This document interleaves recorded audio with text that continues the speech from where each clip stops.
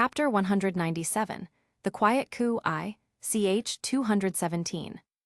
Over the next 2 weeks, Maverick remained at Hogwarts, making no evening departures for outside matters. Classes went on as usual, and aside from the dreadful creatures still flying about the school, a sense of calm settled over the castle. That was until the third weekend. The trials to select the school's all-star team had been progressing smoothly under the supervision of Stephen and Professor McGonagall. But on the second day, during the mock matches to narrow down the final 14 from the 28 students who had advanced past the first day's challenge, an accident occurred. The Dementors, it seemed, simply could not resist interfering whenever they sensed happiness nearby. The joy radiating from the students was like a beacon, bright, irresistible, and they began to descend. Slowly at first, then lower still. And then, at last, they gave in. One by one, unable to resist the lure of that warmth and laughter, they broke formation and began to attack. It happened all of a sudden. Though McGonagall, down below, sensed the creatures descending from the very first moment, she didn't have time to instruct the students to stop the game. Furious, the Deputy Lioness of Hogwarts immediately unleashed the most powerful patroness her magic could muster. The entire castle lit up in a dazzling white, forcing even the Dementors that hadn't dared to descend further to be blasted far away from the school's vicinity. And at that moment, a certain professor happened to be standing by the window of his office, holding a recorder and capturing the entire incident from start to finish. After putting the camera away, Maverick curled his lips into a smile, thinking this was more dirt on Fudge. Honestly, he hadn't expected something like this to happen. Remembering the original story, an attack like this didn't happen until the last semester, or was it before Christmas? He couldn't quite recall. All he remembered was that Harry had been attacked mid-game, Dumbledore had rescued him, and afterward, the old man had been furious and gone straight to the Ministry. It should be McGonagall storming the Ministry for an explanation this time, he thought with a chuckle, sensing her rage thundering all the way up to his office. Anyway, he shrugged and brushed the thoughts aside, then prepared the footage to be sent to every newspaper in the country. The following day, as expected, news broke across the country, a direct attack by Dementors on Hogwarts students. This time, there was undeniable footage of the incident, leaving no room for denial. Even Magic Vision's Wizarding News program aired the story to every household equipped with one of their sets, replaying it repeatedly while openly criticizing the Ministry's half-baked measures. Measures that had risked the lives of innocent children in the name of catching a fugitive. Fudge was no doubt under heavy fire now, but Maverick paid little attention to the matter after sending the footage. At this point, it was only a matter of time before the regime changed, and from here on, Jameson could handle things on his own. Unless it came down to a direct confrontation with a powerhouse, Maverick had no intention of interfering. Back at the school, many expected the Dementors to be recalled to Azkaban after the incident, but Fudge remained stubbornly insistent on keeping them. Whether it was pride or a petty desire to spite Hogwarts administration, they were still stationed outside the castle. At best, their patrol perimeter had been pushed slightly farther back, but they continued to linger near the grounds. On the last Friday of September, after wrapping up his final class for the day, Maverick left the school grounds and headed straight home. He spent some time with his family first, enjoyed a home-cooked meal prepared by his mother, and slept in his own bed after a long time. The next morning, Maverick met up with Isabella. Though it hadn't been that long since they had spent a full day together, dinner in space, and all that, she had become so busy lately that he wasn't about to waste the opportunity. They spent the better part of the morning curled up on her living room sofa as she briefed him on the latest updates regarding the news network. She talked through her plans, and Maverick chimed in now and then with a few ideas of his own, not that she needed much help. By late afternoon, they left all that behind and slipped away into the city for dinner. Just the two of them, tucked into a quiet little place that didn't care who they were. They talked about nothing important on purpose, laughed a lot, and let themselves be ordinary for once. By the time the night ended, Maverick didn't return home, spending the rest of the night with her instead. The next day, while he was enjoying some afternoon tea with Isabella, Maverick finally received the message he had been waiting for from Lord Greengrass. After a quick glance to the message, he slipped the phone back into his pocket without a word and carried on enjoying the quiet moment with her. There was still time, and it was only after a home-cooked dinner from Isabella that evening that he finally told her he had to leave. She did not protest, though she looked like she wanted to. She knew her fiancé had far too many things happening behind the scenes to sit still for long. Finally, after a few long hugs and kisses, he turned on the spot and disappeared with a sharp crack, leaving behind a half-annoyed, half-worried girl standing by the door with her arms folded and eyes on the sky. He reappeared just outside the wrought iron gates of the Greengrass Manor, while the sky was lit with dazzling stars scattered like glitter across deep velvet. A faint breeze swept through the hedges, rustling the ivy-covered walls and carrying with it the scent of night-blooming roses from the gardens within. Maverick glanced up at the moon, half full and bright, then adjusted the cuffs of his coat and stepped forward. The gates creaked open before he even reached them, responding to his presence without a word spoken. It was time for business. Some time earlier, the fireplace inside the Greengrass Manor roared to life with emerald flames, and 3 figures stepped out one after another, 2 men and a woman dusting off ash and soot as they emerged. Standing by the drawing-room fireplace, Lord Jameson Greengrass and his wife, Lady Solil, were already waiting. Both were dressed to impress, not extravagantly, just enough to show they had been expecting important guests. "Welcome to our humble home," Lord Greengrass said, dipping his head in polite greeting. "Gentlemen, my lady." His wife, Lady Solil Greengrass, also offered a warm smile and a nod. "We're honored to have you." The guests were none other than Rufus Scrimgeour, head of the Auror Office, Kingsley Shacklebolt, a rising star within the Department of Magical Law Enforcement, and Amelia Bones, the formidable director of the department itself. 3 powerful names within the ministry. And though Lord Greengrass carried the weight of an ancient and noble house, he had always believed in the principle that respect must be shown where it was due. After a brief round of greetings and a few pleasantries, Lady Bones asked what they were all thinking. "Is he here yet?" "Not yet," Jameson said, keeping his voice calm. "He'll come when he's ready." He gestured toward the side hallway. "In the meantime, please join my wife and me at the dinner table. We've prepared something light, just enough to keep us comfortable while we talk."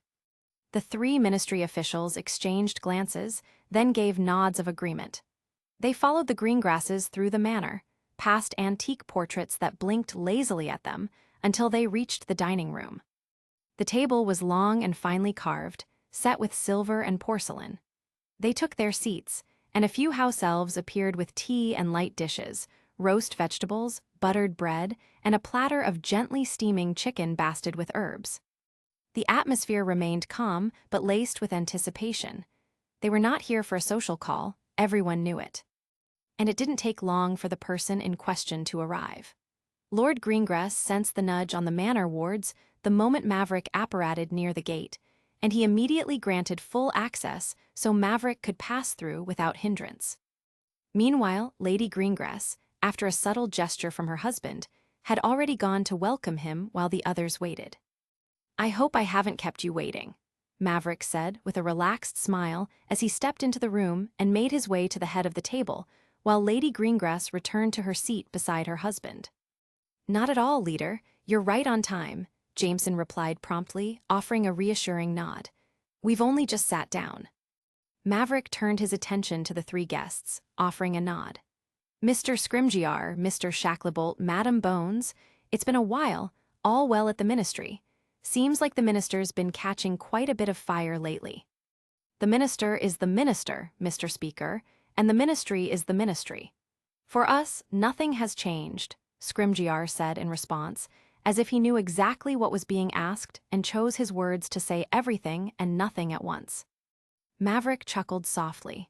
"Indeed, that's how it ought to be, isn't it? Unfortunately, although what you said is true to some extent, it's not how things really operate in the British ministry." Then his gaze swept toward the other 2. The warmth in his voice cooled slightly as he steered the conversation toward the real reason they were all gathered here. "Right then, let's talk about Cornelius Fudge. Lately, All the noise he's been making seems to revolve around one name, a certain fugitive who slipped out of Azkaban right under his nose. And the reason I called this meeting is very much tied to that same individual." He gave a pause, then added, "Of course, there's also the other matter." His eyes lingered on each of them in turn. "Specifically, where your loyalties will lie once Fudge is removed, which, make no mistake, is only a matter of time now." Chapter 198, The Quiet Coup II, ch. 218. What is so special about a mere fugitive that it's drawn the attention of a speaker, if you don't mind me asking? Rufus Scrimgeour was the first to speak after Maverick had explained the reason for their gathering. Beside him, Bones and Shacklebolt appeared to be thinking the same thing, glancing curiously in Maverick's direction. "I'm glad you asked," Maverick replied. "But before I answer, Rufus, would you mind telling us what you think of Sirius Black and the case against him back then?" The veteran Auror furrowed his brow at that. It was clear this young man didn't quite agree with how the case had been handled. Still, who was he to object? Even if it was the Ministry or the Auror office, which he currently led, that was being called into question, a speaker had full authority to ask such things, even under legal grounds. There was nothing improper about it. So he answered. He laid out everything he knew about the case from those days. Naturally, he hadn't been in charge of the department back then, and what he knew was more or less the same as what the public had been told. And since the matter had long been buried by the time he took over, he hadn't seen any reason to dig through what might still lie hidden in the files. It took him about 10 minutes to go over everything he remembered, but by the end, his confidence had clearly begun to waver. As he spoke, the holes in the case became more obvious. There had been no trial. The witnesses were few and unreliable. And most importantly, there was no formal confession from Sirius Black, just claims that he had been laughing madly when they found him. That alone had somehow been taken as proof of guilt. "Thank you, Rufus," Maverick said once Scrimgeour finished recounting everything. He let a pause settle before sweeping his gaze across the room. "Now then, I don't think I need to point out how all of that sounds like a bad joke, do I?" "So what?" Amelia, seemingly unable to hold something in, snapped all of a sudden. "Why now, then? What's he hoping to gain by breaking out after all these years? And if he wasn't guilty, what was the point of staying silent all this time?" She raised question after question, her emotion going a bit wild, and watching her, Maverick was pretty sure what Lupin said the other day must be true to some extent. "Jameson?" Maverick ignored her tantrum and gestured to Lord Greengrass to his right, who retrieved 3 stacks of papers and passed them to the 3 of them. "What is this?" asked Kingsley as he read the headline. "From Ministry to Mogul. Arthur Weasley poached by Master Alchemist for keyroll. The picture, gentlemen, and you, Madam Bones, is the answer to your abrupt questions," Maverick said, pointing. Why would a man, apparently guilty of having his supposed best friends killed, suddenly decide to break out of prison after so many years? He then pointed to the rat the boy in the middle was holding. "This rodent has been their pet for 12 years. That's an awfully long time for a rat, don't you think?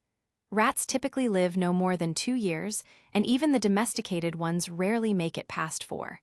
So what could possibly explain this one living almost 3 times longer?" "Animagus," the 3 of them blurted out at the same time. Maverick smiled slightly at their quick deduction. "But who?" Scrimgeour frowned skeptically. "Are the Weasleys even aware of this?" Kingsley shook his head. "I do not recall any official record of a rat animagus in Ministry files, Director. If this one exists, it's likely an illegal one." "Oh, it does exist," Maverick said with a faint smile, gesturing once again to Lord Greengrass. Lord Greengrass nodded in acknowledgement and rose from his seat. "Please follow me," he said before leading the way toward the door. Lady Greengrass and Maverick stood as well, and after exchanging nods, Bones, Shacklebolt, and Scrimgeour followed suit. They passed through winding corridors until they reached a small, dimly lit room. In the center, resting on a polished wooden pedestal, was a shallow, stone basin carved with runes and symbols. Soft, pale blue light swirled within it like a gentle mist, constantly shifting and curling in delicate tendrils. "A pensive?" Scrimgeour asked, stepping inside cautiously. Lord Greengrass nodded. Please allow me to share a memory with you. To ensure nothing is fabricated, I will withdraw it here in front of you." He raised his wand and gently touched the side of his forehead, closing his eyes. A faint shimmer appeared beneath his skin, and slowly, a silvery, thread-like substance flowed from his temple. It drifted gracefully through the air before sinking into the swirling depths of the alchemical masterpiece. With subtle movements of his wand, he guided the shimmering thread until it disappeared beneath the surface, stirring the misty memories within. And finally, when the last thread slipped inside, the object pulsed a little brighter, ready to reveal what it held. "Just to clarify, what you're about to witness happened not long ago," Maverick said, glancing at the three of them. "And it should answer all your doubts about the whole serious black case, from start to finish." He gestured towards the pensive, inviting them to begin. The shallow basin shimmered with pale, swirling light. Its wide size allowed multiple people to lean in at once, so, after exchanging brief nods, first with one another, then with Maverick to show they understood, Bones, Scrimgeour, and Shacklebolt stepped forward and then leaned in. One by one, they dipped their heads into the mist.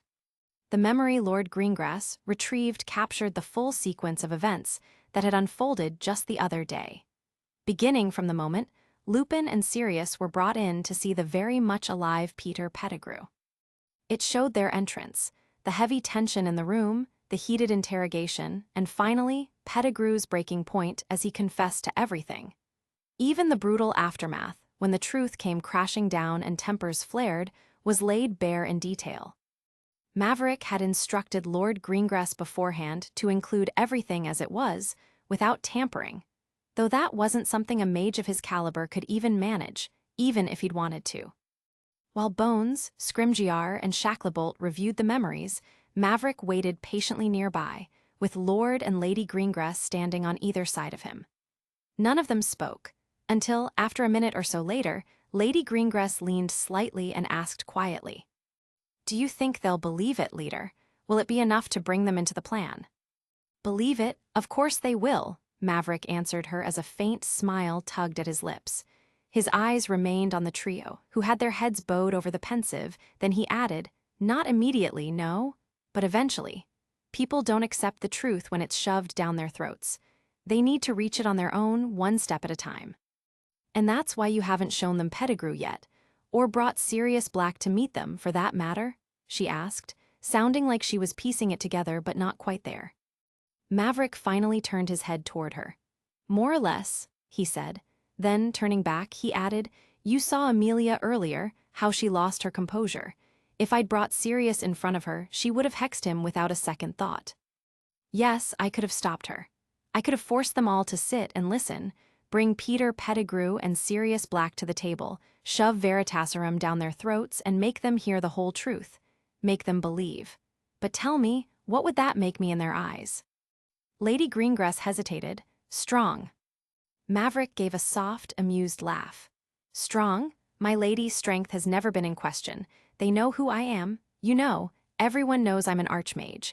There isn't a soul in London who'd dare challenge me to a duel." His voice lowered a notch as he continued. "But I'm not trying to conquer them with fear or overwhelm them with power. I'm showing restraint, deliberately, because the kind of strength that wins true loyalty isn't raw force. It's the strength to hold back, even when you could crush everything in your path." Then, as a memory stirred of another fellow who had once tried something similar, long ago, he continued. "You remember the last man who tried to win over the wizarding elite, don't you? He had power, influence, gold pouring from every vault. Even the motto he stood by wasn't all that bad, if I'm being honest, for the greater good." He let out a quiet chuckle. "And yet, he chose fear, brutality. He wanted obedience, not trust. In the end, even his lover turned on him, and the world made sure he burned for it." There was a short pause, before he added, voice firmer now. "That said, I'm not here to play the victim. I don't mind being questioned. When the doubt is honest, when the concern is real, I'll answer it, clarify it, even change course if reason demands it." Having said that, he glanced at the two of them from the corner of his eye to see their reactions. Lady Greengrass looked like she had more or less grasped his meaning, while her husband seemed somewhat reluctant to accept all of it. So Maverick turned to him directly. "What, do you think I'm being too lenient, or that I'm turning into another Dumbledore, handing out second chances to anyone who questions me.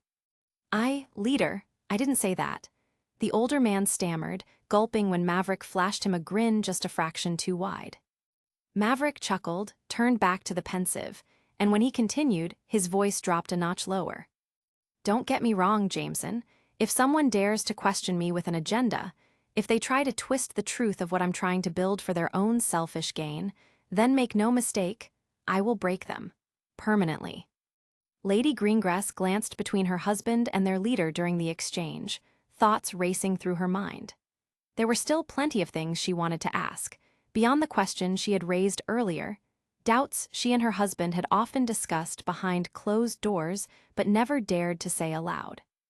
Until now, they had kept those thoughts to themselves. But now, after hearing what he had just said about not minding being questioned, she thought there was no reason to hesitate, she should voice them. Otherwise, wouldn't that make him, this young man she and her husband now considered their leader, a hypocrite? She didn't want to believe that.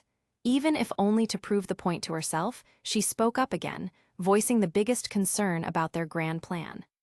My leader, about convincing people with virtue, as you just mentioned, Lady Greengrass said carefully. May I ask, how do you plan to convince Albus Dumbledore to follow along? And the two great mages at Hogwarts, Minerva and Filius. Nehahata. Maverick burst out laughing. My lady, he said, turning to her, I didn't take you for someone fond of Eastern proverbs. He shook his head amusedly. Indeed, that wise old monster. Sooner or later, I'm sure he'll realize I'm aiming to topple the statute of secrecy. Then, for some inexplicable reason, he'll probably start thinking I'm the second coming of his old lover. He clicked his tongue.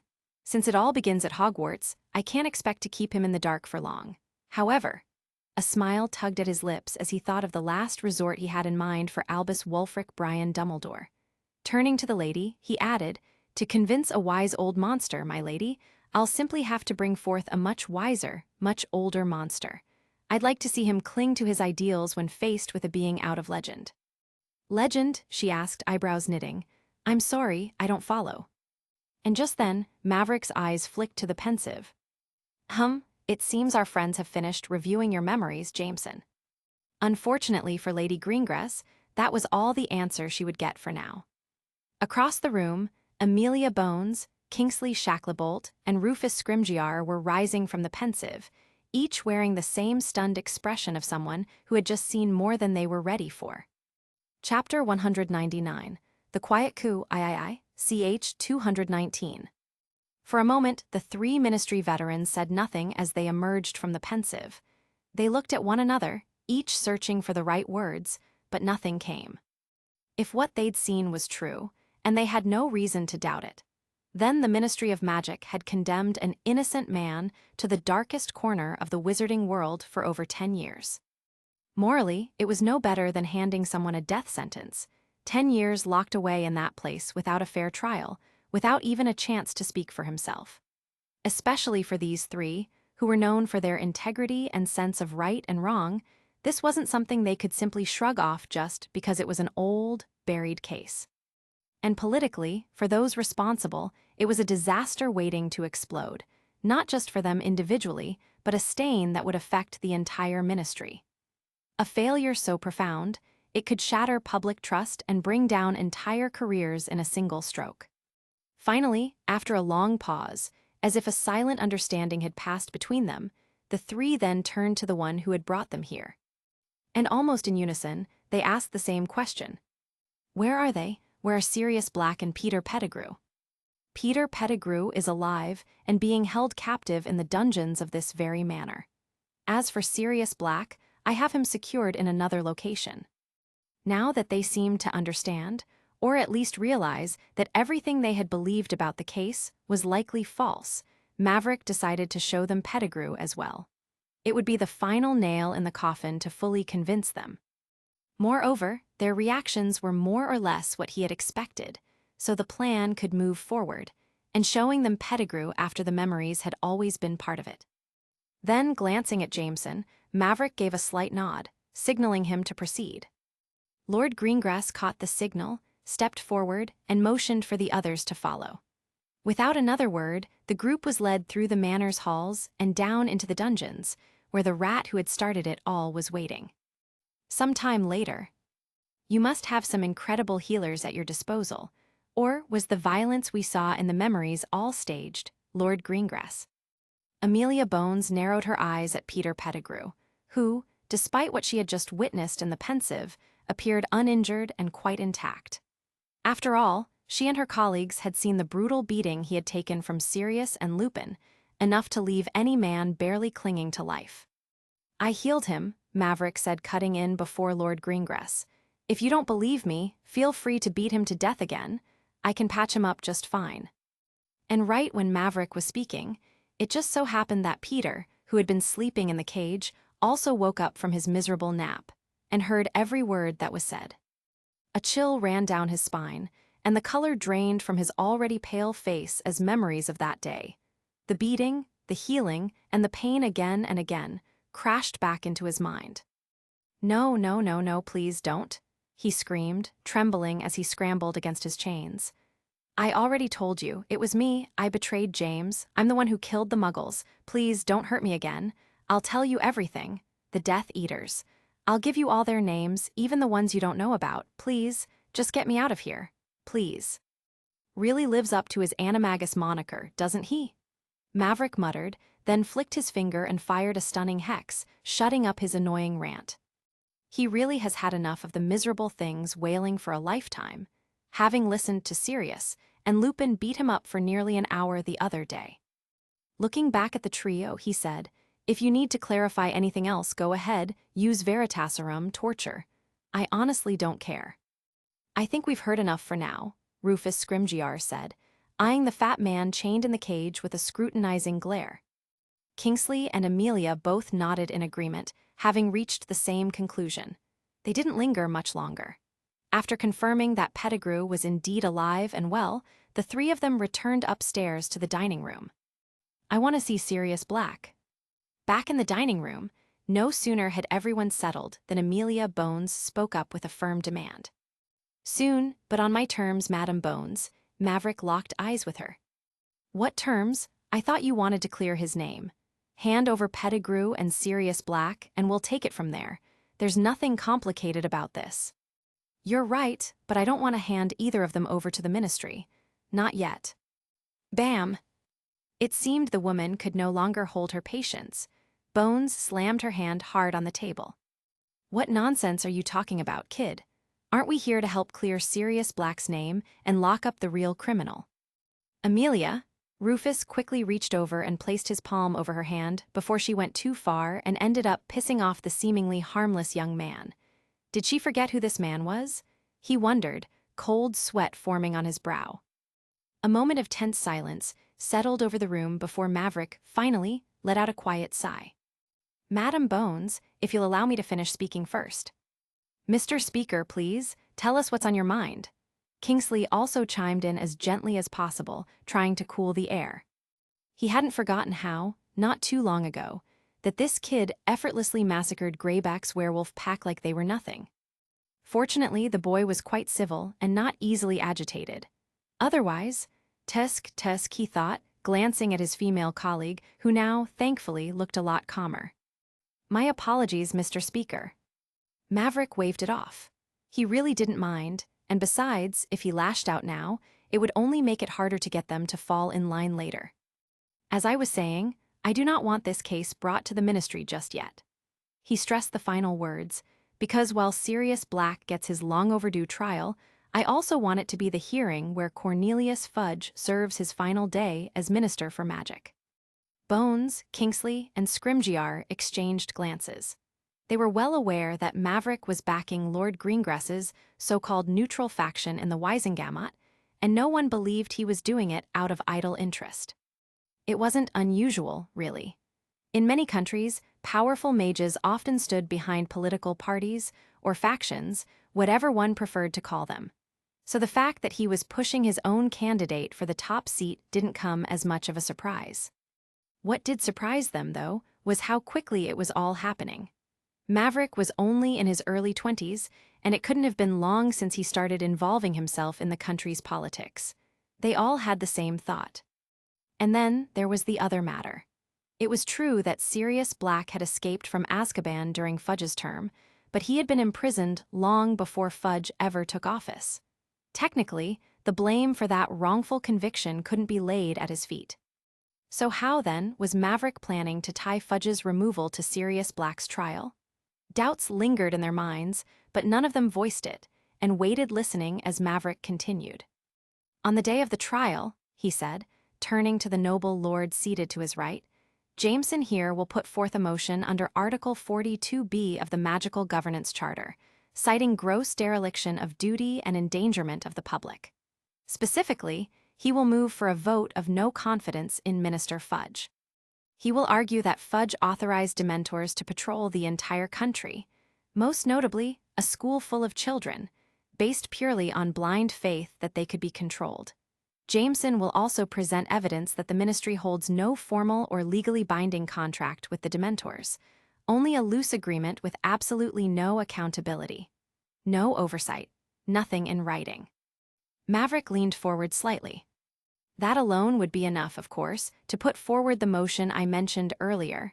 But when you factor in the multiple documented cases of Dementors attacking children over the past month, it stops being just incompetence. It becomes recklessness. The impeachment proposal, he went on, will be filed in full accordance with Section 14 of the Wisengamot Disciplinary Code, which permits the Assembly to dismiss a sitting minister if 1/3 of the members support the motion and half agree to the vote following public hearing and evidence submission. He gave them a small, confident smile. As of today, Jameson and his allies already hold 1/3 of the seats. I have influence over others whose support I won't name just yet, and more are joining with each passing month. By the time of the trial, I am confident the votes will be there. And when that vote passes, a new minister will be elected. He let that hang in the air for a moment, then added, "And that person, Madam Bones, gentlemen, I don't think I need to spell it out. He's sitting right in front of you." The three looked as though they were about to speak, but Maverick raised a hand firmly. "Let me finish. The hearing's main goal is to clear Sirius Black's name, but once it begins, after the opening statements and formalities, there'll be a motion put forward to impeach Cornelius. Grounds: gross negligence and endangerment." He paused, then added, "Because the two things are directly connected. Fudge isn't just some bystander in Black's case, he's the one who gave the Dementors free rein. They attacked students on the train and again during the Quidditch trials. These weren't minor slip-ups. A lot of noble families are furious. It was their children who got caught in the middle, after all. It will hit him fast, before he even gets a chance to breathe.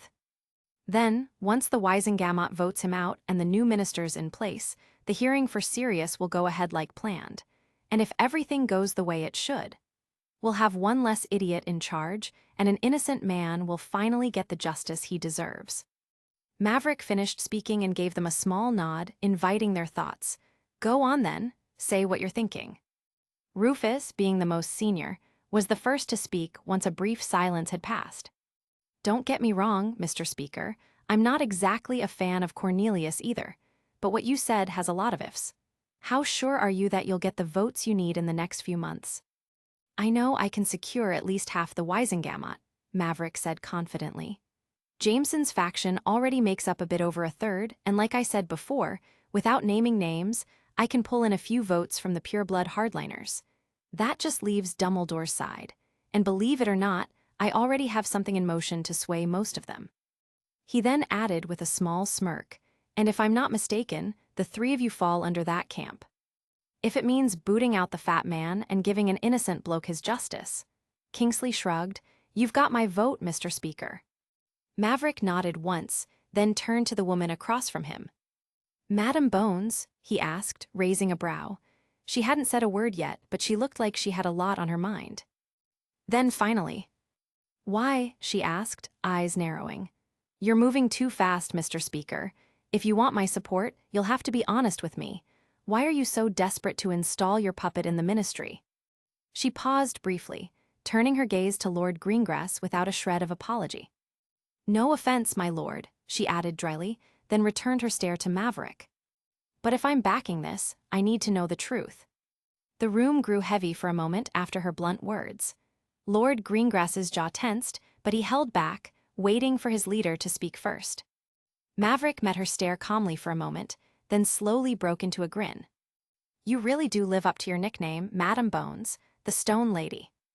Having said that, he raised his hand and snapped his fingers. Time for a proper presentation. The sharp snap echoed through the room. The lights flickered briefly, casting dancing shadows on the walls, and for a moment the air seemed charged with something. Then, everything appeared to settle back to normal. My lady, gentlemen, Maverick said, drawing their attention back. You're not wrong, I am indeed in a rush. He leaned forward slightly, as his expression turned a shade serious. I don't mind telling you why, but once you hear the reasons, there's no turning back. That sounds like you're about to do something very dangerous and very illegal. Maverick smiled faintly. I'll neither confirm nor deny that, Madam Bones. He glanced at all three. Now make your choice. The three exchanged looks once more, silently weighing their options, and Maverick gave them space. If they chose not to dig deeper, fine, though he would still have their help with Fudge's removal and Sirius's exoneration. But beyond that, they wouldn't be part of his inner circle. Moments later, Rufus, the senior man, spoke up once again on their behalf. All right, tell us, Mr. Speaker, what's got you so desperate to seize control of the ministry? Maverick smiled, deciding to go all out from here on. The spell he had triggered earlier took hold the moment Scrimgeour asked his question. With plenty of reasons, heaps of evidence, and plenty of convincing, showing them things they never realized were happening all around them. Slowly, they came to understand exactly why he needed the ministry in order and under his leadership. And the benefits to the magical world he laid out clearly appealed to them. But breaking apart something the entire magical world had clung to for as long as anyone could remember wasn't going to be easy. And when he finally explained how he planned to do it, the three of them exchanged looks and quietly marked him as a madman. Unfortunately, by then, they were already aboard the very madman's ship. Chapter 200, Dada 101, Survive, Stun, Repeat, CH 220. Bam! The slam of glass barely registered amid the hum of clinking mugs and off-key singing. In the shadowed corner, three individuals sat cloaked in drink and muttered deliberation. Having left the Greengrass Manor, the three ministry hardliners had only one thing in mind for the rest of the night: to drench their guts in alcohol until they forgot the whole day ever happened. Unfortunately, they couldn't just walk into any wizarding pub to get wasted. If the press caught wind of three well-known officials getting hammered together, it wouldn't just make headlines. It would destroy their reputations completely. So in the end, they settled for a quiet muggle bar and some good old-fashioned muggle liquor. Sure, the stuff wouldn't get them properly drunk, because, well, they weren't muggles, but they could pretend. And pretend they did. Hiya. Amelia Bones let out an exasperated, dramatic sigh. Honestly, she muttered while swirling the last of the liquid in her shot glass, I'm starting to wonder if we were under some kind of confundus. Otherwise, I'm sure we'd have reprimanded that mad kid for spouting half that madness. Come now, Madam Bones. You can't honestly pretend you weren't convinced by the young man's presentation. I saw that look in your eyes at the end, lady. Shut it, Kingsley. At least I didn't call out Merlin's genitals after learning that lunatic is still not dead. Despite the head-throbbing predicament they found themselves in, the three of them still managed to share a laugh. A silence here, a complaint there, a groan, a laugh, and glass after glass emptied into their stomachs as they failed to do what they had come here for. After all, how do you pretend to forget something? No matter how many drinks they had, the muggle alcohol wasn't even as comforting as a warm butterbeer. It barely took the edge off. After a moment, Scrimgeour finally decided to address the elephant in the room. Do you know what Gellert Grindelwald's most terrifying ability was? Grindelwald? Amelia chuckled and poured herself another glass. Are you officially classifying the kid as a Dark Lord now, Director? No, the older man shook his head, slowly but firmly. The kid's no Dark Lord, but they do have something in common. Grindelwald's most terrifying ability wasn't his magic, it was his tongue. They say anyone who listened to his speeches had no choice but to be seduced by them, to believe in his cause, and, well, I think I know that feeling now.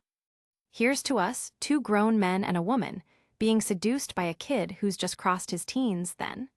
Or, Shacklebolt said, unceremoniously raising his glass with a grin that showed all his teeth. Not get off, Kingsley, Amelia said, but she was smiling anyway, and her glass still clinked against his. Then, Director, she added, turning to Scrimgeour with a more serious look, tell me honestly, how much of it do you believe? All of it, to be honest. The boy, like I said, did a fine job in convincing, mapped everything out and laid it all bare for us. Dates, names, locations. Even the finer details like manpower and placement during the main operation were accounted for. His grand plan, if everything falls into place, will be— He paused, then chuckled in spite of himself. For the greater good of the magical world. Dear Merlin, and his majestic beard. Amelia seems to have finally lost the last bit of fight in her after hearing her superior say it. She slumped her head down onto the table, once, twice, then a third time, before finally making up her mind. Then, glancing between her two colleagues, the two people she'd trust with her life, she spoke seriously. For our children, our cousins, nieces, little brothers and sisters, I'll trust him then, but only after he convinces Albus Dumbledore. Until then, we pretend we never heard any of that madness in the first place. What do you think? Until he convinces Albus Dumbledore, then. Clink! 3 glasses clinked together amidst the bustle inside the bar, and somehow, the 3 of them heard it clearly. What they didn't know was that, at that very moment, a young man sitting at the table right next to them had heard their entire conversation from beginning to end. With a satisfied smile, seeing that everything had worked out for the better, Maverick didn't linger there any longer. It had been a long night, and he had basically used every brain cell in his head trying to convince the 3 hardliners of his main objective. Fortunately, he succeeded. Of course, he was not dumb enough to simply leave things as they were. He had set up safeguards on all 3 of them, a kind of blood oath, but without the nasty pain if someone were to break it. Just in case any of them got cold feet and tried to leak his plans, he would know immediately, even if it was only a thought in their minds. He got up, gave his coat a quick brush as if there was dust on it, dropped some coins on the table, and casually walked past the trio toward the door. Outside, the nearly full moon shone brilliantly over the city. Without looking back, he stepped out and disappeared into the night, jumping straight back to Hogwarts. October rolled around, and while the calendar said it was autumn, the sky over Hogwarts had barely noticed. Still gray, still miserable, thanks to the Dementors hovering over the castle. It had been a month since school started, and throughout all of September, the castle had barely seen any sunlight. The wind had picked, though, carrying that unmistakable bite of early autumn. The grounds were littered with fallen leaves, making a satisfying crunch every time someone walked over them.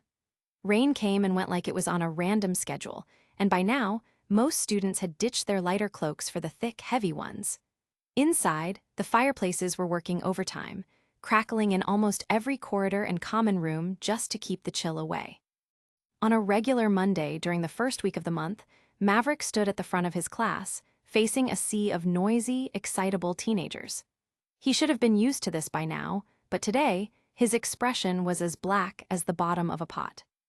I should have just suggested letting the old bat handle it, like in the original story, he complained inwardly, letting out a resigned sigh. Yesterday, he had finally carved out a bit of leisure time for himself after all the juggling between Hogwarts matters and his own business. He had his tea ready, a book in hand, and was just about to settle in for some light reading, when Dumbledore's glorified chicken burst into his office like it owned the place. Without even giving him time to groan, the bird dropped a summons from its master, asking him to come to the office immediately. Sighing, Maverick gave in, thinking it might actually be something urgent, so he let the bird flash him straight into Dumbledore's office. After all, the old man usually sends a patroness for messages, and he doesn't send his phoenix to pick people up unless it's serious. It wasn't serious. He saw Lupin was already there and didn't need to ask anything else. He knew exactly what this was about. So before Dumbledore could even motion to a chair, he shut the old man down. No. Unfortunately, that was not the end of it. Fast forward to today, and here he was, standing in front of nearly 400 students, teaching defense against the dark arts for the first time, while Remus Lupin was off doing his thing. Why the change of heart? Well, let's just say Dumbledore dangled quite the reward, access to some of his personal collection of rare texts. That, and a certain bird was now missing half its tail feathers, and only then did he agree. And that too for a maximum of 2 classes. Quiet. Maverick had to magically amplify his voice to cut through the loud chatter. This wasn't a normal classroom, it was the Great Hall, cleared of all tables and chairs to make space. Why? Because the old man was a scammer. Even though Maverick had agreed to teach only 2 classes until Lupin got better, those 2 classes were actually multiple grades combined, years 1-3 in one class and years 4-7 in the other. In other words, he was teaching defense against the dark arts to all 7 grades for the time being. And today was the first group, 1st to 3rd years. About 370-something in total. Honestly, he wasn't sure what to use as class material, because he clearly couldn't use Lupin's notes to continue where he left off. After all 3 grades were lumped together now. Maverick raised his hand to quiet the few remaining frenzied teenagers, and when the hall finally settled, his voice, devoid of the usual cheer he has in his other classes, reached the students' ears. Very good, I think we can skip the self-introductions. But since this isn't your usual kind of class, I won't be referring to any of your textbooks, so you might as well put them away. As he said that, his eyes scanned the room for something he could use for transfiguration and landed on a single chair near the staff entrance. With a casual flick of his wand, he summoned it beside him and began the lesson. As for why he was using a wand, well, it was purely for demonstration. This was defense against the dark arts, after all. Unlike his official courses, this subject required students to learn actual spellwork. Simply waving his hand would only make things harder for them to follow, so it was better to let them clearly see the wand movements. And since this would only be a temporary class, he didn't intend to overthink what to teach. Of course, he wasn't about to half-bake the responsibility either. He already had the perfect idea, 2 basic spells that were relatively safe, with immediate effects, making them ideal starting points for beginners. It might be a little challenging for the younger students, but even so, it would still serve as a solid foundation for their grades ahead. Today, I plan to teach you 2 spells which I like to call as the basics. In my opinion, they're 2 of the most important charms any witch or wizard should learn early on. Everyone was paying attention intently, so he gave a small nod and continued. The first is Expelliarmus, the disarming charm. The second is Stupefy, the stunning spell. The chair beside him seemed to melt into a silvery liquid, then rose into the air and shaped itself into the names of the spells he had just mentioned, floating clearly above his head for all the students to see. Once I've demonstrated them, you'll have the rest of the 2-hour session to practice. If you need help, don't hesitate to come up and ask. And if you already know the spells I'm about to show, I'd appreciate it if you helped your classmates who don't. All right, let's begin. Chapter 201, Dada 101, Survive, Stun, Repeat II, CH 221. We'll only be learning 2 spells today, 2 very basic ones. First, Expelliarmus, the most common charm used to disarm someone, and then Stupefy, a stunning spell that knocks your opponent out or freezes them in place. Maverick glanced over the crowd of students and gave his wand a lazy wave. The floating text that had formed from the chair earlier drifted down to the stage, then reshaped itself once more into something resembling an armored soldier wielding a longsword. Clang, clang. The construct slammed its heavy sword twice onto the concrete platform, each strike echoing through the hall. The students stared, wide-eyed, clearly impressed by the seamless transfiguration and even more curious about how it would tie into the lesson. Observe. Saying that, he turned to the transfigured soldier. On cue, the armored figure lifted its longsword over one shoulder and stomped forward, each heavy step shaking the floor of the hall as it charged straight at him. Expelliarmus. Maverick thrust his wand forward, slow enough for the demonstration, but still with enough force behind it. Crackle. A flash of red, crackling light shot out, and hit the charging armored knight square in the chest. Boom! The students couldn't help but widen their eyes at the result. They saw the knight's longsword fly from its hand, slicing through the air with a sharp hiss as it spun toward Maverick, who simply stepped aside, letting it crash into the floor beside him and sink halfway in. Key points, clear target, firm intention, he explained. Just think you don't want them to have it. Really hold that in your mind. Then focus your magic and blast it away. You don't even need to aim right at the weapon or wand. Oh, and by the way, when you disarm someone, you're basically confiscating their weapon. So unless it's a wand or something light and easy to catch, don't try grabbing it. He shot a look at the sword still stuck in the floor and gave a small nod toward it. Whoa, it's still moving, someone gasped. Murmurs rippled through the crowd. It seems the armored knight, despite being disarmed, wasn't done yet. Thud, thud, thud, thud. It lunged again with heavy steps, and even without a weapon, it still had its arms and legs, more than enough to attack. Seeing this, Maverick was in no hurry and moved on to demonstrate the next spell at the same, leisure pace. Remember, the key to any spell lies in the strength of your intent, he said evenly. For the stunner hex, you just need to want your opponent to stop. That's it. Don't think too complicatedly and just want your enemy to freeze or not move at all, whatever feels right to you. Stupefy. With a crisp, decisive downward slash, a bright orange bolt shot from his wand and struck the transfigured soldier cleanly in the chest. Crrr. The knight skidded to a halt mid-step, then froze completely, locked in place like someone had hit its pause button. Whether it's a him, her, or some charging beast, just mean it, and the spell will do the rest. With that, he gave the transfigured knight one last lazy wave, and both it and the sword melted down, reforming into the simple chair it had once been.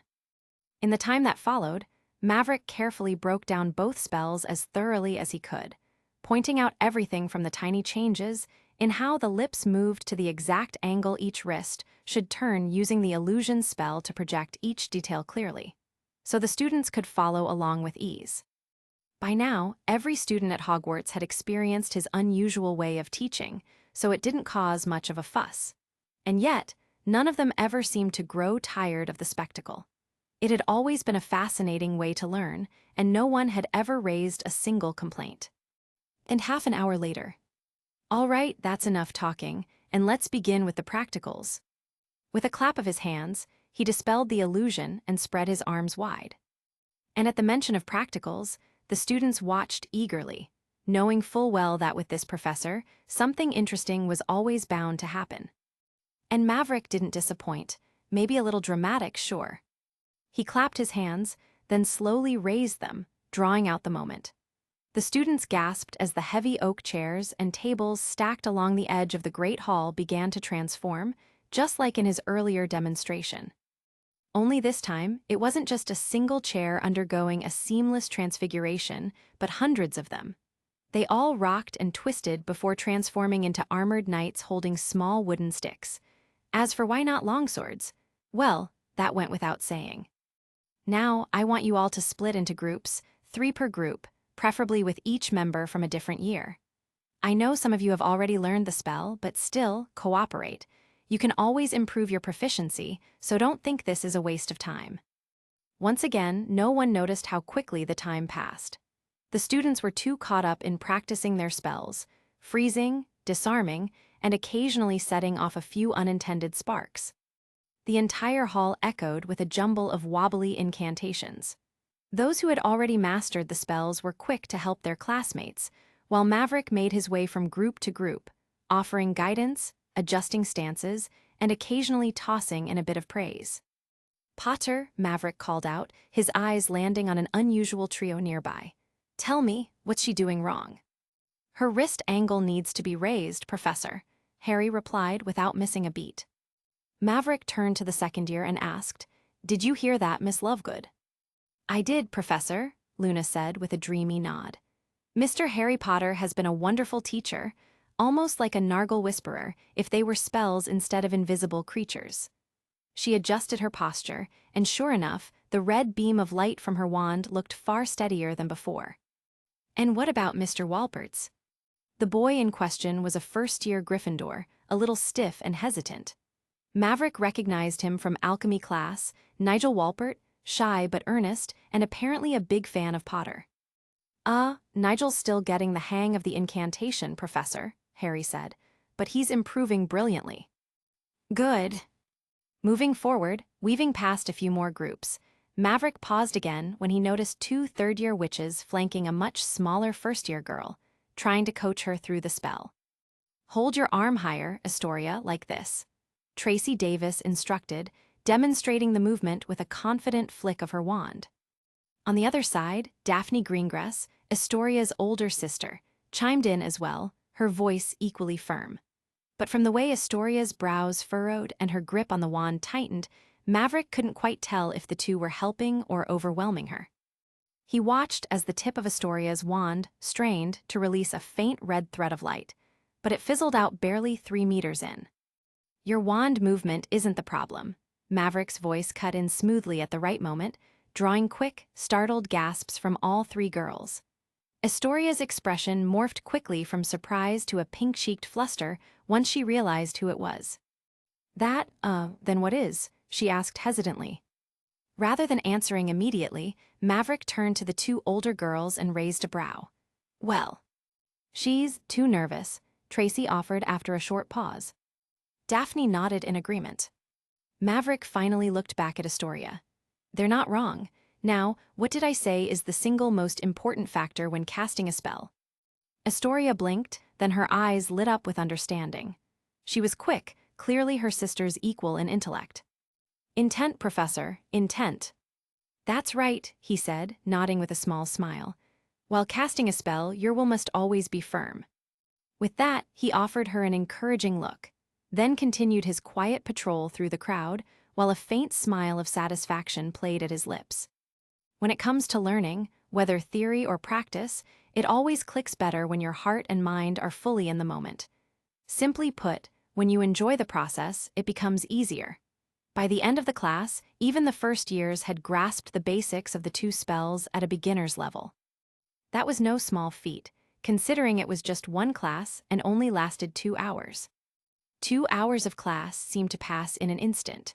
When Maverick finally announced the end of the lesson, a chorus of low groans echoed around the room. It wasn't just the students who had been present. Under disillusionment charms, a few professors had also been quietly observing the entire class from start to finish. Of course, Maverick had noticed them from the very beginning, but he pretended not to. It wasn't an uncommon occurrence during his lessons. Most notably, during his Muggle science classes, he would occasionally sense the presence of other professors. They're under disillusionment charms so as not to disrupt the rhythm of the lesson. They were simply there to observe and learn, as much of the content proved enlightening even to them. It had been happening ever since he joined Hogwarts, and by now, he had long grown used to it. Today, the school's headmaster and his deputy were present, along with the charms professor, and all 3 were clearly astonished by the students' reaction when Maverick announced the end of class. After all, whenever they ended their own lessons, no one groaned in disappointment. Students usually rushed to get out. With Maverick, however, whether it was alchemy or Muggle science, scenes like this were common. It wasn't unusual for a few students to linger behind just to ask questions, and now, even in a subject that mainly involved charms, it seemed to be no different. He really was good at teaching anything, they all thought at once, each with a faint trace of envy in their eyes. Class dismissed. We'll continue with the same tomorrow. Now off you go, back to your common rooms or wherever. I need to return the hall to its original state. As soon as the last students filed out through the large oak doors, Maverick let out a quiet breath and turned around while making 2 counterclockwise circles with his hand above his head. The hall wouldn't return to its original state on its own, after all. So, as he climbed the short set of steps up to the stage, he casually set the whole thing in motion. The hundreds of animated training dummies, most of them now slumped in awkward positions after being blasted, stunned, frozen, or otherwise humiliated by a bunch of teenagers, began twitching back to life. Chairs scraped, tables shifted, and everything that had been transfigured or shoved aside during the lesson started moving back into place like a well-drilled army packing up camp. It might sounded like a lot was happening. Well, it was, but for him, it really wasn't a big deal. His transfiguration was already at an advanced level, and when coupled with his overpowered magical energy manipulation, the whole process barely took any time at all. By the time he reached the chair at the center of the stage and dropped into it with all the energy of someone who would rather be doing anything but this, the Great Hall had already returned to looking, well, exactly like the Great Hall. Not a training arena. Just a massive room with 4 long tables neatly arranged, plates stacked, benches polished, and not a single dummy in sight.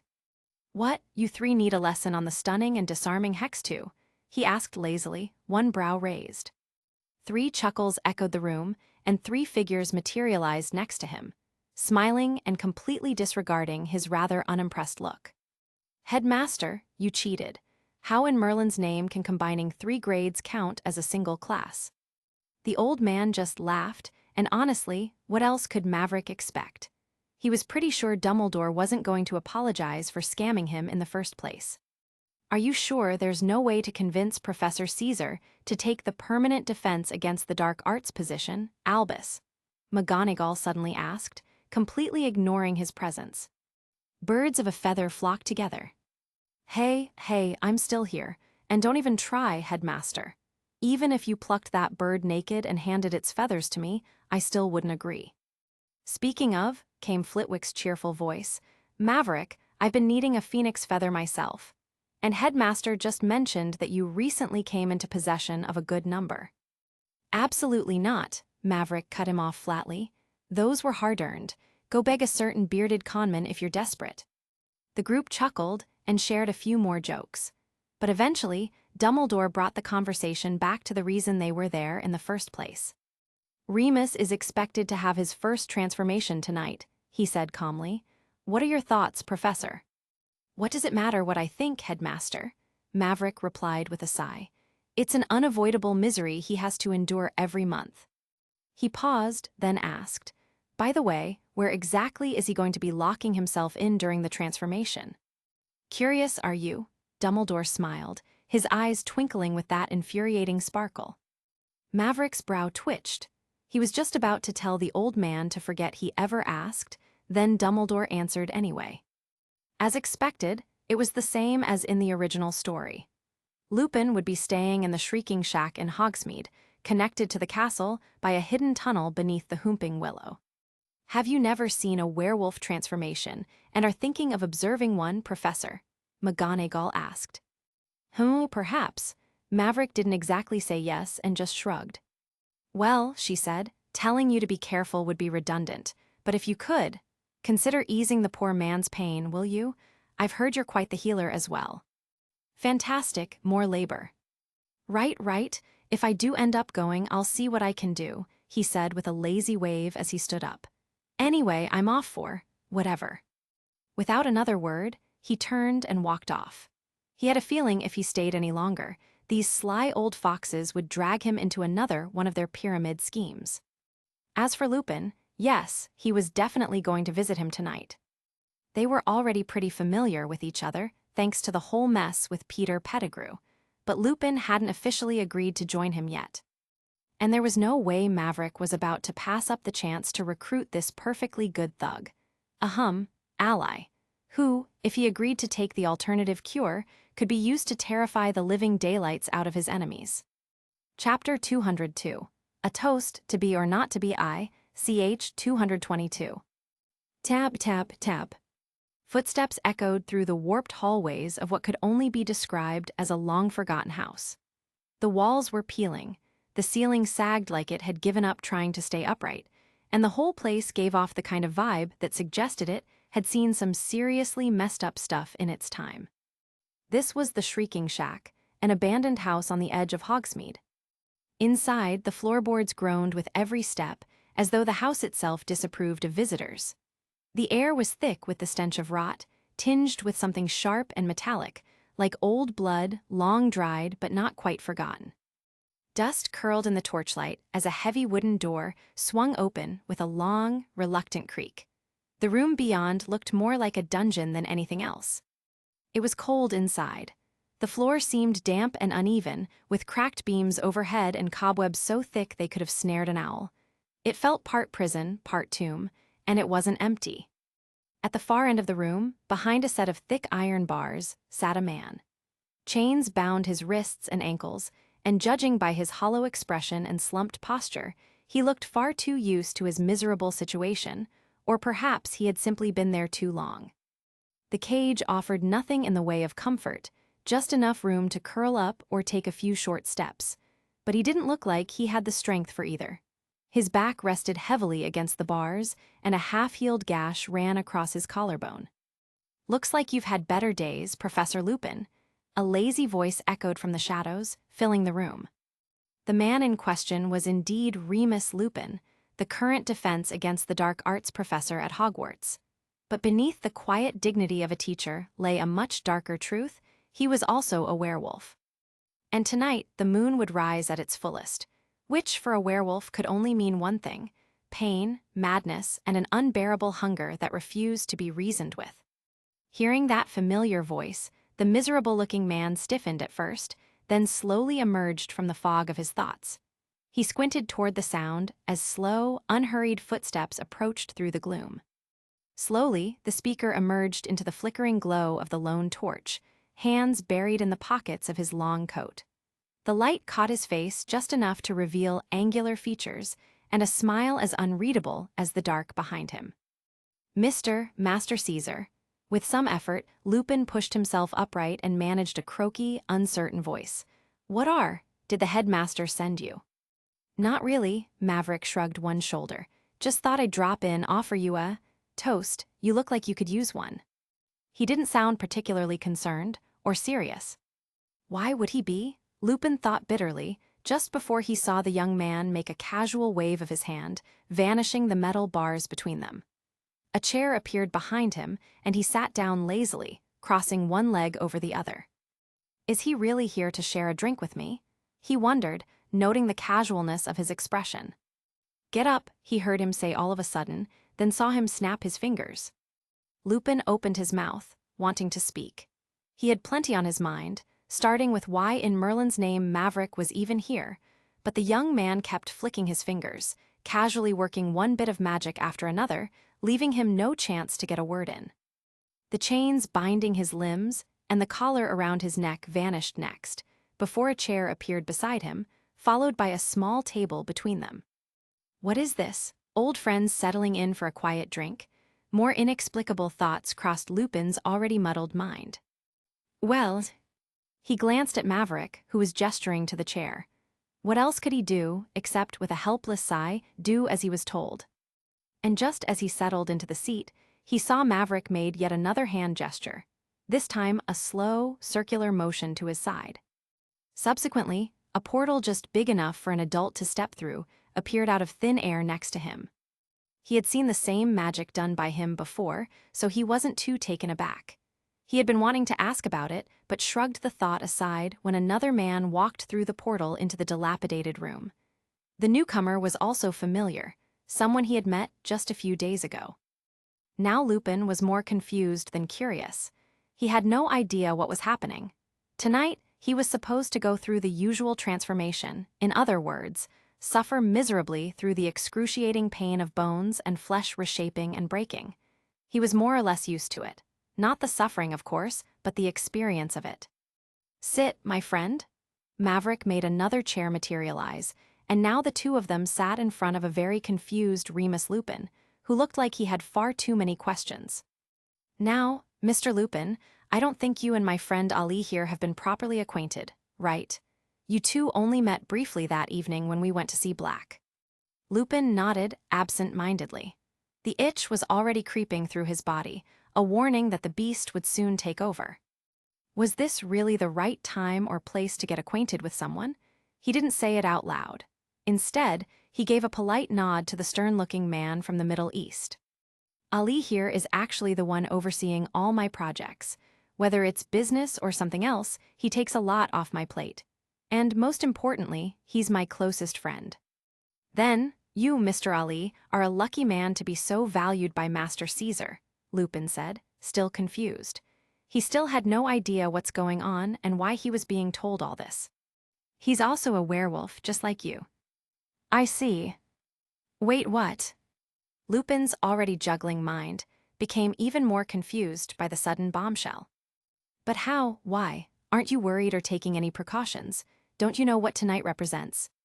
His first thought after hearing the shocking revelation was, why then, they were being so casual about it. Shouldn't Ali be locking himself up as well? But Maverick cut him off, and what he said next almost made his brain short-circuit. Ah, that should be past tense. Apologies, Mr. Lupin. I meant he used to be like you, once infected with lycanthropy, forced to suffer that gruesome transformation every full moon. Once.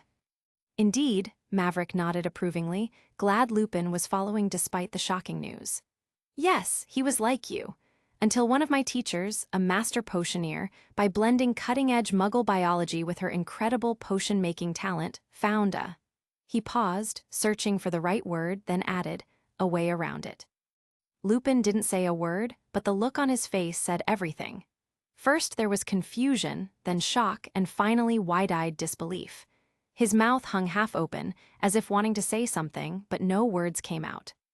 His head then slowly turned to Ali, who looked at him expressionlessly, sitting with arms crossed over his chest like nothing could faze him, then to Maverick, who was giving him an amused smile. Many thoughts were racing through his mind now, and he didn't know where to start. Maverick gave him a moment to digest everything, then just started casually chatting with Ali about something else, leaving Lupin to stew in his thoughts. Are you making some sick joke, Master Caesar? He asked at last, after a moment's silence. He had heard too many unbelievable things, too good to be true, and his first thought was that Maverick was trying to humiliate him. Thought you'd think like that. Maverick turned to him, showing no sign of offense. He wasn't bothered that Lupin had assumed he might be playing some kind of cruel prank. To Lupin's credit, there was nothing wrong with that. After all, many had tried to find a cure for lycanthropy, and throughout history, none had succeeded. It sounded so good that his subconscious simply refused to believe it right away. So the quickest way to make Lupin believe was simply to show him. With that in mind, Maverick turned to Ali and gave a small nod. In response, Ali stood up, and right before Lupin's wide, disbelieving eyes turned into the very beast he knew far too well.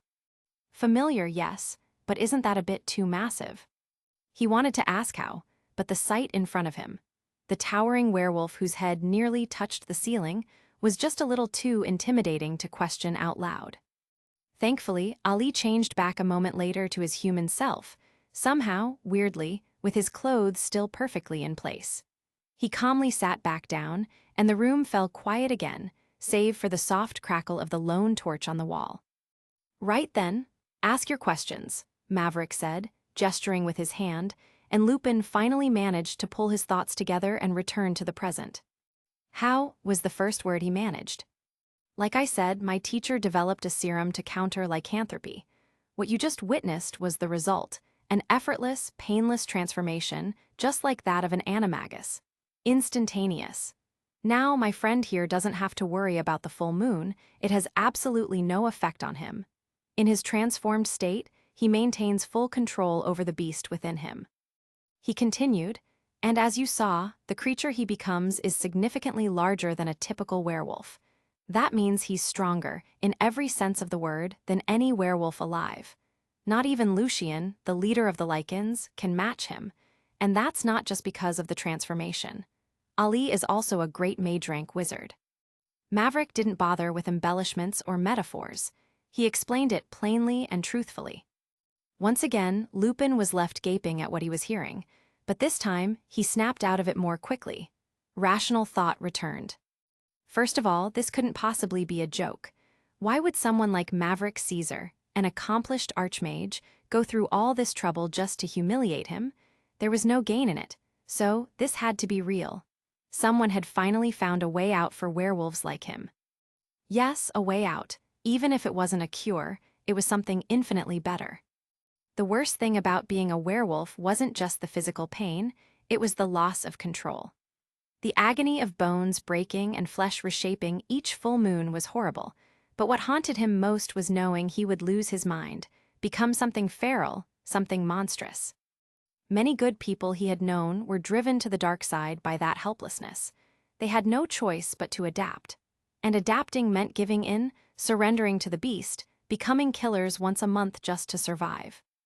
Only a few, like himself, who were well-educated, mentally disciplined, and connected to powerful figures, could endure that existence without eventually being labeled a threat or a criminal. But if what he just heard was true, that entire horror could be left behind. They could live normal lives again, and more. Yet, after a storm of thoughts passed through his head, Lupin knew better than to believe that something this miraculous would come without a price. "Why are you telling me this, Master Caesar?" Maverick gave him a pleased smile. "Good, you're still thinking clearly, even after hearing all that. That's why I like you, Remus Lupin." With a casual wave of his hand, 2 small glass vials appeared on the table in front of Lupin, each filled with a different colored liquid. "My teacher actually created 2 potions," Maverick said. He pointed to the vial on the right. "This is the one Ali took. It allows for transformation at will, painless and controlled, exactly as you saw. He retains his magic and gains immense power in his beast form. It's not a cure, but a complete solution." Lupin listened in silence, absorbing every word. Then Maverick pointed to the other vial. "This one, however, is different. It's a true cure, a complete and permanent removal of lycanthropy, but it comes at a cost." His voice darkened slightly as he added, "Along with the beast, it takes your magic too. You'd be rid of lycanthropy, yes, but you'd also become like a squib." Just like with the other, Maverick explained the full properties of the second potion, both benefits and consequences, in thorough detail. Once everything was laid out, Maverick then got straight to the heart of the matter, without any further detours or riddles. "Mr. Remus Lupin, you have 2 options." He pointed to the vial on the left. "Take this and free yourself of the beast forever. You'll lose your magic, yes, but there are no catches. I offer this to you freely and without expectation. Because, frankly, after taking it, you'll be of no use to me. In fact, my teacher and his team are working on mass-producing this formula. It will be made public to the magical world soon enough. Whether you take it from me or not, you'll eventually have access to it." Lupin wasn't a fool. He may have begun this bizarre encounter dazed and confused, but now he was starting to understand exactly what this young man wanted. This wasn't just a visit. It was a proposal. What could possibly interest a powerful archmage like Maverick Caesar in him, other than he himself? The realization landed in his chest like a stone, and he knew this, right now, was the moment of truth. "Or," Maverick continued, "you choose the potion here," gesturing to the right. "The one Ali took, it's extremely rare and cannot be mass-produced, which means it's incredibly valuable to me. I only offer it to those I trust, my own people." He looked at Lupin with a gaze as firm as steel. Then, with a flick of his hand, he gently pushed both vials across the table using magic until they stopped just in front of Lupin. "Make up your mind. Live out your days as a powerless squib, cast aside by the very world that broke you. Or," he leaned closer, eyes gleaming with purpose, "become something more, Remus Lupin, embrace what you are, become my subordinate and help me. Help me turn this decadent magical world upside down." Chapter 203. A Toast to Be or Not to Be II, ch. 223. Beep. Beep. Beep. The steady sound had been echoing through the room for who knows how long, until a low groan stirred, overlapping it and breaking the rhythm. Lupin's consciousness stirred, and he let out a hoarse groan. His mind felt like a complete wreck when a flood of white light overwhelmed his eyes, making him squint. He struggled to focus and forcibly opened his eyelids, but everywhere was just brightness. He sat up slowly, wincing at the soreness in his limbs. The room was still too bright, but eventually shapes had begun to sharpen. First, he was in a narrow bed. It looked clean, with crisp white sheets and pillows. Beside him were unfamiliar machines with blinking lights and glowing green screens, all flashing symbols and numbers he didn't understand. "Where am I?" he muttered, speaking to no one in particular. Unexpectedly, a voice answered him, North America. Instinctively, his head snapped toward the sound, and there he spotted a man seated not too far away, calmly flipping through what appeared to be a newspaper. Mr. Ali, he asked uncertainly, then winced again and lowered his head as the dull throb in his skull slammed against his temples. Here. When he glanced up again, he found Ali now beside the bed, offering him a glass filled with something he didn't recognize. It'll help with the headaches, Ali said to him. I know the feeling, I've been through it too. Lupin hummed softly as he took the glass and emptied it in a single gulp. His head was still pounding, but his thoughts were clearer now, and he now had a rough grasp of his current situation. Last night, or was it the night before, was supposed to be just another cruel routine in the long, miserable history of his cursed existence. Another full moon, another transformation, and another night spent losing himself to the beast within. But never did he imagine that night would mark the end of that miserable chapter, that the curse he had carried for so long might finally be something he could control, even wield. He remembered the offer as if it had just happened. 2 paths laid bare before him: be rid of the curse forever at the cost of something vital, or keep it, conquer it, and turn it into power. He had thought about it, truly thought about it, before he made the decision. First, he thought about the man who had presented him with those options, and then about what accepting either would mean for him and his future. The name Maverick Caesar had started appearing everywhere not long ago, first whispered with awe as the youngest master alchemist in history, then announced with even greater noise when he became the personal apprentice of one of the most powerful wizards alive. And before the magical world had even processed those feats, the headlines changed again. That very same young man, barely past his teens, had risen to the peak of power and influence, shaping the magical world like no one else in recent memory. It was that same young man who had come to him with the offer, inviting him to be part of something greater. A new order of things, or to turn the world upside down, in his own words. Now, did he see Maverick Caesar as the next Albus Dumbledore? Not a chance. From the handful of interactions they had had over the past month, he knew Maverick wasn't the type to linger quietly in the background, offering wise counsel like some great sage. No, the young man was already something else entirely. He wasn't evil, Lupin could tell that much, but he wasn't the kind to play by anyone's rules either, and certainly not a saint. But then again, maybe that wasn't such a bad thing. Because the truth was, Lupin had spent all his life trying to follow the rules of a world that had no place for him, one that labeled him a monster and cast him out. And when someone came along who offered to tear down that world and build a new one in its place, why wouldn't he be tempted? In the end, the choice hadn't been difficult. He had taken the offer. He wanted to help build something better, not just for himself, but for everyone who had been cast aside and forgotten. How long was I unconscious? Lupin asked, setting those thoughts aside. He wasn't the same man anymore. He wasn't the cursed creature scraping by with nothing to lose. For the first time in years, he felt like a man who might actually have something ahead of him. 2 days, Ali replied. You should stay in bed a while longer. Let everything settle in. How do you feel now? It's getting better, Lupin murmured, lowering his head back to the pillow. A small, knowing smile tugged at his lips. You know, I can feel it, the beast. It's right there, like I could turn any time I wanted to. Don't, Ali said firmly. Not yet. Rest first. Take the potions Ms. Sarah Walker left for you, then we can begin the tests. Oh, and the leader said to tell you that he'll handle Hogwarts. Said something about arranging a leave of absence for you with the headmaster. I see, Lupin said, making no objection. There was nothing to argue with, and more than anything, he wanted to test the changes he was feeling before going anywhere. The rest of the day went by in a blur, and he barely left the bed. People came in and out of the room with food, potions, even injections meant to help his body adjust. And in the afternoon, he finally met the woman behind the miracle, the brilliant mind who created the potion. Sarah Walker. She wasn't at all what he had pictured. Not the cold, emotionless type most potioneers tended to be, at least in his experience. In fact, she was downright charming, warm, and expressive, not at all like a certain other master potioneer he knew who dressed like a bat.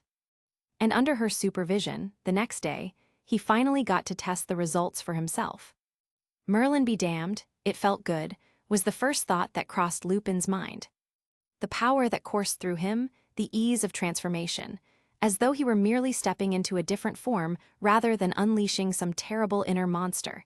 It was everything that had been promised and all he had hoped for. He felt no pain, nor any madness. The transformation, for lack of a better term, was like putting on and taking off a mask. Then came even more astonishing news. Apparently, his magic had reached the critical level commonly known as the bottleneck point, meaning he was now only a single step away from becoming a great mage, something he had never even dared to dream of. All that was left was the final spark, the sudden clarity or awakening that would push him across the threshold. A great mage, even now it sounded absurd to him. For most of his life, he had been treated like a liability. And yet now, he stood on the edge of becoming something only a handful of wizards ever achieved. True, he was still technically a mage, but it was only a matter of time. He knew he had the intellect. He always had, no one had ever denied his brilliance, only ignored it because of what he was. Sooner or later, he would get there. The days passed. A full week went by as he trained under Ali's supervision, slowly adjusting to his new abilities. Sarah oversaw the more technical parts of his recovery, running tests and noting down observations, and when she finally signed off on his discharge, Ali took over fully. Finally, at the end of the week, he saw Maverick again, for the first time since he had willingly agreed to become his subordinate. "Leader, just address me as you used to, Remus." Maverick waved a hand at him. "How are you coping with the changes?" "Never felt better in all my life," Lupin said with a grin. "That's good." Then, turning to Ali, Maverick asked, "Has the teacher finished running all the tests?" "Yes, she finished a couple of days ago and has already left." "Right." With that, Maverick finally took a proper look at the man, who now exuded some confidence, a sharp contrast to the hollow shell he used to be. "Interesting. Your magic's grown a lot too, I see. Won't be long before we've got another great mage in our ranks." From the feedback he was getting, Maverick could sense that Lupin's magic was now at the edge. Unfortunately, he hadn't taken that step like Ali, but that wasn't a problem. Lupin was only a single step away, and Maverick would soon have another great mage on his side. "Yes, I can feel it too," Lupin said, glancing down at his hand and gripping his wand. "My magic has become much stronger." "I've got a few methods in mind to help you push through," Maverick said, tapping a finger to his chin. "We'll try them next week. For now, just focus on getting used to the power-up you have now." "I understand." Lupin also agreed, thinking it was best not to rush the process. "Right then, show me your transformation." "All right." With that, Lupin took a breath and, tapping into the instinct he had honed with Ali all week, transformed into a massive werewolf nearly 3 meters tall, radiating power. Nothing like the thin, wiry creature he used to become. "Okay, that's enough. Change back." Maverick gave a few nods, made some observations, and told him. The massive creature gave an intelligent nod, then reverted just as quickly, his clothes and all intact. But that had nothing to do with natural transformation. It was all thanks to the ring now on his finger. With a bit of clever alchemy, it wasn't much of a problem. "Let's head back to Hogwarts then. That old man has been grinding me the entire week, making me cover your classes." Today was the last day of the weekend, and tomorrow classes would start again. "By the way, where's Black?" he asked Ali before leaving. "At home, going over the Christmas plan." Hearing that, Maverick couldn't help but chuckle, imagining Black buried under a ton of papers. The Christmas plan was actually the script Sirius had to follow after turning himself in to the ministry and during the trial, so it was for his own good anyway. With that thought, he made a circular motion with his hand and conjured a portal straight to Scotland. "Come, Remus, let's go back." A few minutes later, the two of them walked side by side along the winding, sloped path lined with trees and fences on either side, leading from Hogsmeade toward the school gates. "By the way," Lupin asked as they made their way, "what are we going to tell the headmaster about me not needing to take time off during full moons anymore?" You don't have to worry. I've reported your situation to that old man already.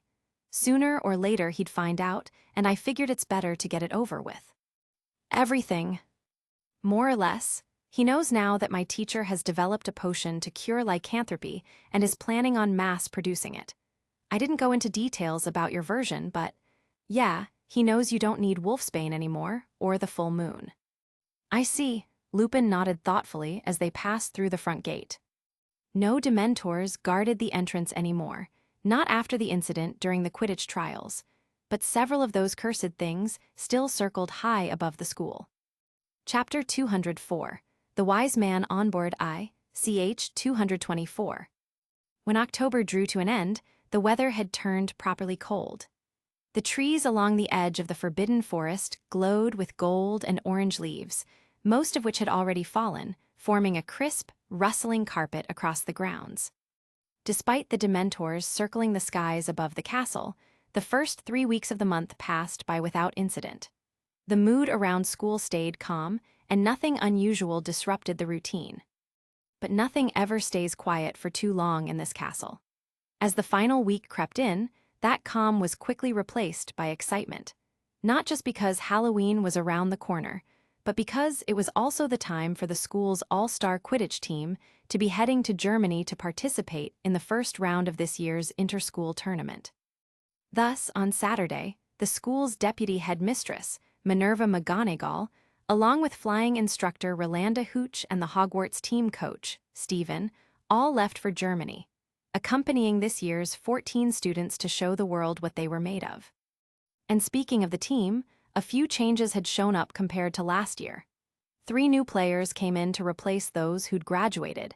Harry Potter stepped in as the first team seeker after Marcus Flint left, and Fred Weasley snagged a spot as a beater. It was a solid lineup. Everyone was feeling optimistic, and some were downright confident they could outdo last season's performance. Fortunately, no one jinxed it by running their mouth, and by the time the week rolled around, the team was still in the competition.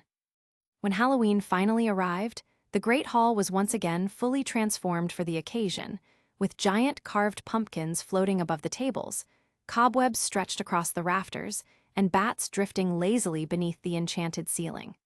However, this year, hardly anyone paid attention to the eerily vivid decorations. Instead, all eyes were glued to the 4 large screens floating around the hall, broadcasting live the last match of the first round of this year's tournament. And as it happened, it was Hogwarts on the pitch tonight, so naturally, the whole school was on edge. With 1 win and 1 loss behind them, this final match would decide whether they moved on to the next stage, so it goes without saying why the tension in the hall was so thick. Every time the quaffle neared either set of goalposts, the hall would erupt with sharp gasps or groans. Some had their faces buried in their hands as if they were watching a horror film, while others were on their feet, yelling at the screens as if the players could somehow hear them through it. Over at the staff table, the scene was much the same. All eyes were glued to the screens, and some, like Hagrid, could barely stay in their seats, behaving just like any other hot-blooded student. No one said a word about the noise or lack of table manners tonight. Heck, even Snape had his eyes fixed on the screens for the entire match. The game ran over 3 hours, but no one cared. Even with the tables cleared and dinner long gone, the hall stayed electric. In the end, Hogwarts claimed the win by reaching the maximum goal limit first.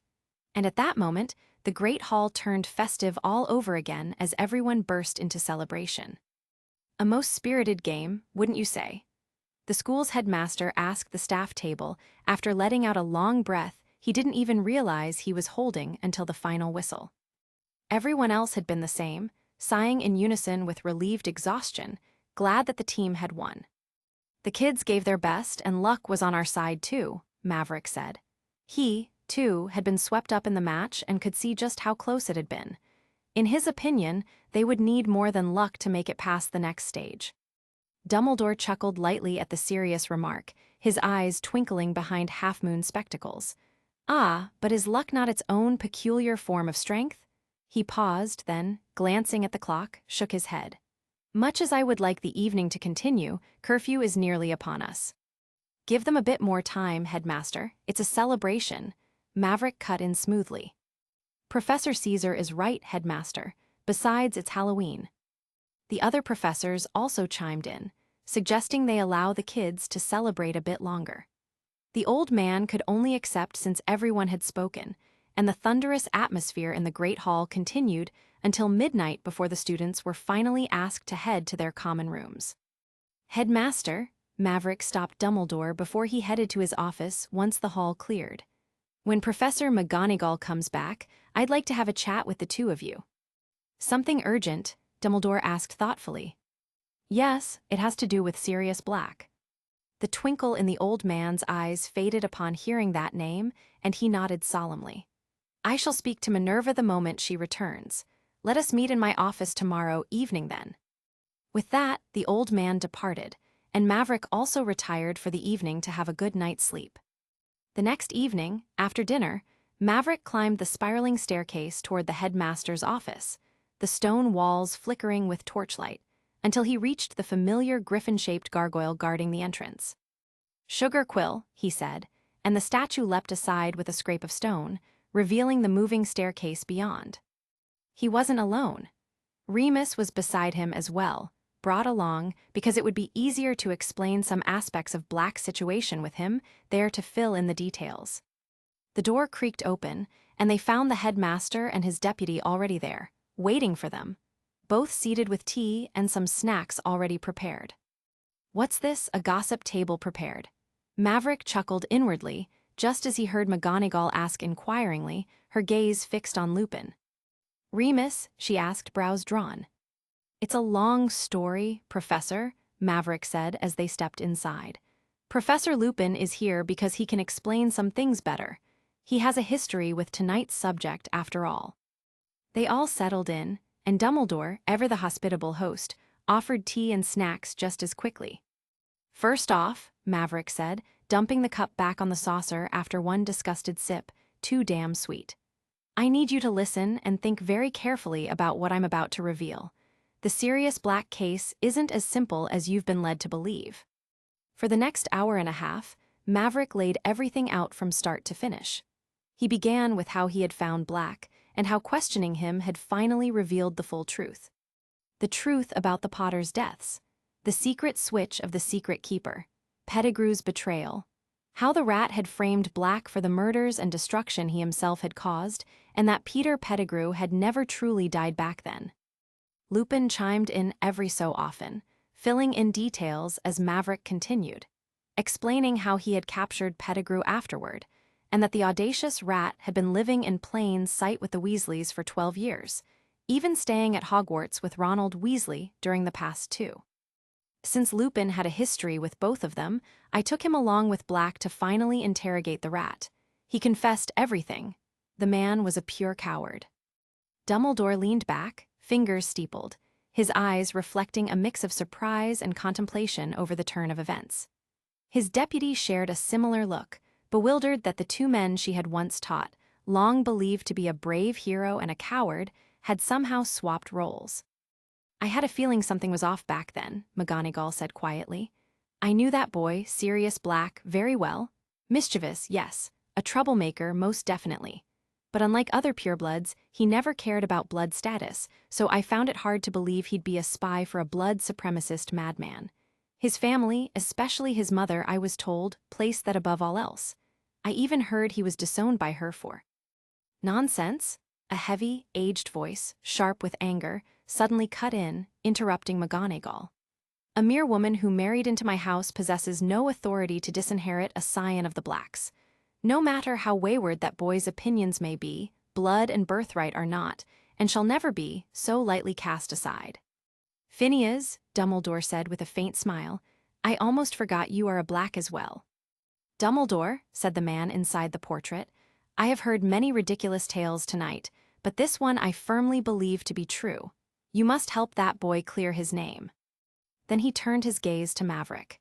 And you, boy, please help him.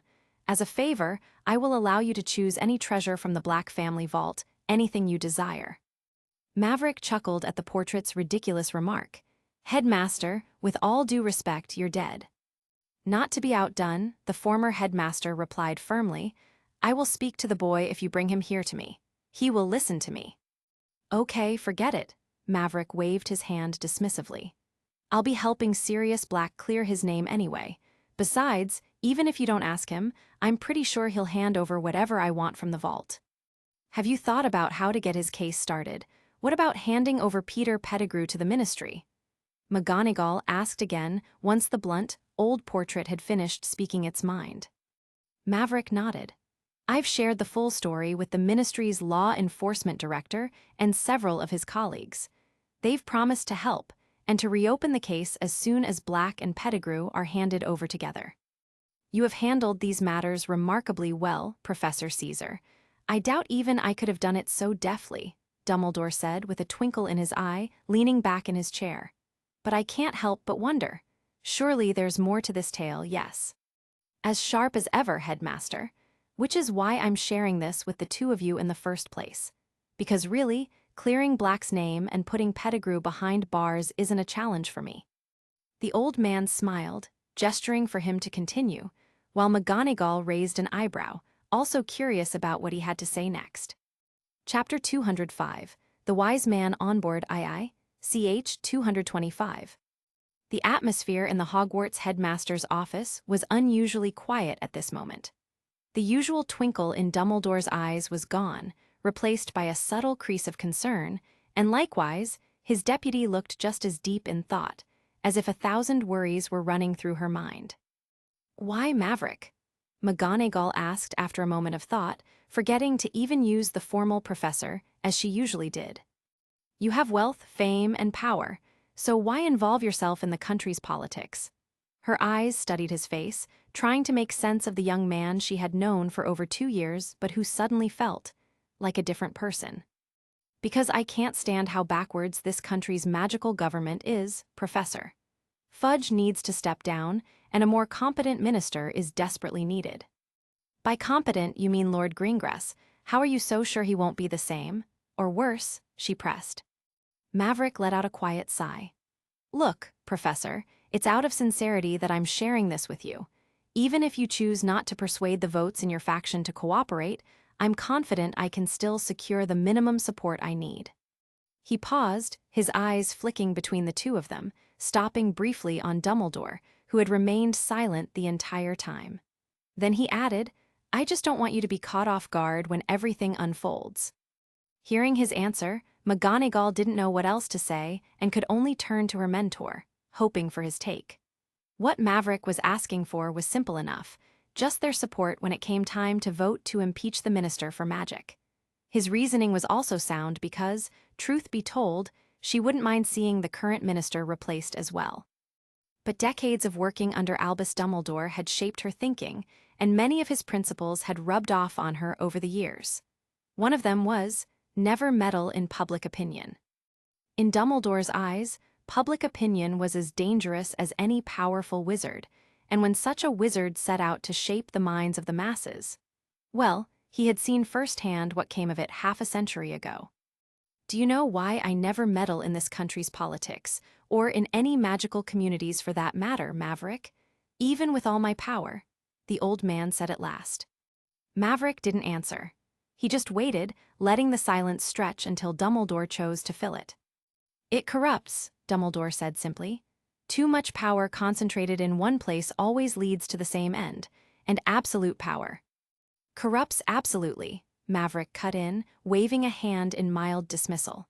I'm familiar with the proverb, Headmaster, and forgive me for being blunt, but I am not Gellert Grindelwald. His gaze locked on the old man's, unflinching, as the sudden name drop pulled the room into an awkward silence. Even Lupin, who had been quiet for some time, visibly flinched, feeling as though the temperature had dropped a few degrees. Who doesn't know that name was a taboo, especially in front of this old man? Let me be perfectly clear, Headmaster, Maverick pressed on. I have absolutely no interest in subverting the Muggle world, nor do I fear their technology will one day grow to a point where they have the power to subdue us. If anything, I wish the two worlds could one day coexist peacefully as humans and not as Muggles and mages. He paused, letting his words settle before adding. And that day will come, eventually. You've both attended enough of my Muggle science lectures to know it's only a matter of time before we're discovered by the Muggle public. There will be chaos, of course, but after some time, maybe years, maybe decades, the world will enter a new age. The only thing we can do is control how we get exposed and minimize the chaos that follows. Honestly, Maverick didn't plan on bringing up the statute of secrecy tonight, and had only intended to talk about Sirius Black's case and impeaching Cornelius Fudge. However, now that the conversation had drifted in this direction, he thought it was not a bad idea to at least give them a vague heads-up before eventually revealing his plan to break the statute in the coming year. Only vaguely, though, as he did not want to go into details just yet. For that, he would bring in his strongest backer to persuade the old man. And if that did not work, make him either fall in line or stay out of the way. Cough. I believe we've strayed from the matter at hand, haven't we? McGonagall said suddenly, clearing her throat, looking a little nervous. After all, Maverick was getting dangerously close to the biggest taboo in the magical world, and she didn't want to have that conversation. Not now, not ever. You're right, Professor, Maverick said with a sigh, pretending he had only brought it up on a whim. I only came to talk about Sirius Black's case and impeaching the Minister of Magic, so. He turned back to Dumbledore again and, softening his tone, asked, Tell me, Headmaster, will you cooperate? Upon hearing Maverick address him directly, Dumbledore's expression flickered once more. Since the name of his old lover had been mentioned, he had remained silent, not out of anger, but deep in thought, weighing the young man's words, especially the comparison to Grindelwald. Maybe he was reading too much into it. They were similar in many ways, yet very different in others. Still, he couldn't shake the feeling that Maverick carried a dangerous motive for taking charge of the Ministry of Magic. Even if it wasn't him personally, who would sit in the seat? Alas, perhaps I am indeed overthinking it. With that thought, he finally brushed the thoughts aside. Then, as if a quiet decision had settled in his mind, he leaned forward and clasped his hands on the table. You shall have my full support in clearing Sirius Black's name, he said, nodding thoughtfully. Provided, of course, that all you have shared today proves true, and as for the matter of impeaching Cornelius. He paused, his eyes narrowing slightly. For the sake of a brighter future for magical Britain, I find myself inclined to lend my support to that cause as well. Maverick clad a smile at that.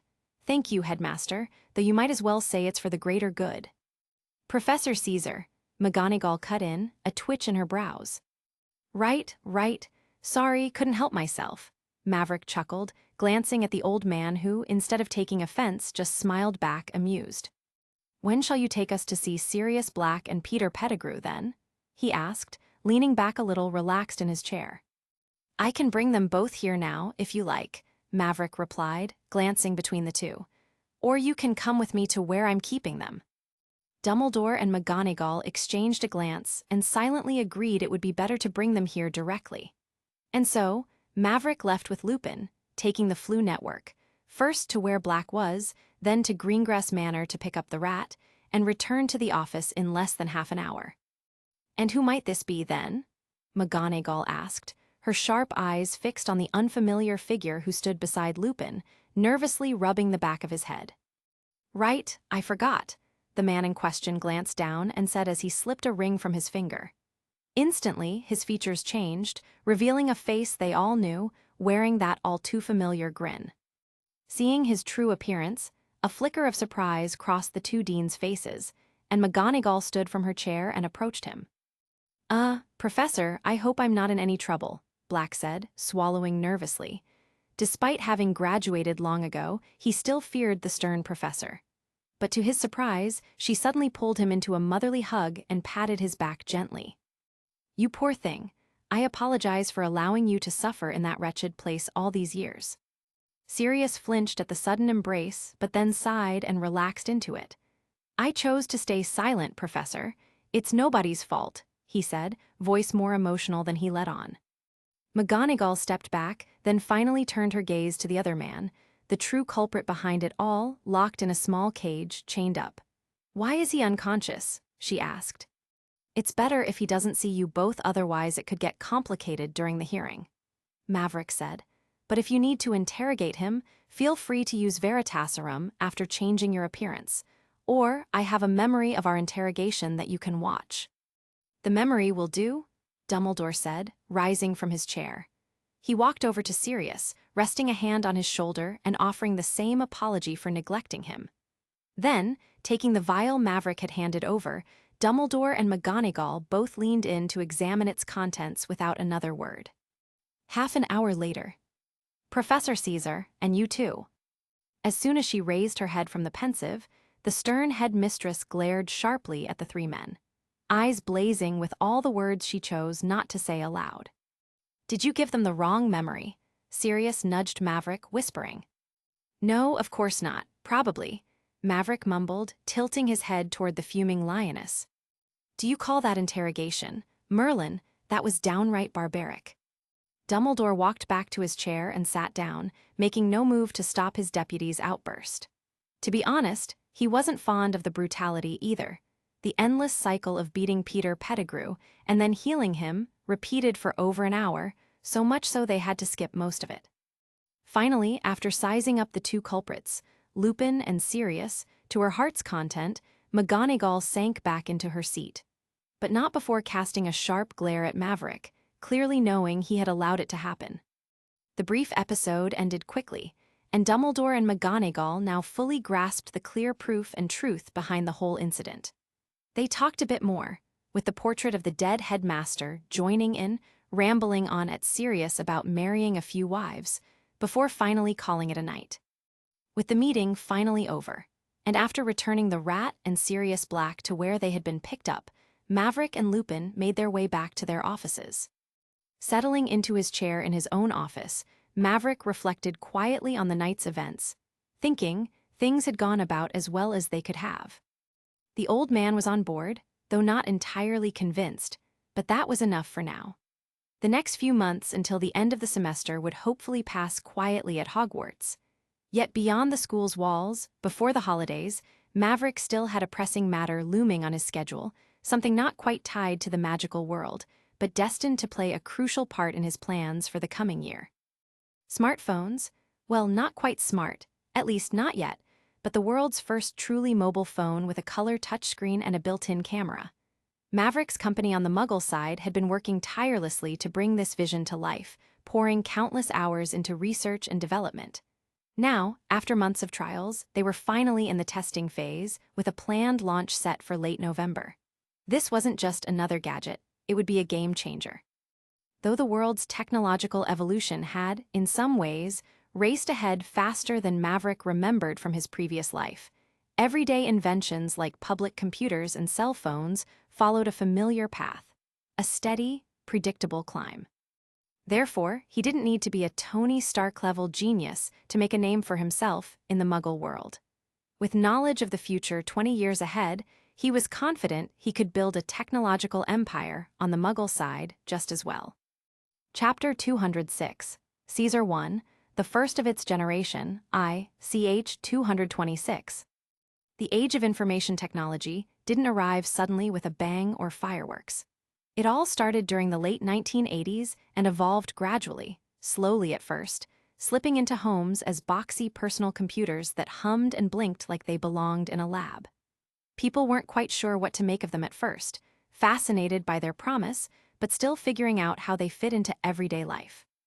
Around that time, mobile phones were creeping in two big, clunky bricks from the mid-80s that could turn your arm sore if you talked too long. Calls were scratchy and full of static, barely holding together. Still, back then, being able to talk without a cord was as good as magic to people. Then the 90s arrived, and the pace picked up. Phones started shrinking, and in 1992, someone sent the very first text message, a simple Merry Christmas that probably didn't seem like much at the time but would end up changing everything. By the middle of the decade, antennas had grown shorter, screens went digital, and phones slipped easily into briefcases instead of taking up an entire seat. When the new millennium rolled around, things moved even faster. Phones could finally show colors, replacing dull green text with bright menus, and cameras were fitted onto devices, tiny lenses no bigger than a button that made film rolls and darkrooms feel ancient. Before long, color screens became standard, and people filled them with pixelated snapshots that somehow looked incredible back then. By the mid-2000s, the first smartphones appeared. They could browse the internet, check emails, run simple apps. Clunky by future standards, but revolutionary for their day. The rest of the world was still crawling toward the future. Of course, all of that happened somewhere else entirely. In a galaxy far, far away, on another world, in a different history altogether. Here, it was still the early 1990s. People were only just getting used to carrying heavy brick-like phones with buttons the size of thumbnails. Most thought it was the height of convenience. They had no idea they were about to be thrown 10 years ahead overnight. Los Angeles in the early 90s was like a city split in two. Palm trees tried to look graceful along cracked sidewalks, but the air still smelled of exhaust and street food. The streets were noisy, restless, full of people chasing something, success maybe, or just a better day. It wasn't a shiny place yet, but somewhere beneath all that grit, the future was stirring, building itself piece by piece. Inside the sprawling convention center, the city's main economic engine, something extraordinary was about to unfold tonight. Big banners with Caesar Technologies in bold black letters hung everywhere, heralding the debut of Maverick's very first product in the Muggle world. He had been preparing for this moment for a while now, and with the future tucked securely in his back pocket, he knew exactly where the real opportunities waited. Mobile phones, truly mobile phones. While most people were still lugging around heavy, brick-like devices and calling it convenience, Maverick planned to push the technology a whole 10 years ahead overnight. The tech was already there, hidden in plain sight, but for some reason, no one had thought to make it public by packing it into everyday gadgets. Maybe they figured there wasn't much profit in it, or maybe the idea just never crossed their minds. After all, the idea of putting a camera, color displays, and touchscreens all into one device takes an out-of-the-box thinker. Not that Maverick was some visionary or a Steve Jobs. He was simply using his knowledge of the future to back a sure bet. The main hall of the convention center stretched vast enough to hold thousands, and tonight it was packed tight. Reporters, TV crews lugging heavy shoulder cameras, photographers ready to snap countless shots, and columnists flipping through freshly printed press kits filled the space. Maverick didn't hold back. He pulled every string, invited every major tech magazine, business column, and news channel he could think of for the occasion. This night, he wanted it remembered, carved into history, and he made sure the whole world saw it. Besides unveiling the product itself, Maverick also knew the presentation had to be just as impressive if he wanted the press to eat it up. And who better to handle that than his fiancée, Isabella, who was already trained in Muggle journalism. Of course, presentations these days hadn't quite reached the level he had seen in the keynotes from his past life, so he passed along plenty of tips and little tricks as well to help her pull it off. And wow, did Isabella deliver. She owned the stage like she was born for it. The event kicked off with a dazzling intro, spotlighting the new technologies one by one. Each feature was laid out clearly, but with enough flair to keep everyone hooked, slick demos, bold claims, and just the right mix of excitement and detail. It wasn't just the product that surprised them, it was how Isabella brought it all to life. The crowd hung on every word, eyes wide with wonder, hearts caught up in the moment.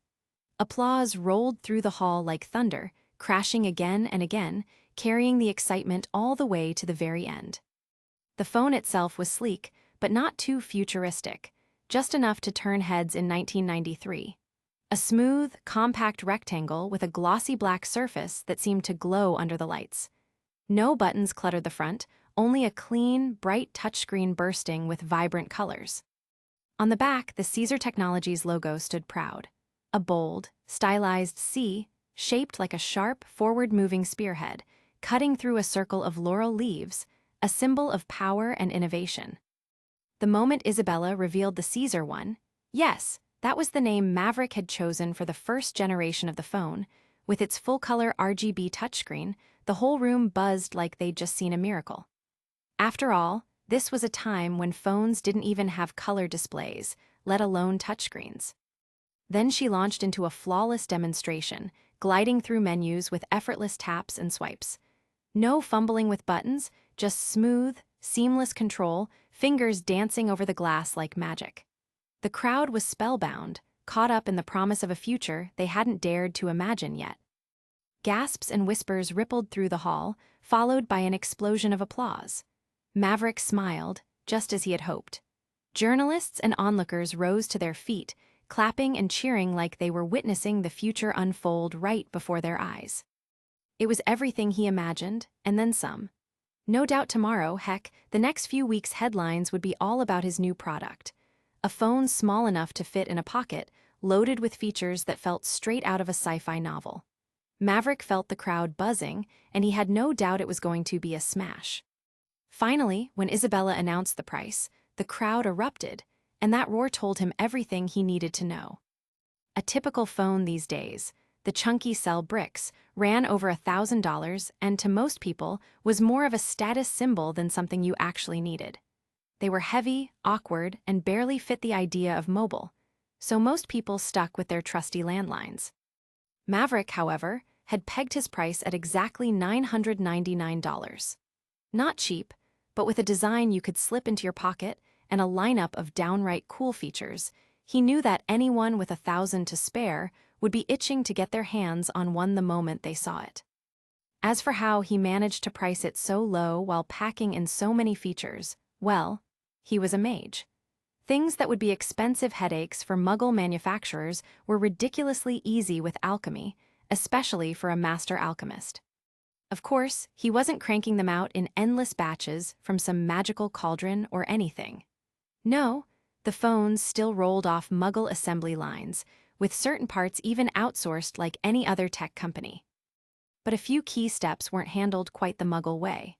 The casing, for example, normally needing precision machining and pricey molds, came out of an alchemical press he'd built himself, cranking them out way faster and cleaner. Delivered straight to the factory, disguised as just another part from some third-party supplier, it saved him a ton on costs. That's what really let him price the phone just under $1,000 and still pull in a hefty profit. Regardless, what mattered most to him was getting this product into as many hands as possible.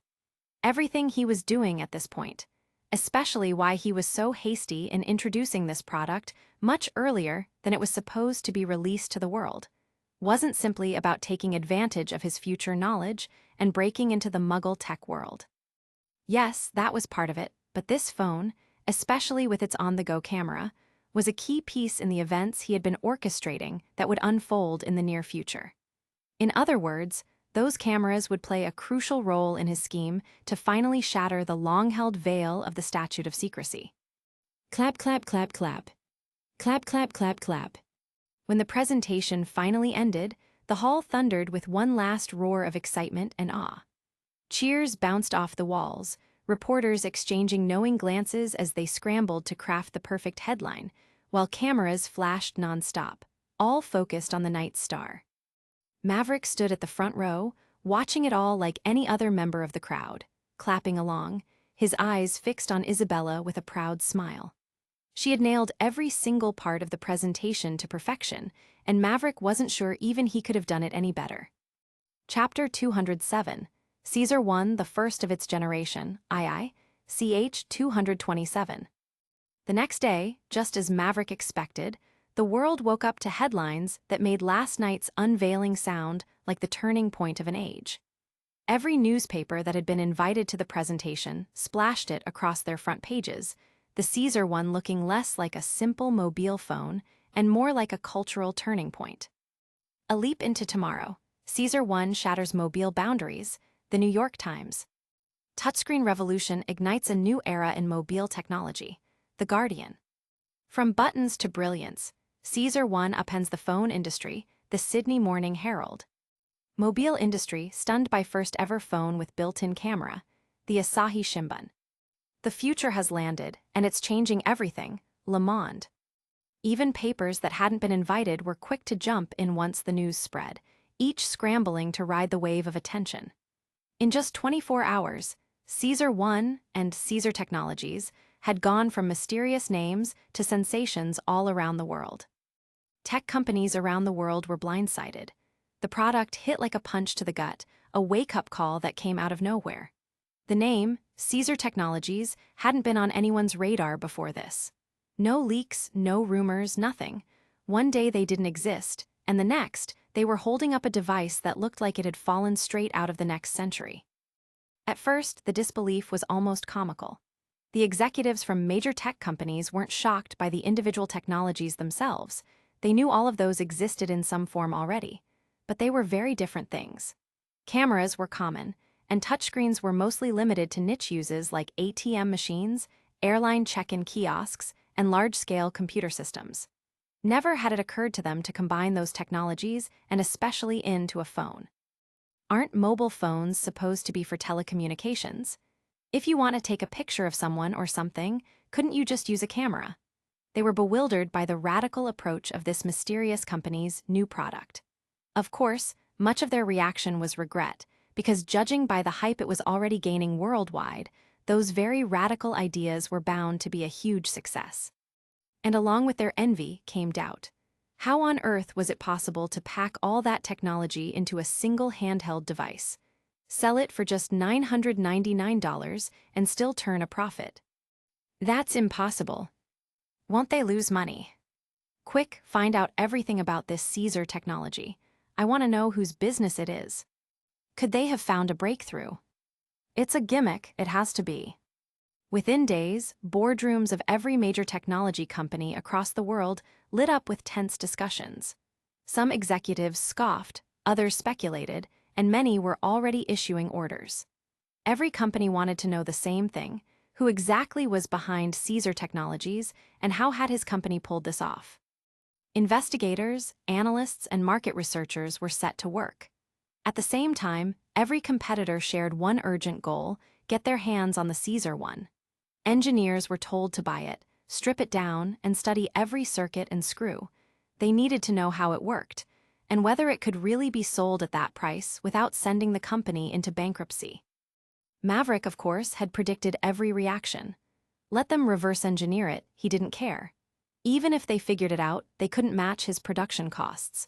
They would have to compromise somewhere, either in features, quality, or price, and by then, he would already be several steps ahead. At the same time, he didn't mind there being competition. In fact, he welcomed it. After all, without rivals, the hype would not last. Moreover, it wasn't only the tech companies that were scrambling. Network providers from across the globe began reaching out as well, some already betting big on the phone's success before the product had even hit the market. The reaction from the public was just that big. Within days, collaboration offers poured in. Of course, Maverick had anticipated this too, and his managers had standing orders to accept any deal that made sense. And when the product finally hit the market 1 week after the launch, the customer base exploded. Maverick did not yet have a store in every small city of every major country, but he had at least one on every continent.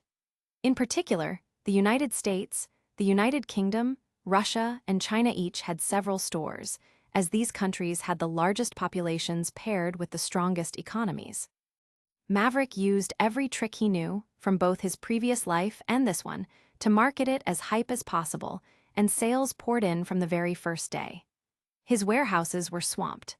Fortunately, there were no issues with stock shortages, as he had made sure supply would meet demand long before the day of the presentation. Soon, scenes from across the globe began making headlines. In New York, office workers were spotted crowding around one phone, laughing at the novelty of taking a photo and seeing it instantly in full color. In London, a teenager recorded her first video message for a friend and nearly dropped the phone in shock when it played back with perfect sound. In Tokyo, a businessman used the touchscreen to scroll through his contacts with a swipe of his finger, his colleagues leaning in to watch as though it were magic. Families in Moscow passed the phone around the dinner table, marveling at the tiny moving images on its screen. In Shanghai, a young couple took a photo together in the park, holding it up to admire the vibrant colors.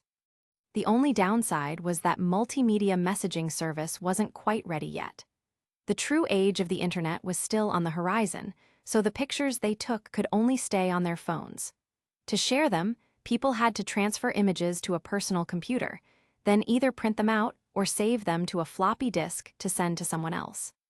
Still, for the time being, it was more than enough. Maverick recalled that in his old world, MMS, multimedia messaging service, only became commercially available after the new millennium, and the first mobile internet services, like 2G and GPRS, didn't arrive until around 2000, nearly a decade later from now. Overall, the technology available to the general public, and the timing of its availability, was not that different from his previous life, even though this world was more advanced in some aspects. However, Maverick had a feeling it would all come much sooner now that the Caesar one was out in the world. Integrating technologies like GSM, GPRS, and MMS wouldn't be difficult, and the hardware he had released was more than capable of supporting those features. He planned to give some of the network carriers a heads up about it, and once a few made it possible, the rest would undoubtedly follow. Nonetheless, it was still the early 1990s, and the general public couldn't yet imagine such possibilities. For them, now, simply being able to capture a moment and carry it in their pocket was more than enough. That said, the next generation of the Caesar one would at least include infrared data transfer capability, allowing users to share media without needing to sit in front of a personal computer. And now, with the release of the Caesar one, Maverick's name became known worldwide for the first time. He was already a celebrity in the magical world, but now he was making waves in the non-magical world too, becoming a figure neither side could ignore.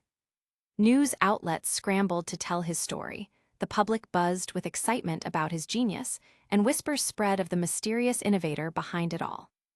Yet, just a day after the presentation, the man in question seemed to have vanished without a trace.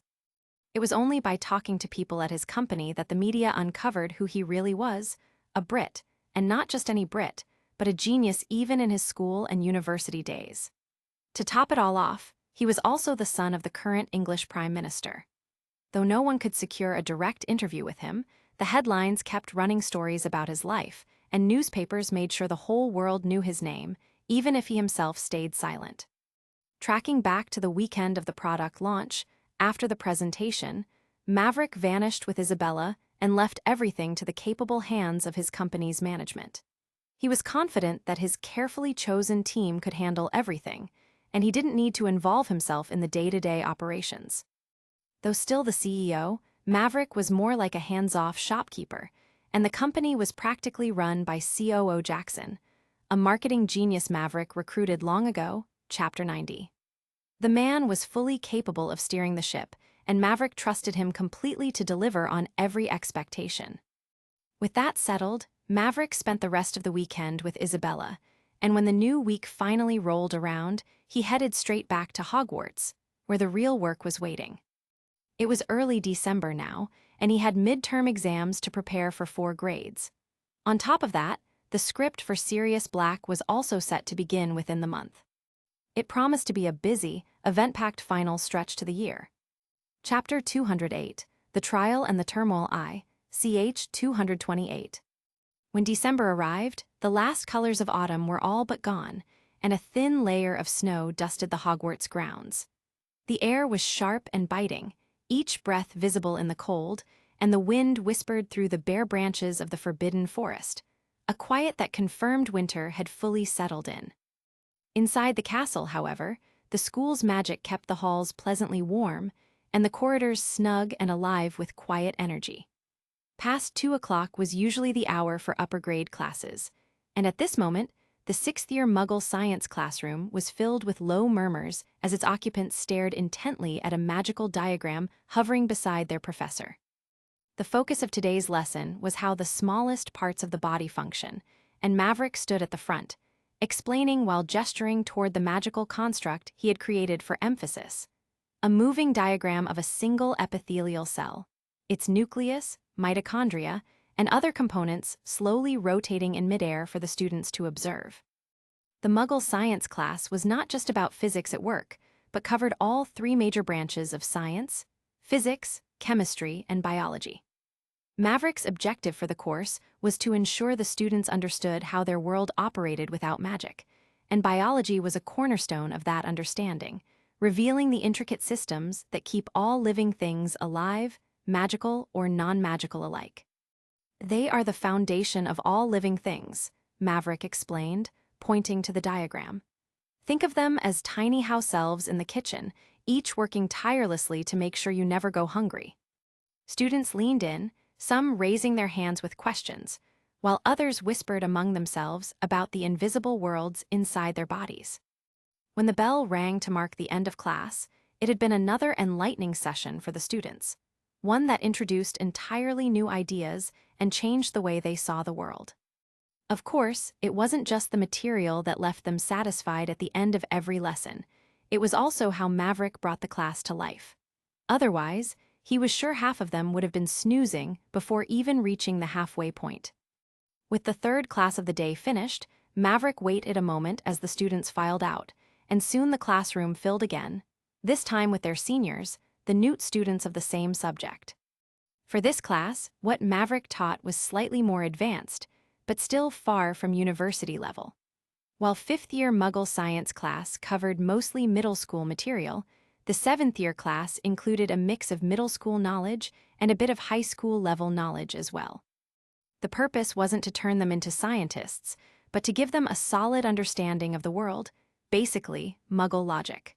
For example, fire needs oxygen as well, and not just a flick of incendio. In Maverick's opinion, middle school level science explains that perfectly, and it was enough to make the point. Now, I don't want you stressing over the midterms, so I've prepared a little something for you. With the lecture for this class wrapped up as well, and just before the bell, Maverick lifted the stack of papers on his desk and passed one to each student's desk. These are multiple-choice questions for homework, he added, leaning casually against the desk as the students began skimming their contents. Get the answers right, and you'll have no problem acing the test. Professor, are these the midterm papers? No, Miss Shafiq.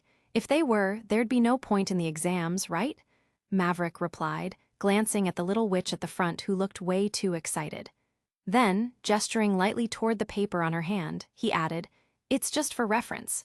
Besides, the exams aren't going to be all multiple choice." He stepped forward, smiled at her, and then scanned the room, just in time for the bell to ring.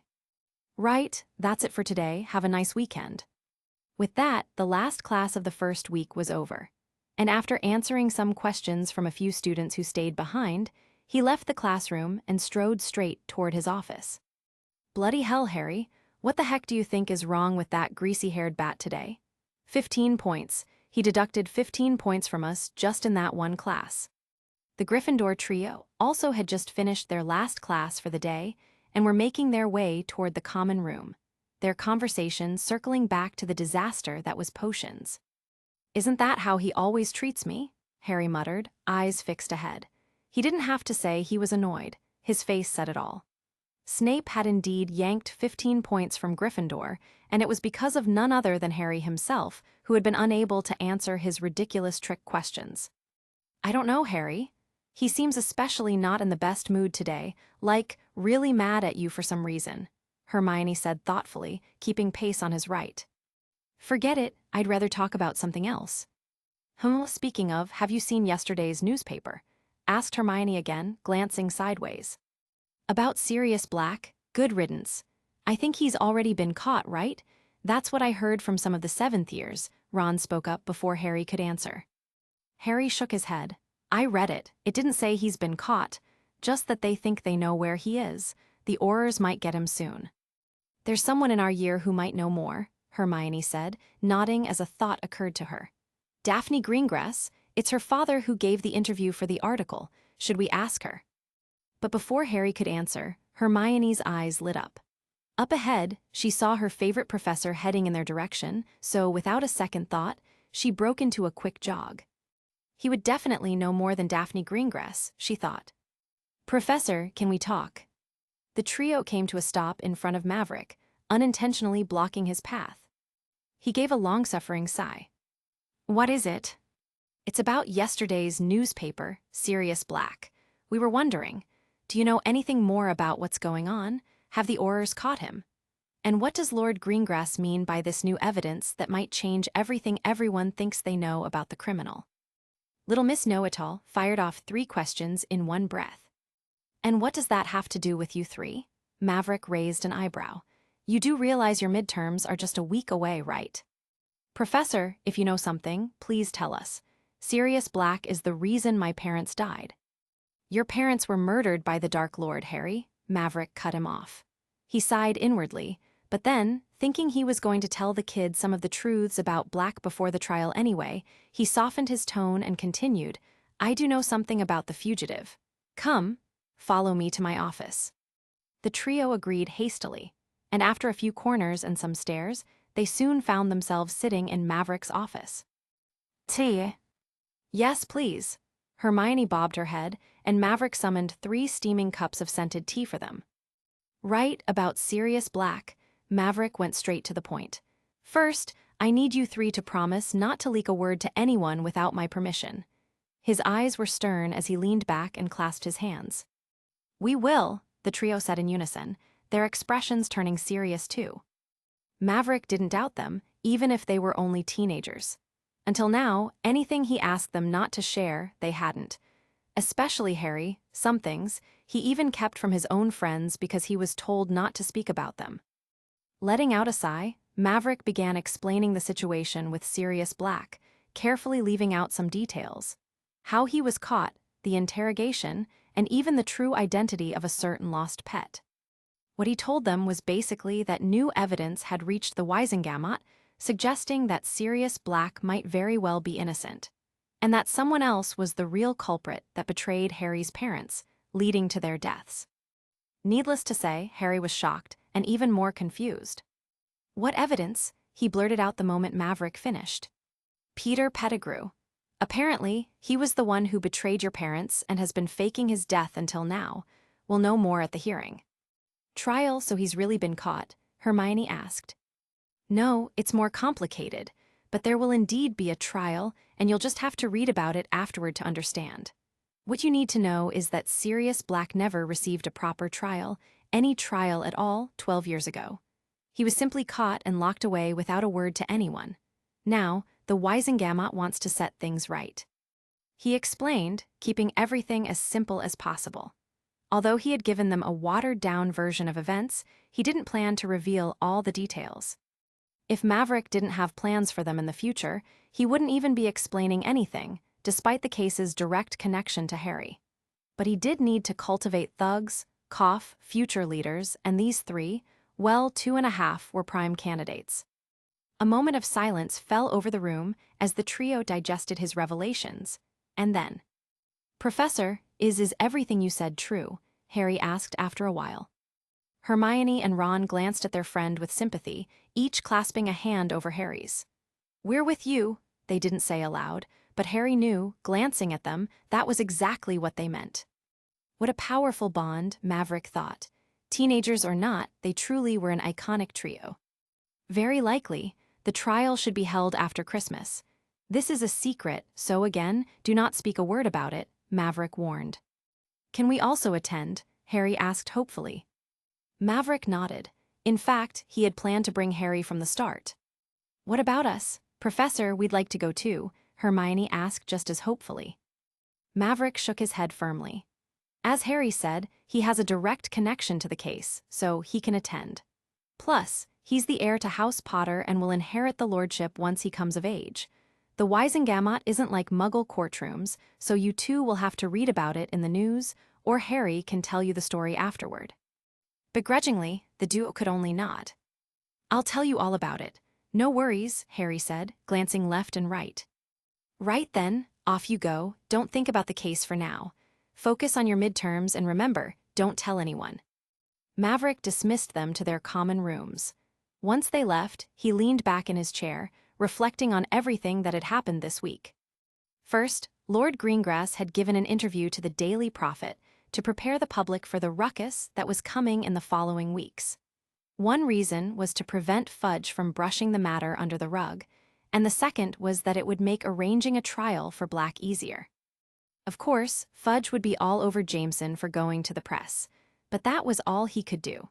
He couldn't lock him up or force him to reveal anything because Jameson was a political faction leader, and the upper echelons of British politics already knew he was backed by Maverick. Basically, Jameson's story would be that Sirius Black had contacted him, wanting to turn himself in, but only if he were guaranteed a fair trial. With that argument, and coupled with his influence in the Wisengamot, Jameson would then arrange a trial for Black, and he would turn himself in on the day of the trial, bringing Peter Pettigrew along as well. And then the plan was going smoothly according to the script, and Maverick was quite pleased with how Jameson was handling everything without needing his interference. But for now, he still had 2 grades exams to prepare. Sigh. And with that thought, he let out a long exhale, straightened himself, and got back to work. Chapter 209, The Trial and the Turmoil ch 229. Midterms aren't as stressful as the final exams, so professors don't bother racking their brains to make anything fancy and just patch together bits and pieces from past tests based on what was taught that semester. Maverick did the same as well and didn't go out of his way to make anything unique for any of the 5 grades he taught. As for the practicals, he kept it simple too, just a repeat of an exercise they had already done in class, and the students completed it all with ease. And just like that, with time slipping away like water through your fingers, the last week of term was gone as well before anyone even noticed. All things considered, Quidditch was probably the only thing that made the semester feel exciting. Otherwise, it was just classes, hanging out, and more classes. Sure, a few soul-sucking demons, the Dementors, still flew overhead, but even that couldn't change the fact that this semester had been pretty uneventful. By Hogwarts standards, that is. Usually, there would be some attack on a student or a professor. And this year, a certain dangerous fugitive was supposed to break into the castle, but nothing of the sort happened.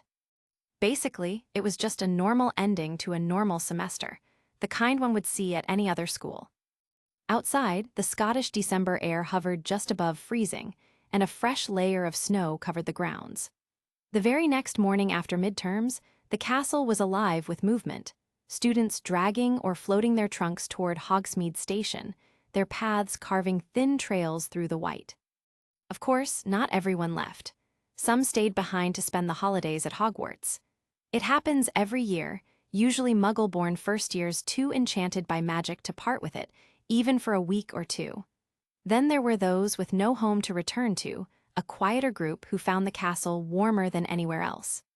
For the last 2 years, Harry Potter had been part of that group, choosing Christmas at Hogwarts over the Dursleys' cold welcome. But this year, and different from how the original story went, he had decided to go back to Privet Drive. Or at least, that's what it looked like. Knock. Knock, knock.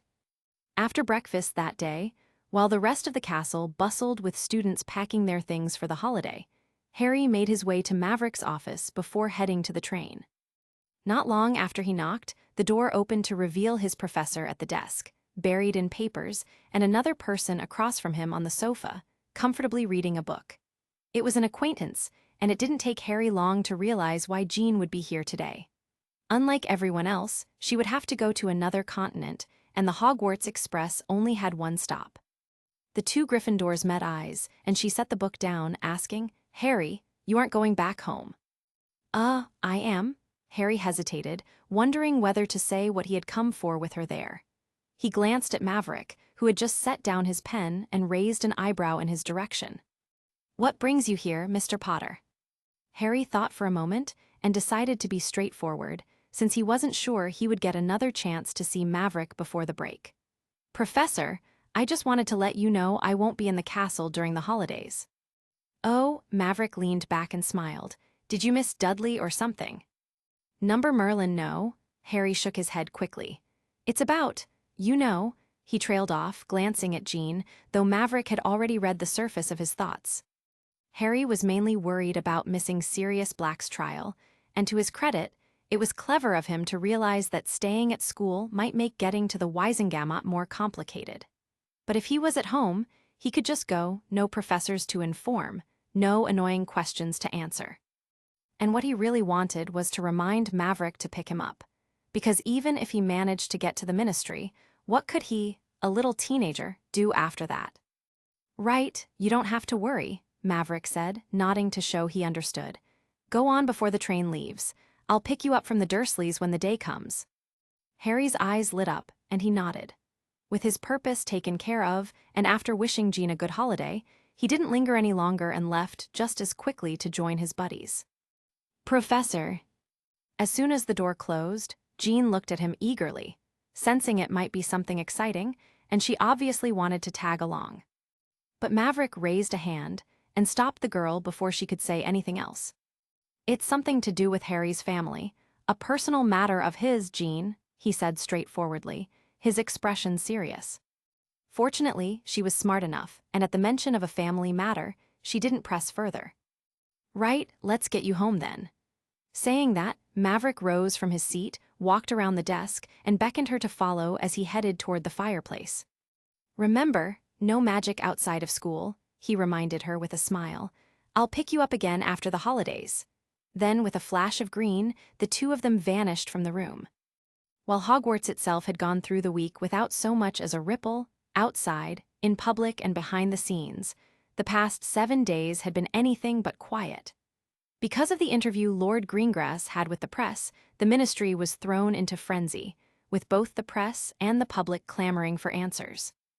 Cornelius Fudge was obviously not happy, and to make things even worse for him, Lord Greengrass went around him and took the matter straight to the Wisengamot, pushing for a public trial for Sirius Black. The minister and the Wisengamot were basically the two main powers running Britain's magical government. Fudge had more individual control over what happened inside the ministry, sure, but the Wisengamot, if they got enough votes, could easily override him. In other words, anything the minister decided could be vetoed with enough signatures, and just as easily, decisions could happen without him even knowing. Needless to say, Fudge did everything he could to get in Jameson's way. But before Lord Greengrass could start flexing the votes to bypass him, he got a message from Maverick with a smarter idea. So, he decided to take the gamble and meet Cornelius face to face. He laid it all out for the fat man: proofs, moving pictures, even a memory Sirius had set up according to the script. Everything showing not just that he was in contact with Black, but more importantly, that Peter Pettigrew, the supposedly dead one, was very much alive and right there with Black himself. Fudge, naturally, argued every point and even threatened to use the law against him for withholding crucial information about a fugitive. But then Lord Greengrass hinted that a public trial might actually work in Fudge's favor. The man finally sat up and started paying attention. It was just as Maverick had guessed. The foolish minister was easy to manipulate. Just hint that it could make him look good, and he was hooked. Lord Greengrass painted him a beautiful picture. Sirius Black's imprisonment without a trial wasn't Fudge's fault, and it was his predecessor's mess. Fudge could step in, right the wrong, take the credit for finally bringing justice to a man who had been robbed of it for over a decade, and on top of that, get a nice little boost to his reputation. The idea hit Fudge like a sweet dessert he didn't have to bake himself. The man got hooked immediately, and without thinking twice, even went out of his way to make the announcement himself. And so, the very next day after Christmas break began, breaking news spread across the country. Cornelius Fudge, looking every inch the minister for magic, announced that Sirius Black would finally get a public trial, making sure to point out that he had been deprived of one by the previous administration. He spoke with such fervor and self-righteous emotion that even skeptics could feel it. The Minister for Magic looked into the camera with firm eyes and, at the end of the press conference, turned his words to Sirius Black directly, urging him to be present on the day and promising that, as the highest authority, he would do everything he could to see justice done. To be fair, the man's acting skills were impressive. People were swayed, and his tarnished reputation even started to recover. Fudge, of course, was more than pleased, and he even handed a few good guy points to Lord Greengrass for the excellent opportunity. Back in the present, after dropping Jean off in the United States, Maverick returned to Hogwarts the very same day and headed straight for the headmaster's office. Dumbledore and McGonagall were both there, and Maverick wasted no time, asking for an update on the matter they had discussed weeks ago. The old man reassured him not to worry, promising his full support, and asked Maverick for an update from his side as well. Maverick gave a quick rundown too, adding casually that everything was falling into place, and that the press would be all over it soon enough. The two old foxes and the young fox talked some more before Maverick left, choosing not to linger longer inside the office. He saw the mountain of paperwork Dumbledore and McGonagall were going through and didn't want to be scammed by the scheming old things. And it was the right call, because as soon as they saw him, they thought to dump some of the work on him, but fortunately Maverick bylaid in time. With that taken care of, Maverick headed to the defense against the Dark Arts Office, found Lupin, and together they left Hogwarts once more. A blink later, they were somewhere north of London, ready to meet the person who would be the center of all the chaos that week. Chapter 210, The Trial and the Turmoil, ch. 230. North London. The night sky was buried under thick gray clouds, and a damp chill clung to the air as though the whole city had been smothered beneath a wet blanket. The streets were silent, and a thin layer of snow coated the roads and rooftops, catching the glow of the street lamps and making everything sparkle just a little. On a quiet pavement, two figures suddenly came into view, black coats swaying with each step as they walked toward a modest house wedged between others. Without a word or a knock, they slipped inside, almost like they were expected. Inside, warmth greeted them. A fire crackled faintly in the hearth, and two men sat in the living room with steaming cups in their hands. They had been mid-conversation, but the sound of the door swinging open pulled their attention, and both rose at once when they saw who it was. "Leader," one of them greeted respectfully. It was Sirius Black, and beside him sat Lord Greengrass. The newcomers were Maverick and Lupin, come to join them. "How was your talk with Fudge, Jameson?" Maverick asked as he and Lupin settled into the empty seats. Lord Greengrass allowed himself a thin smile. "It went well. Just like you predicted, once I nudged the conversation toward how it might polish his reputation, he agreed without a second thought. Even said he'd go to the press himself." Maverick leaned back in his chair, a slight curve tugging at his mouth. Naturally, the man's brain shuts down the moment something sounds good for his reputation. "Let me guess, he didn't even bother asking why you were helping him." "No, not a word." Chuckling, Maverick shook his head. How in Merlin's name had that fat man ever been appointed? Of course, he knew the answer. It wasn't hard to trace. He was only amused, recalling how the man's character had changed after coming into power. Cornelius Fudge was no firebrand, no visionary. He was a pure bureaucrat, and that made him the safest choice after Voldemort's supposed downfall, when Wizarding Britain craved nothing more than normalcy, comfort, and stability. Affable, genial, harmless even, with promises of quiet days ahead, he had seemed the perfect administrator. And that, weirdly enough, was how he got the job. But the most important detail in his rise to power was Albus Dumbledore, who had been offered the post. First, his refusal and quiet endorsement of Fudge carried enormous weight with the Wisengamot. In his early years, Fudge leaned on Dumbledore constantly, almost deferential, knowing full well his authority rested on the old wizard's support. Ironic, Maverick thought, that the man now feared Dumbledore most, convinced the old wizard was after his seat, forgetting it was Dumbledore who put him there in the first place. "So when's our blundering excuse for a minister planning to show his face?" Sirius asked after a short silence. "This week, if not sooner," Lord Greengrass replied after a measured pause. "Cornelius is very eager to see it pushed through quickly, so it could be tomorrow even, and I would not be surprised if he fixed the trial date in the same breath." "That's good," Maverick said, his fingers tapping lightly against the armrest when another thought came to him. "What about Bones and Scrimgeour?" "They've been briefed on everything," Jameson replied.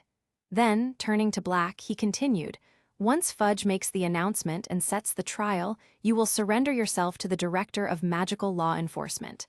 I shall mediate, of course, and together we will appear before the Wisengamot promptly."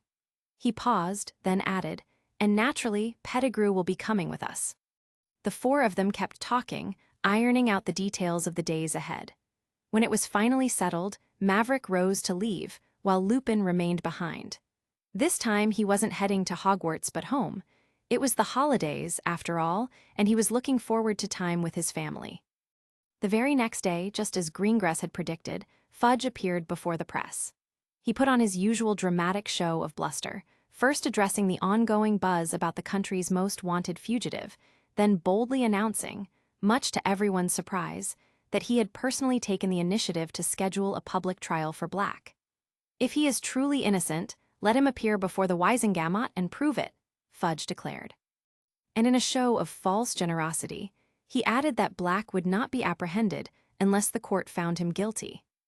Honestly, even Maverick wasn't expecting that last part.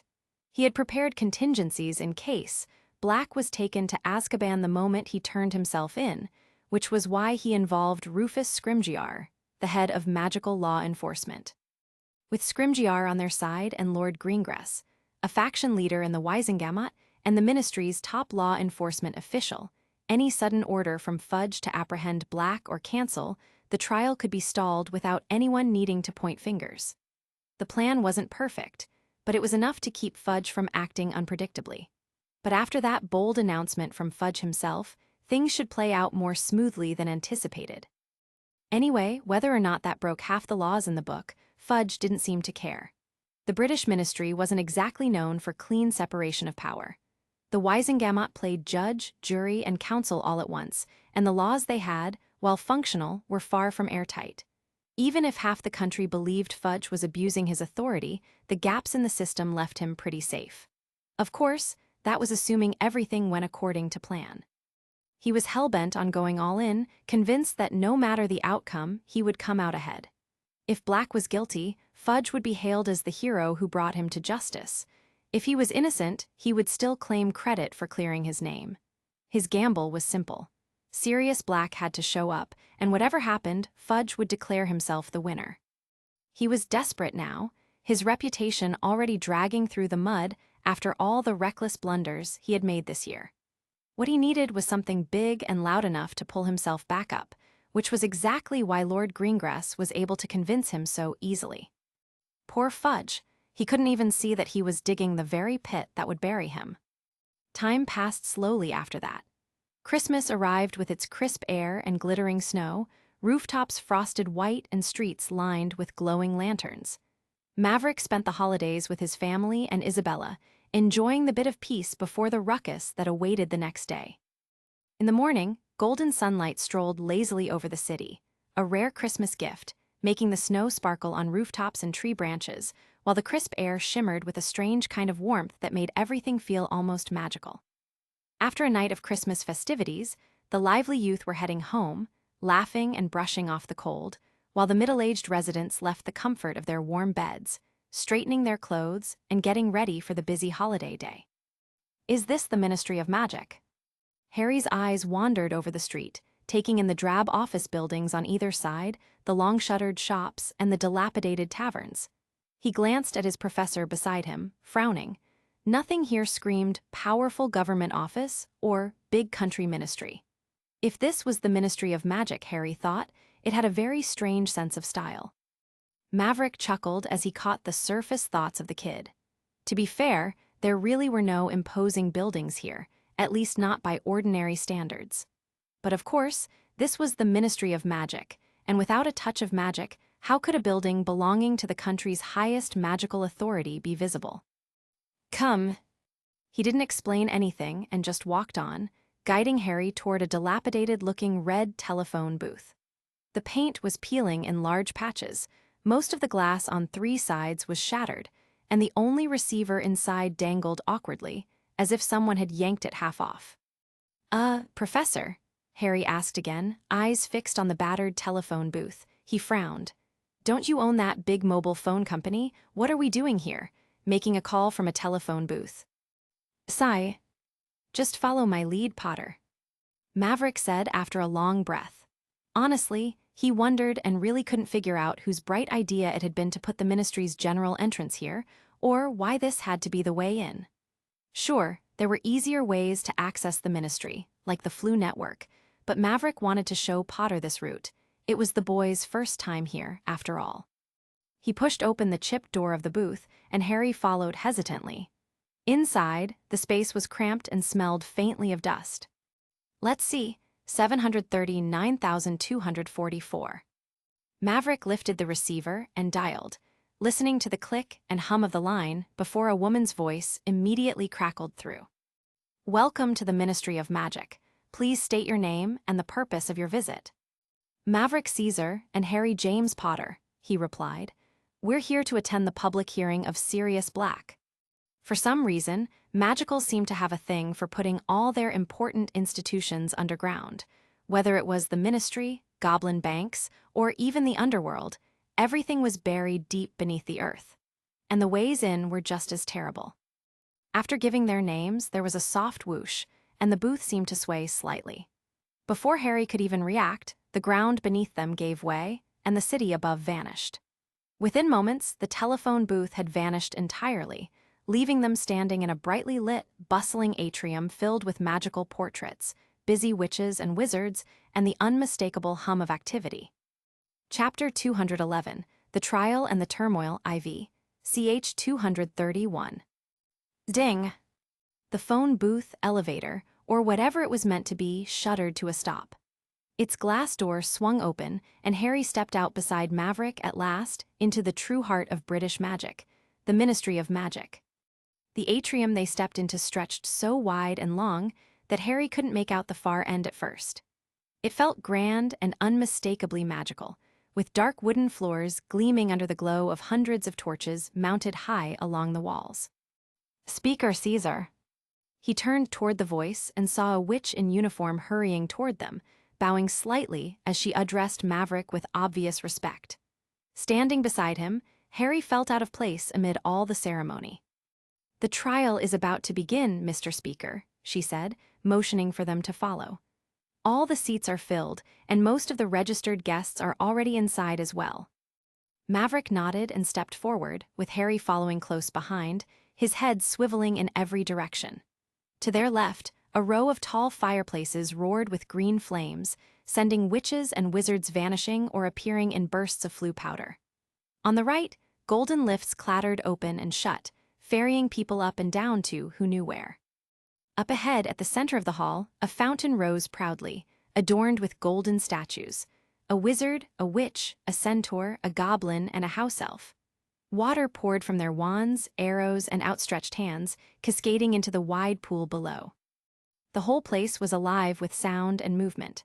Paper memos fluttered overhead like flocks of birds, shoes tapped across the polished floor, and voices blended into a steady, busy hum. Harry slowed without realizing it, taking it all in. For all the magic he had seen before, this felt different. The ministry was busy, important, and overwhelming, like he had stepped into the very heart of the wizarding world. "It's quite the sight, isn't it?" Harry glanced up at Maverick, and after a moment, nodded before hurrying his steps to keep pace. "Is it always this busy, Professor?" Maverick hummed, rubbing his chin. Honestly, the place felt much livelier than the last time he had been here. Crowds everywhere, noise bouncing off the walls, and the usual solemn order completely drowned out. One detail that caught his eye as he glanced around was the witches and wizards with cameras slung over their necks, undoubtedly journalists. They hurried along, jostling for spots near the elevators. He even spotted some international correspondents, and without a doubt, they were all here for the same reason: to witness the trial of Sirius Black. "Not really," Maverick said after a moment. "It's probably so busy because everyone's here for the same reason we are." "You're right, Mr. Speaker. Most of these people are here for the trial, but we didn't expect it to get this crowded." The witch leading them chimed in as well, while guiding them through the bustling atrium toward a row of doors, likely more elevators. Indeed, even though the ministry had prepared for some commotion, they weren't expecting chaos on this scale. Even if it was a sudden public hearing born of countless conspiracies, it shouldn't have blown up into such a spectacle, yet here it was, drawing attention even from foreign newspapers. From every Flu Network entrance, fires flared nonstop as wave after wave of people poured in, and officials darted back and forth doing their best to wrestle the chaos into something resembling order. The truth was, someone had quietly set it all in motion, and that someone was none other than Maverick himself. He wanted every wizarding home in Britain to know what was happening today, and he had turned the noise up as high as it could go. And just then, a flurry of clicks and scribbles cut through the hum of the crowd, drawing their attention. "Click. Click, click, click. Mr. Speaker. Speaker Caesar. Are you also here to watch the trial, Mr. Speaker? Is Sirius Black someone you know?" Journalists, magical or muggle-born, seemed to be the same everywhere. Maverick thought to himself, shaking his head slightly. The moment they spotted Maverick walking through the hall, cameras lifted and pens poised. They swarmed, each eager for a word from him. Fortunately, the line staff here were well-trained and professional, even if the very top was a moron. "Stand back. Move aside, this is no place for interviews." Order wasn't lost. 3 aurors, sharp in their dark uniforms, appeared out of nowhere, pushed through the growing crowd with wands discreetly at the ready, and quickly formed a barrier between the receptionist witch, Maverick, Harry, and the frantic reporters. The journalists jostled and murmured, but the auror's presence made it clear. No one was getting past. However, that little episode had now placed them at the center of attention, with every staff member, guest, and reporter turning their heads, whispering and murmuring to one another. For Maverick, this kind of attention was nothing new, and Harry, well, he was the boy who lived. Cameras flashed, pens scratched across notepads, and amid all the commotion, they kept walking, led by the receptionist witch and the aurors, until they stopped before an elevator that was clearly more distinguished, reserved for important figures. "This will take you straight to the Wisengamot Hall, Mr. Speaker. Apologies for the inconvenience," one of the aurors said respectfully, while the other 2 swept their wands in synchronized motions. The enchantment stirred, and a silvery shimmer ran across the door before it slid open. "Thank you, gentlemen," Maverick said with an easy smile. "It's our pleasure, Mr. Speaker." More than a year had passed since Maverick first stepped into Amelia Bones's office, and now he found himself once again crossing the monumental entrance hall of the Ministry of Magic in central London. This time, though, he was not slipping in quietly to meet one official in private. He was walking openly toward what was perhaps the second most important chamber in the entire building, the Hall of the Wisengamot, the Wizarding Britain's equivalent of a Muggle parliamentary hall. Maverick and Harry stepped into the lift with the receptionist, and as the doors slid shut behind them, she pressed a button, sending them into a swift descent. The Wisengamot chambers must be even deeper underground, likely hundreds of feet, Maverick thought, noting the speed. "Here we are," the woman said softly. From seemingly nowhere, she produced an elaborately embroidered robe of deep blue, its fabric rich and heavy, the stitching gleaming faintly under the light. "I've been instructed to provide you with the official robes," she explained. "All members of the Wisengamot presiding over a trial are required to wear them. Of course," her tone carried a note of deference, "yours is special, Mr. Speaker. This shade is reserved only for the minister, Speaker Dumbledore, and yourself." With that, she gestured for him to let her drape it over his shoulders. Sighing inwardly, Maverick turned, and the lady, surprisingly professional without so much as a blush, carefully draped the robe over him, smoothing out the wrinkles with a gentle pat. "Thank you, Maverick said, darting his eyes to see if she had a name badge or something on her chest. And that, for obvious reasons, earned a reaction. She flushed slightly this time, and Maverick's brows couldn't help but twitch. "Great, hopefully I don't get labeled a pervert," he thought. "Apologies, I was just looking for a name badge, ma'am." "Oh, my name is Thalia, Mr. Speaker. It's really an honor," she said, regaining her composure. "Meanwhile, Harry, what's happening? And don't I get a cool robe as well?" Ding! Fortunately, the elevator saved the atmosphere from growing more awkward as it smoothly glided to a halt with a soft chime, and a ceremonious voice crisply announced in clipped tones, "The Hall of the Wisengamot." "Please," Thalia said, gesturing for them to follow once again. Although the deep blue hue of the robes leaned toward an atrociously garish shade, they still carried a majestic and imposing air once properly worn. Whoever had made them clearly possessed remarkable skill, for they fit him perfectly without the aid of enchantments, a true mark of the tailor's craft. Adjusting the robes with a quick tug and nudging Harry to keep up, Maverick followed close at the woman's heels as she led them swiftly down the corridor they had just entered. This hallway was strikingly different from the upper levels above, with bare, cold stone walls stretching on with no doors or windows in sight, carrying a hollow, unsettling stillness. "This passage is reserved for special guests," Thalia explained, her voice echoing softly as she guided them through the maze-like turns. "That's why you don't see anyone else around." True to her word, They did not pass a single soul, until a sharp bend opened onto a decently lit service staircase that spiraled farther below. And there, the silence broke. The secluded stairwell was suddenly crowded with what looked like a small army of security personnel, stationed along the steps and landings, eyes sharp and alert, scanning every approach. Among them, Maverick immediately recognized a few familiar figures: Kingsley Shacklebolt, tall and broad-shouldered as ever, and two Aurors he had last seen fighting desperately in the forest, moments away from being overrun by Greyback's werewolves. "Good morning, Mr. Speaker," Kingsley greeted him, his voice steady but respectful before Maverick could speak. "Director Scrimgeour informed me that you would be coming and arranged for your escort inside." He paused, then glanced at the only woman there. "Thank you, Thalia. I'll take it from here." She nodded, understanding it was her cue to leave. Maverick offered his thanks, and she gave one last respectful bow before slipping away without another word. The Aurors guarding the door finally stepped aside, and it swung open, allowing them to enter. "Mr. Harry Potter," Kingsley said, turning to him with a gentle glance, "please follow my colleagues. They will see you to the guest area." Harry shot a quick look at Maverick first, silently asking if it was okay, and Maverick gave the kid a faint smile and nodded. "I made sure your seat is right next to Mrs. Weasley." Harry stepped back reluctantly as the Aurors moved to guide him, while Kingsley gestured toward Maverick. "Mr. Speaker, after you." Chapter 212, The Trial and the Turmoil v. ch. 232. The Hall of the Wizengamot, or the official chamber where the laws of Wizarding Britain were shaped, was a vast, circular room that sank in steep tiers like a giant bowl. There, rows of luxurious seats climbed sharply around the room, each angled so every member could see the floor below, making anyone standing in the center feel small and completely exposed. There was also a continuous balcony directly above, wrapping around the chamber, reserved for guests who could watch the proceedings below with an unobstructed view.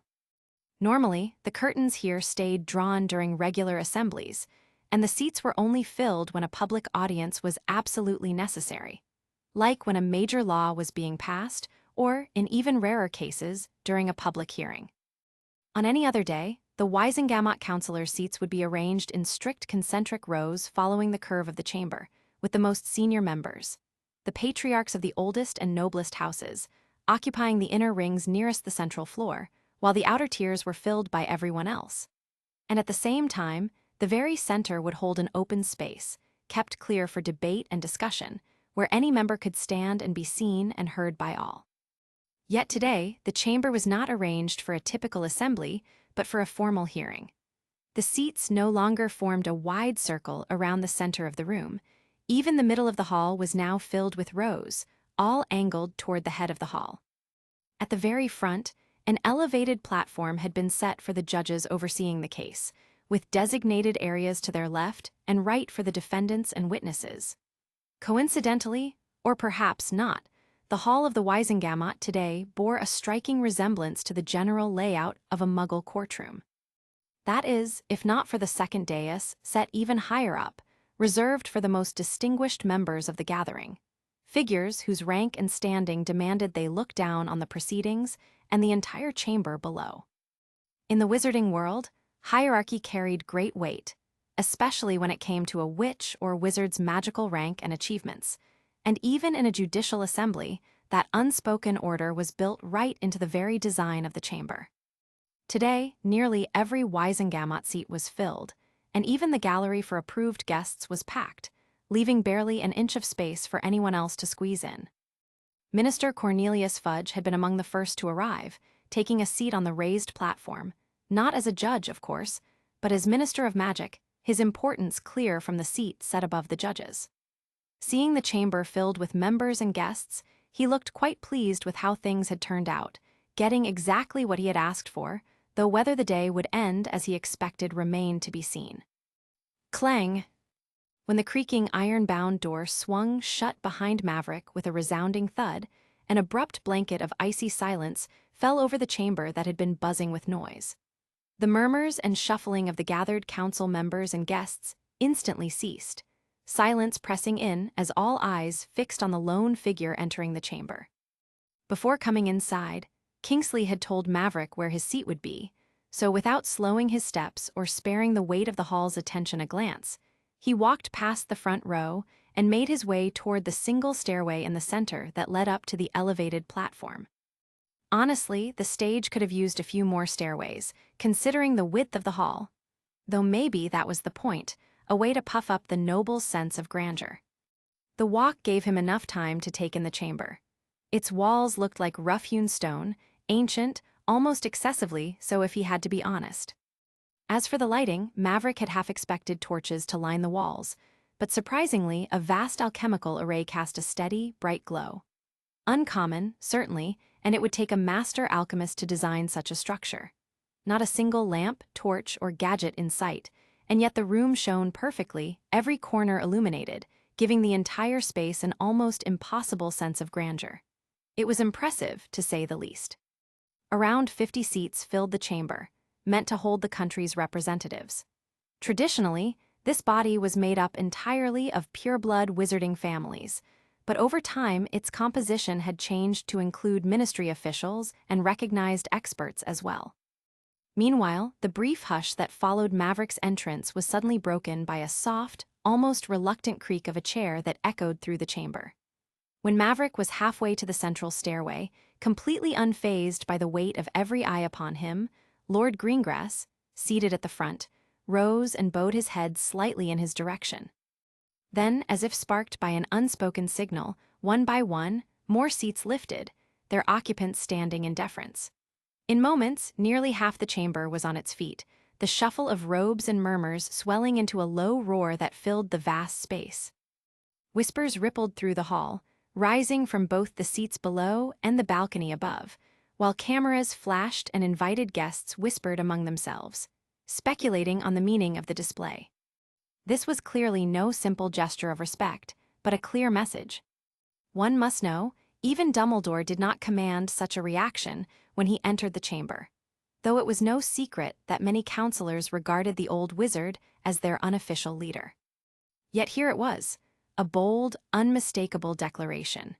A clear message to everyone present that this young man, who had been making headlines without pause, had now stepped squarely into the political arena as well.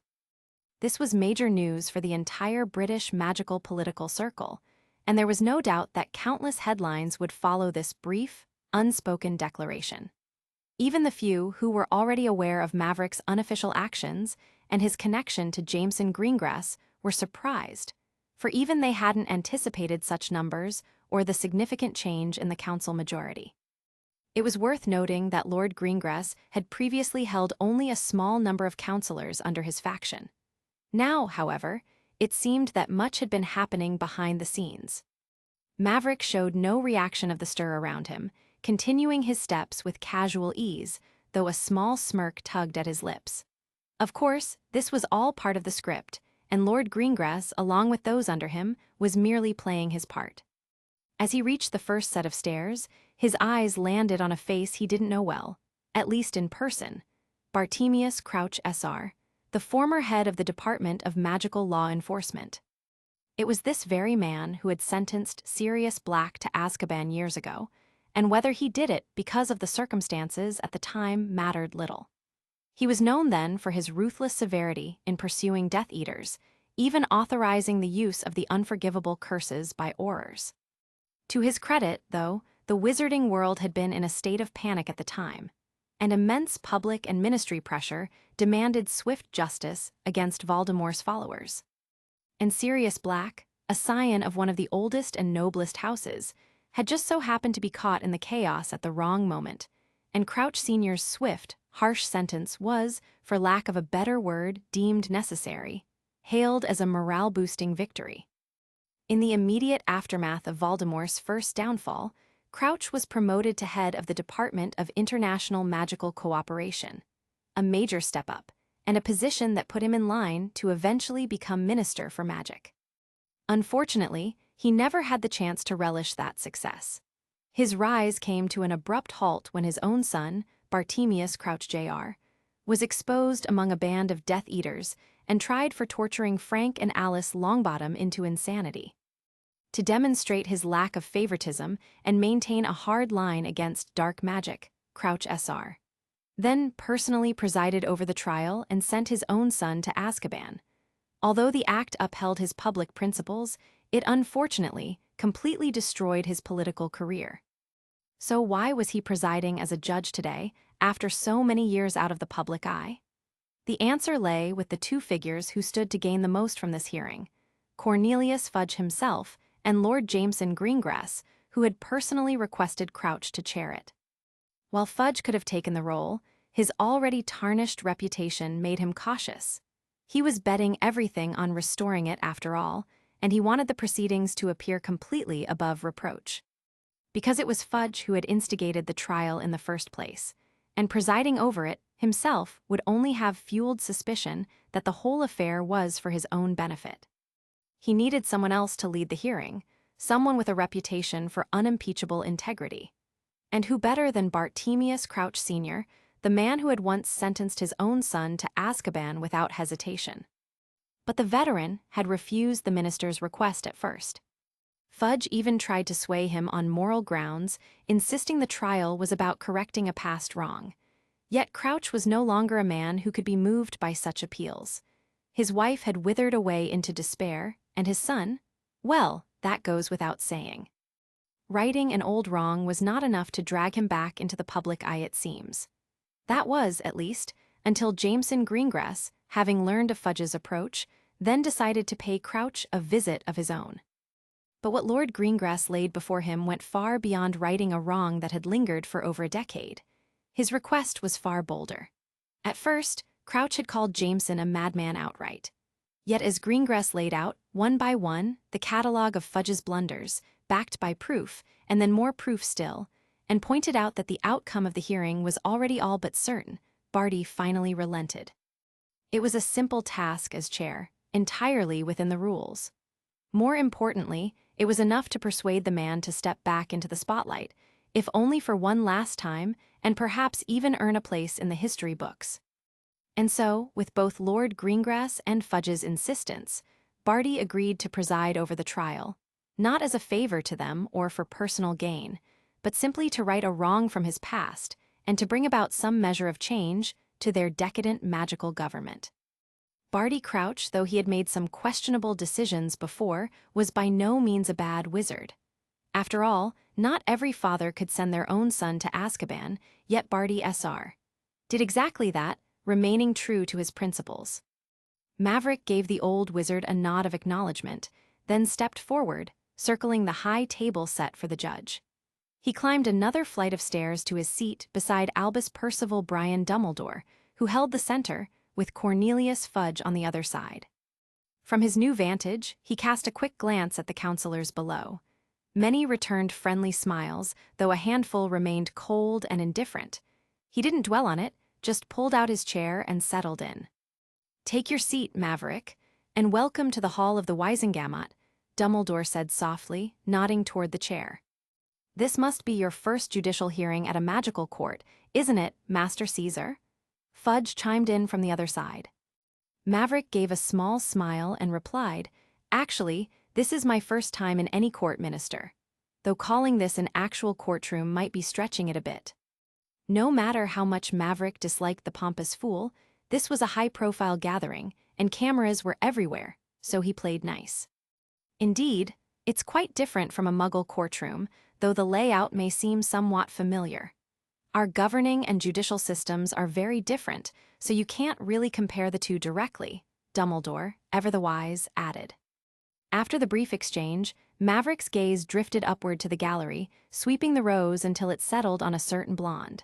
She stood with her crew, poised to capture every twist and turn of the trial for broadcast to homes, offices, and public stations across the country. He offered a faint, knowing smile. The whispers in the hall had grown louder now, counselors pointing and murmuring among themselves, while the reporters above went into a frenzy, cameras flashing in rapid succession. Maverick then turned back to Dumbledore, asking a few quiet questions about the hall, the counselors, and clearing up some lingering doubts. Minutes passed in this quiet tension, and by then the last empty seats were also taken. Finally, Fudge cleared his throat and called down to Barty below. "Barty, let us proceed." Chapter 213, The Trial and the Turmoil VI, ch. 233. "Let us begin," Bartemius Crouch announced, his voice cold and clipped, magnified by the chamber's enchantments until it rolled across the hall and pressed the gathering into silence. "The public hearing of the 28th of December is hereby called to order." The file cracked open in his hands, and he fixed his eyes on the parchment in rigid concentration. Presiding adjudicator, Bartemius Crouch, formerly head of the Department of International Magical Cooperation and formerly head of the Department of Magical Law Enforcement. Chief interrogators, Albus Percival Wulfric Brian Dumbledore, Archmage of the Wisengamot and Headmaster of Hogwarts School of Witchcraft and Wizardry. Maverick Caesar, Archmage of the Wisengamot, Master Alchemist and Professor at Hogwarts School of Witchcraft and Wizardry. Cornelius Oswald Fudge, Minister for Magic, and myself, Bartemius Crouch, serving as Chief Adjudicator for this hearing. Interrogators, all acting councillors of the British Wisengamot, in full assembly. He let the formalities settle before continuing, his voice hardening.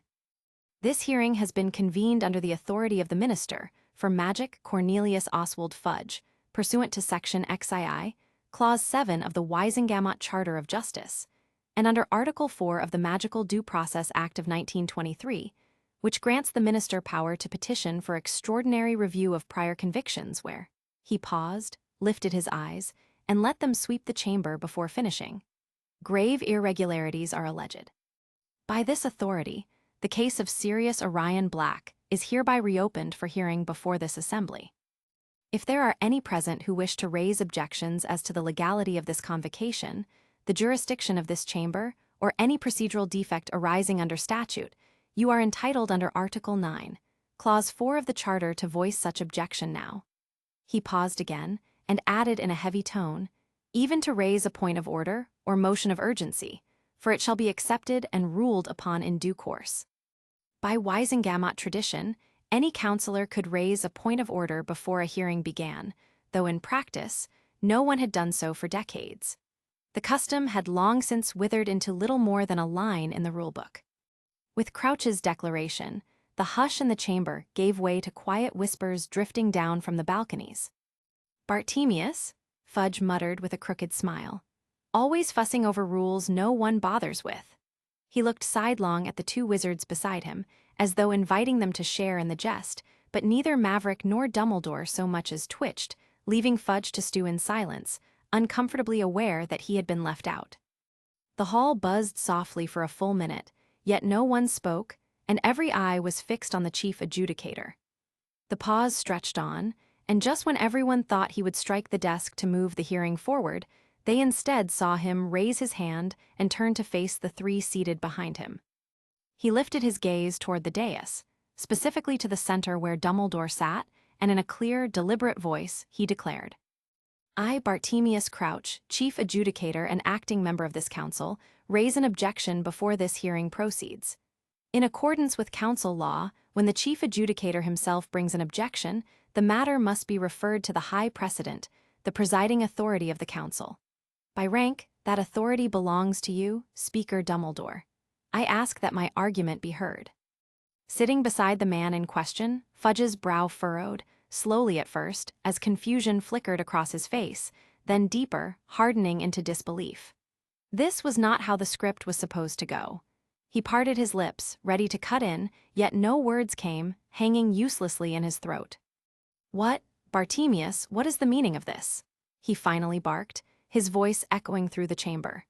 Fury and confusion laced every syllable as he leaned forward, glaring at Crouch, because he had a bad feeling, a very bad feeling that the tide of the chamber was about to change, and it would be directly against him. But Crouch didn't so much as glance at him. His eyes stayed locked on Dumbledore, treating the minister's outburst as nothing more than background noise. A ripple of murmurs coursed through the hall. Councillors shifted in their seats, whispering rapidly to one another, while the reporters above scrambled to catch every second. The hearing hadn't even started, yet already it was unfolding like a play too dramatic to miss. Just as Fudge was about to bark another command, Dumbledore, seated to Maverick's right, gave a subtle nod. With a graceful wave of his hand, a small hammer and tapping instrument materialized before him. "Very well," Dumbledore said softly. Though scarcely above a murmur, his voice carried with it a quiet authority that filled the hall. The chamber fell into a tense hush once again. The temporary change of adjudication was now clear to everyone, and all eyes, curious, eager, or suspicious, fixed on Crouch. Then, amid the expectant faces of counselors and guests alike, he finally began to speak. "Your Excellency, I, Bartemius Crouch, under Article 9, Clause 4 of the Charter, hereby raise a point of order in urgency against Cornelius Oswald Fudge, Minister for Magic, accusing him of abusing his authority on multiple occasions during his tenure. I therefore call upon this council to consider a vote of no confidence." The words struck the hall like lightning, before a louder, more frantic shout thundered across the chamber. "This is preposterous." Fudge shot to his feet, his face crimson, jowls quivering. "How dare you, Bartemius? I dragged you out of disgrace, gave you the chance to crawl back into public life, and this is how you repay me." He jabbed his finger wildly at Crouch, then swung it across the hall, pointing at everyone and no one at once, his voice breaking with rage. "I will not stand for this mockery." Spittle flew as he whirled toward his right. "Dumbledore," he roared, "I demand, under my full authority as Minister of Magic and High Counselor of this Assembly, that this farce be ended at once, and that Bartemius Crouch be thrown from this hall immediately." Gasps rippled through the chamber like a crashing wave. Murmurs rose in every direction, spreading like wildfire until the whole hall seemed to tremble with voices. From the press gallery above, reporters nearly leapt from their seats, quills scratching across parchment with feverish speed, eyes glittering with the thrill of scandal. The trial of Sirius Black, the very reason this assembly had been called, seemed, in that instant, all but forgotten. "You are but one, Cornelius," Crouch shot back coldly, turning toward the dais. "Unless both speakers agree with you, you cannot halt this proceeding. Furthermore, my point of order in urgency does not fall within the minister's prerogative to quash. You have no legal right to stop it." "Enough," Fudge roared again, his fists shaking as he spun to Dumbledore. "Dumbledore, I demand this nonsense be struck down now." "The point of order in urgency does indeed stand, Cornelius. It does not fall within ministerial discretion to dismiss it." Dumbledore did not flinch at the minister's tantrum. He inclined his head ever so slightly, letting his calm, steady voice carry over the rising clamor. "You would be wise to sit down." "You." If looks could harm, both Crouch and Dumbledore would have been in serious trouble by now, because Fudge's face had turned a deep, furious red at this point. He opened his mouth, ready to unleash a torrent of rage, but before he could, the only one at their table who had remained silent until this point, sitting like an amused observer, finally spoke. "Minister," Maverick glanced at the fat man and gave a slight gesture to sit. "For a vote of no confidence, doesn't it require half the assembly plus one to pass? Why make such a fuss?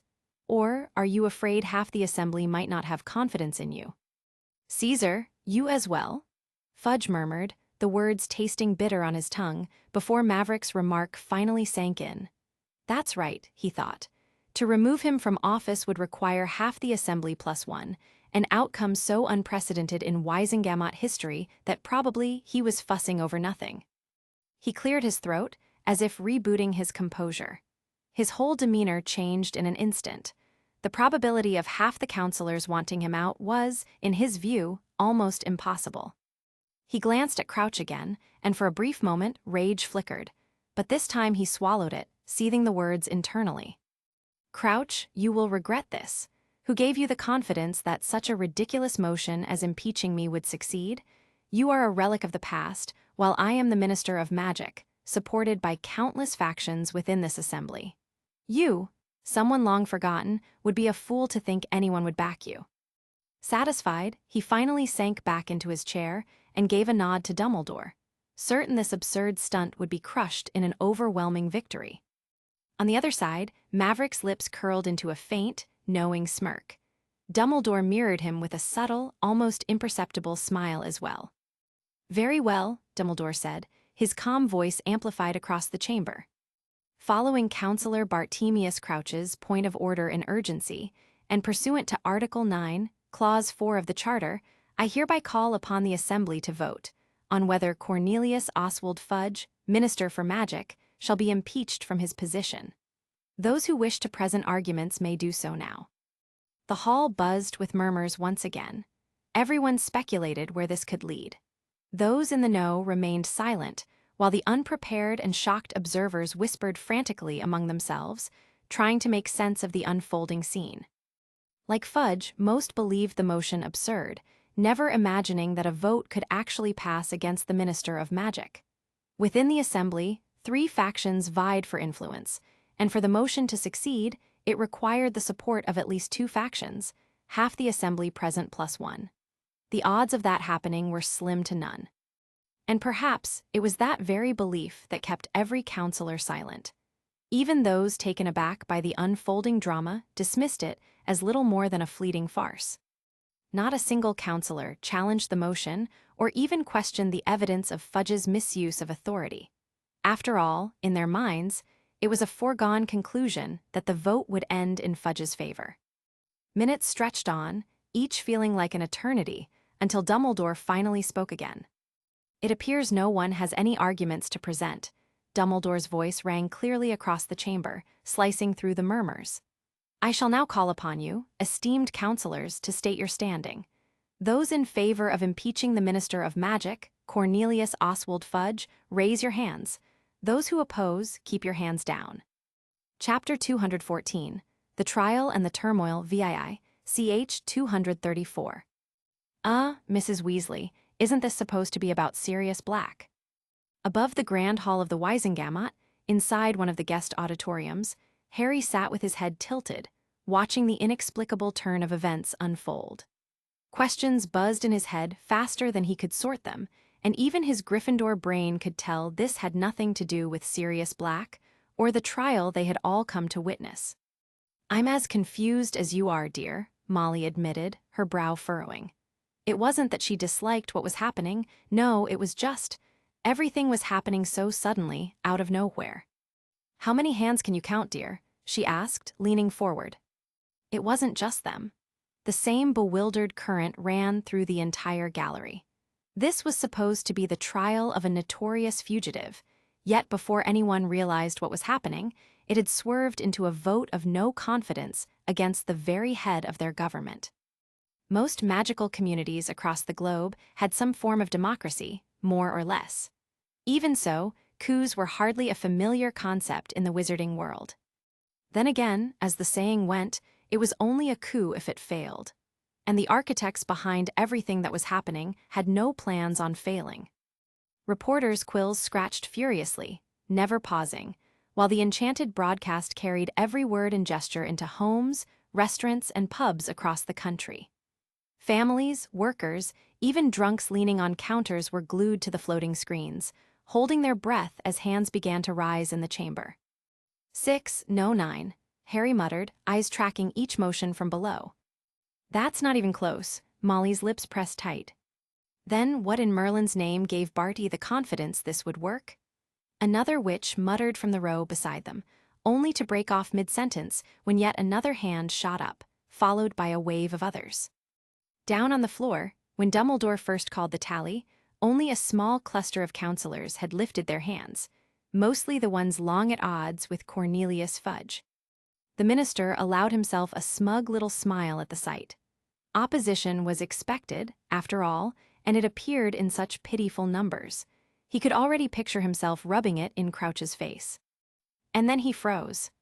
His eyes widened as the next hand shot up, for it was none other than Lord Jameson Greengrass, leader of a whole large faction within the Assembly. His blood ran cold as a storm of doubts crashed through his head. It was Jameson who urged me to hold a public hearing, wasn't it? So why? No. He realized, as a thought struck him. It was me. I was the one who went out of my way to arrange this public hearing, all because Lord Greengrass dangled the so-called chance to clear my muddy image. Cold sweat trickled down his temples as hand after hand followed Greengrass's lead. 10, 14, 20.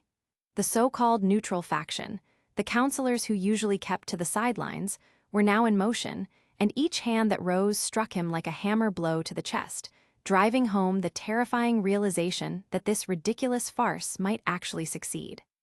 Had he been played from the very start? He was already on his feet, hands braced against the table, eyes bulging as he counted the hands raised in the air. There were 59 seats in total, including his own and the 2 high counselors, and the count had already reached 27. Just 3 more votes. His mouth went dry at how close he was to losing everything. Mechanically, he turned to Crouch and saw him furrowing his brow, seemingly not satisfied. Yes, he thought, the number had to reach 30. Not 27, not 28, not even 29. From the looks of it, no more hands were going up. Even Dumbledore and Caesar seemed content to sit this one out. Thank Merlin. Just as a smug smile began to curl at the corner of his lips again, a fresh ripple of gasps from the gallery above made him snap his head upward, then back down, but no one else had raised their hands. Which meant... From the corner of his eye, he caught movement. Dumbledore and Caesar, who just moments ago he had thought would sit this one out, had now raised their hands. No. What is the meaning of this? He spat, the words practically strangling their way out of him. More gasps erupted from the gallery, and he instinctively whipped his head around once again. His eyes nearly bulged from their sockets as the full scope of what was happening slammed into him. His legs went numb, and he slumped down, opening and closing his mouth like a fish, desperate to speak but utterly unable to find words. In front of him was a sea of hands, easily over 2/3 of the entire assembly. Even some of his own sponsors, pureblood fanatics who had maintained a good relationship with him, had raised their hands, declaring their stance that they no longer supported him. How could this be happening? This is a conspiracy, it has to be, Fudge bellowed, his voice cracking. I will not accept this, I have been tricked. He jabbed a finger toward Bartemius Crouch, who now wore a faint, almost smug smile, then frantically swung his hand to the sea of raised counselors, and finally toward Dumbledore and Maverick beside him. You're all in on this. This is a conspiracy, I tell you. I will not accept this. His frantic wailing echoed off the chamber walls, mingling with the relentless clicks of cameras from the gallery above. Cornelius, accept the facts. Dumbledore sought to make the maddening minister see reason, to pour some sense into him, but he was cut off. No, I will not, Fudge roared, spinning to face the hall. I will not accept this. Maverick shook his head, watching the idiot lose control. The fat man's shouting carried no weight now, the outcome was already sealed, and besides, he was far too close, and his sheer volume was grating. Seconds crawled by, and Fudge's frantic wailing filled the chamber, but time spared no one. At last, the period allotted for the vote came to an end. Cornelius Fudge, the Minister of Magic, now sat slumped, eyes wide and hollow, like a desperate child who had just lost his most treasured toy. At least, for now, he had finally shut up. Meanwhile, Dumbledore was on his feet, and the buzz in the hall fell into a tense, expectant silence. Before the hundreds gathered in the chamber, and the countless others watching live across the country, the old wizard lifted the ceremonial hammer with deliberate care and brought it down 3 times. Each resounding strike echoed through the hall, commanding attention and reverence. Esteemed counselors, Dumbledore's voice rang out, measured and solemn. Having tallied the votes in accordance with Article 9, Clause 4 of the Charter, the Assembly has rendered its decision. By the supermajority of the Council, Cornelius Oswald Fudge is hereby removed from his position as Minister for Magic. He turned slightly, signaling to the security aurors to come forward. Kindly escort the former Minister of Magic to a healer, he said calmly. It seems the burdens of office have taken too great a toll. Although Cornelius Fudge had been escorted from the Wisengamot chamber, it did not mean he was barred from returning. He still held his seat as a counselor. Only now, he would no longer gaze down from the highest chair upon the assembly. Once Fudge had been escorted away, Dumbledore stood, letting his presence fill the chamber. Raising a hand, his eyes traveled slowly over the counselors and the spectators above until silence settled like a soft cloak over the room. Today marks a turning point in the history of this council, he said, his voice carrying clearly without force. We have borne witness to an important moment, my esteemed counselors, yet more than that, we have affirmed a great truth, and that is no seat, no office stands higher than the law itself. So let this serve as a reminder. Power is not a prize to hoard, nor a shield to hide behind. It is a responsibility entrusted to us for the good of all, and none stand above it, not even a minister. He inclined his head slightly, then turned his gaze back to Bartemius on the elevated seat just below him. With that, I yield the remainder of today's proceedings to Counselor Bartemius Crouch, chief adjudicator for this assembly, who will guide us forward in proper order. What followed had still nothing to do with Sirius Black. When the post of Minister of Magic became vacant, whether by resignation, death, or a vote of no confidence, wizarding law in Britain required that the position be filled as soon as possible. And yes, it was an appointment, not a direct election by the public in the same way a Muggle Prime Minister or President might be chosen. Potential candidates were selected by the councillors themselves and presented to the Wisengamot, provided at least 80% of councillors were in attendance. Most often, candidates came either from within the ranks of the Wisengamot or from senior positions in the ministry. And once the names were presented, the assembly would vote for their preferred choice. There was no required percentage to win. Simply, the candidate with the highest number of votes secures the position. And if a tie ever occurred, then the two highest voted candidates would face a revote, with the winner finally appointed as Minister of Magic. While the public did not vote directly, their opinion remained crucial, acting as a de facto check on the Wisengamot's power. A minister needs public support to be effective, and without it, they risked being removed. In the original timeline also, Cornelius Fudge had eventually been forced out for precisely that reason. He lost the public's confidence with his handling of the Voldemort crisis. Finally, there was no fixed term for an acting minister. One could remain in office indefinitely, so long as they retained the confidence of both the Wisengamot and the public. For Bartemius Crouch, the process of appointing a minister seemed entirely familiar. Without any delay, he opened the floor for councillors to present their candidates, and in under an hour, with no objections from any party, the names were laid out on the table. One name, of course, was Lord Jameson Greengrass. Another came from the pure-blood fanatic faction. And the final name, much to Maverick's quiet amusement, was Dolor's Umbridge, the undersecretary to the former Minister of Magic. From the start of the assembly, impeaching Fudge and selecting candidates for the next minister, it had already been 2 hours. Yet, no one complained. From the guest auditoriums, the atmosphere remained lively, reporters busy capturing every detail, and attendees enthusiastically debating the potential outcome. Next came the highlight of the day, Bartemius announcing the candidates for the next Minister of Magic. The hall buzzed when Lord Greengrass's name was called, with plenty of applause from the auditorium signaling obvious approval. The second candidate drew far less attention, and as for Umbridge, well, it seemed no one even bothered to care. Finally, when the vote was tallied, Lord Greengrass emerged with the most votes in an overwhelming turnout, a clear supermajority. And, coincidentally or not, his total matched exactly the number of votes that had impeached Cornelius Fudge. And thus, on that day, 28th of December, 1993, a new Minister of Magic was appointed, taking the helm of the British magical government. Chapter 215, The Trial and the Turmoil VII, ch. 235. Step. Jameson Greengrass, Lord of the most ancient and noble house of Greengrass, climbed the short flight of stairs with measured poise, the thunder of applause swelling through the hall as he moved toward what was now rightfully his, a seat of power in the assembly of the Wisengamot. No longer was he simply the head of a noble house or just another councillor among Britain's magical representatives. Today, he stood at the pinnacle of power, the most coveted seat in all of wizarding politics, the head of government itself, the Minister of Magic. Yet it wasn't the wealth, nor the power to command armies and galleons with a single word, that made his pulse race.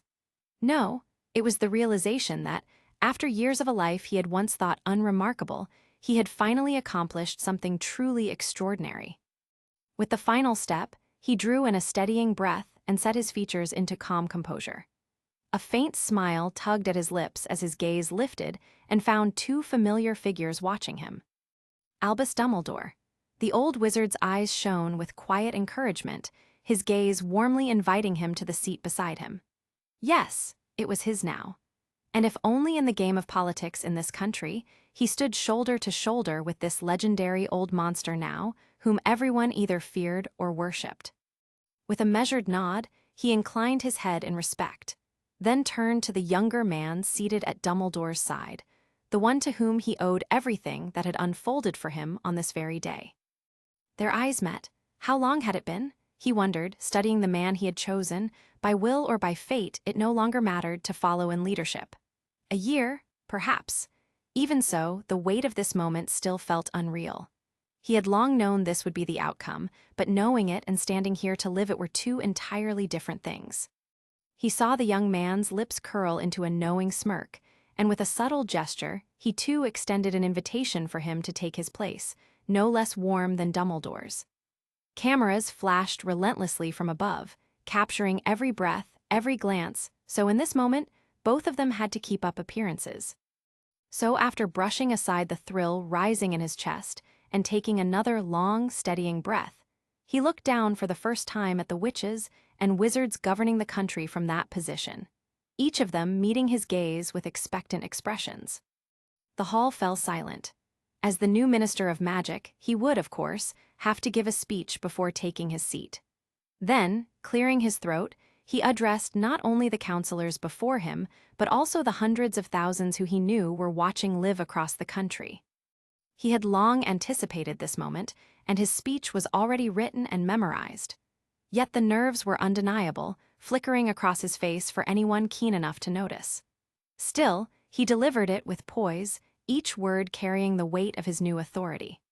Finally, with the last syllable leaving his lips, he lowered himself into the seat beside the two archmages, allowing the adjudicator below him to carry on with the rest of the proceedings.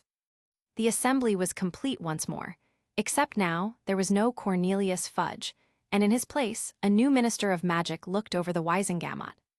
"Let's begin," Bartemius Crouch announced for the second time today, his voice cutting through the hall and forcing the murmurs into silence. He moved briskly through the formalities of the matter at hand, and to the relief of many, it was finally the issue for which the assembly had truly gathered. Only the journalists slumped in their seats, shoulders sagging as they realized there would be no further scandals to feast on today. With Barty's command, the iron gates on either side of the chamber rattled open, their grinding echo bouncing off the high stone walls. Chains scraped harshly across the floor as oars pulled the prisoners forward. Moments later, two figures emerged, Sirius Black, dressed surprisingly well for a so-called fugitive on the run, and Peter Pettigrew, by contrast, in ragged clothes that made him look more like a homeless beggar dragged in off the streets. Both were hauled into the open and shoved toward the defendant's dock at the center of the chamber.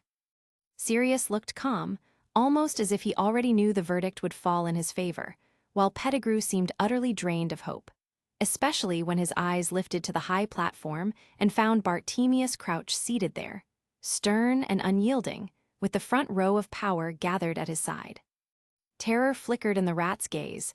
After all, this was the man who had once sentenced his own son to life in Azkaban. If Crouch could do that to Blood, what chance did he have? The noise around the chamber swelled, whispers and murmurs rising like a tide crashing against the stone walls. From the auditorium, countless glares bore down on the two suspects, raw anger written across every face. After all, the Potters were one of the most respected noble families in Britain, with ties that reached into nearly every house present.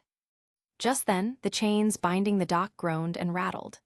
Peter flinched at the sound, and his head snapped towards Sirius Black, only to meet eyes blazing with unfiltered murderous intent. "Wretched traitor? Scum!" Sirius roared, spitting toward the dock where Pettigrew sat trembling. His voice boomed like thunder, but immediately the oarers stationed near his dock raised their wands, a silent warning that one more outburst would earn him a spellfire. Grudgingly, Sirius forced himself to stay still, recalling all the advice Maverick and Ali had drilled into him, and only then did he manage to calm down.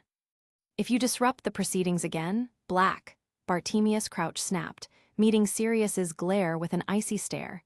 Then, guilty or not, I'll throw you straight back into Azkaban without hesitation. With that warning, Crouch drew a file from the stack before him, letting his voice cut through the chamber. Trial of the 28th of December. The defendants, Sirius Orion Black and Peter Pettigrew. His eyes left the parchment and fixed upon the two men shackled in the chains.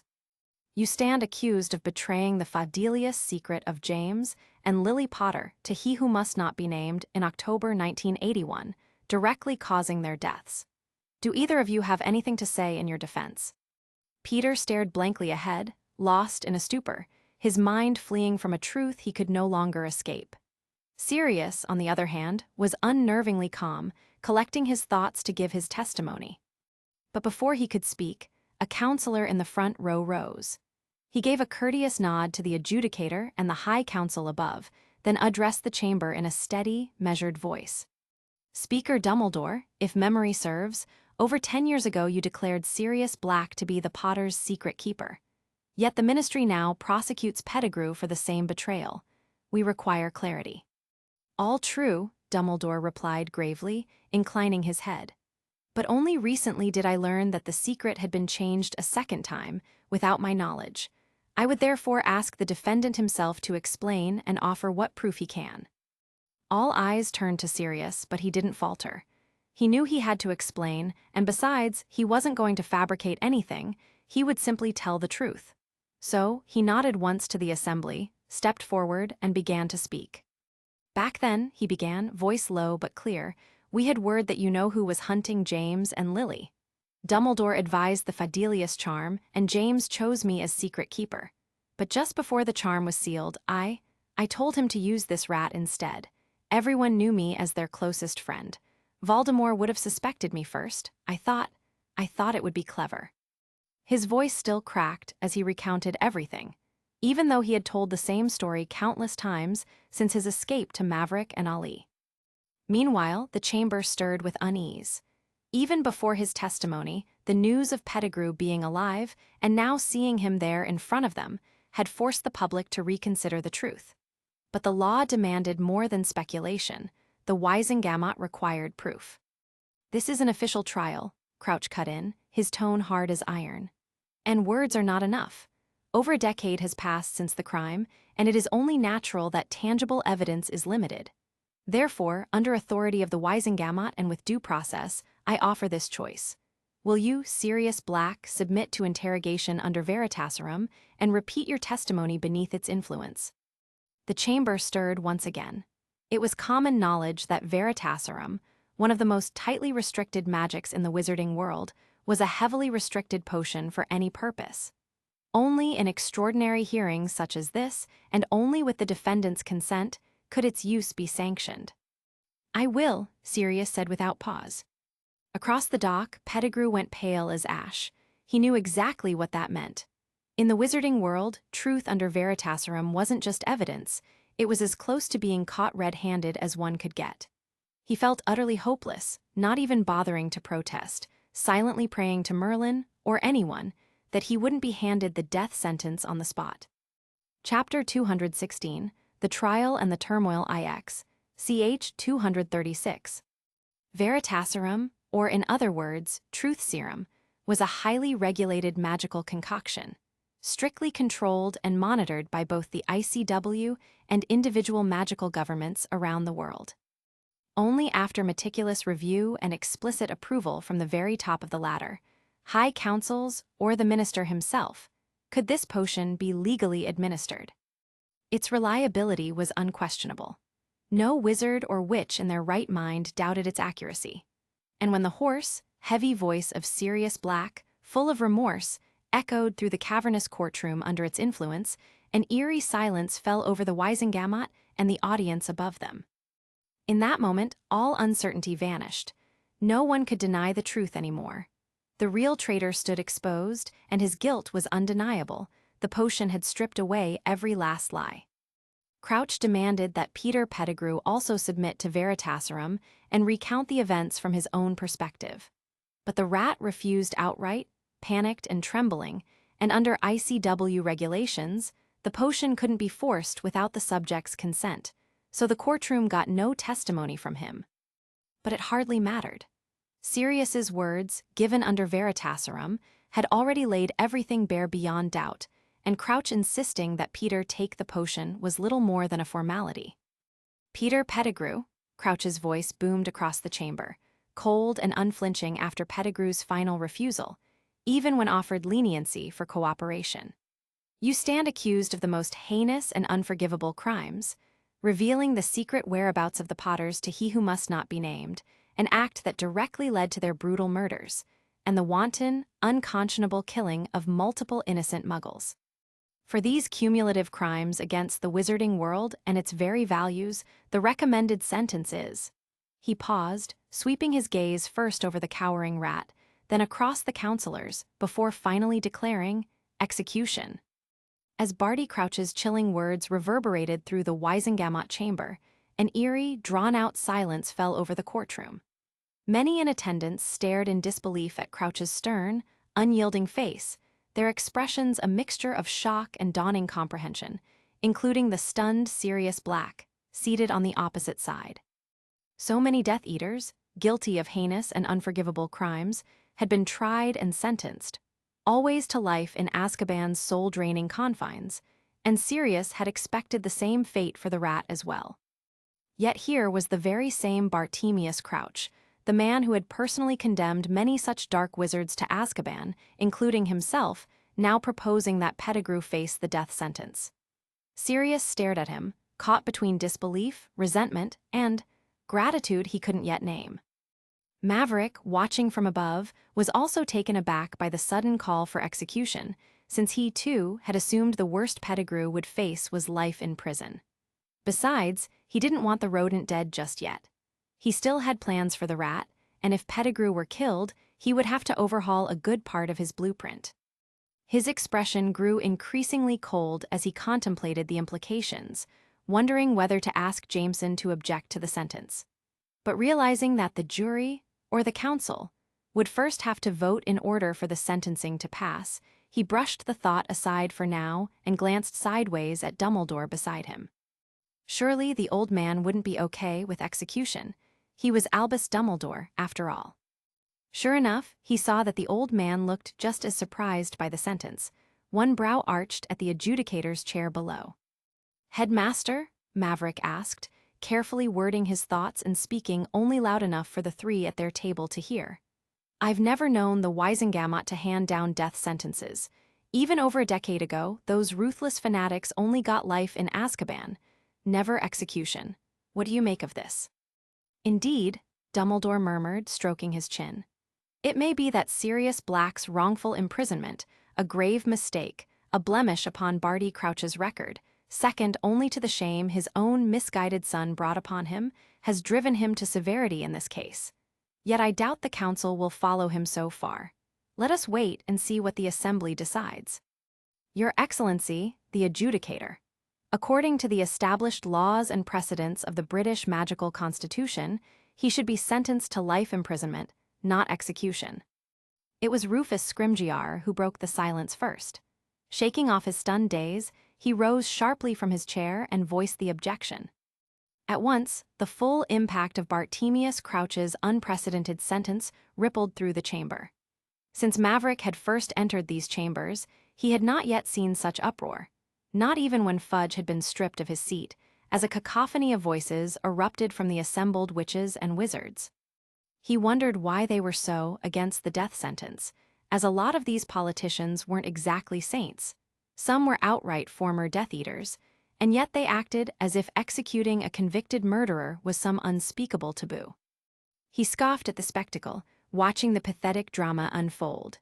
Politicians were all the same, muggle or magical, always trying to put on a saintly face. "What is your opinion on this matter, Speaker Dumbledore? Will the council approve? Or," Lord Greengrass also inquired, his gaze flicking briefly toward Maverick. Jameson was fully aware of Maverick's plans for Peter Pettigrew, what had been arranged for the rat once he was sentenced to life in Azkaban. But with Dumbledore present, he couldn't speak his mind freely. Nonetheless, he wasn't worried. because from the looks of it, Crouch's recommended sentence wouldn't pass, and Pettigrew would likely receive life imprisonment instead, just as Maverick had expected.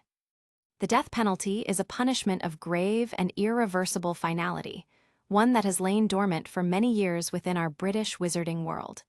To set such a precedent with Peter Pettigrew would be to invite a torrent of unforeseen consequences and bitter controversies, burdens that, I fear, you, Mr. Minister, could ill afford. Headmaster is right, Jameson, Maverick added. If I were you, I wouldn't risk letting this happen, not with laws so loose and full of loopholes in the Constitution. There's a high chance more cases like this could follow. You're right, the new Minister of Magic murmured after a moment's thought. But just as he was about to raise an objection, Barty had swiftly cut him off. Perhaps he had noticed, from the corner of his eye, the discussion unfolding, the frown on Lord Greengrass's face, and guessed the minister might take a controversial stance. Better to get it over with quickly, Barty decided, and with an insistent gesture, he called for an immediate vote from the assembled council members, allowing no further discourse or debate on the matter. Now, let the esteemed members of the council cast their votes without further delay. And sure enough, barely any of the councillors raised their hands in favor of the death sentence. Only a handful did, mostly those considered radicals when it came to notions of right and wrong. Needless to say, none of the pureblood fanatics' hands went up. They certainly didn't want to be next in line if, somehow, they were to face such a trial in the future. But Bartemius Crouch didn't seem unhappy with the outcome, almost as if he had expected it. Or perhaps, this was merely a performance. Barty Crouch never truly expected the members of the Wisengamot to approve execution for Peter Pettigrew. He only wanted to assert his firm stance. Meanwhile, Pettigrew's muddled mind finally began to clear as the implications sank in. He covered his face with trembling hands, not daring to look but too afraid to hear the outcome, wanting to know first. Fortunately for him, his miserable life was spared, for now, and his wailing subsided, if only momentarily. Very well then, Barty Crouch declared, his stern face betraying no hint of emotion or disappointment at the outcome. Those in favor of sentencing Peter Pettigrew to lifelong imprisonment, raise your hands accordingly. This time, the vast majority of the Wisengamot raised their hands in solemn affirmation, supporting the more measured proposal of a lifetime behind bars for the rodent. Upon witnessing this, Peter broke into wails once more, not out of fear of execution this time, but out of sheer terror at the thought of spending the rest of his life under the merciless watch of Dementors. With the council having decided his fate, the rat was promptly seized and dragged away by the grim-faced Aurors who had been guarding him, to be escorted first to the chamber that housed the portkey to Azkaban. Now that Peter's fate had been settled, it was time for the sentencing of Sirius Black. After all, he was still a convicted criminal. Maverick, watching from above, had assumed the trial would wrap up quickly now that Peter Pettigrew, the true traitor, had been sentenced to life in Azkaban. All that remained was to clear Black of the wrongful charges against him. But Bartemius Crouch SR seemed to have other ideas and suddenly changed gears, unveiling a brand new accusation aimed squarely at Sirius Black. Sirius Black, he said, turning his stern gaze on the dejected figure, although your wrongful imprisonment was a grave mistake by the Ministry, that does not absolve you of all crime, nor excuse you from accountability. Therefore, you shall face an additional charge, brought forth by this seat as Chief Adjudicator, the unlawful study and unauthorized practice of the animagus transformation. Once again, the hall erupted in murmurs, camera flashes, and whispers. To Barty's credit, if one were to ask what most concerned the Ministry of Magic in this affair, it was neither the long-overdue revelation of Sirius Black's innocence nor the exposure of Peter Pettigrew as the true traitor.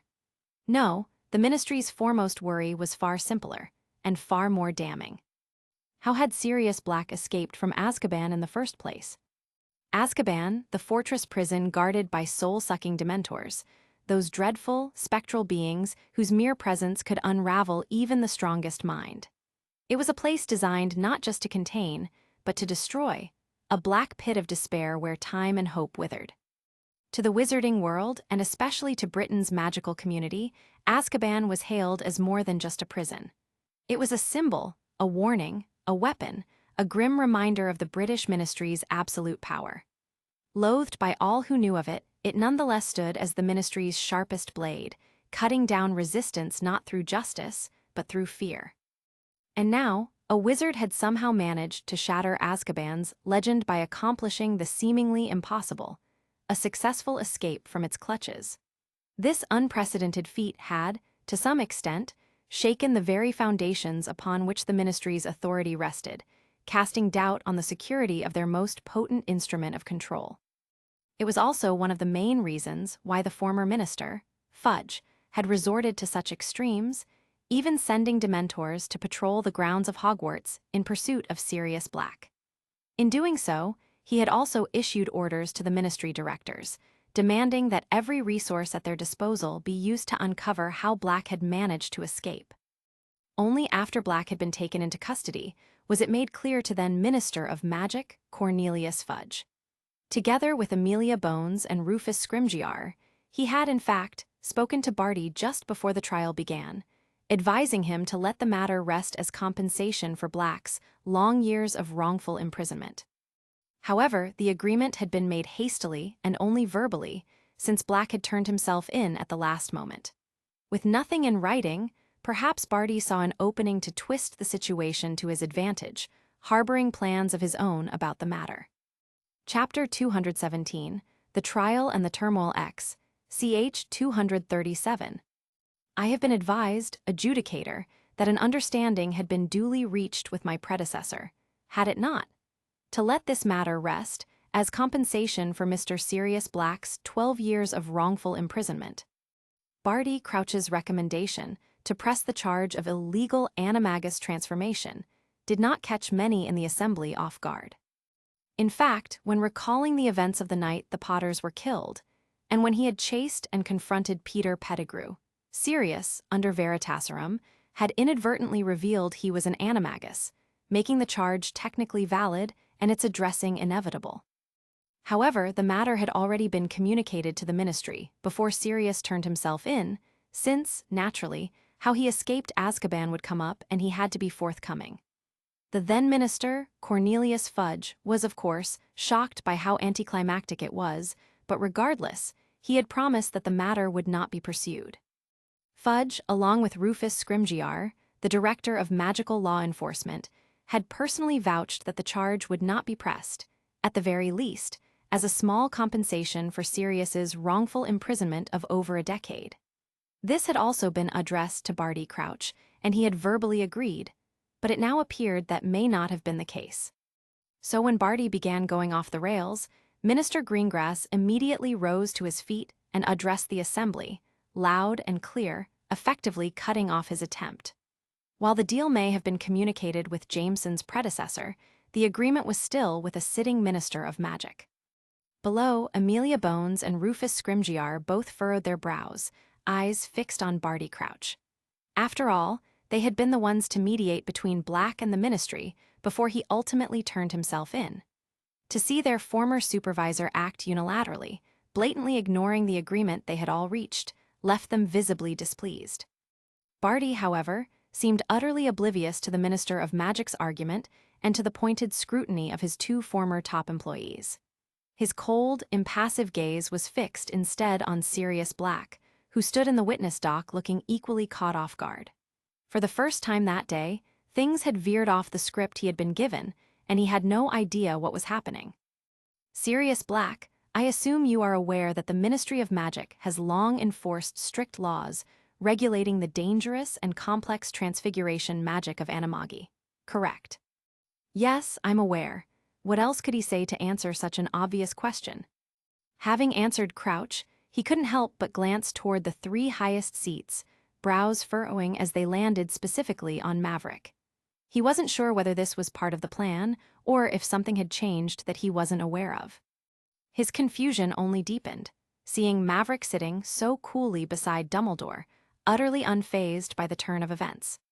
Could it be that I've been set up, he thought, if only for a brief moment. No, that can't be, he quickly brushed the thought aside. Besides, There's no benefit for that kid in this, so this must be a variable in the plan. Sirius racked his brain, trying to make sense of the situation, but nothing came to him, until he heard Minister Jameson Greengrass repeat his earlier remark. Crouch acknowledged the minister this time, at least, but then his face turned sterner than ever before he answered. "The acknowledgement you speak of between Sirius Black and the ministry," he said, turning from Greengrass to Sirius, and finally to the assembly below, "holds no legal weight here, Minister." "Absurd," came the voice of Amelia Bones from below, almost as if she could no longer contain herself. "The courtroom has conducted many such proceedings with convicted criminals," she emphasized, "whether for intelligence or otherwise, and has compensated them by lightening their sentences. In fact, I recall you, Chief Adjudicator, presiding over many such hearings. So why are you being different with this case?" As soon as Amelia finished, Scrimgeour rose next. "I must object as well," he said. "Besides, it is now blatantly obvious that Sirius Black is not guilty, even if the council has not yet voted. And don't forget, we, the ministry, held him captive for 13 years in Azkaban. If anything, this so-called compensation that is overlooking his unregistered animagus status is, quite frankly, a joke in my opinion. 13 whole years we took from him." Following Scrimgeour, more and more councillors rose to their feet, voicing their objections, and Minister Greengrass, having made his point, no longer addressed the assembly. At first, Maverick was taken aback by Crouch's sudden, rogue move, but Dumbledore, wise as ever, seemed to understand the motive behind it, and quietly explained it to himself as the one-sided debate unfolded. Dumbledore believed Crouch basically just wanted to go out with a bang. Unlike Fudge, who had struggled to repair a tarnished reputation, Crouch's name had never truly been sullied, but the stain left by his worthless son simply hit him too hard, affecting his psychological mindset. And he had been brooding over it for more than a decade, and perhaps had moved on, but he had no desire left to remain in politics. At the same time, he didn't want to fade into irrelevance, and he intended his final hearing to be remembered in history. First, he had overseen proceedings when Fudge was impeached, the first time ever a minister had ever been kicked out from the Wisengamot. And now, he was determined to make this final trial as fair as possible, at least from his side. Besides, he knew the council would not vote against Black for something as minor as being an unregistered animagus, especially after being wrongfully imprisoned for over a decade. The only reason he brought it up was to make a point, that he was just and fair as an adjudicator. After the arguments against his recommendation had been voiced by over a dozen councillors, Crouch addressed the assembly once again. "I do not believe there are any substantive issues with the conclusions I have drawn," he began, still pressing. "Perhaps you may think I act out of personal grievance, given that I wrongfully sentenced him to Azkaban, but I ask you all to remember, throughout my long career, there is ample evidence of my consistent and unwavering loathing for those who choose to break the laws we have sworn to uphold. Of course, it is not a problem to waive the charge as compensation for the many years Mr. Black has spent wrongfully in Azkaban. But my point is this: I want it addressed here, rather than brushed under the rug. Lawbreakers, regardless of their position or perceived justification, have always been the object of my deepest scorn." It was just as Dumbledore had guessed. Now, Crouch looked less like a judge, and his actions could only be described as an attempt to redeem himself for past errors while simultaneously scoring points for his image before retirement. Perhaps if Fudge were still the minister, he would have shouted the obvious, but Greengrass let him go on and made no objection once he understood what was happening.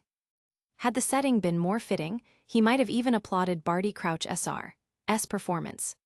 "So I leave the decision to you, esteemed councillors," Crouch continued, his eyes alight with a passion.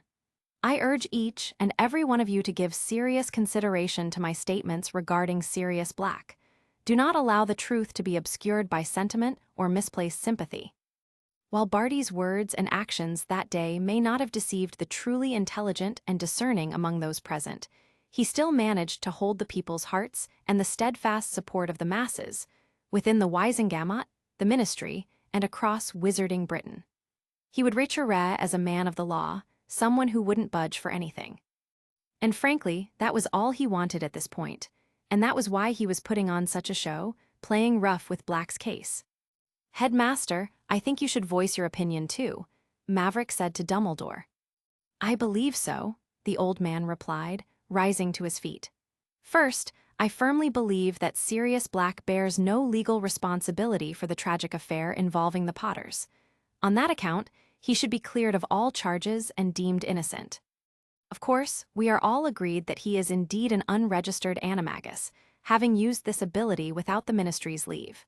Yet, as many of you, esteemed counselors, have already observed, he has borne the weight of 13 years' wrongful imprisonment.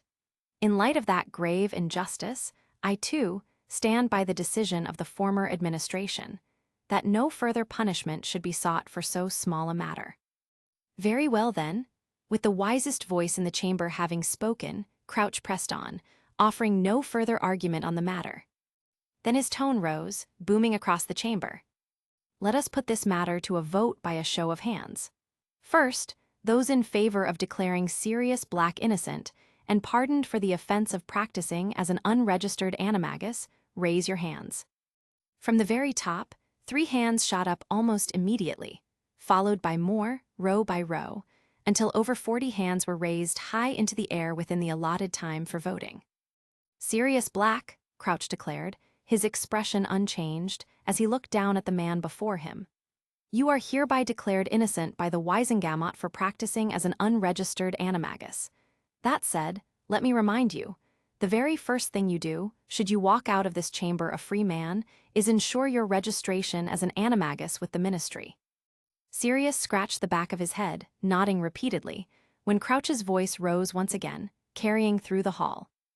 "Next, those in favor of declaring Sirius Black innocent and pardoned of all charges, including, but not limited to, the breach of the Fidelius charm to he who must not be named, the indirect deaths of James and Lily Potter, the deaths of over a dozen innocent muggles, and the destruction of public property, raise your hands."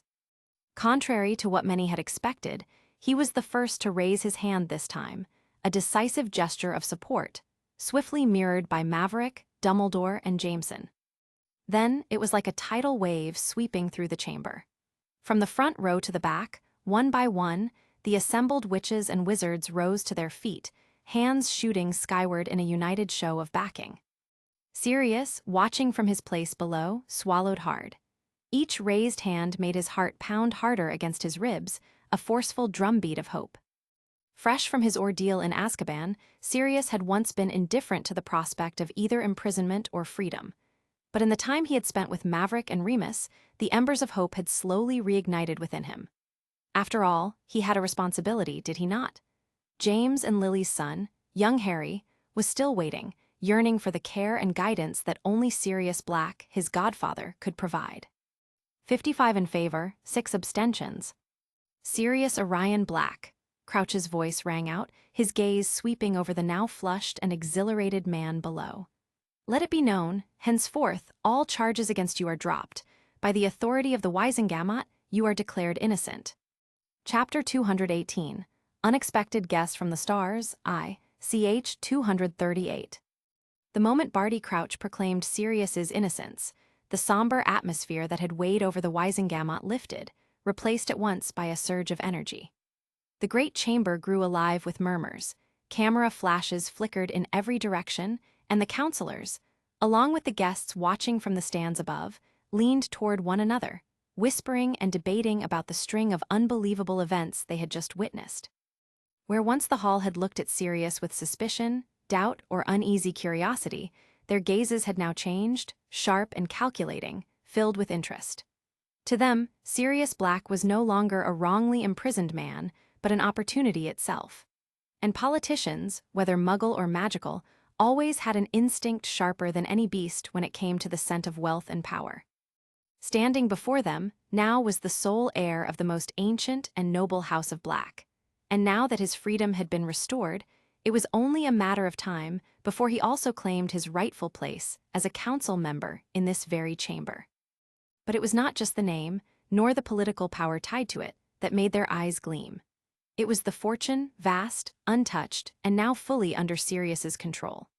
The House of Black, after all, was not only one of the oldest but also perhaps the wealthiest and most aristocratic of all wizarding families in Britain.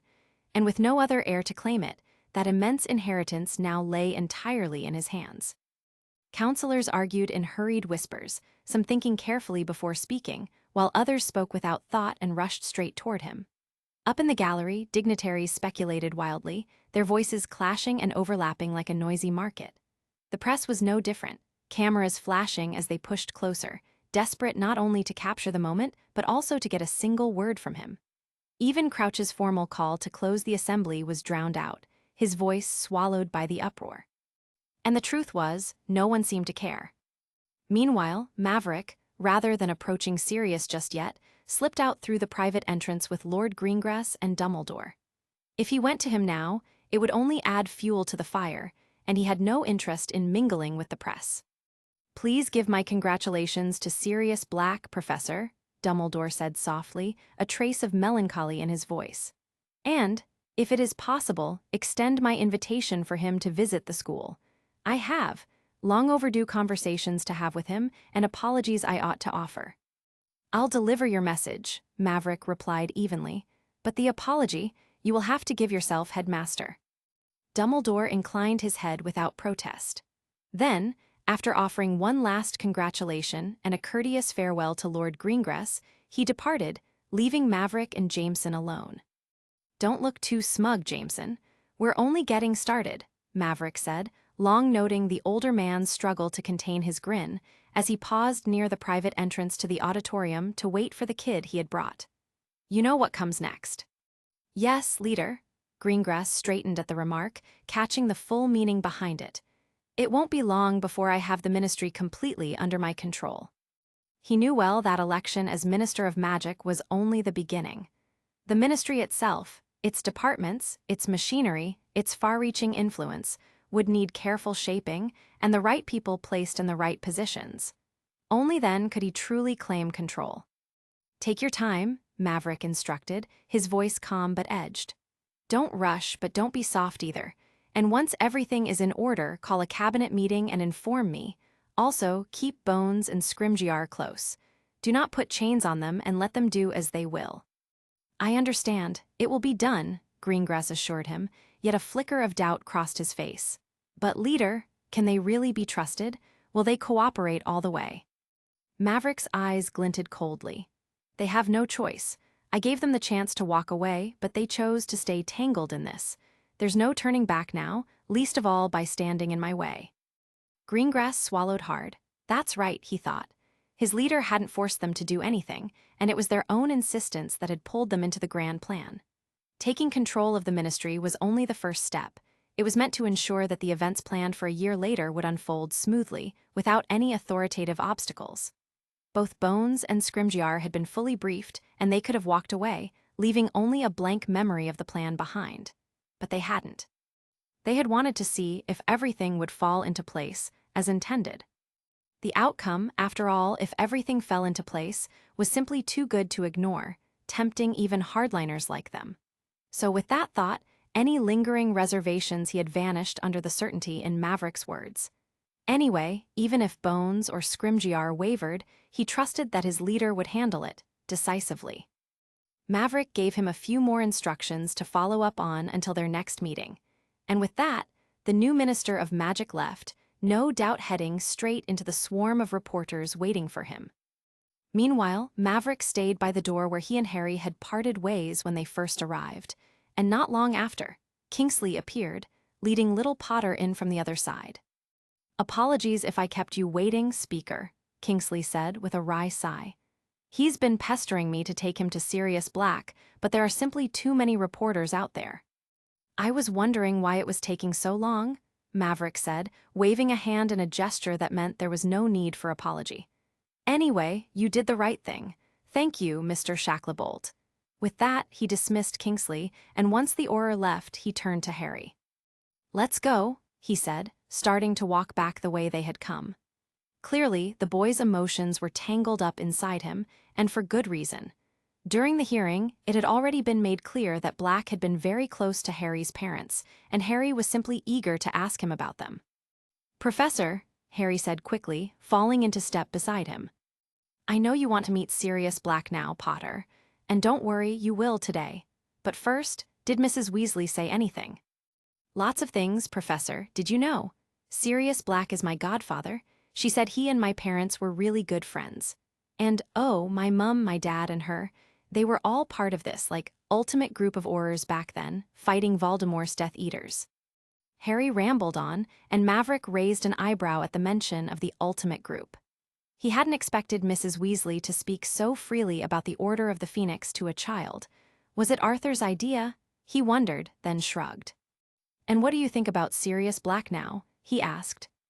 Harry hesitated, then blurted out again, "I want to meet him. I have so many questions about Mum and Dad I need to ask him. Mrs. Weasley said if there's anyone who knows them best, it's Sirius Black. And, even though Aunt Petunia is my family, Sirius Black should be my only magical relative. So I want to know him, to know my parents through him." Well, you can't blame the kid, Maverick thought inwardly. They moved along the corridors and soon reached the VIP elevator, where Maverick first turned them invisible before stepping inside. When they emerged, the ministry was a chaotic mess, crowded with press and the bustling public. And there he was, the man in question, standing in front of his lioness, giving a live interview, while reporters flashed cameras and scribbled notes furiously. Maverick smiled, seeing Isabella living up to her ambition. He wanted to check on her, make sure everything was fine. After all, this was probably the first live event her news network had covered outside of sports. But she was clearly absorbed in the middle of her interview, so he let her be.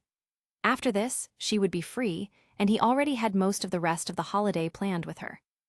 Harry, meanwhile, wanted to rush forward, but Maverick placed a hand on his shoulder. "Be patient, kid," he said, before heading toward the exit. "We're going to meet him later, without a swarm of cameras, and you can talk to him as long as you want." Harry thought for a moment, then reluctantly nodded and followed Maverick. They left the ministry the same way they had entered, via the ridiculous phone booth, and once outside, Maverick placed a hand on Harry's shoulder and apparated from the spot. A moment later, somewhere in North London. "Where are we?" Harry asked, glancing around the unfamiliar neighborhood, while holding back the uneasy shudder from the jump through space. "This is where your godfather has been staying. We'll wait until he arrives," Maverick replied, then walked to the house in front. Taking out the key, he opened the door and saw someone already in the living room, watching Magic Vision, and it was the interview with Sirius that Isabella had been conducting before they had left. "Professor Lupin," Harry said, surprised to see his Dada professor there. Chapter 219, Unexpected Guest from the Stars, ch 239. "I'm sorry, Harry, for not sharing these with you sooner." Lupin said it apologetically, the two of them still sitting in the dining room where their talk had stretched on for quite a while. Maverick had brought Harry over earlier, and before Sirius arrived, Lupin had slipped into sharing old stories from his school days, little pieces about James and Lily that Harry had never once heard before. Harry nodded slowly. "I get it, Professor. Nobody could have seen this coming, I guess." Then, after a small pause, he smiled. "Anyway, I really am grateful. For coming to Hogwarts to protect me, I mean." Lupin chuckled at that. "Well, I realized soon enough that it wasn't really needed. If I'd known beforehand you had someone like Professor Caesar as your mentor, I'd have skipped the job entirely and gone straight to hunt for Padfoot." Harry laughed under his breath, and his eyes drifted to the living room where Maverick sat lazily watching a program on Magic Vision. "And you're not quite right about one thing, Harry," Lupin added, making him turn back. "What do you mean?" "About nobody realizing the truth." Lupin tilted his chin toward the other room. "Professor Caesar had already pieced it together a while ago. It was his arrangements that made my friend's freedom come so easily, so if anyone deserves the thanks, it's him." Harry followed his gaze back to Maverick, a small warmth rising in his chest as he gave a quiet nod. Just then, Maverick turned his head away from the glowing screen toward the front door, and right on cue, the handle moved, and in came the man they had all been waiting for. Sirius Black stepped inside, looking like he hadn't had the best day, worn out, probably from fending off reporters. He pulled off his coat right away and turned toward the living room. His eyes first met Maverick's smirk, then went further back to Moony, and finally landed on the one person he had been longing to see. In that instant, his weariness vanished, replaced by a wide, unrestrained smile. Harry also met his eyes, and for a moment, it was like the most important person he hadn't seen in years had suddenly appeared. He froze, his eyes welling up as he finally looked the man in the face. Sirius. Harry. They both called out each other's names, and Sirius stepped forward toward the frozen boy. It's like I'm looking at prongs. You look so much like him. Except for the eyes, of course, they're lilies through and through, he said, his voice thick with emotion. Then, unable to hold back any longer, he swept his godson into a tight embrace, his hands trembling slightly, and Harry, still stunned, didn't pull away. I'm so sorry, Harry, for letting it happen to your parents, Sirius choked out, his voice breaking. Harry, having finally shaken off his shock, wrapped his arms around him too without thinking, holding him just as tightly. It's not your fault, Mr. Sirius Black, Harry whispered, just as trembling, and there wasn't a hint of blame in his voice. Pulling back just slightly, Sirius smiled and said, If you want, you can call me Godfather, Harry, or just Sirius. No need for formalities when it comes to family. While the two began to reminisce, Maverick stood up from his seat and gave Lupin a small nod before heading toward the front door. Harry and Sirius exchanged confused looks, and Harry asked, Professor, where are you going? I'm sure you and your godfather have a lot to talk about, kid, Maverick said with a smile and a shrug. It's your first meeting. I don't want to sit here staring at two grown men getting all emotional. Harry's cheeks flushed slightly, still hesitant or maybe just shy. Maverick caught the look, let out a soft sigh, and told the kid not to worry. He glanced at Sirius and gave him a nod too, then walked out, and Lupin, after giving his friend a hug and congratulating him for his freedom, followed soon after. Harry didn't notice how time had flown that day. At long last, he was finally meeting his godfather and learning more about his parents. Before he knew it, it was starting to get dark, and snow had begun falling outside, when Maverick and Lupin returned carrying some takeout. Compared to when they had left, the atmosphere was much lighter now. Sirius and Harry were laughing together over another story Sirius was recalling, and it was impossible not to smile watching them. Professor Caesar, Professor Lupin, Harry called, running over. Maverick could tell the kid was in a great mood, not that he was a gloomy kid, but right now, he was practically radiating enough positive vibes to light up a Hungarian horntail patroness. Before long, the four of them were in the dining room, enjoying an early dinner with light conversation, the kind that made the room feel warm and easy. Maverick also passed along Dumbledore's message, and Sirius, without giving it much thought, agreed to meet the old man. Perhaps a few days later, as the new year approached, he would want to spend the festive occasion with his godson, whom he had been disconnected from for over a decade. Maverick didn't linger in the house much longer, and, seeing that Harry had insisted on staying the night, he left the boy in the care of the two adults. He trusted Remus and Sirius to look after a teenager since Harry wasn't exactly a clueless kid anymore, but he still gave them instructions to update the Dursleys before stepping back out into the evening. Vernon might not mind his wife's nephew being gone, but Petunia had completely changed how she felt about Harry, so it was best not to make her worry. Outside, the night was still young. Speaking of the new year, Maverick had a date with a certain reporter tonight and a whole holiday planned with her for the rest of the break. He would much rather spend his evening with her than with two grown men and a kid. As for official business, Sirius was now part of his plans moving forward, but that could wait since the man had just regained his freedom. After school started, Maverick would assign him tasks, and thanks to his early intervention in this year's plot, the rest of the semester at Hogwarts should probably pass without any major trouble. Diagon Alley. Late December brought a crisp, biting chill even to this always bustling street of enchanted buildings. The night sky was dark and cloudy, but moonlight still managed to peek through in spots, glinting off rooftops dusted with frost. Puffs of smoke curled lazily from chimneys, mingling with the cold air, while snowflakes drifted down, catching the glow of tiny, enchanted lanterns that floated above the cobbled streets. Despite the late hour, a few magical pedestrians hurried along, cloaks pulled tight against the cold and wands tucked safely in their pockets, leaving faint trails of sparks behind them. The shop windows glowed warmly, some displaying moving, bewitched toys or dancing ornaments. Christmas decorations hadn't disappeared just yet, lingering and twinkling as if holding onto the season a little longer. The alley felt alive, yet quiet. The usual bustle slowed by the chill, giving the street a cozy, magical hush beneath the winter sky. The headquarters of the Magical News Network had its main base in the magical streets of MACUSA, but at the same time, a branch had been opened in Europe as well. And of course, it couldn't be anywhere else but her soon-to-be husband's home turf. With Maverick's help, Isabella had snagged a good chunk of land, and now the office was tucked into the cramped alley full of stalls and shops in the magical heart of London. And by coincidence, or maybe not, it wasn't far from Maverick's own business too, the Magitech store. Until now, Isabella had been running the network's operations from London.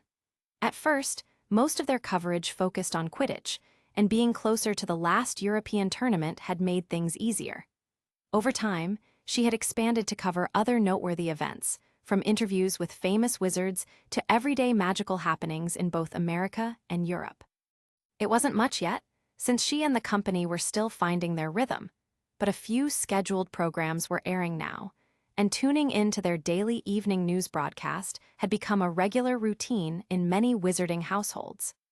The London branch of the Magical News Network was a two-story building, its facade lined with enchanted glass windows that shimmered with moving headlines and floating ticker texts.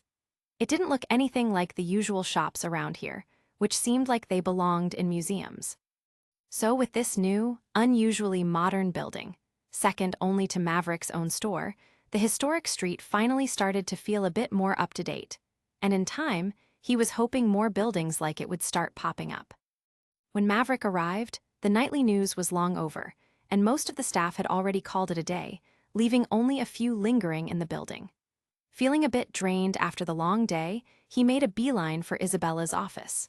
There, he found her buried in a mountain of papers, glasses sliding down her nose as she scribbled notes frantically. Since when had she started wearing glasses, he thought, raising a brow before shrugging. It wasn't a bad look on her, and right now, just seeing her like this made his gut tighten in more ways than one. "Hello, gorgeous." Still keeping the invisibility up, he slipped behind her, bent down, and whispered in her ear. Her reaction to his tease, though, wasn't what he expected. She didn't flinch, didn't jump like she had been expecting him all along, and instead gave a slow, sultry smile, eyes sparkling, shoulders tilting just slightly, as she turned her head enough to meet his gaze and see his figure come into view. "Do you have to sneak into my office like that every time, Ricky?" she said, shoving the papers aside. She stood, resting her hands on his shoulders, and he slid his hands to her hips, pulling her just a little closer. Maverick sighed, smiling, and shrugged. "I will try to knock next time, but forget about that. I'm starving right now." "For food, right?" Hours and 10,000 words later, they found themselves on the other side of the ocean, in Lowe's Angels, sitting at Spago in Beverly Hills, where the sun was still hanging low in the sky. Meanwhile, a few dozen miles away from their current location, in Malibu, California. The late afternoon sun hung low over Zuma Beach, casting long, golden shadows across the sand and turning the Pacific into a mix of deep blue and green streaked with sunlight. A warm, dry wind carried the smell of salt and sunscreen, lifting tiny bits of sand across the dunes. It was a quiet, lazy hour. Sunbathers dozed, and only the most determined swimmers braved the chilly water. For now, the waves were mostly empty. Then, suddenly, from within the churn of the breaking waves, a figure rose. It didn't stumble out like a tired swimmer. Instead, it moved with an unsettling, deliberate grace, water sliding off a form that looked completely alien.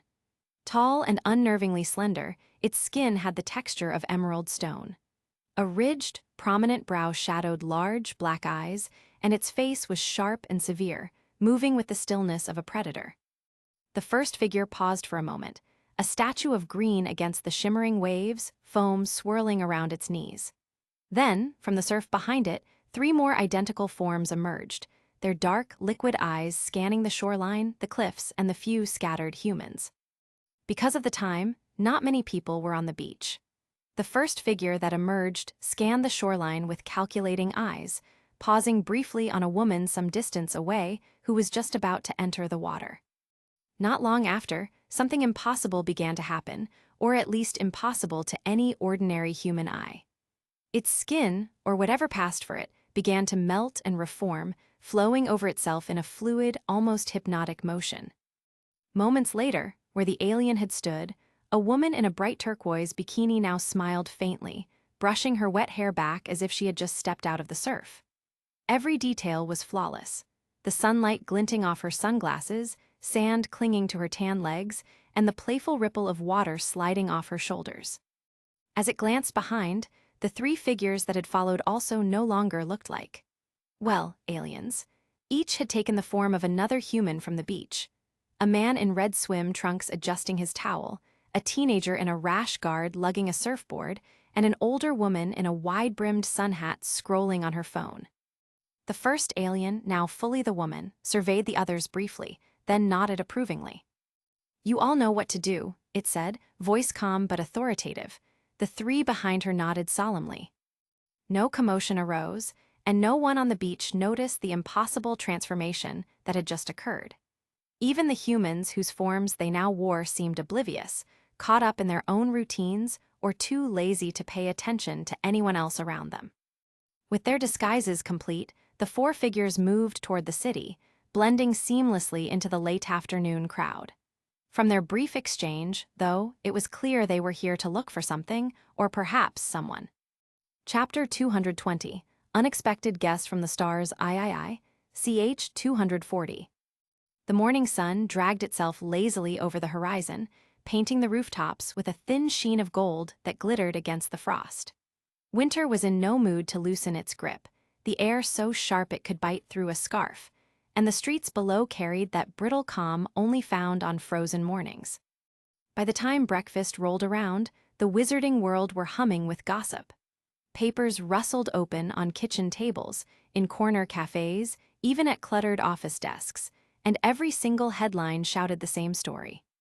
From Britain to the rest of Europe, and even a few overseas presses, yesterday's Wisengamot fiasco went global, with front pages ripping apart the circus of English magical politics in full view of the world. Yes, on paper the assembly had been called to clear Sirius Black's name and expose Peter Pettigrew, but in print, those were merely afterthoughts.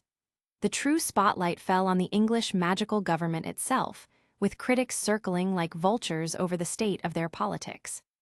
Minister toppled in broad daylight, one French paper declared. The fall of fudge, a lesson in power, sneered the Germans.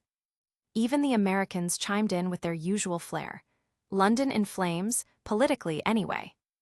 Every column tore into the politics of England's magical elite, mocking, dissecting, and questioning what kind of circus they were running across the channel. It was a coup, plain and simple. But since it had gone off clean, by the book, and actually worked, there wasn't much anyone could do about it, except laugh at how ridiculous it all looked in the end.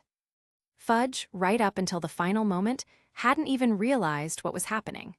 What made it more ridiculous still was that he had engineered the conditions himself, convening a grand assembly that needn't have happened at all. Yet by gathering so many, he gave his haters both the stage and the numbers they required. In other words, it was his own hands that had prepared the grounds for something as drastic as the impeachment of a sitting minister. Article after article dragged him through the mud, painting him as the biggest fool. For a while, the English magical community would be the punchline, sneered at for ever having such a clueless, bumbling leader. Maverick, sitting at the small dining table in his Lowe's Angels hotel room, set the paper aside, the corner of his lips curling as he finished the article. Honestly, he hadn't expected yesterday's drama to blow up this big, with even papers that hadn't been at the auditorium splashing it across their headlines. Still, it wasn't a big deal. At most, Jameson's new government would take some heat for a while, but like every other scandal, it would dry up soon enough. This wasn't the 20th century, nor the matured politics of the Muggle world from his previous life, where sanctions came down the moment a legitimate government got overthrown in some surprise coup. "Ricky." Maverick looked up at the sweet sound of his fiancée's voice and couldn't help but swallow hard, Absolutely because he was thirsty, and not because she was wearing his shirt. Just his shirt. She strolled over, a coffee cup in hand freshly prepared for him. Last night, after dinner, they had gone to a Muggle movie, which, to his inner child's surprise, turned out to be Batman Returns. The story followed the script he remembered from his previous life almost exactly. The only difference seemed to be the cast for some reason, but the cinematography was way better, so even though he had seen it before, he had a blast watching it. As for Isabella, well, he guessed she enjoyed it too. Probably. Who doesn't like Batman, right? What's so interesting on the news that you've been lost in it all this time? The what? He asked, still unable to tear his eyes away from his half-naked lioness. The paper. Oh, the paper, he said, glancing at it briefly before returning his gaze to her. It's about yesterday's hearing. Everyone's calling it a coup d'etat. Isabella slid the cup to him and settled across from him, shrugging. What else could it be? Don't forget, it was you who orchestrated all that. Did anyone connect the dots? Taking a sip from the steaming cup of caffeine, he shook his head. The articles are mostly about how big a moron Fudge was, and a little heat aimed at Jameson. Or maybe the papers don't dare make accusations against you, Mr. Speaker. Lest they face your arch-magical wrath, she teased, a playful glint in her eyes. How is that possible? I am a law-abiding, civilized, well-respected wizard, Maverick said, raising his chin dramatically, which only made her chuckle. So, what's on the agenda today? She asked after a moment. Maverick's expression softened into a thoughtful pause before his grin widened, and he stood up. Today, my lady darling. He circled the table, and before she could react, he scooped her up in a Princess Carrie. Her startled gasp only made him chuckle more as he continued. How about some Venice barbecue? I hear the restaurants near the beach are absolutely worth it. Isabella squirmed slightly in his arms, laughing. At least let me change first before you apparate. Apparate? He shook his head, winking as he carried her into the bathroom. Today, we're going the old-fashioned way. She rolled her eyes but couldn't hide her smile. Then, after a long, very long shower, they checked out of the hotel, rented a car, and drove leisurely, taking in the sights as they made their way toward the neighboring district of the city. Venice, a district within Los Angeles known for its beaches, boardwalk, and canals, wore a mellow chill today. The sky was bright and almost cloudless, the kind of afternoon that felt cool on the skin yet gentle enough for a leisurely stroll along the boardwalk, with seagulls calling lazily overhead. Even in the middle of winter, snow was basically unheard of here, and the weather stayed mild and dry, with daytime highs around 20 degrees C and cool, crisp evenings. Inside a cozy corner of a bustling beachside restaurant, Maverick and Isabella settled into their seats, the hum of chatter and clinking cutlery surrounding them. A basket of ribs sat between them, the smoky aroma mingling with the tang of barbecue sauce. Maverick leaned back slightly, grinning as Isabella took her first bite, wiping her fingers on a napkin with a teasing glance. For a moment, the bustle outside felt worlds away, leaving just the warmth of good food, soft conversation, and each other's company.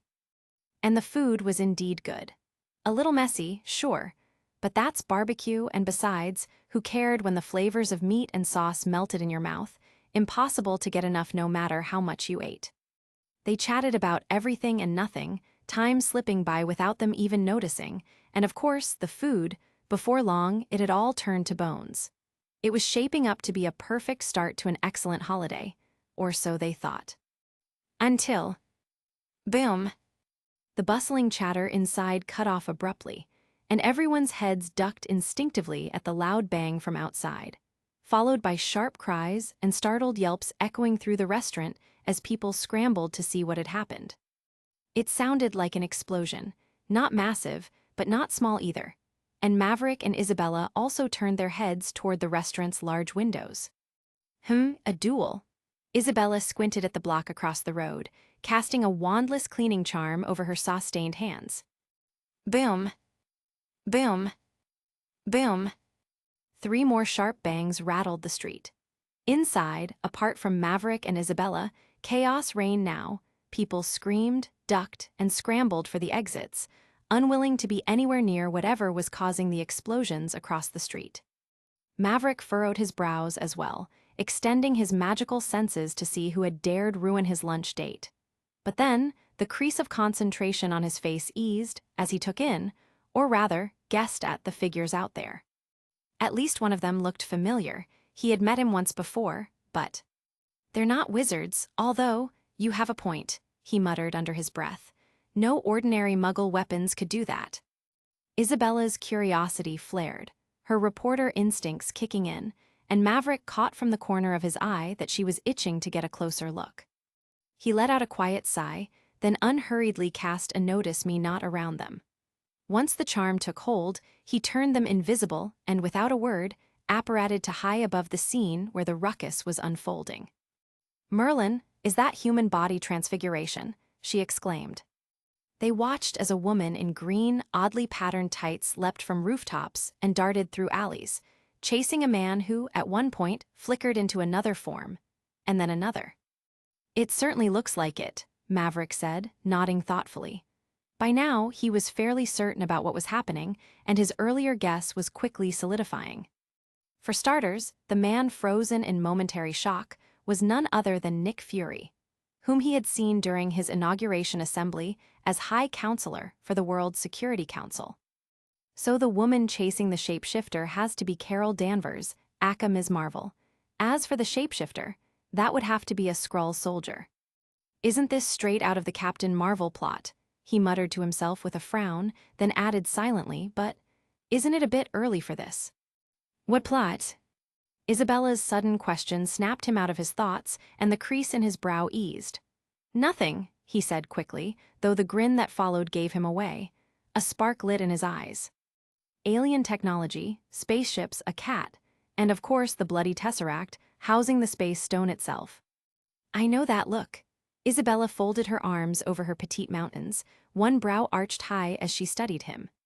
"What look?" he asked back, though the curl of his lips didn't budge. "That look you always get whenever something happens.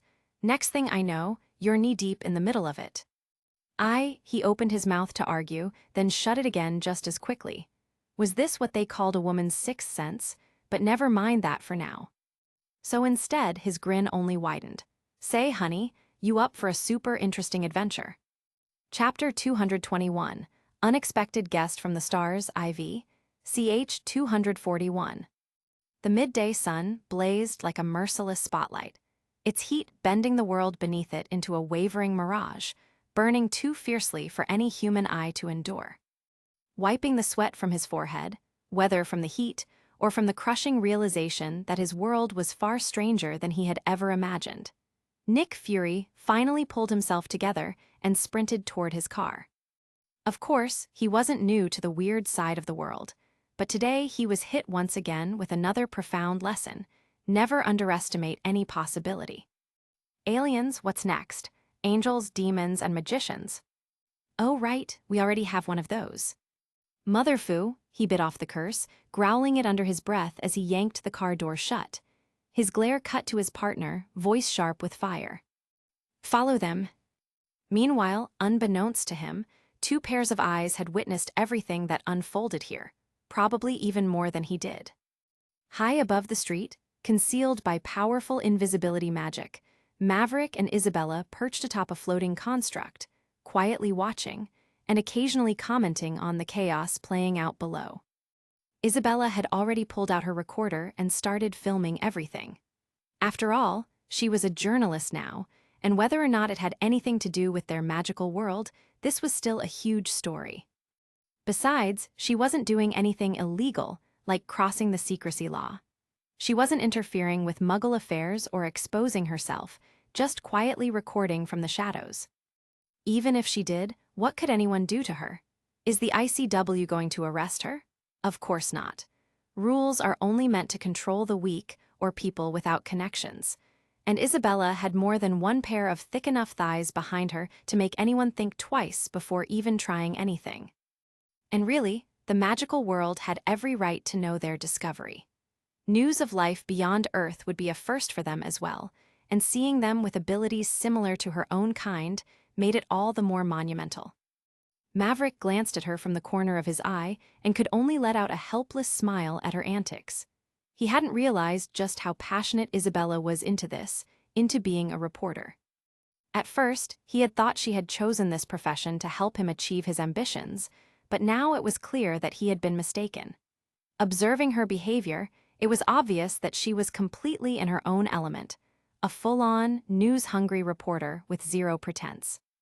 "Are you sure, Ricky, that's a creature not from our world? Like, an actual alien from outside?" Isabella asked. Her tone wasn't shocked in the slightest. If anything, she sounded almost giddy as Maverick explained his theory. Of course, it wasn't really a theory. He knew exactly what it was, but he couldn't exactly admit, "Yeah, I've seen this in a movie from my past life." So he kept it vague.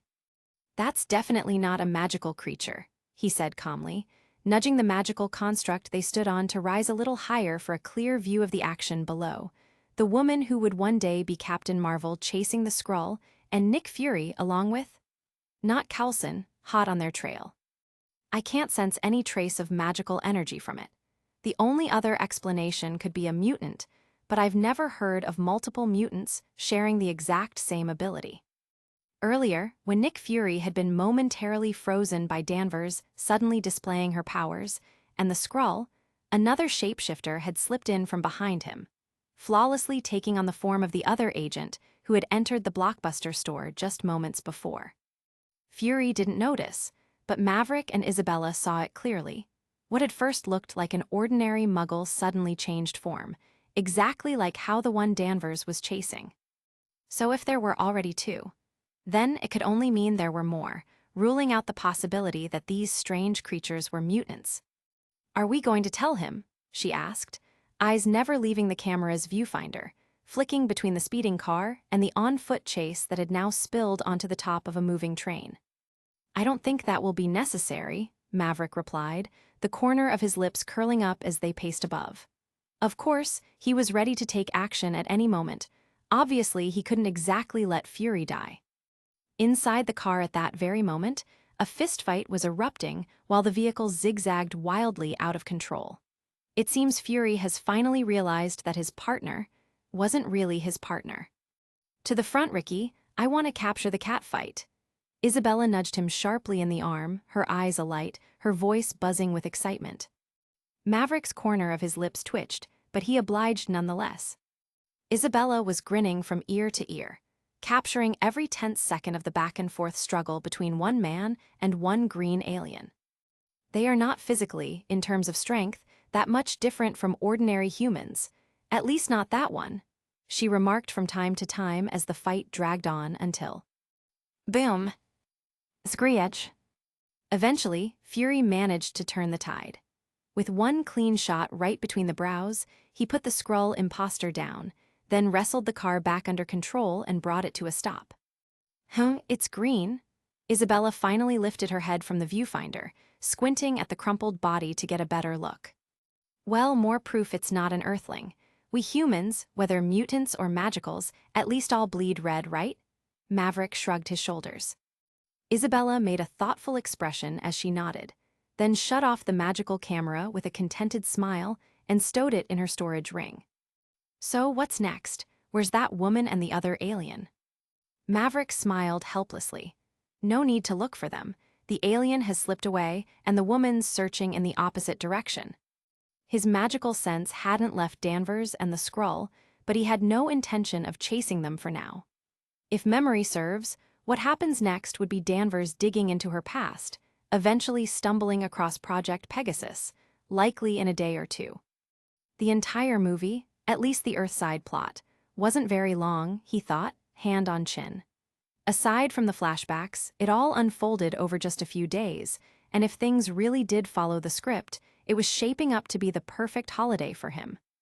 Following the aliens with his fiancée, having fun together and maybe picking up a few alien tech souvenirs along the way. What's not to like about that? That said, he wasn't planning to just sit on the sidelines until the very end. The real opportunities, specifically the Tesseract, would, or should, make its debut a little later, and that's when he would make his appearance. Until then, though, he preferred to let certain events play out naturally. Of course, that was assuming no unexpected surprises popped up, which he wasn't leaving to chance. The moment he realized things were going off the rails compared to what he remembered, he would, by all means, try to track down the cosmic cube, even if it meant rummaging through a few minds along the way. Besides, tonight was New Year's Eve. He had a surprise planned for Isabella, a romantic dinner somewhere special, and he wasn't about to miss it. As for Fury and Danvers, a simple tracking charm was more than enough. Their trail would still be there tomorrow. "Let's go," Maverick said with a smile, linking arms with Isabella. "We can find them tomorrow, but for now, I'm still craving some of those ribs. Hopefully the other places are just as good." They didn't linger long at the site, and after realizing that most of the nearby restaurants had closed due to the earlier commotion, Maverick decided it was time to take Isabella to his surprise location. Thanks to the time zone difference, it was almost sunset there, with only a couple of hours left until evening. But first, they returned to their hotel, took quick showers, and changed into casual formal outfits. Isabella in a stunning fiery dress, Maverick in a smart casual ensemble with a loose long-sleeve shirt and crisp white pants. Only then, with a subtle flick of magic, they teleported halfway across the world. Their destination, the Maldives. Maverick had reserved a grand suite at a luxurious 5-star resort perched right over the turquoise waters of the Indian Ocean, a perfect spot to welcome the new year together. They spent the first part of the evening enjoying the scenery and soaking in the extravagant New Year's decorations, impressive even by Muggle standards. Then, they moved to a private beach where a candlelit dinner awaited them. Needless to say, Isabella couldn't hide her delight at the gesture. The couple shared a quiet, romantic evening under the stars, the ocean stretching endlessly before them, before finally stepping back to admire the resort's fireworks display. But the night wasn't over yet. After dinner, they joined the resort's big festival, dancing with the crowd to DJs and music, even squeezing in some karaoke. By the end of it, both were laughing and breathless, calling it a night with hearts full and memories made. 2 days later, Mojave Desert, California. A deafening boom ripped through the air as a heavily armored, heavily customized aircraft. Its size somewhere between a VTOL and a private jet, with a sleek black hull glinting under the harsh desert sun, blasted out of what appeared to be a military base. Gunfire cracked and ricocheted off its reinforced plating, sparks trailing behind as bullets and energy blasts tried to catch up. The jet shuddered with each near hit, but clawed higher into the sky, engines screaming as it pierced the thin desert air, leaving a plume of dust and smoke in its wake. After spending New Year's Eve in the Maldives, Maverick and Isabella once again returned to the United States, and had been quietly trailing Fury and Danvers ever since. Until now, Maverick hadn't made a move, content to simply observe alongside Isabella. Judging by everything that had happened, from Danvers uncovering the Pegasus secrets to Fury tracking her down, he concluded that most events were unfolding exactly as he remembered from the movie. Eventually, they traced the duo to a desert facility that on paper appeared to be a NASA lab. Off course, in reality, it was the true Pegasus base, a high-security U.S. military installation. Casting one last incredulous glance at the dozen or so soldiers who had let the pair escape with a stolen, bloody Quinjet prototype of all things. Something, for lack of a better word, that could only be explained as plot armor, Maverick chose to leave as well. "Hold on," he murmured, wrapping an arm around Isabella and forming a magical barrier in front of them to shield against the wind. Then, with a gentle nudge of his magic, he lifted their construct high into the air and propelled it forward at an incline, soaring above the desert and slicing through the clouds toward the east. "Where are they going?" Isabella asked, gripping him tightly as they trailed the duo ahead. Half an hour had passed, and they were now maintaining a steady pace at virtually constant velocity, keeping roughly a kilometer behind. "Up ahead should be Louisiana." He paused, then nodded, having made a decision. "Bella, I think it's about time we make an entrance, don't you?" Isabella raised a brow and shrugged, letting him decide. She was just following along, but honestly, it was starting to get a little boring. "Are we apparating in to spook them?" she asked mischievously. "Of course not. I don't want to be swallowed by a cat." "Eh, what?" Hee, never mind," he chuckled. Anyway, how could I, a dignified archmage, make an entrance that boring? With that, he grinned wildly and raised his free hand, letting his vast magic ripple outward, spreading through the air like a storm about to break. Chapter 222, Unexpected Guest from the Stars v. Ch 242. Whoosh.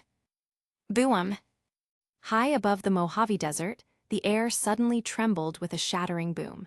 It wasn't a bird, and it didn't resemble any conventional aircraft, and of course, it wasn't a man in blue tights and red trunks causing it. The culprit seemed more like a fighter jet, only larger and far faster than a typical passenger liner, tearing east just shy of the sound barrier, with twin white contrails streaking across the sky in its wake. The roar of its engines was deafening, yet inside the cabin it was surprisingly calm, with only a steady hum filling the space. 2 individuals and a cat occupied the cockpit, and they had been streaking through the sky at supersonic speed for nearly an hour now. 6 years ago, I didn't remember anything when I woke up on Hala at first. Hala? That's the capital planet of the Kree star system. Carol Danvers kept one hand steady on the controls as she handed a file to Fury in the co-pilot seat. This is, the super spy asked, frowning. I don't know, Danvers admitted, then continued on to explain her situation, or rather, the fragments of her resurfacing memories. Nick Fury frowned, suspicion flickering across his face as his eyes lingered on the photo, particularly the woman in the background. Piecing together the experiences she had recounted so far, about being a space soldier for some galactic empire, and the fragments of memories she was supposedly recovering, he had more or less figured out what had happened to her.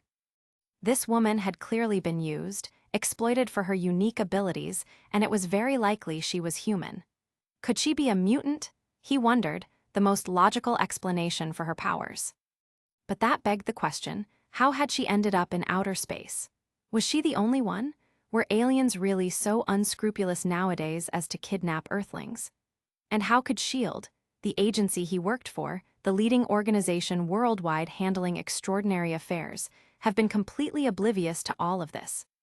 Thoughts raced through his mind, and an unprecedented chill ran down his spine. Fortunately, he was trained to control his emotions, so Danvers didn't notice the subtle change in his expression. And as a super spy, he wasn't one to be straightforward, so he continued playing ignorant, asking questions while carefully pretending to be clueless. So you're saying you could very well be an Earthling, and not only that, but this woman, who apparently piloted the plane 6 years ago, the one that went down with Dr. Larson, was also you. I didn't say that. You did, she shot back playfully, making Fury raise a brow at her antics. Does this woman really not care, or was she just putting on an act? Could the possibility that she once had a life here not bother her? No, she had to be pretending to be nonchalant. Otherwise, why would she go rogue from an apparent galactic army just to uncover her past? Right, she was clearly putting on an act, but that's not my problem, it was hers. He was more concerned about something else, so he pressed on, ignoring what he was certain was an act. I'm serious, he said, giving a deliberate nod, signaling that she should take it seriously. If this is true, then our planet has long been compromised. Danvers couldn't help but chuckle at his words. Did this man really think his world had never been visited by extraterrestrial life before? Not to mention the Kree and the Skrulls. As far as she knew, C-53 was also called Midgard, a realm directly under the rule of the supreme rank cosmic deity, Odin. She was about to lecture him, thinking his reasoning was stupidly shallow. But then she pushed the thought aside, sensing something, and her expression suddenly changed. Her eyes narrowed at the distance, seeing something amiss. Unbeknownst to her just yet, her senses were far sharper than ordinary humans, but because she couldn't recall anything from before she had her powers, she had always assumed it was something innate. And right now, a bad premonition was gnawing at her, that something dangerous was closing in. Fury noticed the change too and followed her gaze, his instincts flaring.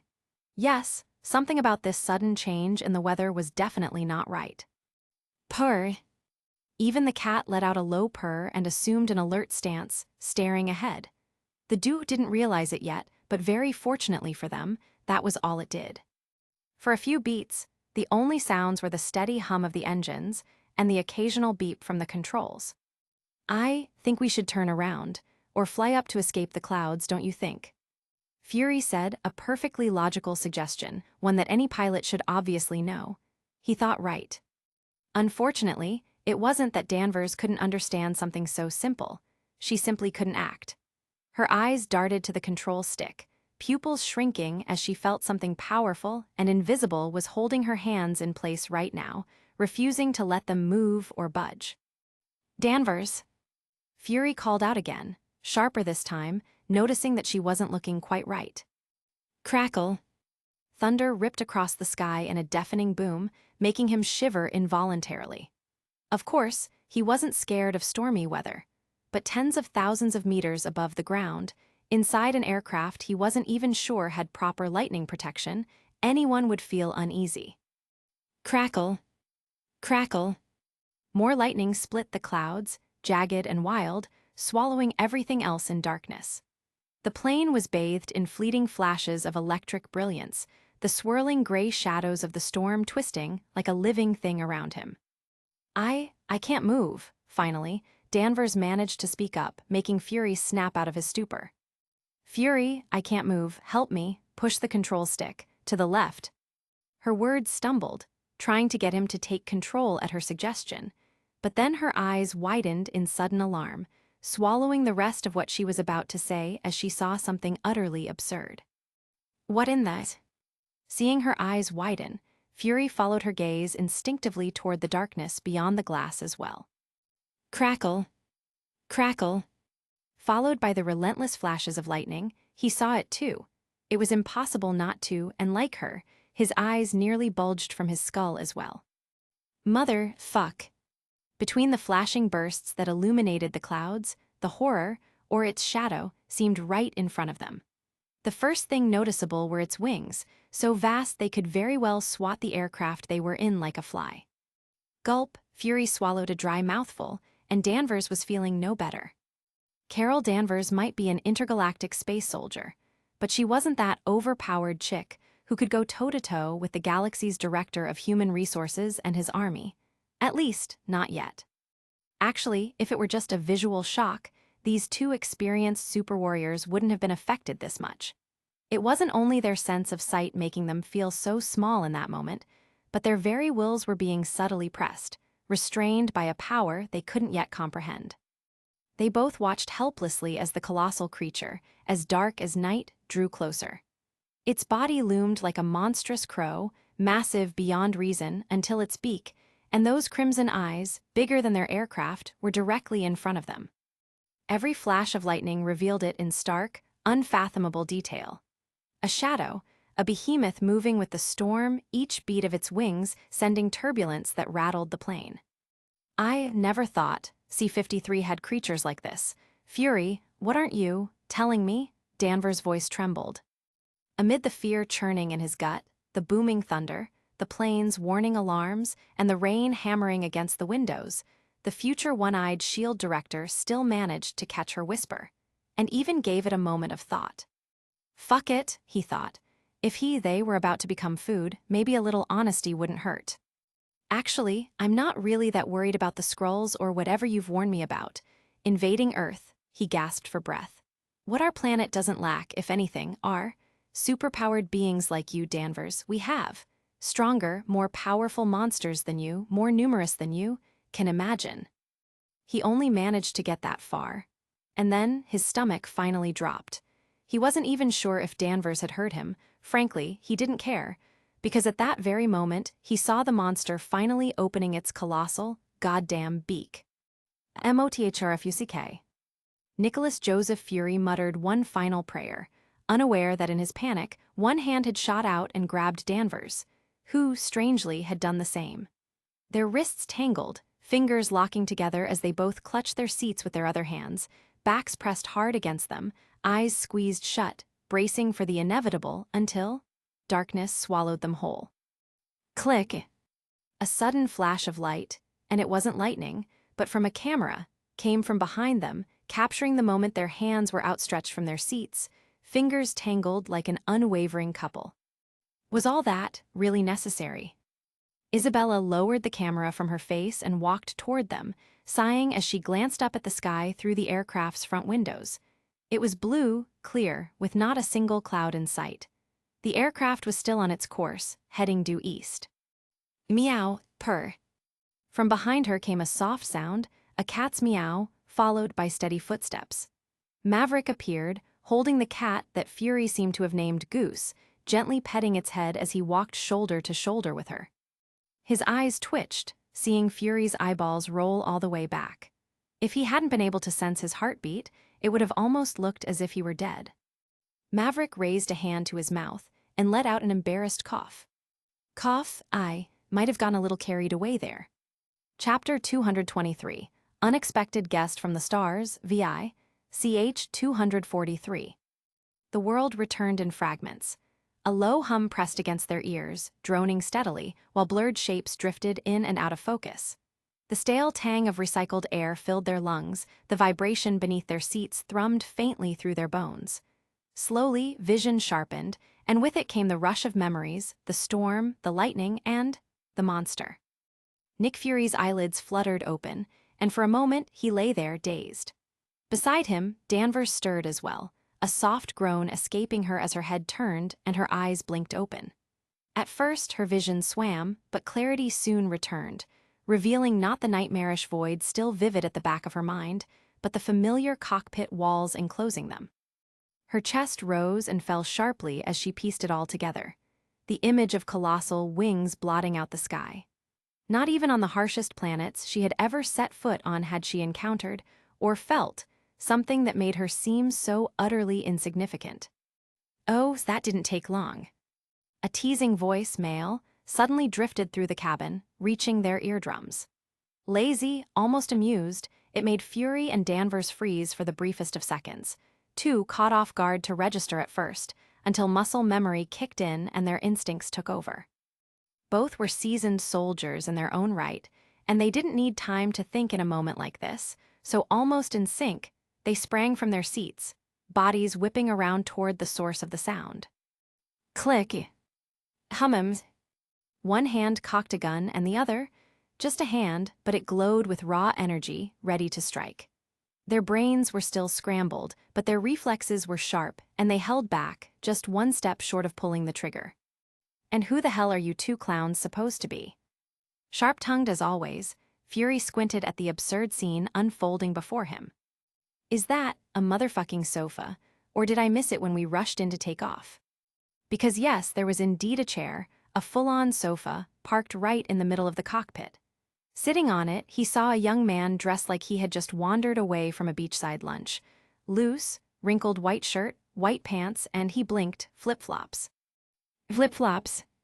The man, no, a kid by his standards, from the looks of it, looked completely at ease, one leg casually crossed over the other, stroking Goose like it was a lifelong companion, fingers moving with practiced affection over the cat's head. And then there was the girl. Behind the sofa, leaning casually like she owned the place. She didn't even flinch at the gun pointed her way. Her outfit wasn't battle armor either or tactical gear, but a kind of careless, street-casual drip, denim jacket slung loose, black crop top, ripped jeans, sneakers too clean for how relaxed she looked. Her hands were shoved in her pockets, head tilting, eyes wandering the cockpit like a tourist taking in the sights. My apologies, Agent, the young man said, smiling like he had all the time in the world. You see, my fiancé and I were casually taking a stroll through the skies atop my little pet this fine afternoon when my pet, he shrugged, suddenly started acting. Weird, although in her defense she only does that when another alpha creature's nearby. Right, honey? He tilted his head lazily at Isabella, now standing beside him, that grin never leaving, like he was asking for a mundane yes or no. Isabella had to resist every twitch in her face. Eyes, mouth, hands, she froze them all. Finally, she gave a single, lazy nod, perfectly in sync with his ridiculous calm. That's when we found you, he continued, turning back to them. Well, your airplane or jet, whatever this is, never thought I'd run into Pierce's famous assistant, though. He shrugged again. Anyway, turns out I was wrong, hence I apologize on behalf of Twinklefeather. He waved a hand vaguely. That's my pet bird's name. It was only a cat she got all agitated about. Oh, and don't worry, I reverse summoned that unruly girl back to its lair. He finished with a small smile, eyes closing briefly before opening again, like he had just finished explaining the weather. Fury. Danvers. A long, inexplicable silence hung in the cabin as Fury and Danvers tried to process what they had just heard. What do you mean? Danvers was the first to react, wanting to ask what in the world he was talking about, but Fury beside her seemed to have reached the end of his patience, raising his gun even higher. Motherfucker, you have one last chance to rephrase that bullshit into English, or I'm pulling the trigger. What a rude uncle, Isabella interjected, sounding unhappy. Honey, I thought you said you knew this strange man, so why is he? Wait a minute, that's right. How the hell do you know I'm an agent? And Pierce, how the hell do you know him? You military or? He suddenly froze mid-sentence, because the more he kept talking and looking at Maverick, the clearer things became in his head, memories, classified details, until finally he registered the face. He couldn't help but swallow hard, realizing exactly who was standing in front of him, before Danvers snapped him out of his shock. Fury, are you okay? You are, High Counselor, Caesar, he stammered. Maverick's smile widened, and Fury took that as a yes, immediately lowering his gun. And Danvers, noticing the sudden change in Fury's expression, the spark of recognition, also relaxed her guard, realizing that these two young weirdos might actually be acquaintances. At this point, the only person she trusted was Fury, and whoever Fury vouched for, she'd trust as well. Good, now that we have that cleared out. Wait, Fury interrupted again, his hand twitching, unsure whether to raise the gun or not, as more doubts arose. More accurately, he finally remembered those ridiculous, absurd explanations he had received earlier about why these two were here in the first place. Mustering all his strength and managing to remain calm, he asked, Mr. High Counselor, why and how are you even here? What really happened to us earlier before we got swallowed by your pet? Danvers finished for him, looking at Maverick. Have I not explained? Maverick said, tilting his head. It was all a misunderstanding caused by Twinkleheather. Misunderstanding? Twinkle? Feather? Fury tried his best to process it, while Danvers beside him looked thoughtful, then nodded, as if she had somehow grasped the gist of what had happened. So that was your pet, that monster? She asked. Absolutely. Maverick nodded 3 times, his head bobbing. And it's not a monster, just a slightly larger raven than most. Slightly, the corner of the space soldier's eyes twitched. And you named it, Twinkleheather. Cute, right? Isabella helped me select it, right, honey? He raised his head toward her, and Isabella almost rolled her eyes all the way to the back of her skull. Her feathers are pretty. That makes absolutely no sense, Fury argued, raising his voice again before softening and adding, respectfully, Mr. High Counselor. Basically, my pet wanted to eat your plane thinking it was an enemy. I stopped it at the last minute. You're welcome, by the way, but when I got on board, I found you 2 unconscious. He shook his head, tusking. Not looking very good on your resume, agent. Fury held back the urge to curse and took a breath. This kid was definitely messing with him, he was sure of it, but then he saw Danvers suddenly turn and check the controls, and he followed her gaze as well to see what was going on. What happened? I just remembered. None of us are piloting the plane, but it seems it's already running on autopilot. Oh, I took the liberty of putting the plane on auto since, well, you both were out cold, Maverick said, making the 2 turn back to him. He shrugged after finishing. You're welcome again. How did you get inside? Fury asked, ignoring the jab and this time more calmly. Things were starting to fall into place about their current situation, at least somewhat. Maverick tilted his head as if he had been asked the stupidest question. You do know that I'm a mage, right? Or hasn't Pierce given you clearance to know about us? Of course I know you're a mage, but that doesn't explain. But before he could finish what he was about to say, Maverick had suddenly made a snap of his fingers, a mischievous smile on his face. Then, in Danvers' bewildered eyes, she saw Fury's body suddenly shrink and transform into a chicken. It wasn't even gradual, almost instantaneous, leaving her no time to even react. Buck. Be okay, be okay, be okay. Be okay, be okay, be okay, be okay. The chicken bucked, sounding confused at first, then flapped its wings as if in fright, bucking even louder. Maverick was pretty sure the last bit was the guy's signature curses at him. "Hey, what did you do to him?" Danvers came out of her shock and pointed at Maverick, looking back and forth from the chicken to him. "Don't worry," Maverick waved his hand, then snapped his fingers again, and Fury returned to his original self. "He asked a stupid question, that's all." "You mother, FUC." If looks could kill, Maverick would be dead multiple times over now, seeing Fury's bloodshot eyes. He cut him off as well, waving his hand and saying, "Again, Fury, I am a mage, so don't go asking stupid questions like how you entered here to a wizard. Understand?" Son of, huff huff. In all his life, Nick Fury could swear this was the most pissed he had ever been. "Fine, never mind then," he said, swallowing the boiling anger and humiliation about to erupt from his gut. Then, High Counselor. "Just address me as Mr. Caesar, Fury." "Then Mr. Caesar, this is a highly classified shield operation.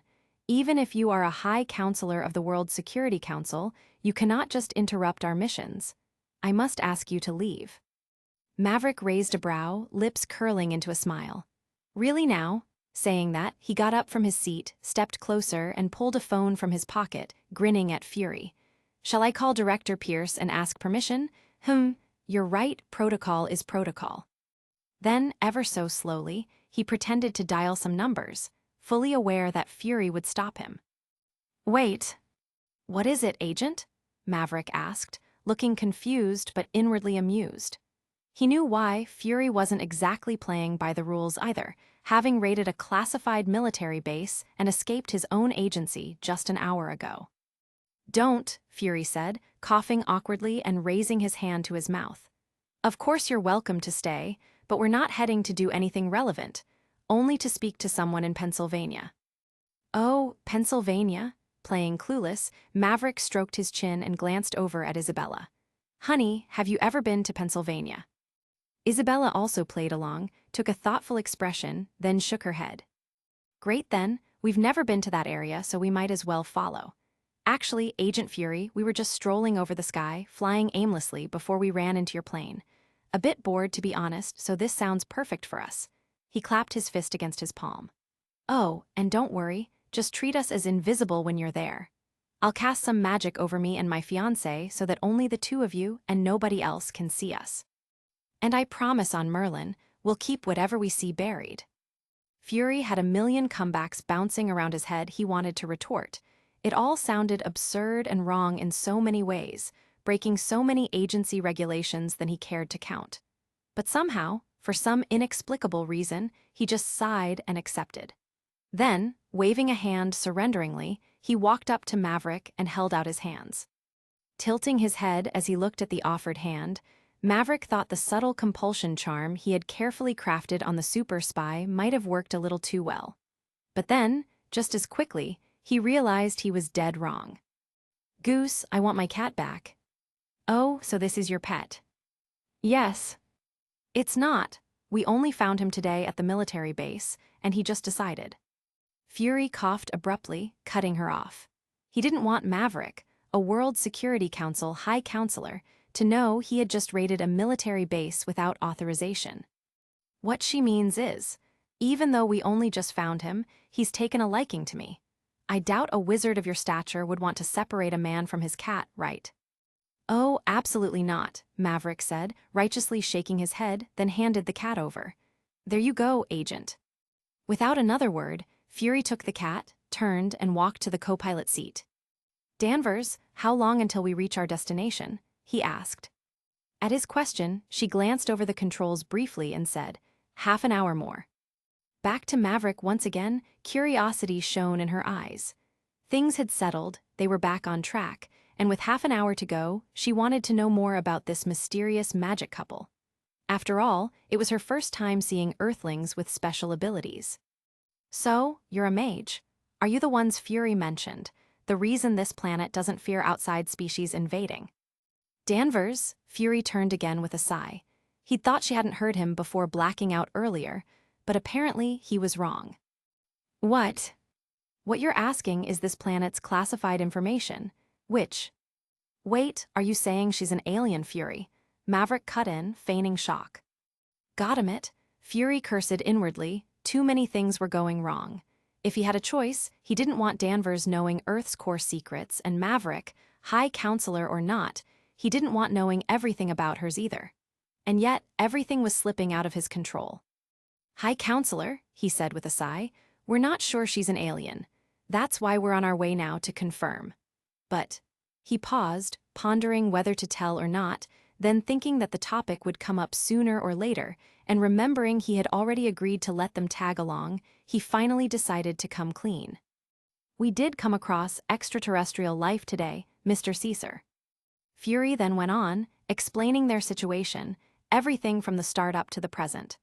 Of course, if he had had a choice, it wouldn't have gone his way. Sharing information simply wasn't in his character. But today, he was dealing with an archmage, someone with masterful control over a very specific kind of magic for situations like this. The compulsion charm, as the name implies, was a spell designed to subtly force a target to act in a specific way. Not as blunt as the Imperious Curse, of course, which outright compels the target to obey the caster's bidding. The compulsion charm had its limitations, and one of its prerequisites was that the target's own thoughts had to somewhat align with what the caster intended. In this case, because Maverick was a World Security Council High Counselor with legitimate access to S.H.I.E.L.D.'s high-level clearances, Fury wasn't entirely opposed to including him in the mission or sharing certain details. For his part, Maverick had nudged the magic very carefully, guiding certain outcomes his way, and it was thanks to this subtle influence that Fury hadn't questioned much. Of course, he was careful not to overdo it, so that even in the future, if Fury looked back, he would believe the decisions had been his own. Well, probably. Naturally, not just anyone could have pulled this off. It required at least advanced-level proficiency of the spell and precise control of magical energy to weave it as flawlessly as Maverick did. Time passed slowly amid their discussion, with Danvers also satisfying her curiosity by asking a few questions of her own. Before long, half an hour had slipped by as the jet cruised nonstop, and they finally reached their destination, Pennsylvania, specifically the residence of Maria Rambo, a former Air Force colleague of Danvers. Carol herself hadn't yet recalled this detail, but the reason for her coming here was precisely that. Chapter 224, Unexpected Guest from the Stars, VII, CH 244. Slurp. The sound was out of place in the heavy silence of Maria Rambo's living room. Isabella leaned against the wall near the window, sipping juice through a straw from a bottle she had scavenged from the fridge without anyone noticing. Maverick was close by as well, but his attention seemed fixed on something other than the memories being recalled in the room at that moment. Isabella didn't even bother to ask. Her fiancé often drifted off, absent-mindedly thinking of Merlin knows what. Of course, as far as Maria Rambo was concerned, only Fury and Danvers were there with her, and no one else. Maverick and Isabella, as agreed earlier, remained invisible to everyone except Fury and Danvers, and carried on pretending they weren't there. Like background characters, the two had lingered nearby after landing, from Danvers's first reunion with Maria and her daughter, all the way to being invited inside and listening to her story presently. "Come look." Monica Rambeau's small voice, carrying just enough excitement, made everyone turn their heads. She came rushing down the stairs, both arms wrapped around a dented metal box, and set it carefully on the table in the middle of the living room. Fury was the first to wander closer. Curiously, then Maria and Danvers followed, their conversation already slipping into an awkward pause, and both of them looked almost relieved for the interruption. "Since you said you don't remember anything, Auntie Carol," Monica said, pulling out a stack of photos, "I thought it'd be a good idea to show you some. With me, Mom, and you, we even have some of you from when you were little." Having said that, she held one up with a grin. "This is me and you on Halloween." Then, picking up another, softly added, "And this one's you with your dad. Mom told me you didn't get along much with your family. So, we became your real family." One after another, Monica laid the pictures out like treasures.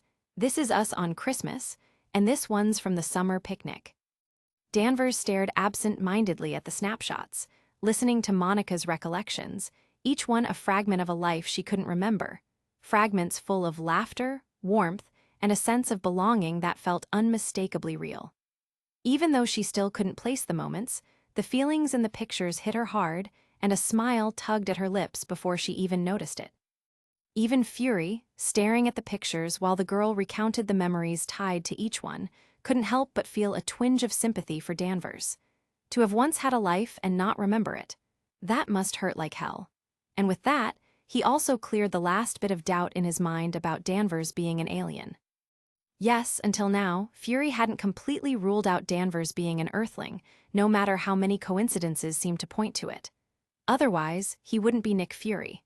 But now, looking at Monica, that innocent, adorable girl, how could anyone possibly lie with such a straightforward, cute face? So the real question now, he pondered, was, how did she end up mixed in with some intergalactic alien empire?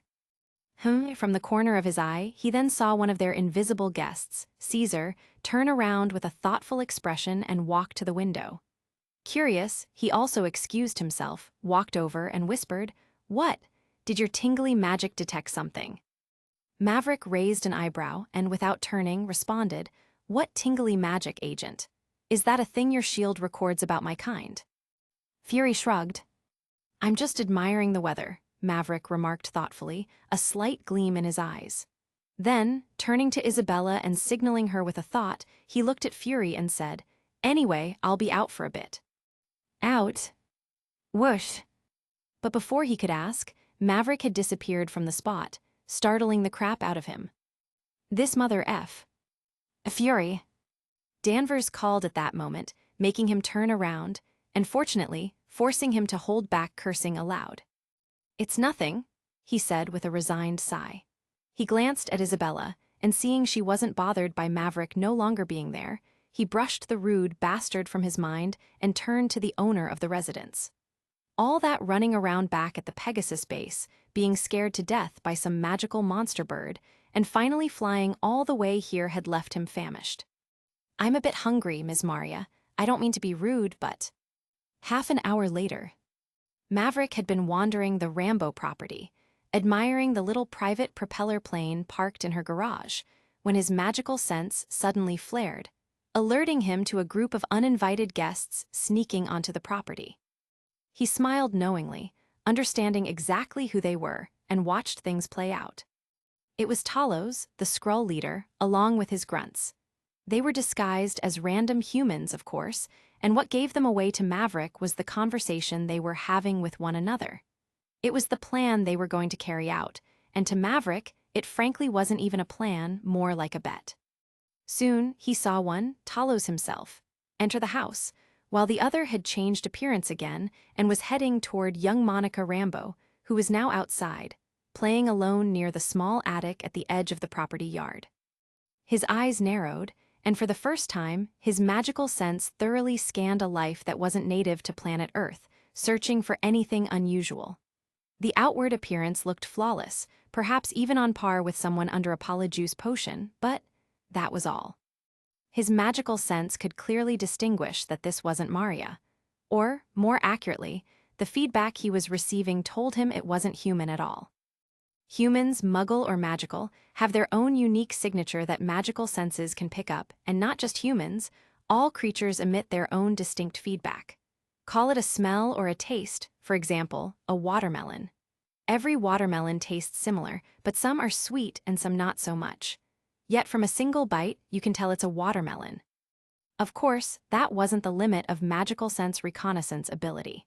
When one's proficiency in the talent is as good as Maverick's right now, they could even distinguish individual humans, just like how Olymp Maxime first discovered he was Bloodraven.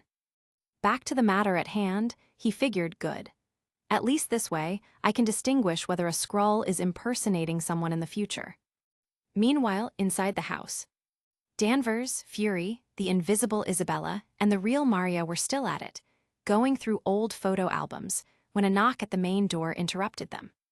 "Don't answer that," Fury warned immediately, out of instinct, but Maria wasn't as vigilant as he was. "It should just be my neighbor," she said. "He drops by around this time quite often with his kids." "The Skrull, Maria, they can change into anyone," Carol reminded her. Maria hesitated at that, and Carol walked forward to the door, followed by Fury with his gun ready. He gave Isabella a sideways glance and a nod, signaling her to be ready as well. Then, finally, Carol opened the door. It turned out it was indeed their neighbor, apparently there to check out the jet because his kids had been asking. To his credit, the Quinjet prototype they had come with was indeed pretty cool, and likewise, an out-of-place sight to be parked in front of one's yard. But Carol wasn't buying it. Suspicious, she kept pressing questions one after another. "You're really working overtime to sell this one, aren't you, Talos?" Her eyes narrowed dangerously, even raising her fist. But Maria had had enough. "I'm sorry, Tom," she intervened just in time from behind her. "But this really isn't a good time. I'll come by tomorrow, okay?" The man still looked like he wanted to say something, but Maria had already closed the door in his face. And just as the door clicked shut, a voice came from inside the house, startling all three of them. Well, except Isabella, who was still slurping from her drink, amusingly watching. She had seen the green-skinned alien, dressed in some weird gothic formal drip, sneak into the house from the other side, take a drink just like the one she was having, and then lean against the wall, trying to look all cool, before delivering his line. "You know, you really should be kinder to your neighbors. You never know when you're gonna need to borrow some sugar." Chapter 225, Unexpected Guest from the Stars, VII, CH 245. "You know, you really should be kinder to your neighbors. You never know when you're gonna need to borrow some sugar." Fury immediately drew his gun, pointing it at the alien, while Carol's fists began to glow with energy. The alien, presumably Talos on the other hand, seemed in no hurry and simply raised his hands in mock submission. "Now, hang on a second," he said, "before you go swinging those jazz hands around and making a mess of your friend's house." He motioned toward the window, directing their attention outside. "Oh my God," Maria gasped. Outside, they saw another Maria together with Monica, playing together, and the little girl clearly had no idea she was with an imposter. "No one's gonna hurt the girl," Talos assured them, raising his hands higher.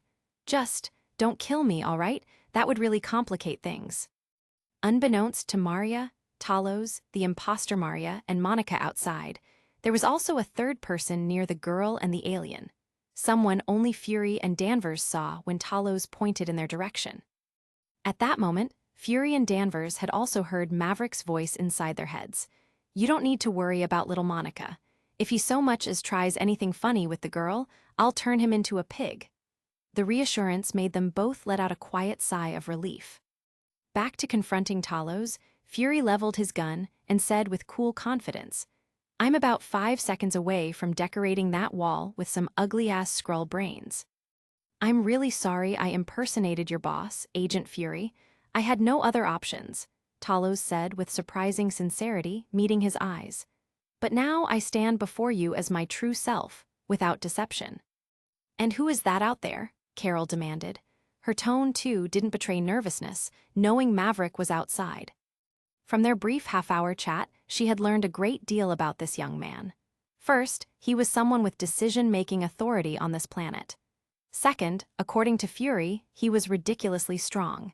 If it weren't for her current situation, she might have even wanted to have a go at him, to test his abilities against hers. Fortunately for her, she didn't.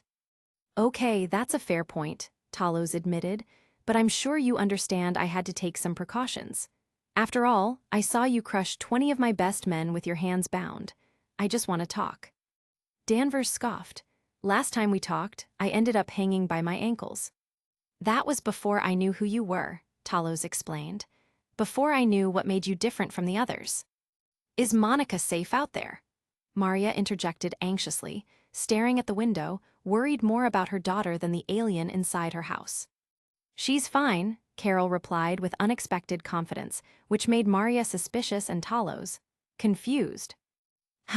Didn't think you'd take my word so easily, Danvers," the alien said incredulously. "Worry about yourself," Carol stated, looking barely a hairsbreadth away from blasting a photon beam at him. Talos became even more confused and wondered for a second whether this was the real Danvers or one of his kind in disguise, but then brushed the thought aside just as quickly. How could he, the leader, mistake his own kind? "You seem awfully confident," he asked again cautiously. Maria also had the same thought, but given the situation, she chose to trust her close friend. "We have our reasons, asshole," Fury cut in. "Now talk, what do you want?" Though still puzzled, Talos decided to stop trying to figure it out. More important things awaited him. Then, slowly, with one hand still raised, he reached into his jacket with the other. "I have an audio recording from Pegasus, from your plane crash 6 years ago, on a device I believe you call a black box." "What? They told me it was destroyed in the crash," Maria interjected suddenly. "How'd you get it?" "Young lady, I'm not sure you've been told everything, but I have a very special skill that allows me to get into places I'm not supposed to be." He expected a retort, but none of them reacted to his snarky remark. Sighing, he continued.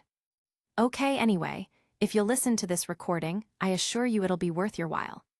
First, call your buddy back inside, and only then will I listen," Carol demanded, her expression leaving no room for argument. "Deal." Talos also had no intention of trying any tricks, and agreed just like that. And it was at that moment that they all heard a meow echo through the tension-filled room. Goose, the cat, suddenly wandered in, purring softly, and subsequently, Talos, as if he had just seen a dead alien ghost, jumped in horror at the sight. "Oh my God, get that thing away," he cried, pressing himself against the wall. "Goose, where have you been?" Fury asked, a smile tugging at his lips as he saw his new buddy. "Are you scared of a cat?" Carol asked, bemused by the alien's reaction as she looked between Goose in Fury's hands and Talos, who really seemed to be scared out of his mind. "That is not a cat," Talos insisted, pointing a trembling finger. "That's a flurkin, an extremely, extremely dangerous interdimensional tentacle monster." "Tentacle monster?" Fury chuckled as he scooped up Goose. "Why do you all keep insisting Goose is dangerous? You wouldn't hurt a fly, would you, Goosey?" Talos raised a puzzled brow. "If not me, then listen to the other one, Agent. Also, can you tell me who it is? Is he one of us?" "Its name is Twinklefeather, and I don't know whether it's an alien or not. But you don't need to worry about that, right, Goose?" Fury said, cuddling the ginger cat even more lovingly, which only made Talos more agitated. "Are Earthlings always this brave?" Talos thought, beads of sweat forming on his forehead. And just then, the door opened, and Monica stepped inside with the fake Maria behind her. Maverick also entered and walked over to Isabella, remaining to watch how things played out. As soon as little Monica saw another person who looked like her mom, confusion washed over her face.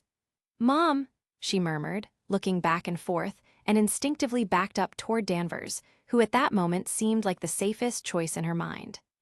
"Right, Norix, you can change back," Talos instructed his minion. The alien reverted to its natural green form, causing Monica's eyes to widen in astonishment rather than fear. "So cool. Mom, is this your friend?"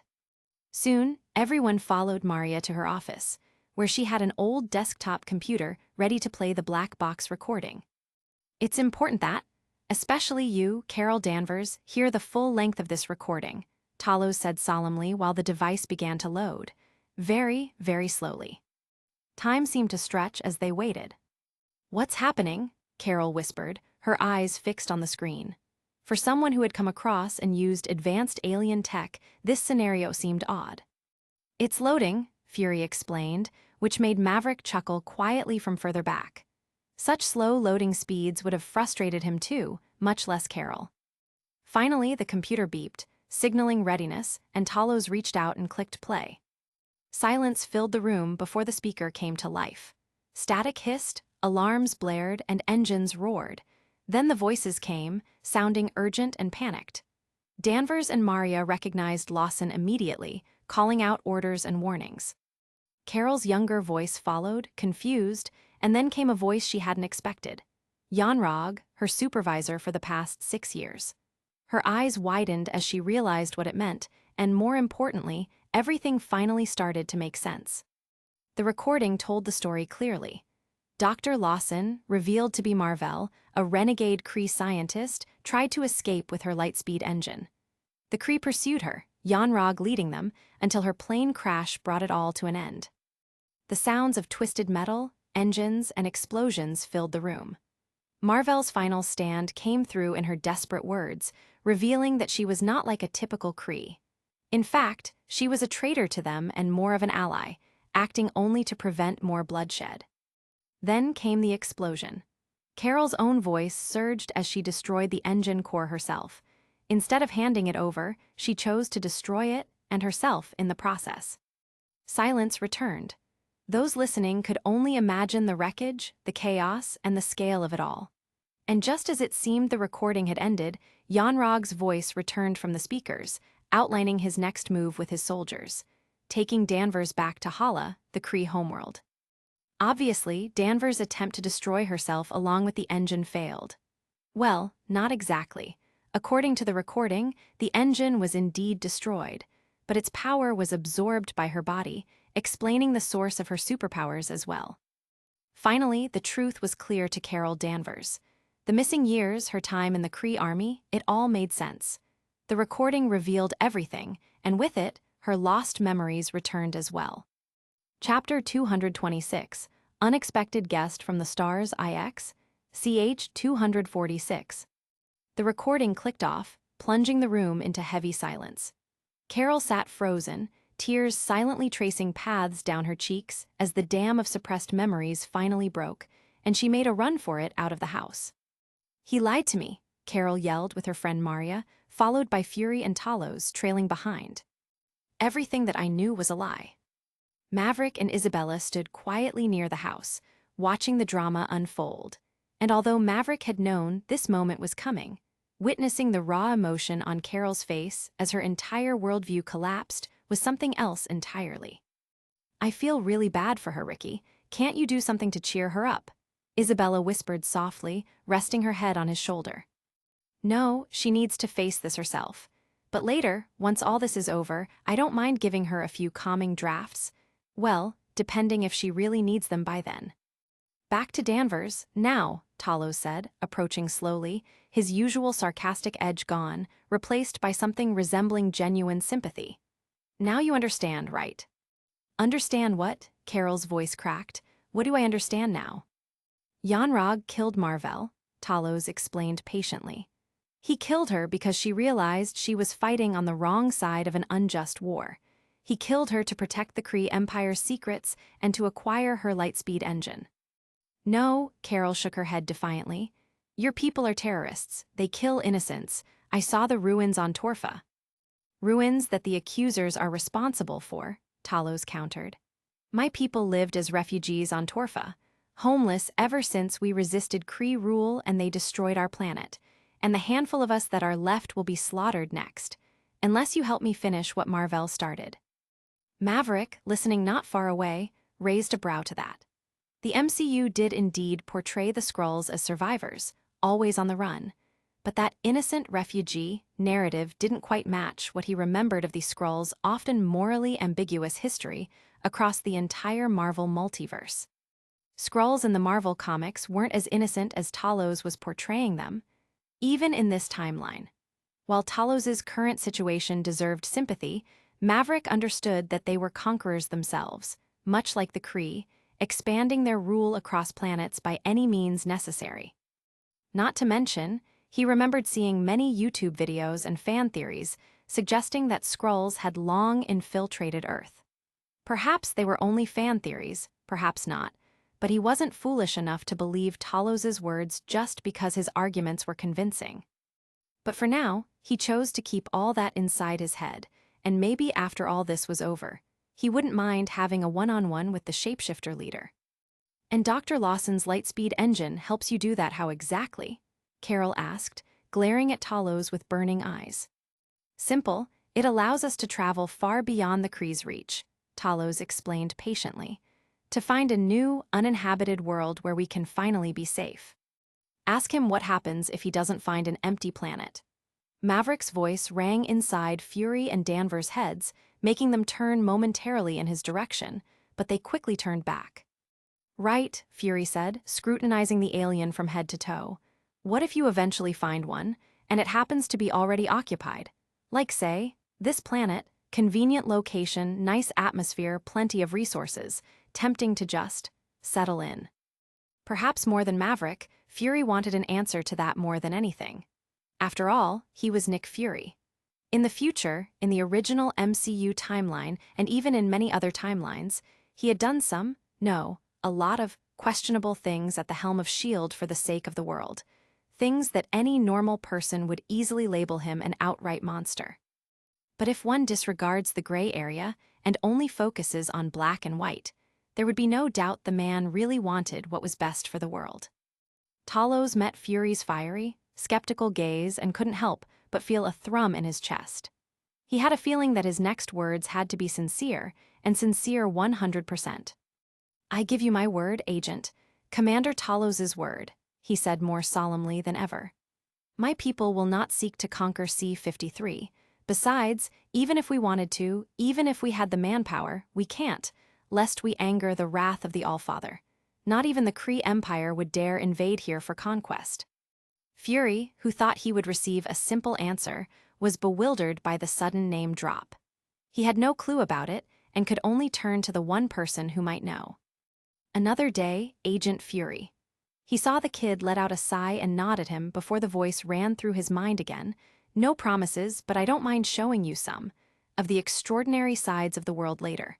For now, focus on Talos." "We seek only refuge," Talos continued, "and even if other Skrull factions cause trouble here, I will aid you against them. Is that a sufficient guarantee, Agent?" Fury turned back to him, and though he had 1,000 questions racking his brain, he knew it was not the time. "We'll see," he said, neither acknowledging nor denying his promise. Talos sighed, then turned back to Danvers. "Right now, the Kree are the enemy we both share. They're coming for me, for my people," he said. "Help us find the lab, get Mar-Vell's engine core, and we leave. By doing so, we also take the Kree threat with us. It's mutually beneficial." Carol still looked lost, with her newfound memories settling in, and was unable to think straight, so she turned to Fury and Maria for help. Maria came closer, held her hands, and squeezed them tightly with care. "Carol, remember, Lawson always told us that his lightspeed engine was not to fight wars but to end them, finding a way out." "Exactly," Talos chimed in on her words. "Finding the core lets us escape the war for good." "Have you forgotten? I destroyed the core," Carol reminded them. "No," Talos corrected, "you destroyed the engine. The core that powered it is in a remote location. If you help us decode those coordinates, we can find it." "What if you find it and use it as a weapon against us?" Carol challenged him again. Sighing, Talos replied tiredly, "We just want a home." After a moment of tense silence, he added softly, "I know I don't deserve your trust, but you were our only lead. We discovered that your energy signature matched Mar-Vell's core. Now we know why." "If only you knew the importance of it to me," the Skrull said, the face of another, someone dear, surfacing in his mind. "I just need your help decoding the coordinates to Mar-Vell's lab." Back and forth, the alien and Danvers argued some more, neither backing down. And finally, with Fury and Maria supporting the decision, Danvers chose to agree to help the Skrulls. With the new determination on her face, she said, "Actually, those weren't coordinates. They're state vectors for orbital position and velocity. You didn't find her lab on Earth because it's not on Earth."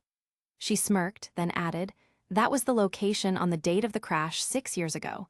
If we track its course, we can find it in orbit even right now." "Basic physics," Maria chimed in as well, with a small, proud smile.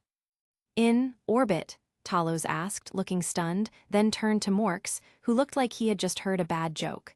"Was that so difficult to figure out? I mean, you're my science guy, right?"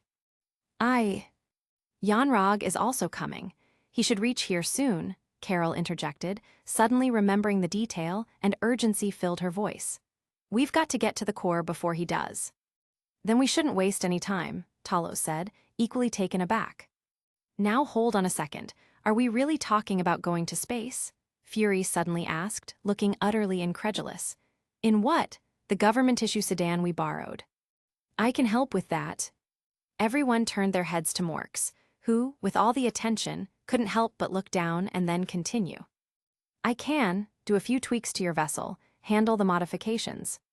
"Are you sure, Mr. Science Guy?" Fury muttered skeptically under his breath, narrowing his eyes. Time passed, and another day went by while the science guy worked on the aircraft, transforming it for space travel. Meanwhile, Carol somehow convinced Maria to join the mission as well, but as a result, Monica had to be taken to another place while they were gone. The kid was upset, but alas, she was a kid. Before she was driven away, though, she helped Danvers with a new look, and Danvers for the first time picked the color she would wear in the future as Captain Marvel. Maverick and Isabella also did not linger at their home all the time and left, popping around the world doing who knows what, with the heads up to Fury and Danvers that they would return when the aircraft was ready. Then, finally, on the morning of the next day, 2 nights after they first arrived at the property, everything was ready. The group, Fury, Danvers, and Monica, gathered beside the newly modified spacecraft. Fury and Danvers approached Maverick and Isabella, who were hanging back a little, but didn't appear ready to board, and gave them a questioning look. "Are you coming with us?" Danvers asked. "Ah, don't worry about us, Ms. Danvers. We wouldn't miss it for the world," Maverick replied instantly, a wide smile spreading across his face. "Just know that we'll be right behind you. You aren't going to call back Twinklefeather, are you?" At that, Isabella, standing beside Maverick, couldn't help but chuckle out loud.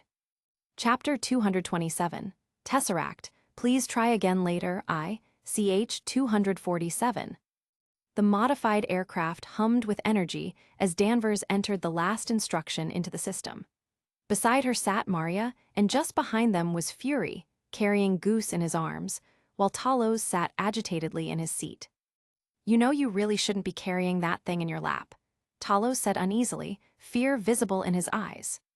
"As long as it keeps scaring the green out of your face, I'll keep doing exactly that," Fury retorted, snuggling the ginger cat with even more affection. "All right, buckle up." Danvers turned from the cockpit, drawing their attention. Looking at their bickering, one man and one alien, she had a feeling they would become good friends eventually, despite being from different species. Initiating launch sequence. "Space, huh? Never thought I'd spend the New Year's holidays doing something this insane," Fury muttered nervously, clutching the ginger cat tighter.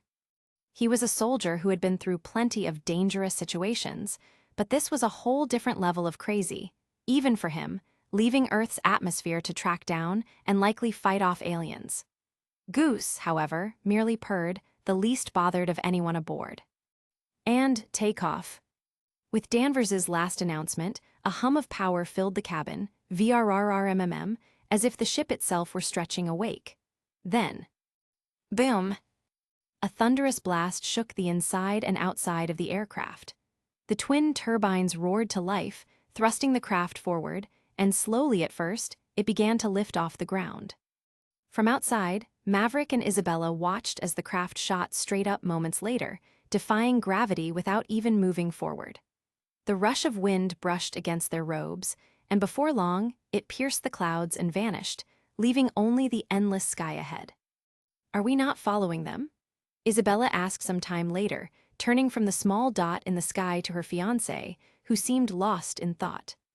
"We will," Maverick murmured without looking, his focus fixed on something else, specifically the figure near the cabin beside Maria's house. There, Morks, disguised as Danvers, stood waiting, as if anticipating someone's arrival. Maverick, too, was waiting, certain of what was about to happen. Xuanhuan would soon land with his crew, coming for Danvers. In the movie, Xuanhuan had killed this pitiful Skrull as soon as he realized it wasn't Danvers, and Maverick simply wanted to change that, partly because he liked the alien, and partly because he wanted Talos to owe him a favor. They waited half an hour, then nearly an hour, and sure enough, Maverick's magical sense finally detected something large, like an aircraft, or, in this case, a space pod, invisible and landing not far from the property. Xuanhuan soon emerged out from his space pod, hidden under cloaking technology, and walked towards the cabin with a smile on his face, seeing Danvers outside there. What followed next was pretty similar to what happened in the movie. The Kree commander didn't take long to realize it wasn't Danvers, but a Skrull in disguise. Boom! "Where is she? What did you do with her?" Despite the gun pointed at his face and having already been shot in the shoulder, the Skrull science guy didn't budge a word and looked defiantly at Xuanhuan, who was threatening him to reveal the whereabouts of Danvers. "She already knows, doesn't she?" he asked again, realizing that Danvers may very well be compromised by now. Then he gave one more glance at the brave, yet pitiful scroll on the ground, and without even a hint of sympathy, pulled the trigger at his face. Boom!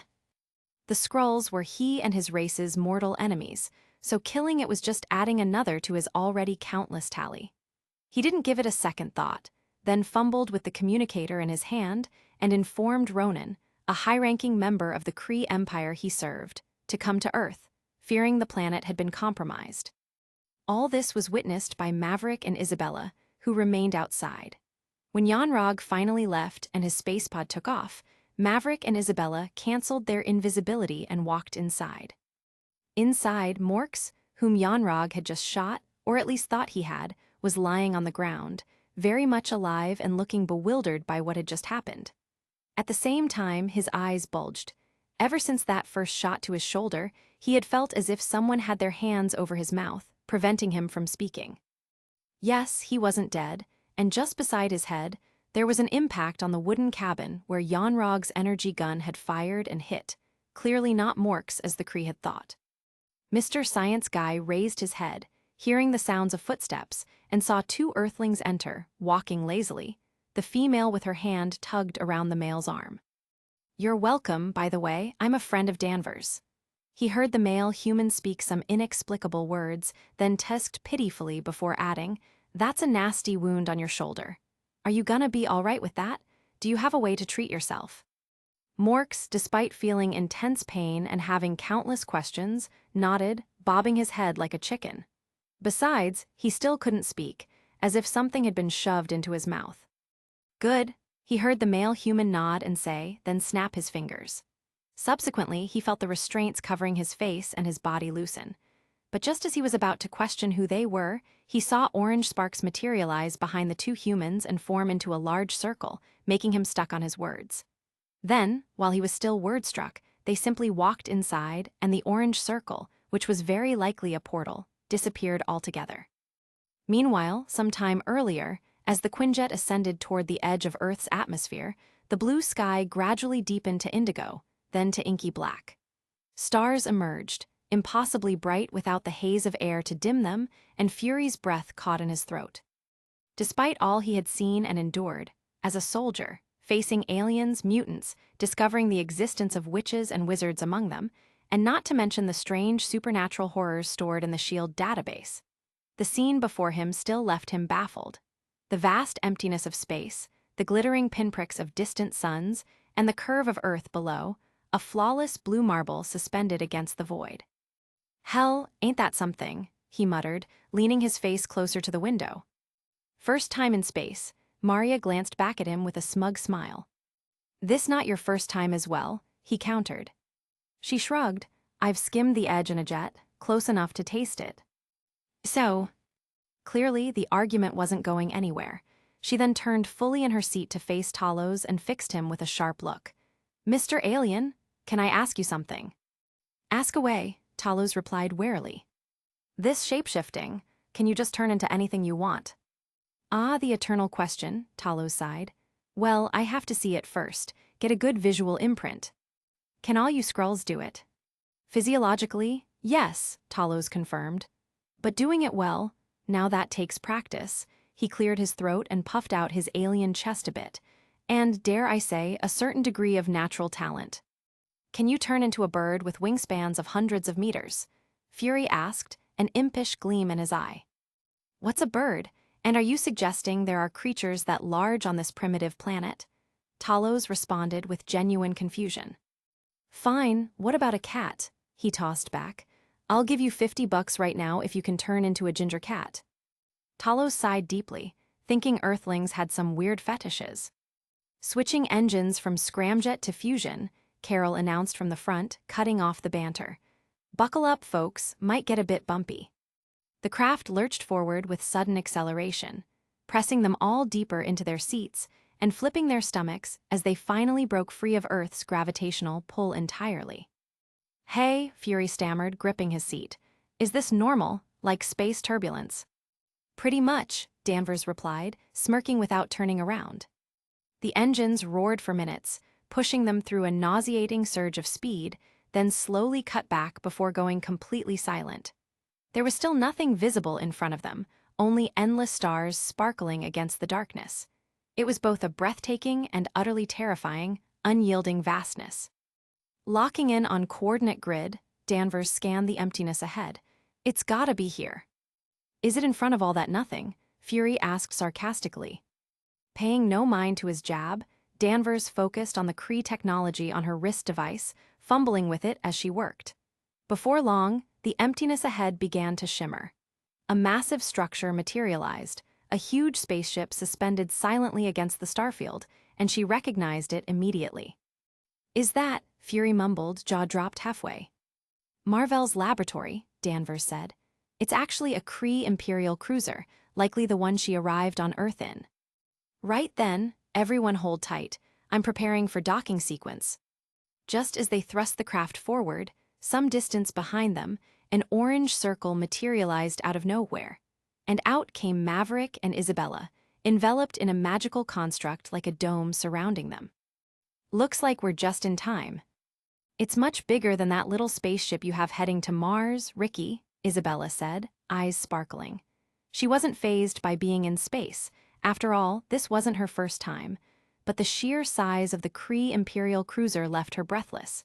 It was, for lack of a better word, majestic. Let's go. How long are we going to stay invisible before revealing ourselves? Isabella asked, as the magical construct moved, following the Quinjet. Maverick hummed thoughtfully at the question. I'm waiting for something. But soon, he said ambiguously. He wanted to wait until Danvers fully unlocked her potential, broke free from the Kree control chip, and until then, he didn't want to interfere in the course of events. Though his butterfly wings had already made some changes, the general direction was still on course. More importantly, his target was now within reach, and at the thought, he couldn't help but tug a grin across his face. What's with that stupid smirk? Isabella raised a brow. Her fiancé was doing that again. Cough, let's keep following. Inside Mar-Vell's lab. After docking their modified Quinjet, the group cautiously ventured into the space station. The corridors merged Kree efficiency with unexpectedly human touches. Posters, personal items hinting at Mar-Vell's undercover life, and even children's belongings, whose presence none of them could yet explain. Eventually, the 3 humans and 1 cat reached what appeared to be the main research chamber. And there it was, the object of their quest, glowing with an ethereal blue light. The Tesseract, resting securely at the center of the room, held in place by 2 mechanical arms extending from either side. While the others were distracted by the surroundings, Maverick, still invisible and a little behind the group, also saw it for the first time and felt inexplicably drawn to the cube. He couldn't tell whether it was his own desire or something else, but the moment his eyes landed on it, an overwhelming urge to grab it surged through him. Can't blame him. After all, it held the Space Stone, one of the 6 Infinity Stones. Yet he still held back, drawing on his magical energy and occlumency shields to barely restrain the pounding temptation, waiting for the course of events in his mind to finish unfolding. Chapter 228, Tesseract, Please Try Again Later, II, CH 248. Time passed, and it soon became clear to Fury and his group why children's toys were scattered throughout the aircraft. Not long after reaching the chamber, Talos began signaling with his voice, some form of Skrull language or code, and soon Skrulls, both young and old, began emerging from all directions, gathering around the group. At first, Danvers and her group thought they were surrounding them for an attack, but then realized it was only a reunion. An emotional reunion, as it turned out, and Danvers finally realized that it wasn't really the Tesseract Talos was after, but his family, his wife, his child. That was the reason he had been so adamant and impatient, going through all the trouble of chasing, or perhaps leading her, across star systems all the way here. We didn't know what to do. Mar-Vell instructed us not to send a signal for any reason, else the Kree would find us. The female Skrull, Talos' partner, undoubtedly said to him. She looked absolutely relieved at this moment, and it was clear she had been waiting patiently for a very long time. You did the right thing. Embracing his partner, Talos acknowledged. Though it had been a long time, this moment was worth it for him. But who is she, Talos? The female Skrull asked again, pointing at Danvers, or more precisely, her uniform. Although not the standard color of Kree uniforms, she had been running from the Kree all her life and could recognize their gear at a glance. She's with me. It's okay. She's the one who led me to you, Talos assured her lovingly. The emotional exchange continued, with Danvers apologizing to the Skrulls and Talos explaining his journey to finding them. Fury and Maria stood like passive observers, watching the exchanges, while the Tesseract remained stored inside a metal box in Maria's hand. And, unknowingly, they had all relaxed their guards. Maverick, standing by the metal wall of the chamber, shook his head, watching Carol play ping-pong with the children when they should have been planning their next move, either to stop Xuanhuan or at least get the non-combatant Skrull women and children to safety, knowing he was on his way. But Maverick had no intention of reminding her, and besides, at this moment, neither Danvers nor Fury was even aware that he was already here. Soon, and sure enough, his magical senses detected a group heading their way, and before long, the door to the chamber clunked open with a mechanical shriek, startling everyone inside. The lab doors swung open, and 6 figures in Kree Starforce armor advanced, weapons raised and spreading with practiced precision. At their forefront strode Xuanhuan, clad in flawless armor, his expression cold, clearly the authority among the group.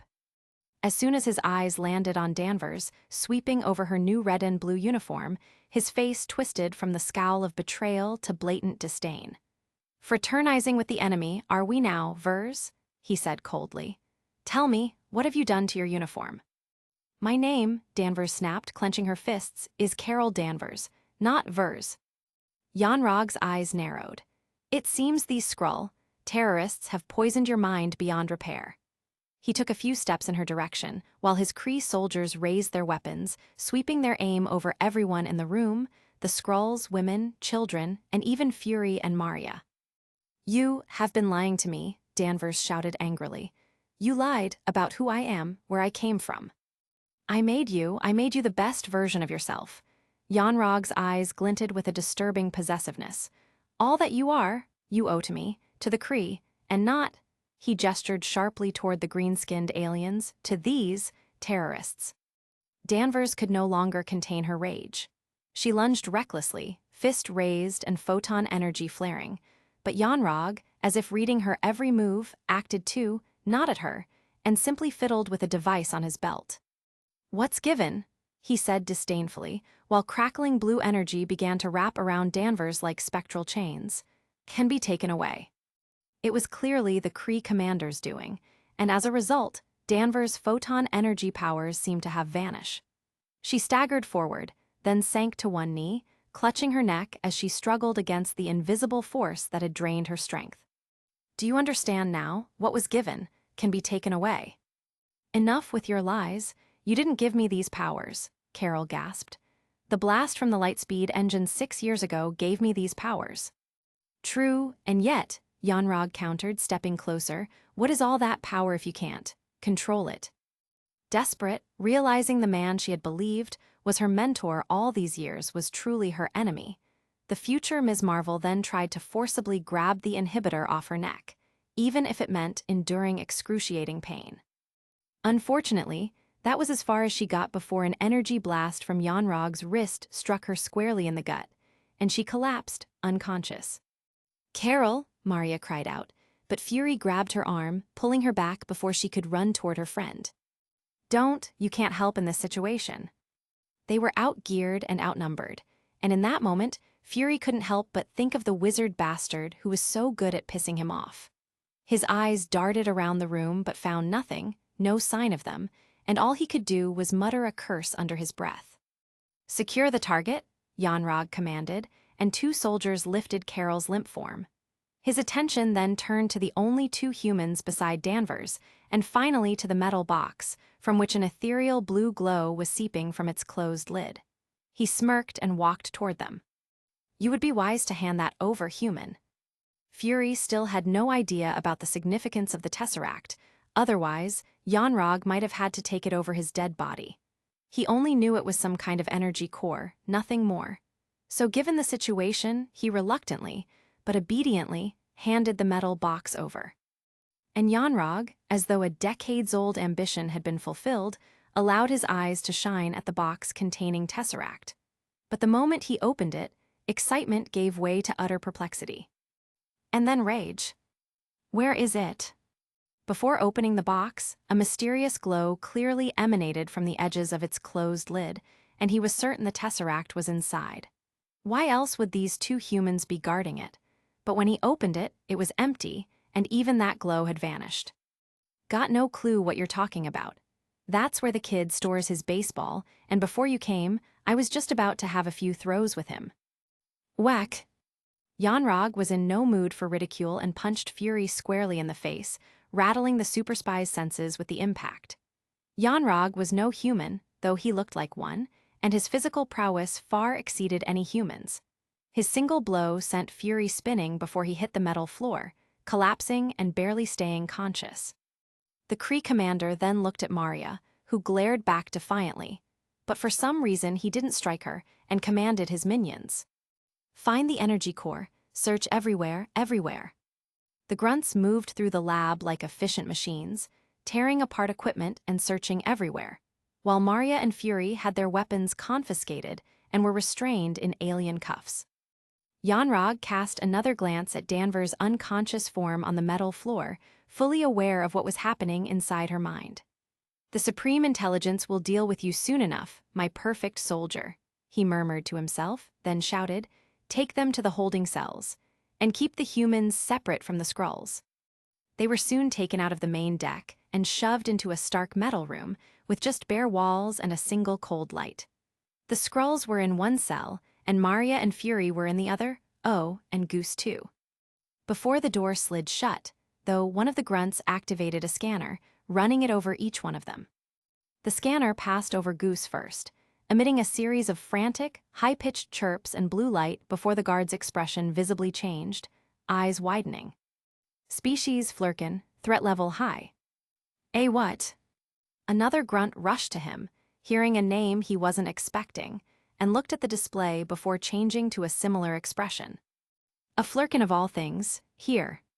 Don't just stand there, strap it.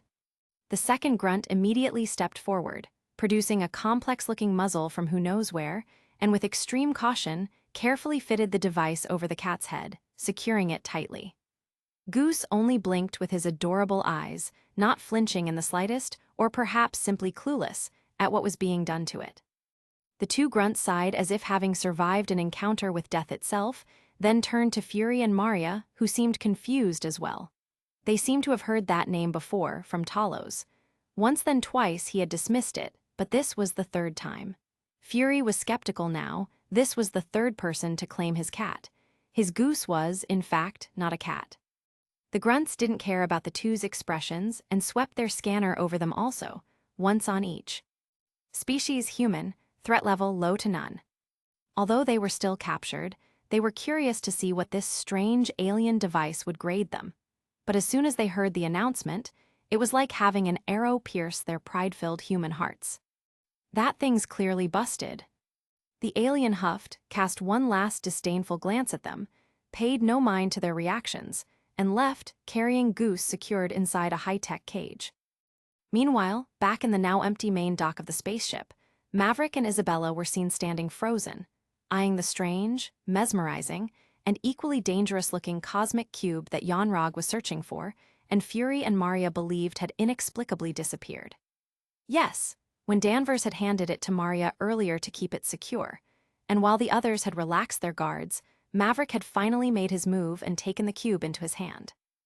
The illusion spell was unleashed to its limit as soon as Maverick laid eyes on the cube, and taking it from Maria's hand was really nothing difficult. But he still kept the illusion of something being inside the metal box, even after Yanrog had arrived. As a result, as soon as they entered the chamber, they were all under the spell and had no idea that the metal box, with its fake glow along the lid edges, was in fact an illusion, and the box held nothing but empty air. And now, the Tesseract rested in Maverick's hands. Isabella watched him, waiting for him to speak, because, well, it had been a long moment since he had fallen into that deep, calculating silence. Chapter 229, Tesseract, please try again later, CH249.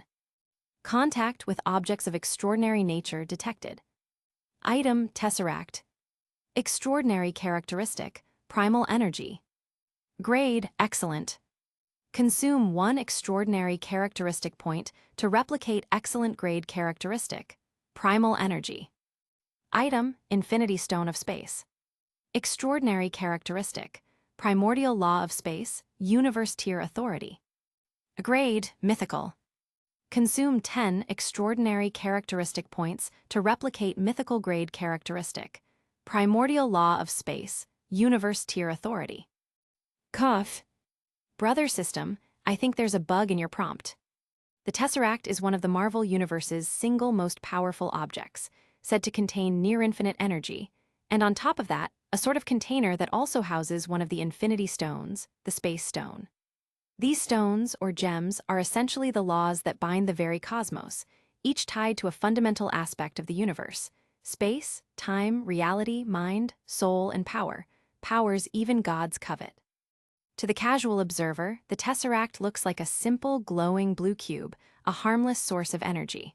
But to those who know how to wield it, it is a relic of unimaginable power, capable of shaping events, even on a universal scale.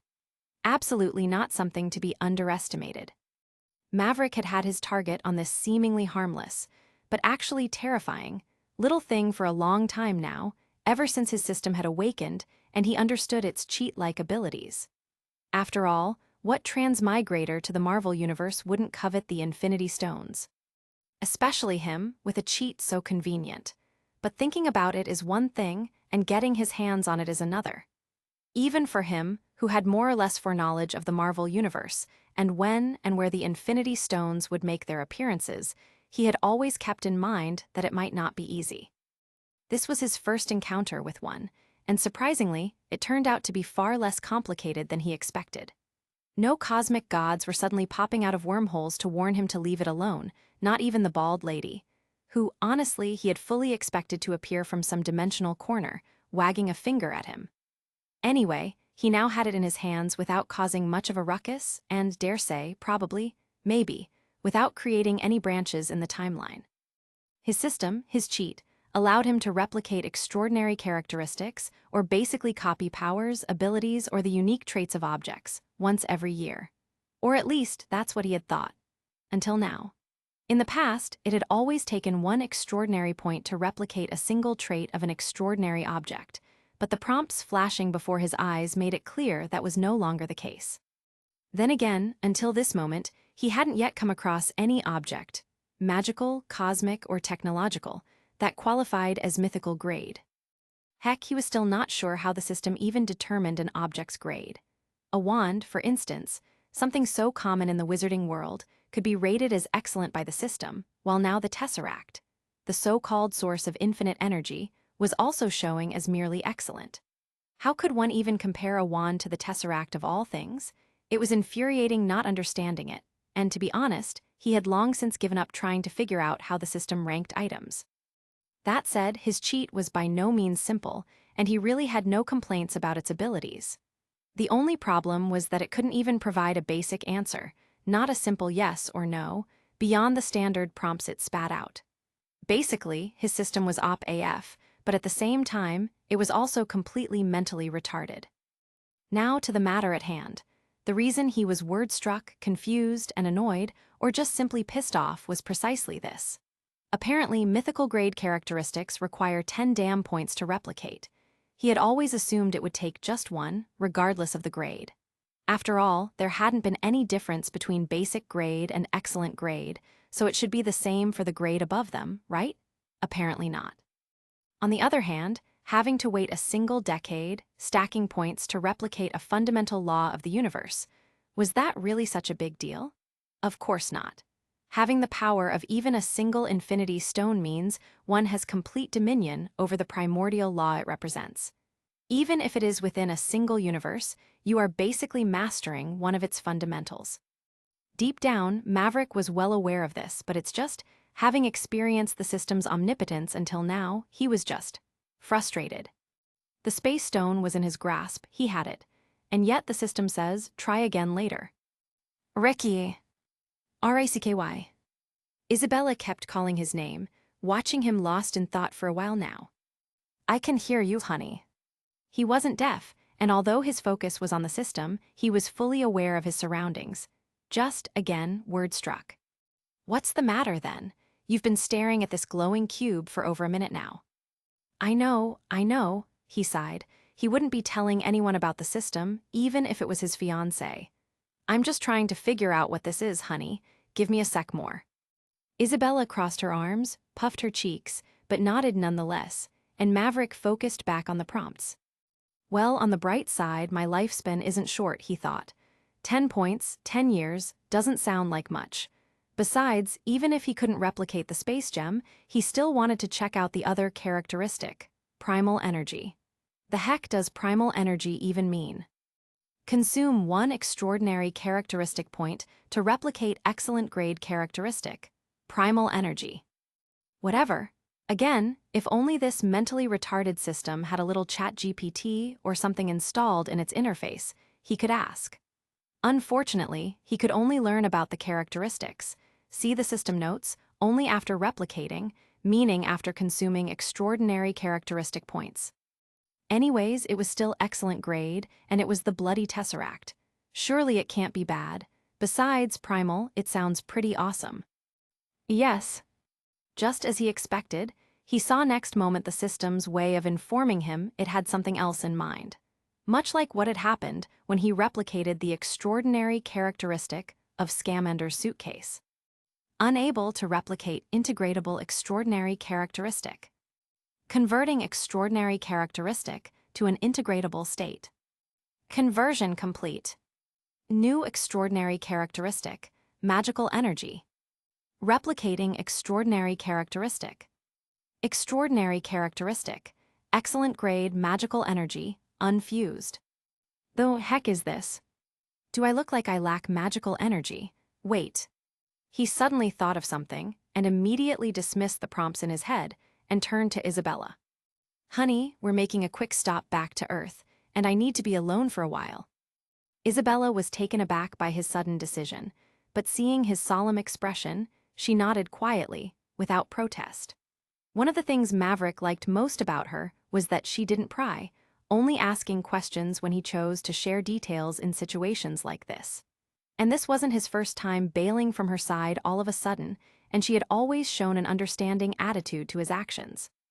Thank you, he said, and right there on the spot, opened a portal back to Earth, specifically to Isabella's father's private island in Alaska. Just stay there for a bit, okay? Hopefully I won't be long. A couple of minutes maybe, but if it's taking too long, you can apparate back home until I find you. I know, Isabella said, sighing and waving her hand. I'll stay here for a while, but don't forget that Danvers and Fury are still captured by those aliens. Don't worry, I haven't, Maverick replied, giving her a thumbs up before apparating, his vision changing before he reappeared somewhere else, far, far from there in Antarctica. Isabella was right, Fury and his group were still captured, held captive by the Kree. Even though Maverick was confident things would turn out okay, he still didn't want to leave it all to chance. Just before portaling back to Earth, he had sensed Danvers' presence spiking, growing stronger. That meant she was likely finishing her confrontation with the supreme intelligence in her mind, awakening her true potential as the future Ms. Marvel. Right, let's get this over with quickly. Extraordinary characteristic, excellent grade magical energy, unfused. Fuse. It was a strange feeling, like the satisfaction of drinking a cold, refreshing cup of water after being parched for days. But he wasn't thirsty, per se, it was just invigorating. His whole body felt alive, flushed with energy, yet strangely comfortable at the same time. And the sensation came and went quickly, leaving nothing behind except that fleeting feeling. Anticlimactic, for lack of a better word, so much so that by the end, he wasn't even sure anything really special had happened at first. No, he shook his head, I feel different, stronger. No, that's not it as well, strength isn't the right word. It's more like the rush of power after advancing a rank. Could it be? His eyes widened for a moment before he quickly willed the status panel to appear before him. Name, Maverick Caesar. Class, Wizard. Rank Archmagus. Magical energy, 33,096 plus. Points, 7,742. Extraordinary characteristic points, 0. Extraordinary characteristics. Excellent grade. Spellcasting, independent expanded dimension, flight, vitality, true concealment, cosmic voidgate conduit. Talents. Magical energy manipulation, Master Plus. Magical sense, Master Plus. Spatial rift, Advanced Plus. Dominant spirit, Advanced Plus. Nature energy manipulation, Advanced Plus. Transfiguration, Advanced Plus. Alchemy, Advanced Plus. Potions, Intermediate Plus. Eldritch meditation, Advanced Plus. Spells. Aquarid Master Proficiency. Fiendfire Plus, Apparition Plus, Illusio Lunam Lectorum Plus. Aquarid Advanced Proficiency. Mirror Dimension plus Sling Ring Portal plus Astral Projection, plus Eldritch Whips plus Crimson Bands, plus Flames of the Faltine plus Bolts of Balthak plus Shield of the Vishanti plus Crimson Bands of Sidorak plus Flipendo plus Bombarda Maxima plus Expelliarmus plus Saner Vipra, Advanced Healing, plus Pratigo plus Finite Incantatum plus Petrificus Totalis plus Stupefy plus Patronus Charm plus Episci, Healing, plus Reparo plus Revelio plus Disillusionment plus Wingardium Leviosa, plus Occlumency plus Legilimency, plus Mirror World Spell plus Confundus plus. Sure enough, just as I thought. Chapter 230, Tesseract, please try again later IV, CH 250. Just as I thought. There weren't any new traits or talents added to his extraordinary list this time after fusing the replicated characteristic, magical energy. What he got instead was a boost to his magical reserves. And he could feel it, thrumming through every ounce of his being, even if at first glance it didn't look like much. No, on the contrary, it was a considerable increase, 10,000 to be exact. The last time he had fused an extraordinary trait was half a year ago with the Sling Ring, and back then, his magical energy sat at about 22,700. Then over the last 6 months, with nothing but his body's natural cultivation, that number had risen by about 400, reaching exactly 23,096 until just a few minutes ago. And now it had leapt to 33,096. When he thought about it, 10,000 units, if he had to claw his way there by himself, meant years of grinding practice saved. So really, even if it wasn't enough to push him straight into Warlock rank, it was still a massive leap forward. And if I'm not wrong, he summoned the Tesseract into his hand again. It glowed in his palm, humming quietly, and he found himself grinning before he even realized it. The same prompts were still there, both characteristics glowing like they were waiting for him. Normally, once he had already replicated a characteristic, say, his wand's excellent grade spellcasting, the system would mark it or otherwise let him know he could no longer replicate it for a second time. Even if it came from another wand, as long as it was the same grade, he couldn't copy it a second time. But in this case, the primal energy trait was still flashing, showing it could be copied again. That meant as long as he had points and was willing to spend them, he could keep replicating it. 10,000 units of magical energy increase every year, that was enough to push him to Warlock in just 2. No, in just 1 year. By next year, if he wanted, he could do it. His system points were already nearing 8,000, and by then it would be well over 10,000. So here it was, the headache of a choice. Should he use the extraordinary characteristic point he would gain next year, spend his system points as well, and throw it all into leveling up? To be honest, the system points were the trickiest part. Burning them felt unwise. In his mind, using them to boost his talents and spell proficiency made far more sense than just pumping up his magical energy. Then again, if it meant evolving an entire rank, that didn't sound too bad either. Practically, the only logical, and probably the most efficient, option was to hoard extraordinary characteristic points. First for 2 years to advance to Warlock, and then for 10 consecutive years to attempt replicating the sub-universal law of space from the space gem.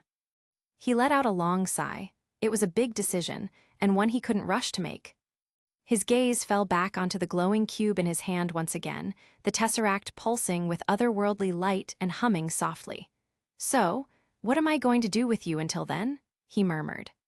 Should he let the cube follow its original trajectory, or keep it, at least until he could replicate the space stone? Again, decisions. He rubbed his chin for a moment, then suddenly thought of an even better solution. One where the cosmic cube would stay with him until he could replicate the space stone, and at the same time. Whoosh! When Maverick returned, the first thing Isabella noticed was the obvious absence of the glowing blue cube. But while she was curious, time was too critical, as nearly half an hour had already passed since they had returned to Earth, and she was growing truly worried about Danvers and the others. Even though it had only been a couple of days since meeting them, especially Danvers, her story had truly moved Isabella, stirring a deep sense of empathy for the space girl. No more hiding, right? Isabella slipped her arm through his, watching inquiringly as he traced the familiar swirling motion. But just as her words settled, he paused halfway too, fingers hanging in the air before drifting to his chin. "Ricky." Now that you mention it." Maverick cast her a sideways glance and chuckled. Yes, now that he had what he wanted, and Danvers too was about to awaken her true potential, there was no longer any need to hide. But first the drip, cough, cough, cough. And with that thought, his fingers danced through the air, first over Isabella, then over himself, ending in a crisp snap that sealed the gesture. At his current level of proficiency in the talent, transfiguring small things like clothes or other non-living objects was easy, and the effects could last for hours, even an entire day. Moreover, if he continuously channeled his magic into them, the change would last even longer. What he had just done was simply change their gear. After all, they had to look presentable, right? Isabella's casual clothes gave way to a sleek black dress, one shoulder bare, falling to her knees, with dark fabric draped from the opposite side. Buckled boots grounded her look, while a wide-brimmed hat angled over her face, giving her an aura of elegance and marking her as every bit a captivating witch. Maverick was clad in a black jacket over a dark vest, black trousers, and polished shoes. A slim leather strap crossed his chest, a pocket watch chain glinting at his waist, and a long dark coat draped over his shoulders. The ensemble gave him a mysterious, enigmatic aura, precisely the effect he wanted, not dangerous. The change took only a few seconds. "Now, we're ready," Maverick said, conjuring a mirror and nodding at their reflection. "I'm not even going to ask how you came up with an outfit like this for me." Isabella sighed, though the small smirk she tried to hide told him she liked what she saw. The next moment, familiar orange sparks flared to life as Maverick traced a circle with his hand again, completing the passage to the Kree Imperial Space Station. "Wait." Isabella pulled him back just as he was about to step forward, and this time he turned to her with a puzzled glance. Under his raised brow, she twirled her wand playfully and tapped it against his tousled hair. At first, he thought she meant to fix it, until a black top hat with a single white band shimmered into place atop his head. "Perfect," she said, returning his earlier nod and smirk. Okay, her little touch suited his new look perfectly, and besides, he couldn't bring himself to argue with her anyway. With a chuckle and a shrug, he wove a thread of his own magic through her transfiguration, and together, hands locked, they stepped into the sparking portal. Boom. Crash. Boom, booms, boom. Crash, boom, crash. The interdimensional portal opened in the middle of the Imperial spaceship, and as soon as Maverick and Isabella stepped through, they were hit by the roar of constant explosions and the crash of metal debris raining from every corner. The situation had clearly escalated, but first, they needed to figure out what was happening and what was causing all the chaos. Fortunately, mages are the best equipped for situations like this. Extending his magical senses to cover the entire spaceship, Maverick first focused on where the noise was most intense and saw Carol Danvers, her whole body glowing like a human disco ball on steroids, radiating raw energy as she tore through Kree grunts one after another. It looked like she had finally tapped into her full power, but with so many of them, she was still having a bit of trouble keeping up. Still, it looked more like a hassle than a serious problem. She didn't seem to be running out of energy anytime soon and just needed to get used to controlling it. His magical senses were practically screaming at him. Her power was off the charts, radiating from her like nothing he had ever felt. In other words, on Carol's side, she didn't seem to need any immediate help. But on the other side, it was total carnage, with Fury, Maria, and Talos trading alien fire with a group of about 10 Kree soldiers. The numbers were technically in the home team's favor, but most of the Skrulls weren't combat-trained, leaving it really just the three of Fury, Maria, and Talos holding the line behind a corner. Get your wand ready, hun. Time tracks back to about half an hour earlier. After Xuanhuan took control of the spaceship, the occupants were split into groups and taken to holding cells. Fury and Maria were put in one cell, while the group of Skrulls was placed in another nearby, all before the interrogations began. What they wanted was the Tesseract, which had somehow gone missing, and only once they had it could they get rid of their prisoners. Meanwhile, Danvers' unconscious body was taken to a cabin, where she was covered rather than restrained, using Kree nanotech to, let's say, correct her mental state according to their needs. Even though she had gone rogue, she was still a walking, talking weapon of mass destruction, far too valuable for them to simply dispose of. They wanted to brainwash her again, and the purpose of the nanotech was precisely that, for their supreme intelligence to attack her mentally, in other words, to erase the contradictory emotions she had for, well, anything besides the good of their galactic empire. Unfortunately for them, they had still underestimated the dormant power Danvers had gained from the blast of Mar-Vell's lightspeed engine, something fueled by the Tesseract itself. And coupled with her strong resolve to break free from their control, the mental battle between her and the Kree Empire's supreme intelligence eventually ended in Danvers' victory. The first thing she did after waking up was fry the restraining chip on her neck and take full control of her body. With her dormant powers now awake, she basically skipped the beginner stage and jumped straight to boss-level strength, even if she didn't have perfect control yet. But it was still more than enough to take care of the few miscellaneous grunts guarding the cabin where she had been held captive. After that, she didn't waste any time and went straight to rescue Fury and the others, telling them to take the Quinjet back to Earth. Xuanhuan and his troops were still somewhere on the ship, searching for the Tesseract, and she was determined to finish the job. For her, revenge wasn't complete until she dealt with the man who had fooled her all these years. Which brings the scene to the present. Danvers now battling Xuanhuan and his entire troop, while Fury and his group being intercepted by another group of Kree soldiers on their way. Get down! Fury shoved the green-skinned alien to the ground just as a blast of energy tore past, denting the metal wall behind them. Keep your head down and your trigger finger up. He snapped at Talos without even looking, too busy tracking the 10 freaks advancing toward them. Explosions rocked the corridor, metal screaming under the relentless assault. On one side, 10 blue-skinned aliens were closing in with triple the firepower, and on the other, Fury and his team found their corner had become a death trap.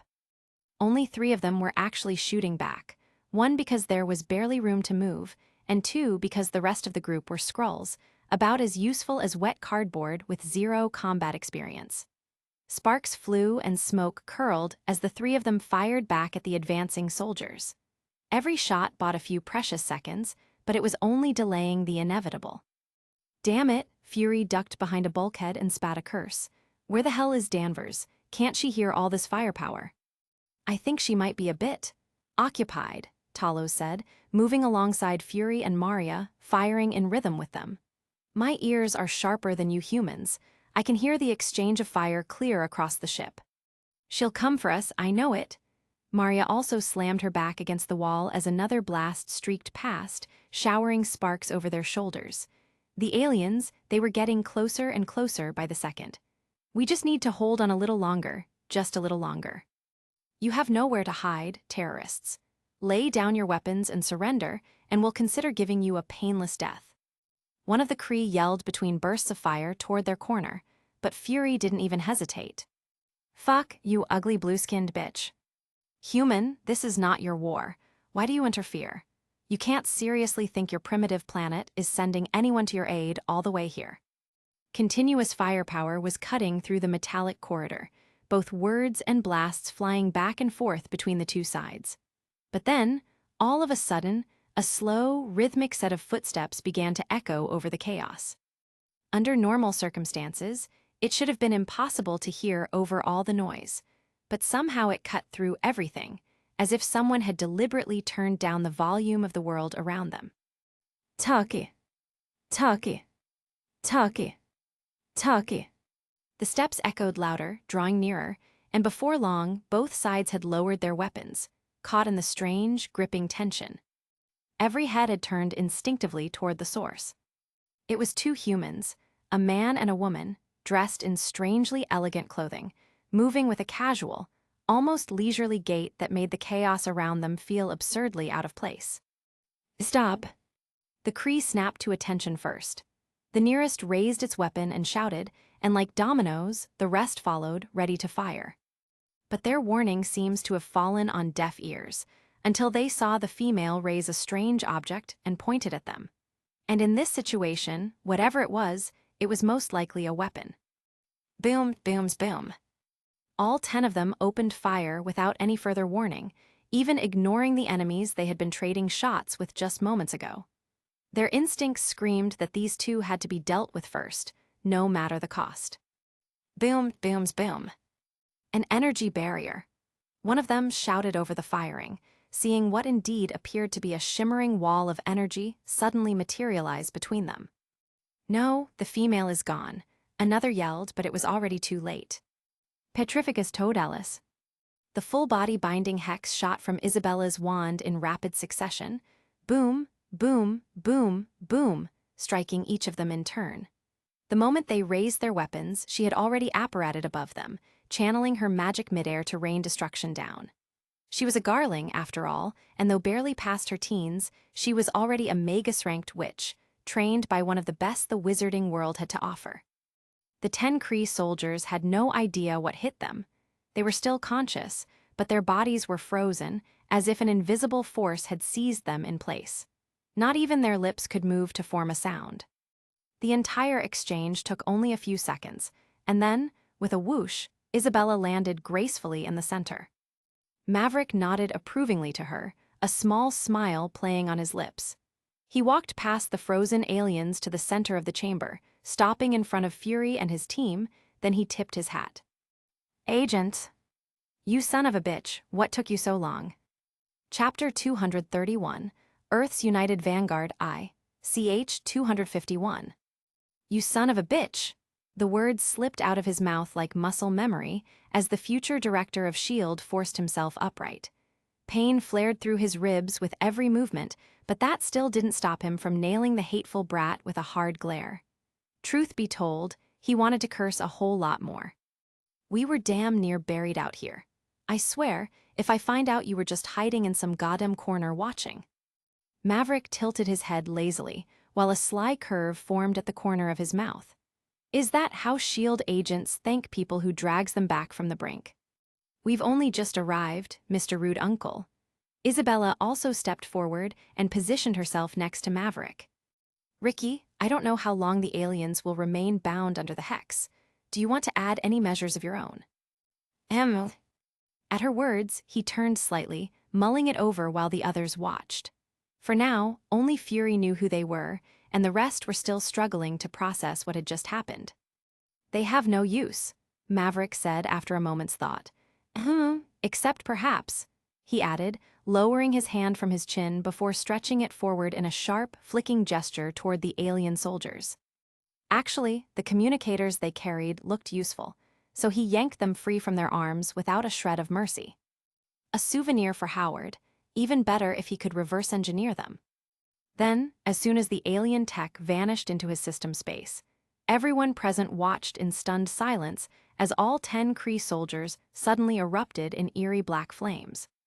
Finfire was no ordinary magic. Its power grew with the magic feeding it, and under Maverick's overwhelming magical energy, it devoured its prey with terrifying efficiency. Within seconds, not even ash remained. For the Kree, it could almost be called a mercy. They wouldn't have felt a thing. As the black flames vanished, Maverick cast a sideways glance at Isabella, and seeing that her expression hadn't wavered, he smiled inwardly. Turning back, he found Fury, Maria, and Talos much the same. The 3 of them didn't so much as bat an eye. Only the regular Skrulls seemed slightly unsettled, and even then, just a little. Good, the last thing he wanted was to get dragged into a moral argument. "I'm sorry, sir, who exactly are you again?" Maria finally couldn't keep it to herself and asked, looking at Maverick. "That's right, I think some introductions are in order." Fury flicked his jacket at her question, capturing everyone's attention, then turned back to his group and gestured toward the duo. "This seemingly harmless man here, ladies, gentlemen, and aliens, is a supervisor at S.H.I.E.L.D., the same agency I work for. In other words, one of us. And the young lady with him, the one who just saved our asses and won't stop calling me rude, is his fiancée." He let that sink in for a beat, then arched an inquiring brow at Maverick. "Oh, and aren't you too? I don't know, just casually ignoring your own organization's secrecy rules or something, parading in front of civilians like it's a Sunday stroll." "Civilians?" he asked, then tilted his head slightly toward Isabella. "Honey, do you see any civilians?" Isabella mirrored his expression and gave a small shrug. "I get it," Fury waved a hand dismissively. "Not my problem." With that little episode over, Maverick's attention next turned to Talos, who was watching him warily. "Good instincts. You are Talos, the leader of your species."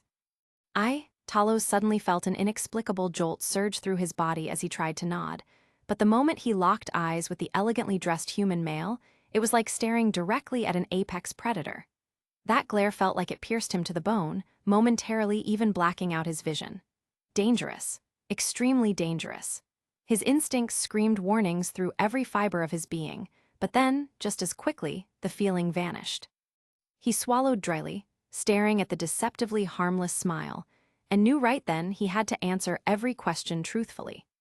"Talos," his wife nudged him from the side, noticing his sudden trance. "I'm fine," he told her, then turned back to Maverick. "I am, indeed their leader, Your Excellency," he said, his green forehead slick with sweat. "And I apologize for breaching your planet and making it a target for the Kree forces, because my people, my family." "I'm aware of your particular situation, Skrull." Maverick cut him off. "For family, for survival, one can make the most desperate choices." Everyone listened intently as Maverick spoke his mind. For Talos, however, Maverick's words felt far from just casual thoughts and more like a verdict being passed down on him. "You are looking for a new home now, are you not?" "We are," Talos replied truthfully. "Then, once the Kree have been driven far from this planet, we will have much to discuss. If I'm not mistaken, the Kree have already requested aid from their empire, and I overheard something about the Accuser's fleet that will be arriving soon." The Accuser, Talos's brows furrowed at the name. Was it the Accuser Ronan? "That's the name of the person the Kree contacted. Before I arrived, I happened to see one of your people, Morks, was it? Being attacked by this Kree right after he made contact with the other party named Ronan." Talos's eyes snapped wide. "What happened to Morks? Is he alive?" "He will live. I stopped the last shot aimed at his head," Maverick continued. "He's hurt, and I offered to treat him, but he said he could handle it himself, so I didn't linger. I was in a hurry to get here. Fortunately, I made it just in time." "Now hold on a damn second. Did you just say you overheard a fleet is likely heading toward our planet? An actual fleet of intergalactic, world-conquering spaceships?" Fury's face darkened. True to his nature, he was already running through the worst-case scenarios, and this time, he was genuinely in shock. "Talos, who is this Ronan, and what kind of firepower can we expect from him? In the worst-case scenario, in your opinion?" Ignoring Fury, Maverick asked the green-skinned expert in all things Kree. Of course, Maverick also had some knowledge of the Kree Empire, and even of Ronan, but he didn't know which version they were dealing with. If it was just the same boy who came after Danvers and ran off like a coward in the Captain Marvel movie, he wasn't worried. But if it was a comic book, over-glorified version, then he was going to have to start making serious plans. Everyone turned their attention to Talos, and he, in the most solemn voice, began to tell what he knew about the Accuser. Ronan, or rather Ronan the Accuser, is not just some Kree warrior. He's one of the Empire's deadliest weapons. Trained from birth to enforce Kree law, he's a master of strategy, hand-to-hand combat, and armed warfare. His strength, precision, and ruthlessness are terrifying on a personal level, and he wields the universal hammer, a weapon capable of crushing anything it strikes. How powerful is this weapon, the universal hammer? Maverick inquired. Very. This is only what I've heard from different sources, but apparently the weapon even enhances Ronan's physical strength to near demigod levels. Beyond that, it can fire concussive energy blasts strong enough to destroy large structures or decimate groups of enemies at a distance. It can absorb impacts, deflect energy attacks, and even generate force fields. Some say Ronan can use it to propel himself or hover in battle, giving him incredible mobility, like a certain prince famous across the galaxy. Basically, the hammer turns him into a one-man army. But what makes him truly dangerous isn't just him, or his weapon, it's the forces under his command. He leads legions of elite Kree soldiers, fanatically loyal, highly trained, and completely ruthless, just like him.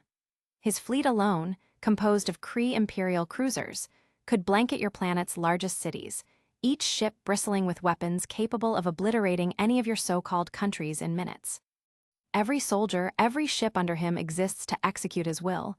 He doesn't hesitate, he doesn't negotiate, he conquers, he annihilates, and when he comes, resistance is simply futile. Surely that's a bit of an exaggeration, isn't it? Maria asked, a bead of sweat running down the side of her face as she glanced around. I wish it were, I truly do. But on the bright side, I've never heard of him mobilizing his entire fleet at once. And this mission, if I'm not mistaken, was him coming to take out just us. Not for conquest.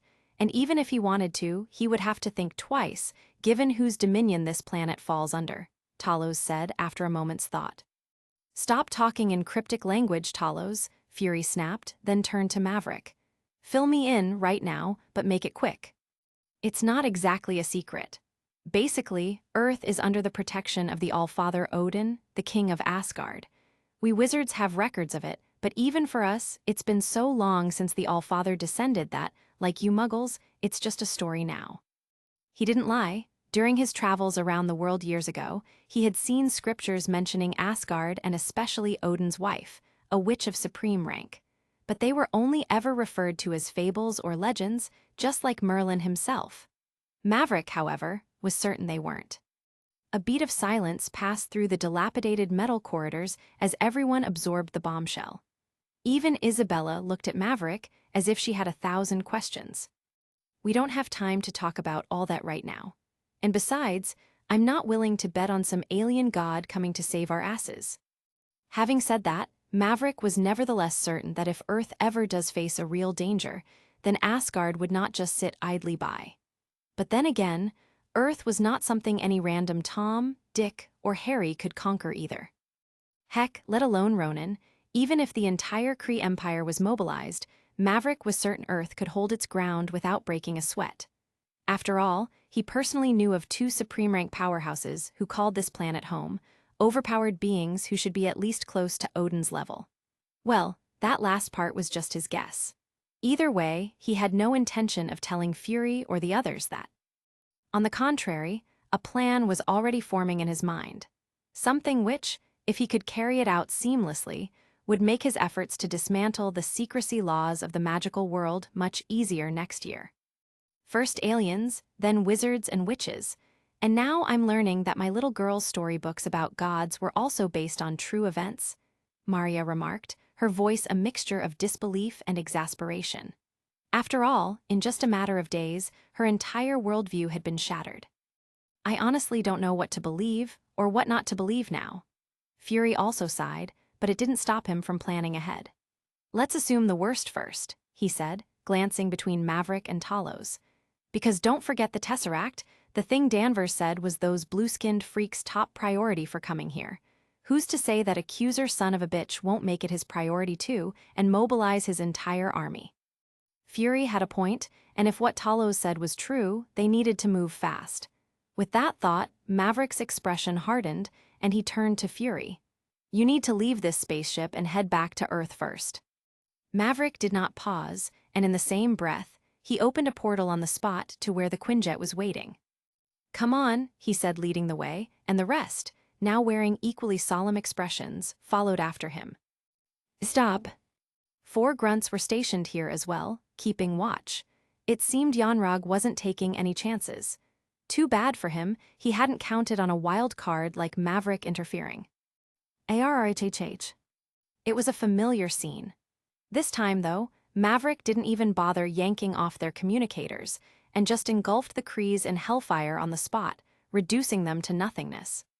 And behind him, the group, who had at first been taken aback by what looked like an ambush, now stared at his back with a mix of awe and reverence. No matter how much they all hated the Kree, the way they had just disappeared, just like that, still left them dry-mouthed, if only for a moment.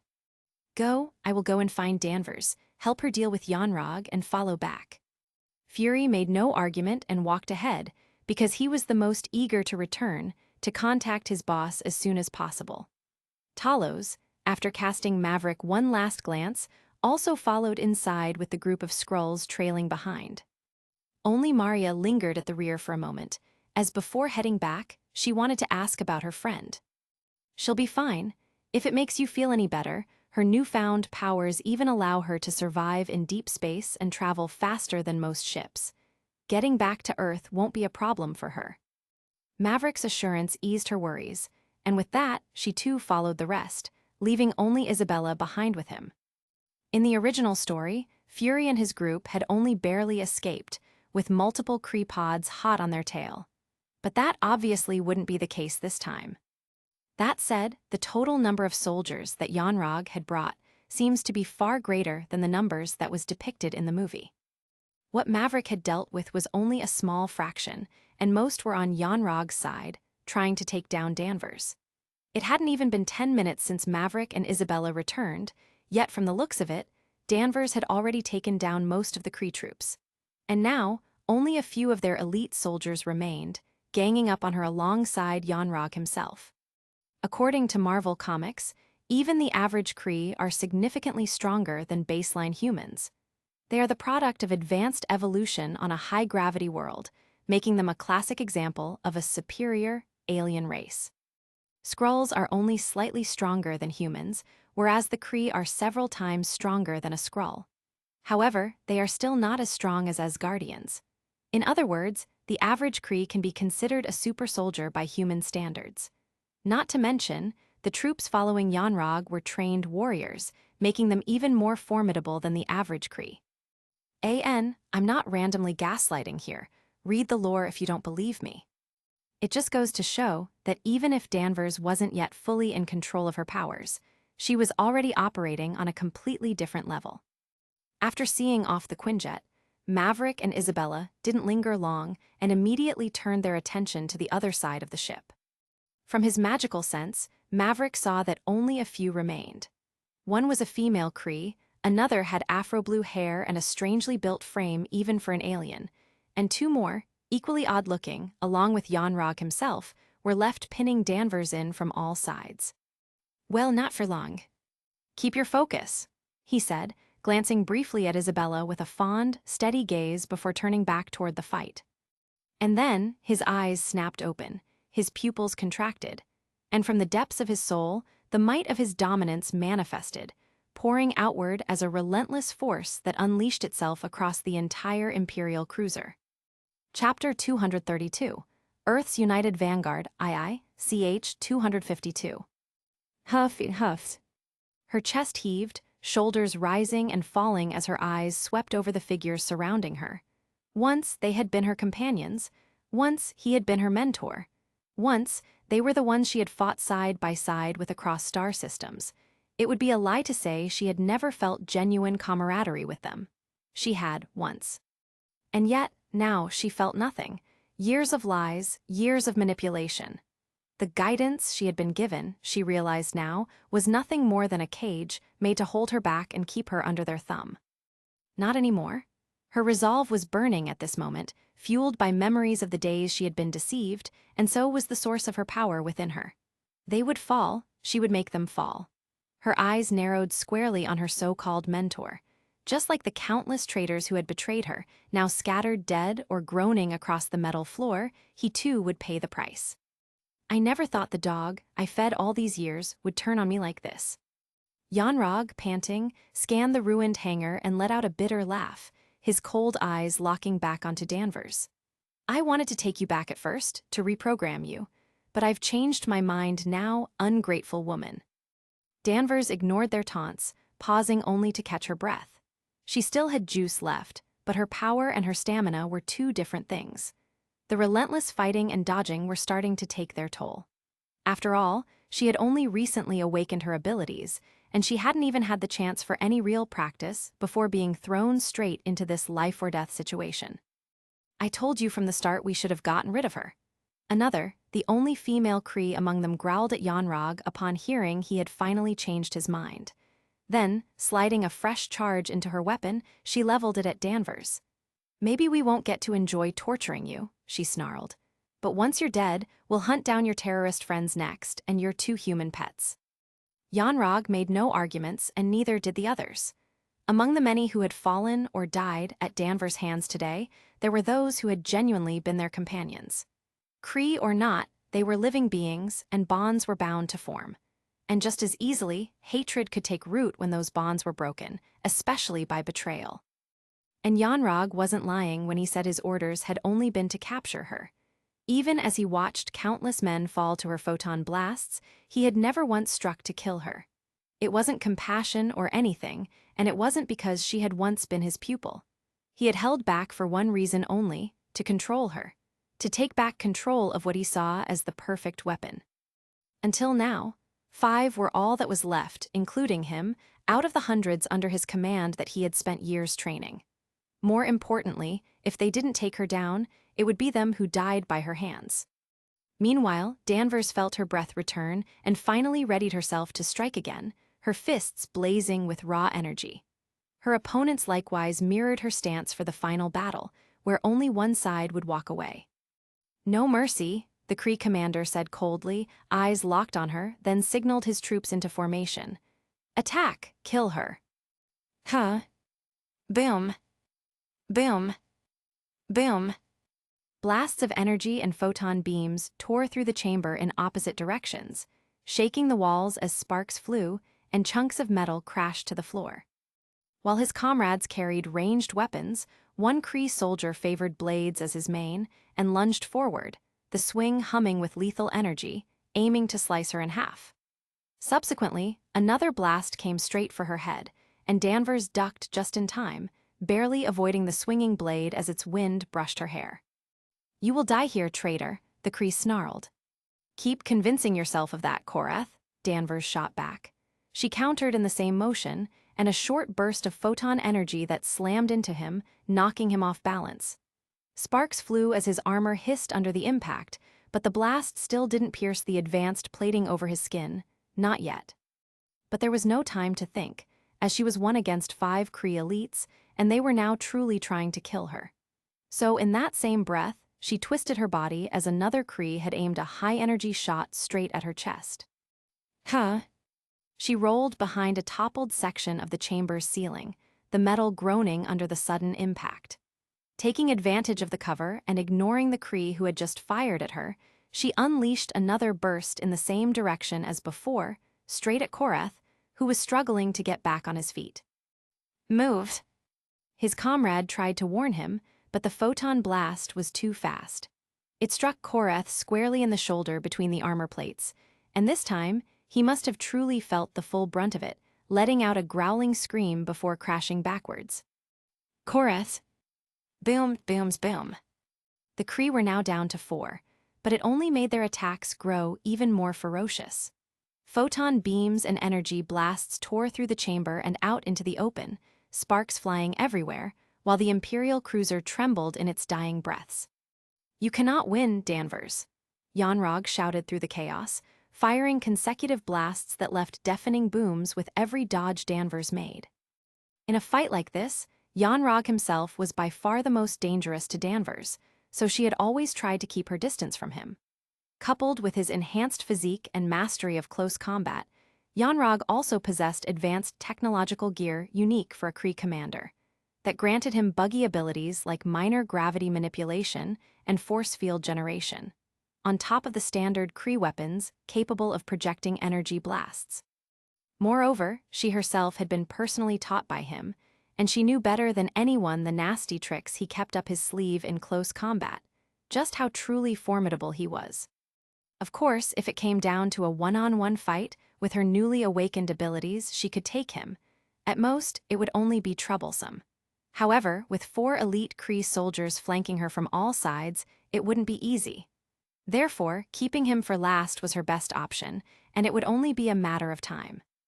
The sound of Xuanhuan's frustrated shout only made her grin, and she pressed her offensive even harder. "I can keep this up all day, old teacher," she shouted back from behind a wreckage. At the same time, energy crackled around her arms, and with a sharp outward sweep to her left and right, she unleashed twin blasts toward 2 of the Kree soldiers hiding behind some twisted metal. Boom! Boom! Chance! Just as the photon beams crashed into the rubble, her lips curled into a smile, when suddenly, from the corner of her eye, she spotted the female Kree dashing from cover to cover, and she charged her hands again to strike.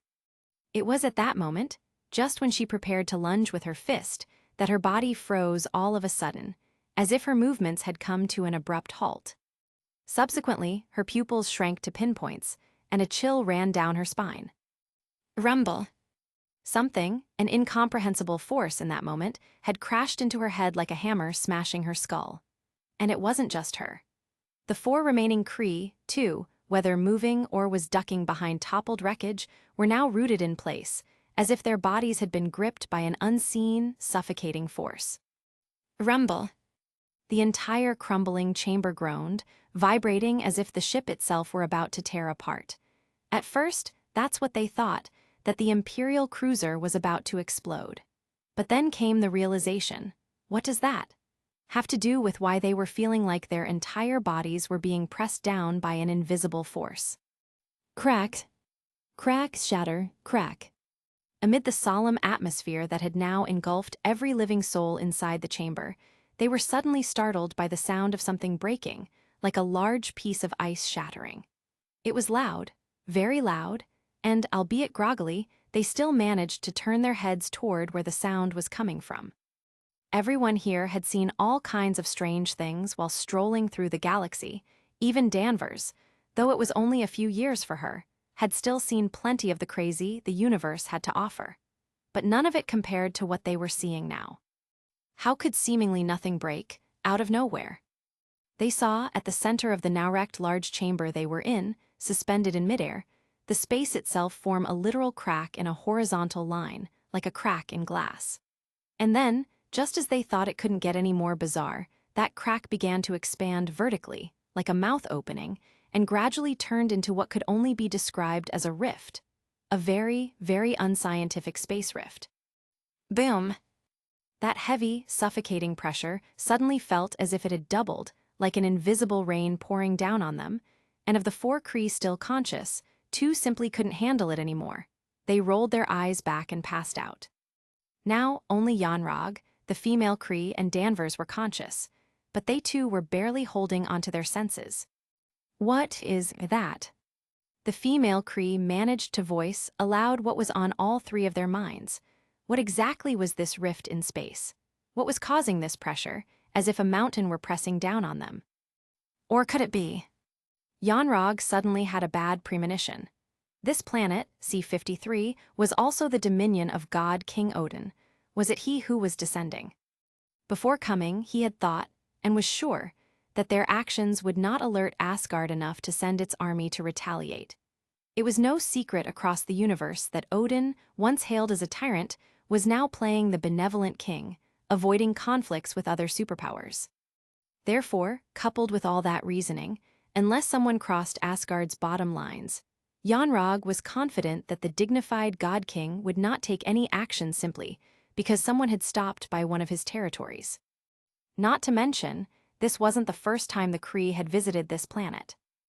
Hiya! Suddenly, he heard Danvers let out a loud, long inhale, as if she had been holding her breath, and he turned his head.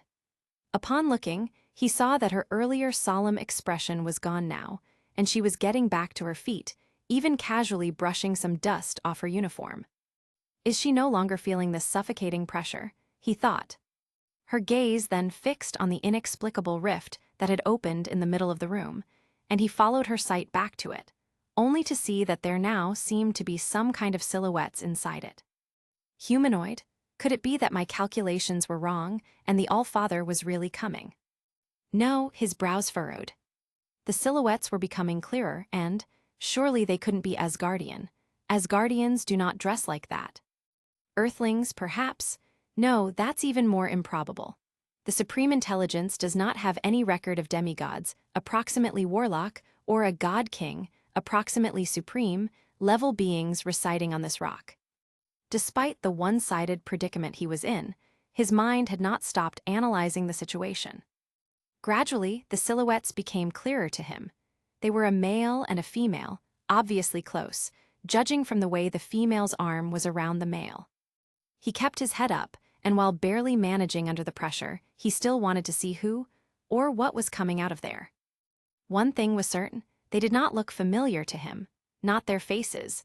The universe was too vast to recognize someone by face, but judging from what one wore, it was easier to narrow down. On most planets, residents had a distinct style, like a uniform they would wear when venturing across other worlds. It was an unspoken rule of the universe. And just then, he saw the male slowly turn in his direction, eyes half open, while the female, on the other hand, looked the opposite way, toward the traitor. Xuanhuan didn't know what came over him when he raised his eyelids to meet the strangers, but when their gazes crossed, he felt only indifference. Naked, blatant indifference, as if those pairs of eyes were looking at something lesser. For a second, he didn't know whether to feel fortunate or unfortunate, having survived those bottomless eyes or having been looked down upon by them. The gaze lingered for only a fraction of a second on him before turning to Danvers' side, and then he saw the stranger, as if recognizing an acquaintance, tug a smile at her. That was not a good sign, he thought grimly, a bad premonition jolting through his already heavily pressured body. "I'm guessing you took so long not because you had to change your outfits." Danvers smiled at Maverick, looking over both of them, the couple. "I was farming," Maverick shrugged, while behind them the open rift slowly closed like fabric being patched. "Farming? Don't ask. Even I have trouble with the language he uses sometimes." Isabella waved her hand, hopping over some Cree before coming to her side. "Let me fix that for you." "Scourgify." Meanwhile, Maverick glanced across the room and made a quiet tisk, looking at the bloodbath she had created in just a matter of minutes. Cree blood was blue, so perhaps it wasn't as gruesome as one would think, but still, from a rough count, there were at least 100. He looked at the two Cree again. The female looked like she would pass out any moment, while Xuanhuan still had his head half raised, looking at him with reverence. Commendable willpower. Maverick's dominance was still pressing down, but focused solely on the two of them. One now, because the female Cree had just fallen on her face, unconscious. Ignoring the intensifying glare coming from Xuanhuan, Maverick turned back to Danvers. "Maria, Fury, and Talos with his group are on their way back to Earth, and I came to get you." Turning again to the Cree commander, he added, "The accuser Ronan should be on his way now." He wasn't saying it for Xuanhuan, to give him a confirmation or anything. The next thing Xuanhuan saw was Maverick pointing his finger at him, then making some kind of beckoning gesture. "Gaze upon me, Cree." "What a yo, ARRR." Chapter 233, Earth's United Vanguard, III, CH 253. AARRHHH. Xuanhuan's scream tore through the ruined chamber, reverberating off the broken metal like the howl of a dying beast. It was certainly not something anyone would expect from a hardened general like him, least of all Danvers, who knew him too well. She found herself staring with narrowed eyes. It was an unsettling sight, seeing the stern commander break so easily. After all, he had still been her mentor not long ago, even if she had later learned he was only deceiving. "What's happening to him?" she muttered under her breath, almost to herself. "Ricky's in his head." Beside her, Isabella rubbed her chin thoughtfully, as if the spectacle sparked more curiosity than revulsion. "I wonder if it feels the same as reading a human's mind." Danvers whipped her head toward her, a brow raised. "You can even do mind reading? You magicians have so many abilities." "I suppose you could say that. In fact, witches and wizards have only one ability, and that's magic. Spells are just the result of using that power in different ways. but it's only natural for non-magical people to think otherwise. Cracked. SHHH. Clatter, clatter. The chamber echoed continuously with sparking wires, groaning metal, and leaking gas, all blending with the Kree commander's scream, the loudest sound of them all. The two women continued observing silently.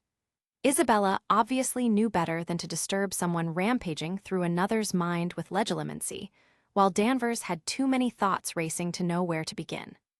A few minutes later, hesitantly, she finally voiced one of the thoughts nagging her the most. Say, can all of you do what your fiancé is doing? Isabella glanced at her, and seeing the curiosity she couldn't hide, a small chuckle escaped her lips. Theoretically, she said, shrugging, but Ricky isn't exactly someone you compare with the rest of us. Really? Is he really that impressive? Danvers pressed, a smile infecting her as well, seeing Isabella's nonchalance. Ahem, ladies? Maverick's voice cut in suddenly as he cleared his throat, putting a stop to their little gossip. After severing the mental connection from the Kree commander, he turned to the two women. You two can gossip some other time. We need to head back to Earth and meet up with Fury. He had just finished tearing through the alien's mind, and, as expected of a commander of the Kree Empire's army, Xuanhuan knew many of their secrets, even some of their intergalactic militaries, hidden cards, so to speak. Of course, there were also the details of the fleet he now knew for certain was heading their way. Its size, exactly when it would arrive, basically everything. Is it really as bad as Talos said? Isabella asked, frowning slightly. Maybe. Maverick also narrowed his eyes, a thoughtful look settling over him as he considered the armada approaching their planet. He had seen, through Xuanhuan's memories, exactly who Ronan was. The accuser was indeed as formidable as Talos had said, especially with his universal hammer and armor. But that was only to the likes of someone at Xuanhuan's level. To Maverick, Xuanhuan was nothing more than just another extra, and he had full confidence that, with his current abilities, he could handle Ronan. That said, that's only if it's Ronan alone. His fleet of fully armored starships, capable of firing hundreds of ballistic warheads, was another matter entirely. Even if he could take down Ronan in a short span of time, who's to say one of the ships wouldn't target a city, or all of them hit random locations in the meantime? Of course, if push came to shove, those two old farmers wouldn't sit idly by either, he was sure of that. But he didn't want them interfering in this. No, he needed to call in some muscle for this. It would also be the perfect opportunity to convince those old things of his plans for the coming year. Having witnessed it firsthand, they would only understand that the magical world no longer had the luxury to play hide-and-seek. Plus, there's Danvers too, the future Captain Marvel. Though not yet at the level of piercing through battleships as if they were made of tofu, she had still leveled up considerably in overall power after breaking free from the Kree's control. Speaking of, what's up with her? Carol. Following her dazed gaze, he saw it was Xuanhuan. His unconscious body lying on the floor, she seemed to be lost in thought about, as if in some deep contemplation. Why, feeling sorry for your old teacher? He asked, guessing the thought troubling her. No, she said without looking. He's not dead, if you're wondering, or I can make him disappear for you, if you don't have the stomach. Boom. But before he could finish his sentence, Xuanhuan's head suddenly exploded, even his blue Kree blood vaporizing wherever the blast struck. Or maybe not. Danvers took a long inhale, exhaling as if a great weight had been lifted from her shoulders. Then, glancing back at Maverick, she added confidently, "Thanks, but no thanks. I'm not that fragile." Maverick's brow arched. Well, that was true, she hadn't even flinched at killing her former mentor. Ricky, come on, tell us what you found out from the alien's memories. Isabella chimed in just then, steering the conversation back to the topic. I'd like to know that too. Glancing between the two blondes, he thought briefly once again about Xuanhuan's memories. It's like this. The bad news is the accuser's fleet really is heading toward Earth, led by Ronan himself. And the not-so-bad news, he glanced at his watch before continuing, is that we still have about 21 hours. Oh, and he won't be bringing his entire fleet, just 50 out of the hundreds of starships under his command. At least, that's what our headless friend knew. Isabella's expression instantly darkened, her thoughts dwelling on the worst that could happen. 50 enormous warships, each the size of a football stadium, armed to the teeth with advanced alien weapons. Seeing the Kree ship they were in, she could only picture how overwhelming 50 of these would be. She had seen Kree weapons firsthand and knew just how devastating their arsenal could be. And what about the even bigger armaments that would obviously be built into their starships? She wasn't naive about science. Even human technological weapons had evolved to the point of leveling entire cities, so what about an advanced alien civilization? How much would their technology, their weapons, have evolved? To her credit, her concerns were very real. Meanwhile, Danvers, on the other hand, didn't seem surprised by what Maverick said. Worried, yes, but not taken aback. What you said matches what he told me too, when he was trying to convince me to give up. She met Maverick's gaze with a determined look. This whole thing started with me, so I'll do my best to repel them from Earth. As expected from a soldier trained by a hardened alien general, her answer was exactly what he anticipated. I can tell you more, she continued. Each Imperial cruiser carries 3 warheads capable of leveling a small city, not to mention the dozens of mini-fighter pods aboard each. She paused, having thought of something, then added, but I'm fairly certain he won't target C-53 with the arsenal he's bringing. At best, it's all for intimidation. Oh, Maverick gave her a questioning look. Do you know him that well, enough to be so certain? I don't. In all my 6 years with them, I've never met him once. But every Kree knows his character, his deeds. He's a ruthless warmonger, yes, but he won't engage any party unless he's certain of an absolute victory. Let me guess, you think it's the Allfather's wrath he wants to avoid? Maverick asked. That's right, Danvers said matter-of-factly. Are you talking about the King of Asgard from the legends? The one and only, Maverick said to Isabella, then, turning back to Danvers, added. Your guess isn't far off, but... He shook his head. From what I saw in Xuanhuan's memories, during his talk with Ronan, the accuser was convinced Odin wouldn't step in, even if he attacked this planet. Apparently, Asgard was tied up with something else at the time, and the Allfather couldn't spare his army shortly.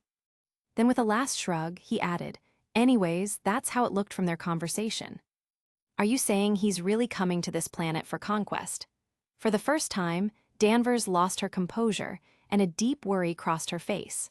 Until now, her greatest assurance had been the universal fact that Earth was a dominion protected by Asgard, but if what Maverick said was true. She also didn't doubt Maverick's words or his account of Xuanhuan's memories with Ronan. In her mind, there was no reason to lie about something like that, so the thought never even crossed her. And Maverick did not lie on his part. That's what Xuanhuan's recent conversation with Ronan was about. Only, he may have left out some details about a certain blue cube, but hey, she didn't ask. No, not for conquest, he answered her. Even if Asgard were otherwise occupied, Odin wouldn't let one of his realms fall into ruin. Ronan told Xuanhuan he wanted to teach, and I'm quoting here, these primitive monkeys a lesson for giving asylum to terrorists. By lesson, you mean hitting a few cities with their weapons? Isabella asked, nonetheless looking worried. Well, they didn't go into the specifics, Maverick replied, turning to her. Danvers gave him a long, piercing look, as if searching for something. What? Why don't you seem troubled? She asked, genuinely curious. Because, Maverick said, a small smile tugging at his lips. SSSS. Sparks of orange flared suddenly in the middle of the Quinjet that was just about to land next to Maria's property, drawing startled yelps and gasps from every occupant, human and alien alike, crammed inside its small cabin. Click, click. One handgun and one energy blaster were immediately raised at the orange circle that had formed, but then lowered just as quickly when 3 figures stepped through it, casually, as if they were just walking out of an ordinary doorway. Danvers. Carol. Son of a gun. I figured you'd come flying in on that big damn bird of yours, Fury said, lowering his gun. But a goddamn portal never crossed my mind. Hello to you too, Agent Fury. Maverick replied back to the bastard, who couldn't string 3 words together without a curse coming out of his mouth. What about Xuanhuan? Have you taken care of him? Talos chimed in from the side, and every pair of eyes turned toward the three, waiting expectantly. Let's just say they've all tasted hellfire, Maverick answered casually. Then, with a glance to the man, he added, "Oh, and my apologies. I've claimed your people's last refuge as my spoil." It was scrap metal already, barely holding together in the state it was in, Danvers cut in. "Don't worry, we'll get you a new cruiser, maybe more than one." Minutes later, the Quinjet touched down smoothly, and the group disembarked, making their way into Maria's house. "By the way," Maverick said, sitting at the dining table and tearing a toast in half before sliding one piece across to Fury, "why hole up here? Why not DC or SHIELD HQ?" Fury eyed the toast like it was something vulgar and shoved it back. "I'm waiting on you. Or did you forget you're a High Counselor of the World Security Council, Mr. High Counselor?" That, of course, was a lie. He had already briefed everything he knew to Pierce, but Pierce's answer was simple, even a little inexplicable to Fury. Follow Maverick's lead on how to proceed. And reading the thought, Maverick also grew confused. What's the matter with Pierce? What's he cooking? He considered a few possibilities, then dismissed them just as quickly. Or he could simply just ask. Anyways, the plan he had in mind required talking to the head of the Snake's Den. "Call your boss, I want to speak to him." "Pierce." "Who else?" Fury made a lazy shrug, then did as told, and before long a rough male's voice came from the other line hitting Maverick's ear. "Archmage Caesar." "Director," Maverick replied evenly. "I'll be direct. In 20 hours, a fleet of 50 warships, each the size of a football stadium and armed to the teeth, is heading for Earth. I don't need to explain why, you can guess. But..." He made a long pause, and Pierce, even after the bombshell, did not interrupt and waited patiently for him to continue. "From SHIELD, Agent Fury is enough as a line operative to assist, and to be honest, neither you nor SHIELD has the ability to assist in the plan I have to repel the coming invaders. Agent Fury will however stream everything that's happening, and what I really want you to do is share it live with every head of state around the world. Get them in a conference in the short time we have until I give further notice.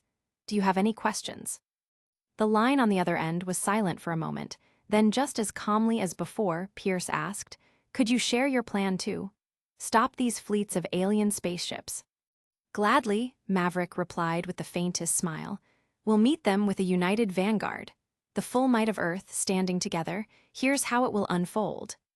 Half an hour later, after having answered Pierce's doubts, or more accurately, just giving him a straightforward answer and not caring whether he believed it or not, Maverick handed the phone back to Fury. While he was explaining everything, Fury had been listening with all kinds of expressions coming to his face, and Maria, Danvers, Talos, and Isabella had also joined the table at some point and had been listening. "Are you sure you can pull this off in such a short time, kid? This is the safety of the whole world we're dealing with here after all. Can you suggest a better idea, Mr. Agent Nicholas Joseph Fury?" Maverick raised a brow at the man. "How the hell did you?" "You have mine," Talos cut in just in time, and with a solemn expression, he continued, "along with the full support of the soldiers still standing with me, Mage Caesar."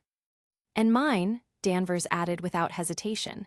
She glanced toward Maria, then back at Maverick with a faint smile. "This is my home too." "Good," Maverick said, rising from his chair. "Then I'll send the signal immediately for everyone to summon." "Ricky," Isabella called softly, hurrying after him, while the others followed, curious about what this summoning could mean. Outside, once he reached the center of the yard, Maverick made no pretense and summoned his magic. The others watched from behind, their eyes following his long coat fluttering in the wind as he slowly raised his right hand, as if lifting something heavy, until it stretched high above his head. "Expecto Patronum." First, there was an almost blinding white light, and everyone instinctively closed their eyes, and then opened them a moment later. With astonishment and even sparkles from the few Kree children's eyes, they all saw a thick mass of white fume-like substance rising from his outstretched arm, gathering into a massive ball over their heads. Though it was past 4 in the afternoon, and the sun still shone brightly, the white mass was unmistakably visible, growing larger and larger until it loomed over them, as massive as the house itself, like a floating cloud. Then, when they all thought it was over, they saw the massive mass of light wobble and churn, morphing into a shape. First came a head, a bird, a raven to be more accurate, as if breaking free from fog. Then formed wings, as wide as 50 meters spanning in total. Once, twice, and continuing, until finally a majestic white raven flapped its wings over the property. But surprisingly, when such a large wingspan should have produced huge gusts of wind, nobody felt anything. Everyone's heads were tilted up, looking at the giant, beautiful, whiter-than-snow bird as large as the house itself over their heads, and they couldn't help but feel inexplicably happy just by looking at it. "It's so beautiful," someone whispered. What is that?" "I've never felt so happy looking at a damn bird of all things." It wasn't hard to guess from whom that came from. In fact, they weren't even aware of the comments they were making, before they saw the giant raven then suddenly stop flapping its wings, but still remain in midair. Then its white, ethereal body started to glow even more before suddenly it started to disintegrate. No, it started breaking up into more birds, more ravens, over a dozen. "What's happening?" Danvers asked, nudging Isabella by the arm. "Oh, I think Ricky's sending messages to all the people he mentioned over the phone earlier, telling them to gather here." "I guess," Isabella said, a little unsurely. "Is this what they mean by send the ravens?" Meanwhile, Maverick poured his magic, and more importantly, the thoughts he wanted to convey to each and every part of his patroness. Isabella was not wrong, and what he was doing was no small feat at all. Every raven would go to a different person, and every message would be slightly different to each, so a lot of concentration and magic was poured into this seemingly simple operation. Not to mention the distance the patroness had to cover. The energy doesn't fall from a tree, but it's his magic it will be using. Fortunately, at least he could teleport them nearby, roughly guessing where each person would be. Instilling the messages, since they were different for each, took some time, and roughly 10 minutes later, he finally moved from his strange posture of hands stretched up while magical birds flew all around him. Then, everyone saw he started making strange circles in the air, and subsequently, over a dozen orange circles formed scattered over his head. "Go," he said, and all the white birds, as if already having known what to do, flew into their respective portals. Chapter 234, Earth's United Vanguard IV, CH 254. Tug, tug, tug. The spiraling staircase leading to Hogwarts headmaster's office wound ever upward, its stones cool and shadowed in the late hours of the evening. Torches flickered along the walls, their flames casting restless shadows that crawled across the curve of the stair. Halfway along the curved stone path, a stern-faced, elegantly dressed woman was seen ascending steadily, her heels striking the surface in rhythmic tucks that echoed through the silence, while the dark mantle over her shoulder swung in graceful arcs behind her. She climbed steadily, higher and higher, her expression unchanging, until at last she saw the path come to an end, where she was met with two stone gargoyles, their eyes fixed forward in eternal vigilance, as if daring any intruder to take another step. But she was no intruder, and her poise even suggested that she had long grown accustomed to this routine. "Fizzing Wisby," she muttered, looking squarely at the gargoyles, not so much as a twitch disturbing her stern yet strikingly beautiful face. It was evidently some kind of password, however oddly out of place it sounded. At her words, the stone guardians stirred without a beat, the gargoyles slowly sliding aside to reveal what lay beyond. "Albus, I have just received." The moment she took her first step, words were already on her lips. Clearly, from the way she had marched up the spiraling staircase, without pause, made it clear she was eager to address them to whomever was on the other side. But her words caught in her throat, halted midway by surprise. It wasn't just Albus Dumbledore in the room, someone else was there too. And what truly made her pause was the fading white mist of a patroness, the same one that had appeared at her office not long ago, which was also precisely the reason for her abrupt visit. It seems I wasn't the only one sent the message. She glanced between the two before walking to the desk and taking a seat beside her colleague. "Phileas, I take it you've just arrived as well." "Ah yes, Professor McGonagall. The message." Well, it seemed rather urgent, wasn't it? And Professor Caesar specifically instructed to go directly to the headmaster. Mine too. Together, they then turned their attention across the desk to Albus Dumbledore, waiting for his word. Clearly, both were here with purpose, and it was evident their reasons were the same as well. I do not have the answers you seek, Minerva, Filius, the old wizard said, glancing between them with a rare seriousness, the usual twinkle in his eyes absent. The messages I received were the same as what Filius told me, and I imagine yours were no different, Minerva. A great danger, terrible enough to engulf the entire world, McGonagall murmured. Indeed, for Professor Caesar to summon us all, the threat he speaks of must be as serious as he claims, enough to endanger the entire world. Did he share no other details with you? She asked again, besides that we should come immediately. No, Dumbledore said quietly, only that more would be needed. More, McGonagall's eyes widened for a moment, more than just us. Indeed, while saying, his gaze then turned to the corner of the room, softening as it landed there. Vox. The phoenix lifted its head at the sound of its master's call, and with a graceful beat of its wings, glided across the chamber to perch upon the desk. Dumbledore reached out, running his fingers along the fiery plumage with practiced familiarity. Then he spoke, though not in any human tongue. His words flowed as a melodic sound, half song, half incantation, filling the room with an almost tangible resonance. I haven't heard the headmaster speak phoenix tongue in ages, Flitwick murmured, listening to the melodic exchange between the bird and its master. I suppose she's being tasked with bringing the others who will accompany us, McGonagall added. Thank you, my friend, Dumbledore murmured, the last words in English, while the phoenix cocked its head, as if understanding, giving a solemn nod in response. And with that, the mythical bird spread its wings wide and vanished in a flare of fire, briefly bathing the chamber in golden light. Who else is coming?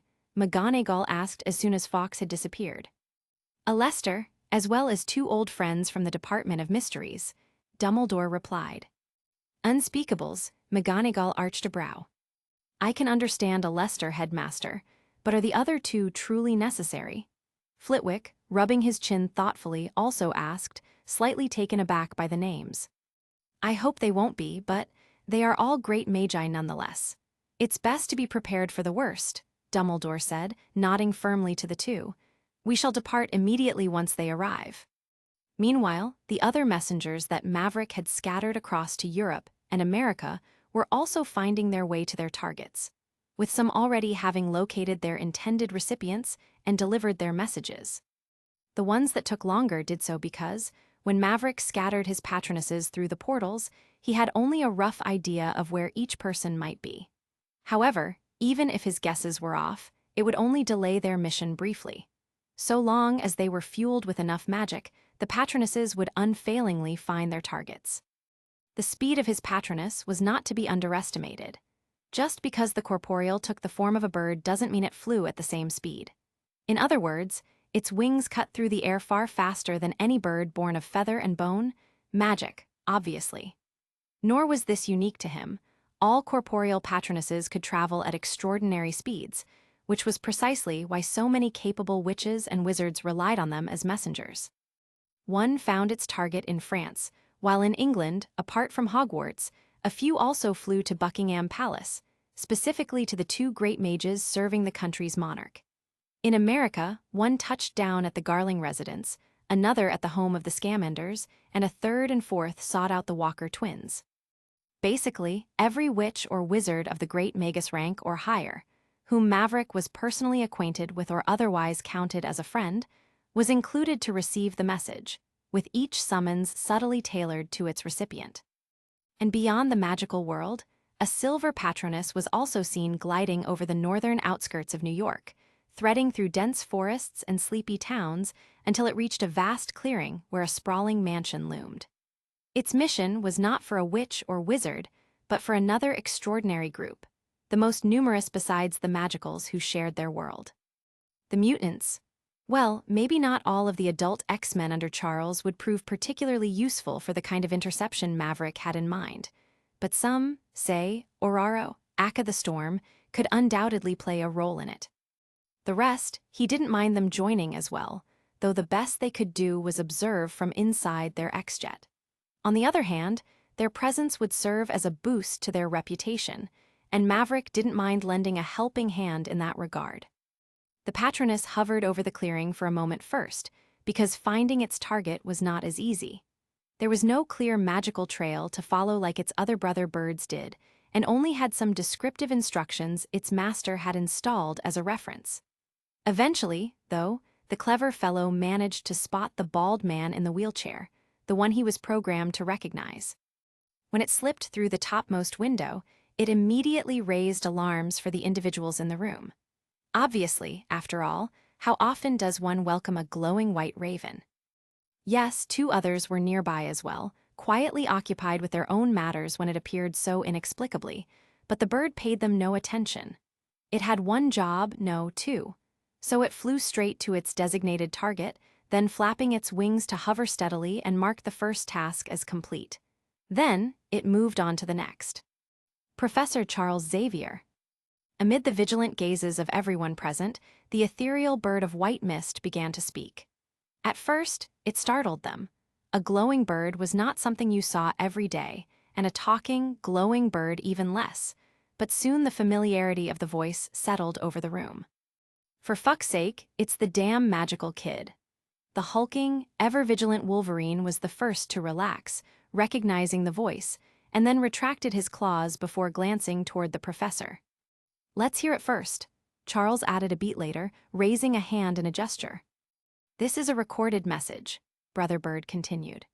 "Our world is facing a grave threat from an extraterrestrial civilization, which I have confirmed will arrive on our planet in less than 24 hours. It will be a fleet of no fewer than 50 spaceships, each as large as a football stadium, fully armed with advanced technology and ballistic missiles powerful enough to obliterate entire cities. I have sent summons to all the forces representing our world, including you, the mutants. So as soon as you are able, please arrive with your team at location XX. I await your arrival." The Patronus, once its mission was complete, did not linger for a second longer and dissipated before the now shocked and speechless people inside. What they would do next, whether to believe the message or ignore it, was entirely up to them. Meanwhile, back at Maria's property, after Maverick had sent out his Patronus, it wasn't just about sitting around waiting for everyone to arrive. Aside from the non-combatant Skrulls, everyone had something to do and was keeping themselves busy. Fury, tasked with keeping the World Security Council and world leaders updated, was busy coordinating with S.H.I.E.L.D., along with his trusted sidekick ready to assist whenever needed. Yes, Coulson was there too now. When Fury asked Maverick if he could magic the guy over, Maverick had him teleported straight to the location. Isabella was also on Fury's team, since her objective wasn't much different from his mission to live transmit everything happening here to the World Security Council. So Maverick figured they might as well work together. Of course, Isabella wouldn't just be streaming live to the World Security Council and the Muggle world leaders. Her audience would also include the entire magical world, meaning every magical household, pub, or public station with a magic vision installed would be able to watch everything unfold in real time. Maverick was sure the World Security Council would keep all news of the alien invasion from the public, and the Muggle governments would have to follow that order. That said, if the skirmish reaches the Earth's surface, it would be a different story, and the Muggle leaders would have no choice but to admit what had happened. But if everything went according to Maverick's plan, that scenario would never come to pass, and Ronan's forces would be repelled long before they even reached Earth's atmosphere. The magical world, however, was different and did not have many rules on spreading news of what happens in the Muggle world to their general public. The problem only occurs when it is the other way around, news of the magical world spreading among Muggles. Therefore, as long as the statute of secrecy wasn't broken, there was nothing, legally or otherwise, stopping Isabella from broadcasting the whole event live to the entire magical community. As for Talos, well, most of the capable Skrulls under his command were no longer breathing, unfortunately, but their science guy was still a very useful asset. Maverick had him work on a device to pinpoint exactly when and where Ronan's fleet would drop out of their space jump, which, if he could pull it off, would be extremely advantageous for the Earthling side. Even though Maverick already had a rough idea of when the accuser's forces would reach the planet, knowing the exact time and coordinates would save him a ton of prep time for the ambush, and more importantly, greatly reduce the risk of any attack reaching Earth's surface. And this guy, Morax, when Maverick first asked if he could pull it off, didn't even flinch, just called it simple and dove right into the work.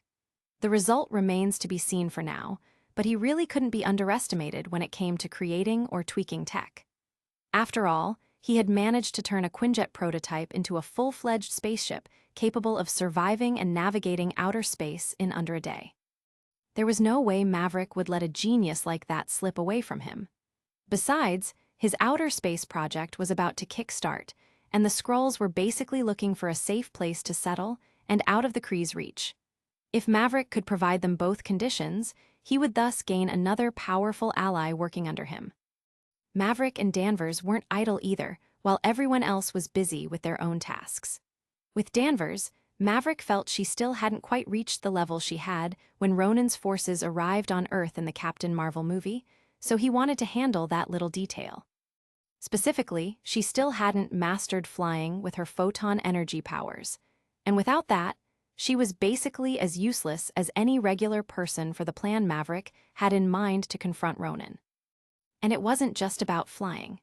Once she mastered it, the photon energy would cover her entire body like an invisible armor, a seriously overpowered layer that could make her almost invulnerable to most attacks.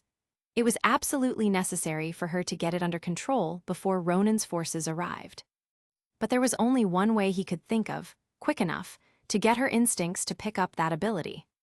So he took the blonde for some good old training, and presently, they were seen perched atop a magical construct Maverick had created, hovering a couple of kilometers above the Earth's surface, while he explained what the exercise was all about. You see, we magicals have this special ability, call it magical sense, or a sixth sense if you prefer, and it lets us gauge how strong someone is just by sensing their aura. Aura? Danvers tilted her head, arms crossed over her chest, clearly puzzled. Life energy, magical energy, or you could even call it threat level. And for that reason, I'm certain you've barely scratched the surface of your abilities. Danvers tapped her chin thoughtfully as she considered Maverick's explanation.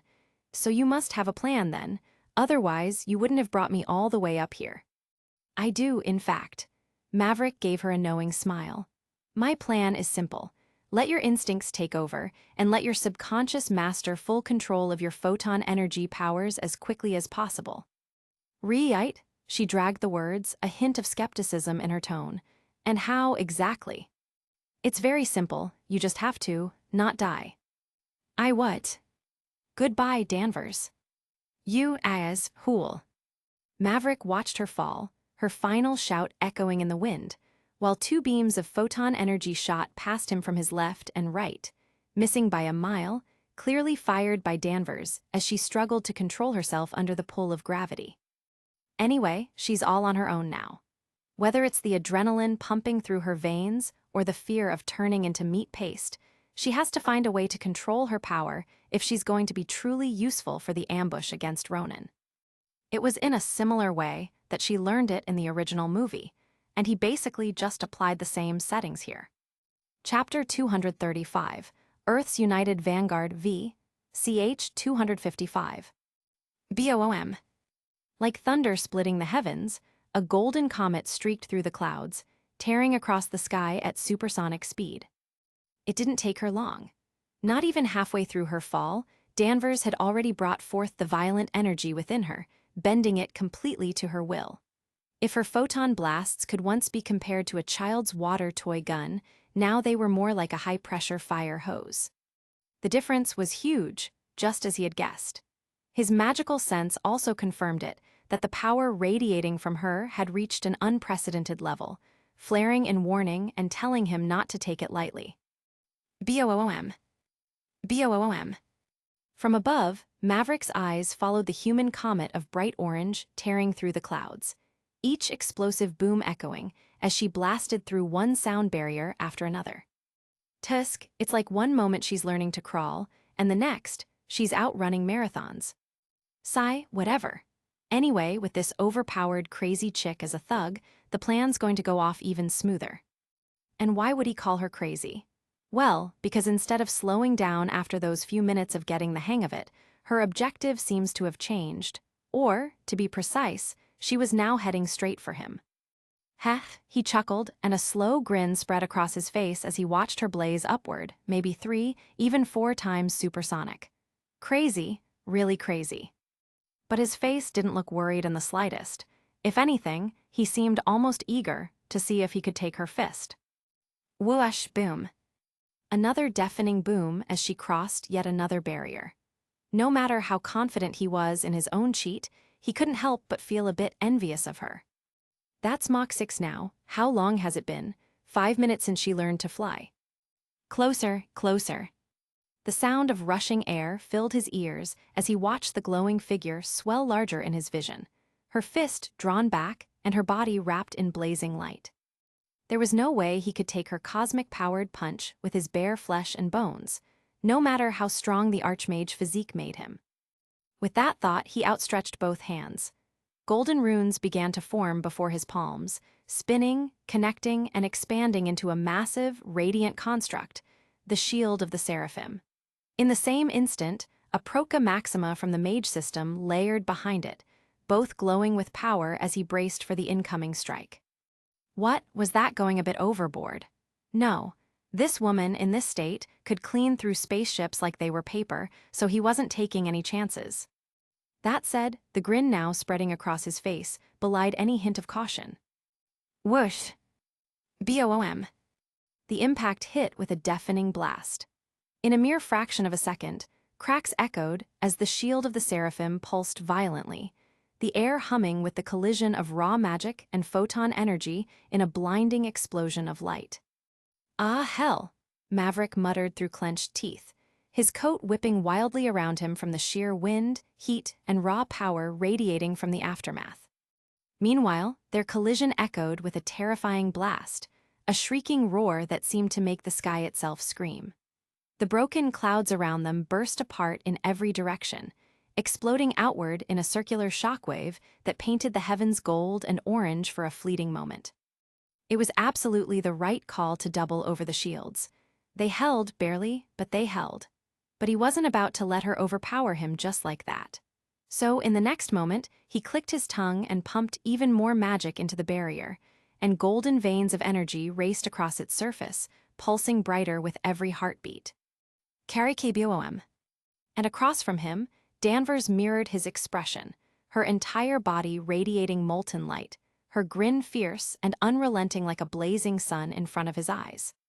Haha, kid, you asked for this, so let Auntie Carol give you a little lesson. Crazy woman, I was only trying to help. Boom. Neither side gave an inch. One grinning like a madwoman, the other, Maverick, gritting his teeth. His barriers held firm, resisting her photon storm, while the energy from both forces mixed and churned like two suns fighting for dominance.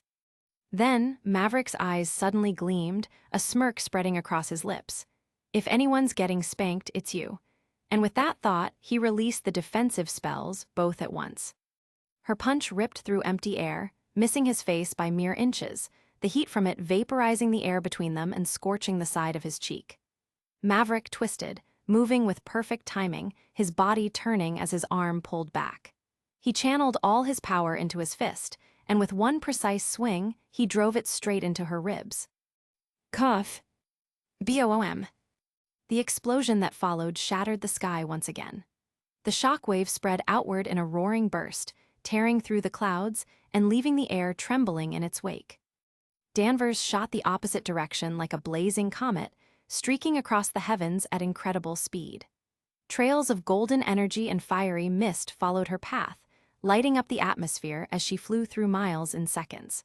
Her faint groan echoed through the wind before fading away, her glowing form shrinking into the distant horizon. But just as Maverick exhaled the breath he'd been holding, he saw the fleeting, blazing energy, after letting out a boom, suddenly shoot upward, then make a sharp 90-degree turn, aiming straight at him again. Fuck. Some time earlier. Inside Maria's property, Maria, Fury, Coulson, Isabella, and Talos sat in the living room, hashing out their roles for when Ronan's fleet arrived. While the heavy hitters would hold off the attacks, the rest would mostly monitor. But they were well aware it wasn't going to be as easy as it sounds.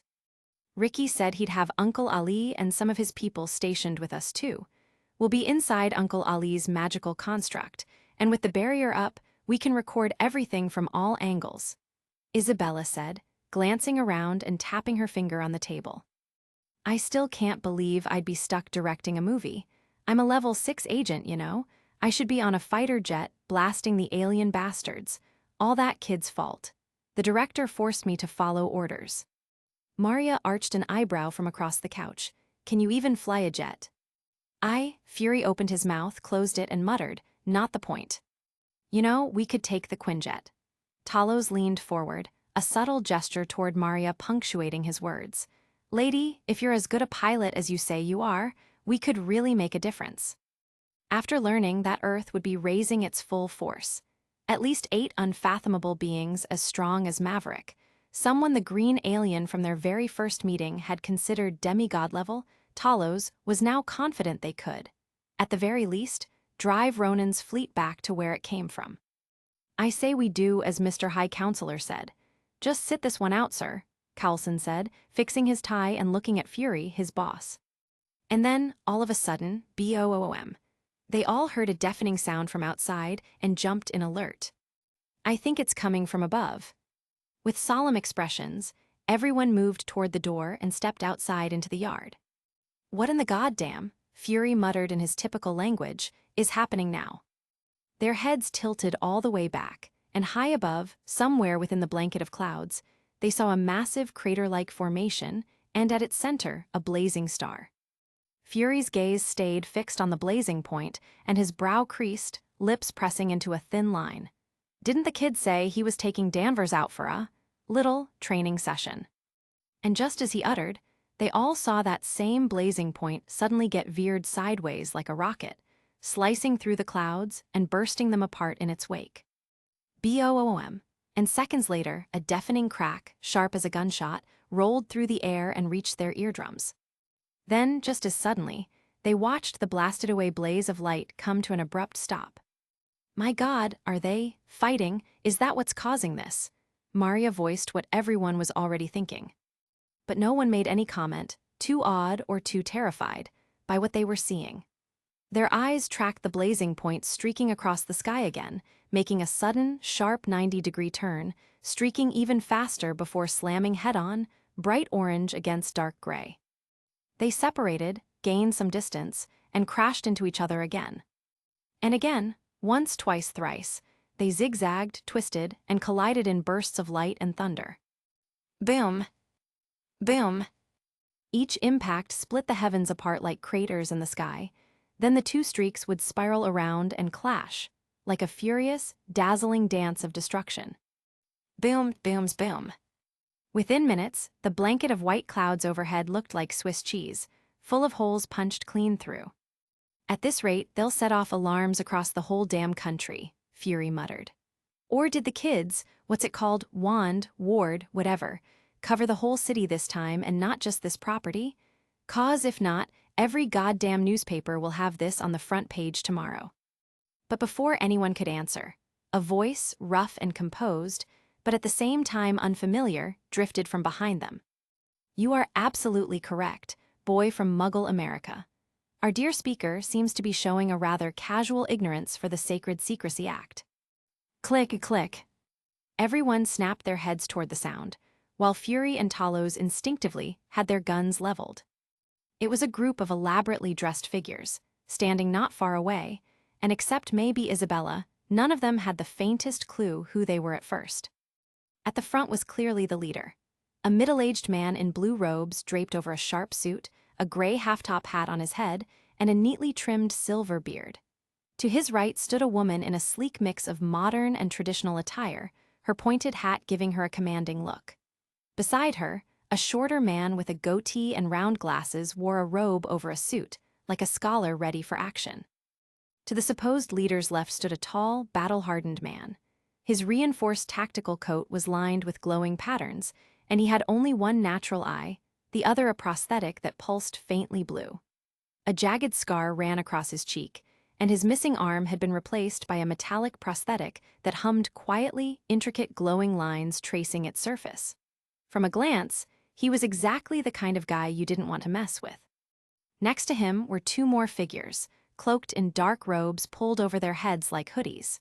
Their faces were hidden, and the way the robes draped over them gave off an eerie aura that made the air itself hum. Fury's jaw tightened at the sight, and the words left his mouth before his brain caught up. "Which one of you assholes just called me a boy?" By the time he processed it, his eyes widened in recognition. Standing before him was someone he knew from S.H.I.E.L.D. records, the chief warlock, they said, Albus, goddamn, Dumbledore. Chapter 236, Earth's United Vanguard, VI, CH 256. Professor McGonagall. Unlike the rest, as soon as Isabella saw the group of people, she instantly recognized the party. Albus Dumbledore, obviously, what witch or wizard wouldn't? But McGonagall was an acquaintance of hers from a few years back when she and Maverick visited Diagon Alley, and she had a very good impression of her from that short but brief encounter. "Ms. Garling, what a lovely surprise," McGonagall said, smiling and looking her over as Isabella walked up to her for a quick hug. "You've grown into quite the fine young witch, haven't you?" Isabella blushed a little at the sudden compliment, bobbing her head. "Thank you," she said, then glancing to the rest, added, "Headmaster Dumbledore." She stretched her hand for a shake to the old, renowned wizard as a polite gesture. Although her father's face would turn blacker than the bottom of a pot whenever this old man's name was mentioned, that did not mean she had to mirror his view. Besides, Dumbledore was her fiancé's headmaster, in other words, his boss. "It's a pleasure to finally meet you, Ms. Garling," Dumbledore said warmly. "I've heard quite a bit about you from Professor McGonagall, and of course, from your fiancé." Hee, Isabella chuckled sheepishly, then, glancing back to her party who stood somewhat dazed for not knowing what to do, especially the rude uncle who looked like he had seen a ghost, she proceeded to introduce them. "I'm not sure if Ricky mentioned this in his message, but this is Talos. As you can see, he's not exactly human, nor a magical creature." Her first instinct was to point out the obvious odd one in the group, especially since everyone's eyes were already glued to the green-skinned alien. "An extraterrestrial being," Dumbledore said, finishing her sentence with a hint of fascination. "How extraordinary." He looked over Talos with open curiosity, and the alien suddenly felt like he was being locked onto by some incomprehensible power, and already beads of cold sweat was sliding down the side of his face. "And this is Maria, a no-maj, former U.S. Air Force pilot. And these two are agents of S.H.I.E.L.D., Coulson and Fury," Isabella introduced everyone with her in the same breath. Boom. Boom. Boom. The deafening thunder cracks had not relented once while she was talking, and had been echoing continuously from above them. "And what about the person who seems to be having a wonderful time playing with Professor Caesar?" Dumbledore asked, glancing briefly overhead while his eyes narrowed slightly, sensing fluctuations feeding back to his magical sense. "That's Carol Danvers," Isabella replied. "Also a former U.S. Air Force pilot, and well, as you can see, she's also rather special." "Special?" the man beside Dumbledore repeated with a scoff, raising an eyebrow as he watched the flashes above.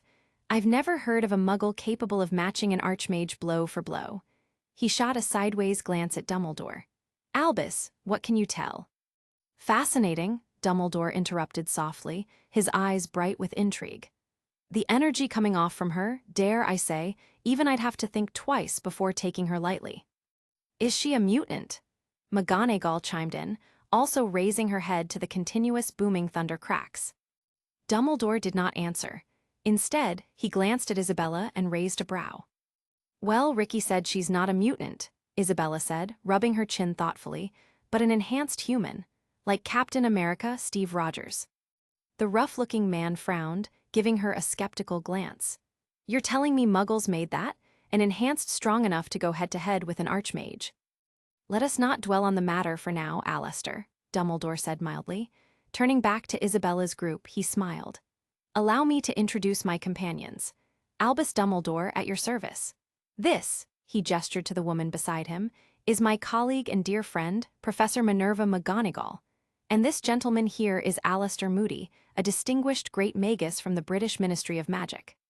He then paused briefly, casting a quick glance at the other two clad in black robes, and added, also great magi from the Ministry of Magic, who, because of their profession, I cannot reveal their names. The two in question, after Dumbledore's introduction, gave a rather friendly nod in return to everyone. You boy, isn't it time you dropped that piece of metal? The rough-looking man, who turned out to be Alistair Moody, suddenly pointed to Fury, who was still holding his gun and pointing it at them. At his words, Fury finally managed to break out of his daze and then lowered his weapon, while letting out an exhale he didn't know he was holding. With all due respect, wizard, I'm no boy, he said flatly. I'm an agent of S.H.I.E.L.D., reporting directly to the director. Moody let out a scoff, but Dumbledore raised his hand to signal that enough scrutinizing had been done. Now, Dumbledore continued calmly, could you tell us what's happening here? Why Professor Caesar seems to be having such flamboyant exchange with the enhanced lady above us? Oh, Ricky said he was going out to conduct some training with her, but I also don't understand why he's making it so noisy. Noisy? Moody's single eye twitched. Little girl, that is blatantly ignoring the Sacred Secrecy Act. Aren't you afraid of the consequences? And as an accomplice, you would also have to answer for it. I'd like to see who would dare to question her, boy.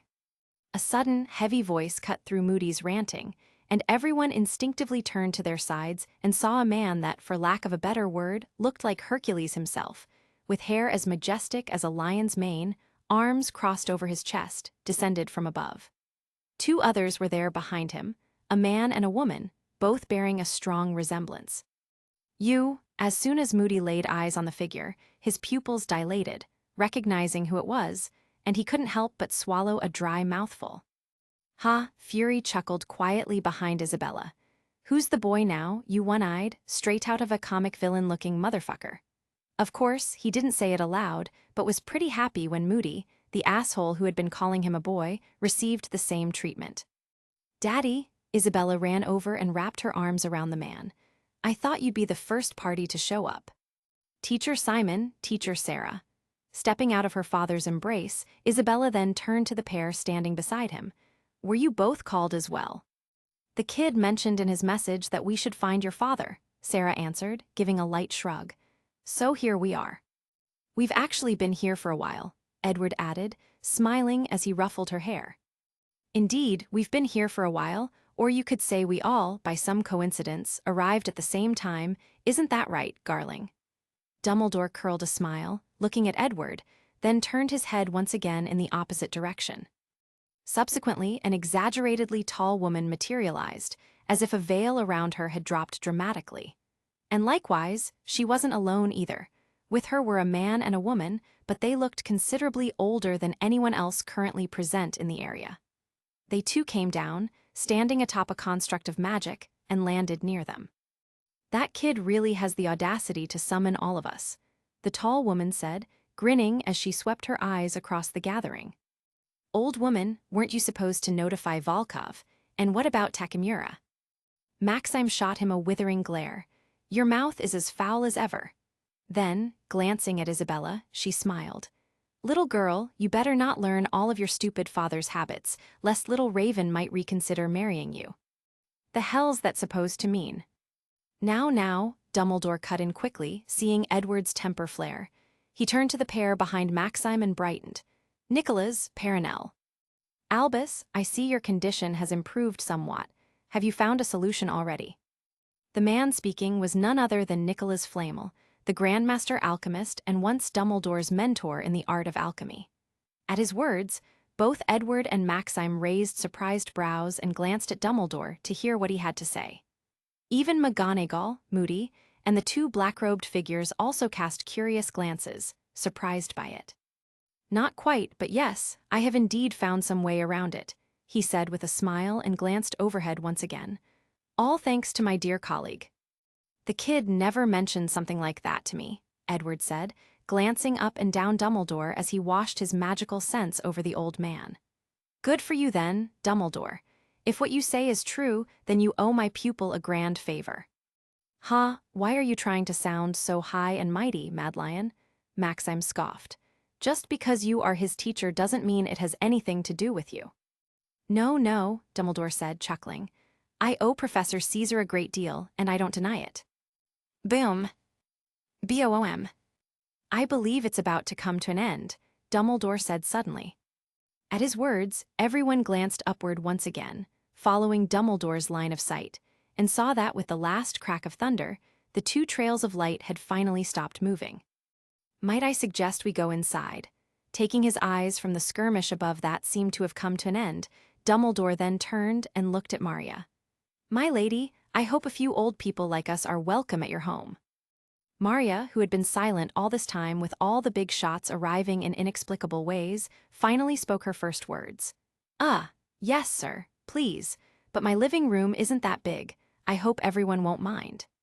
Even though everyone there had their presence restrained, she couldn't help feeling nervous under the man's piercing gaze and seemingly harmless smile. Dumbledore let out a soft chuckle. I'm sure, with all of us here, we can find a way to make a bit more room, my dear. Chapter 237, Earth's United Vanguard, VII, CH 257. Inside Maria's home. Whoosh whoosh tuck tuck tuck, whoosh whoosh. In the middle of the living room stood Albus Dumbledore, wand in hand, moving it in graceful sweeps, up and down, left and right, turning on his heel like a maestro before an invisible orchestra. The space was indeed a little cramped, just as the homeowner had said, and with a dozen or so people already gathered and more expected to arrive, everyone quickly came to the same conclusion that they needed a bit more room.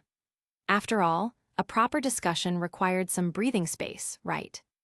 So the old wizard took it upon himself to handle the matter. It was nothing worth mentioning, really. For an accomplished archmage, such things were merely small inconveniences, tiny problems waiting to be solved.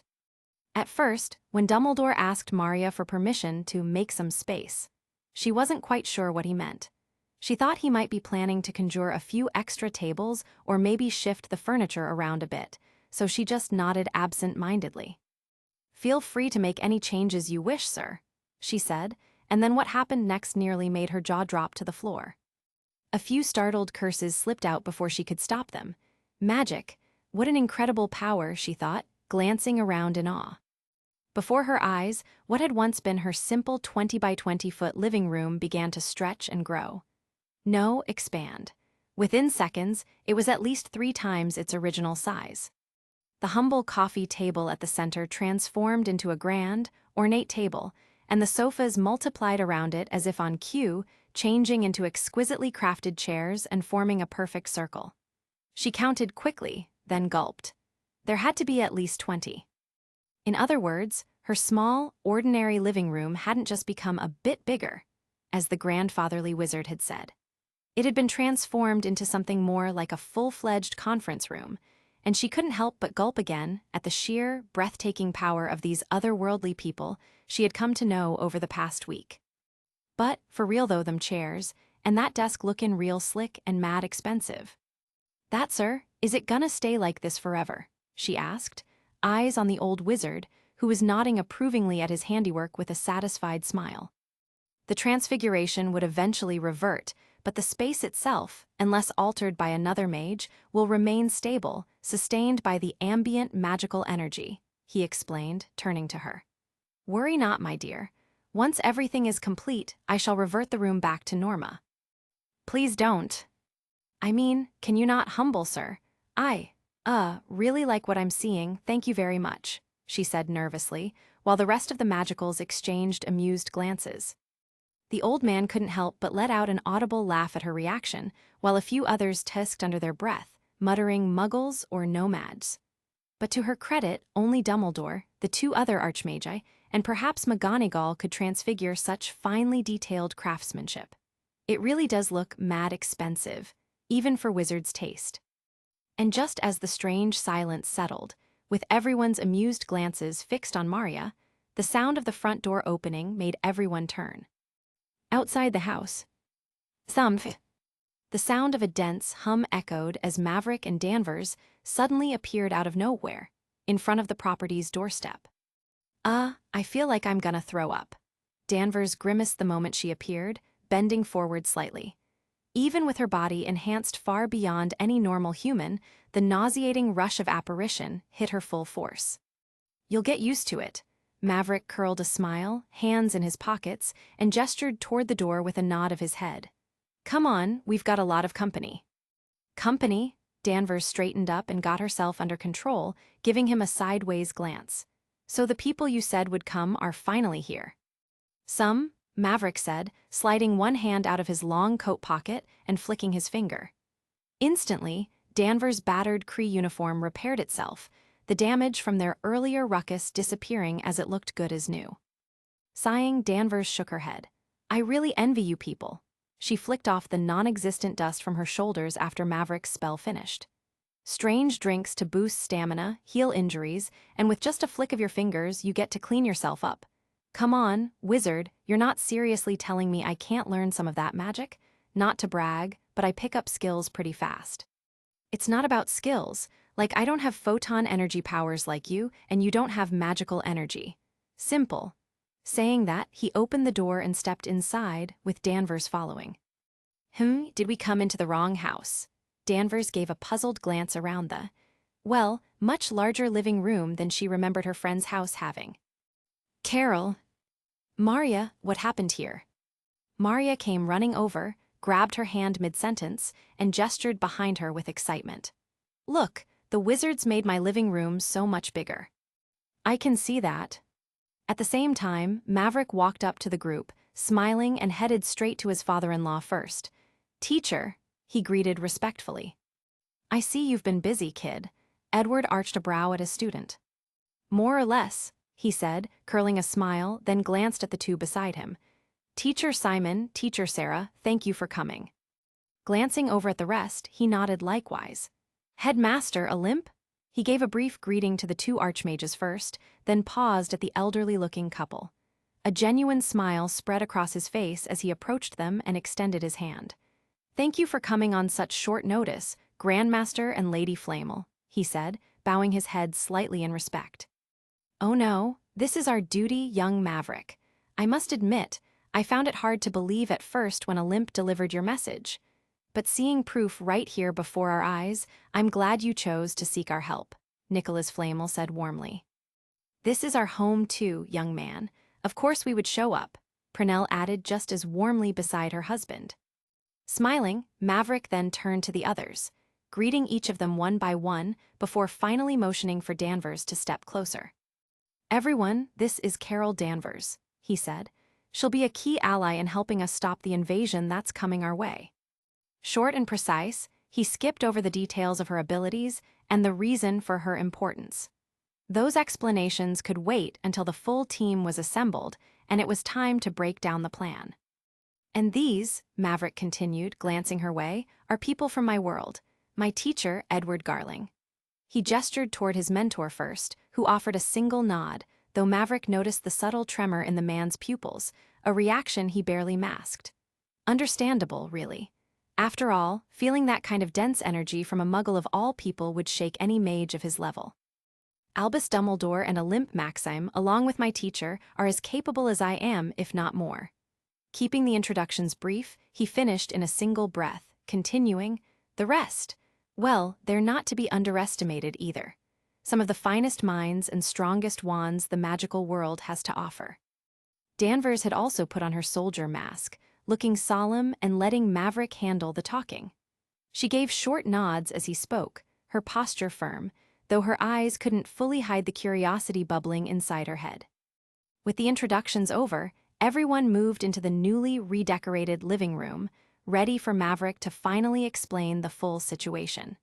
His message via the Patroness had only scratched the surface, enough to stir urgency, but far from the whole picture. There was much to go over, and not much time left to do it. When the group settled, Maverick took the seat at the head of the long, ornate table. No one objected, even though he was the youngest there. Well, Isabella didn't count. On one side sat the witches and wizards, and on the other were Talos, Morks, Danvers, Fury, Coulson, and Maria. The other Skrulls, aside from Morks and Talos, stayed outside, knowing well they wouldn't have much to contribute to this particular discussion. Maverick leaned forward slightly, clasping his hands. Once again, everyone, thank you for coming on such short notice. First of all, I want to make it clear that everything I said through my patroness was completely true. Our world is facing a grave threat from a force unlike anything we've encountered before. He gestured briefly toward Talos and continued.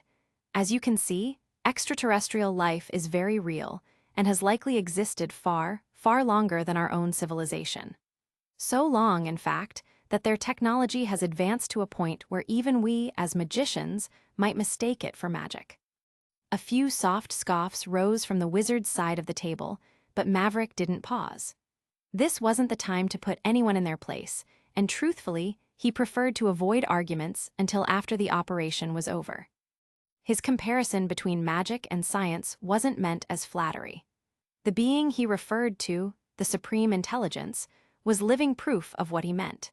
If non-magicals could look at magic and call it miraculous, then it was only fair for magicians to see the Supreme Intelligence as a miracle born of science.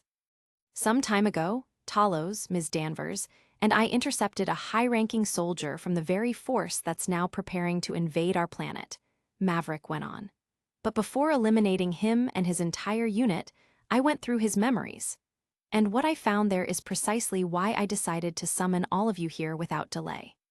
Then share it with us, kid. The memories, his teacher, Edward, interjected calmly the moment Maverick paused speaking. I will, teacher, Maverick replied with a subtle nod, but I'd prefer to wait until the rest have arrived before going over them, as well as, along with the plan I've been working on to counter this threat. He paused, scanning the room, and seeing no objections, took it as agreement and continued. In the meantime, Talos here can fill everyone in on what we're up against. The enemy that's coming are his people's most hated foes, known as the Kree. And as the saying goes, the enemy of my enemy is my friend. Therefore, at least until our operation against the approaching alien army is complete, I will consider him an ally, and I hope that after I show you the memories, you all will do the same. So feel free to raise any doubts you have about the Kree. About who they are, how powerful their forces truly are, what kind of numbers we'll be facing, and what to expect when they arrive. Talos didn't take offense at Maverick's blunt remark about considering him only a temporary ally. After all, they had known each other for less than a week, and only a fool would place full trust in someone so quickly. When the operation is over, Talos watched as Maverick turned his head to him and said, when Ronan and his forces are repelled, and judging by how sincere you are in helping us, I promise to help you find a way to your problem. I understand completely, Mr. Wizard, he replied with a wry smile. What else could he say? He didn't blame Maverick. If the situation were reversed, he might do the same, or maybe not. He wasn't sure he could be as considerate as this Earthling was being toward a group of foreign species they had barely met. But regardless, this very Earthling with all his power had promised to help, and that spoke volumes, touching his heart. Right then, Maverick said, sweeping his gaze over everyone at the table once again. Until the others arrive, please direct all your questions to our alien friend here. Immediately, all eyes turned to the green-skinned humanoid, and Talos, the man in question, felt as though a mountain of pressure had landed on his shoulders. But this was no time to cower, he thought. His people, his wife, and his child depended on him.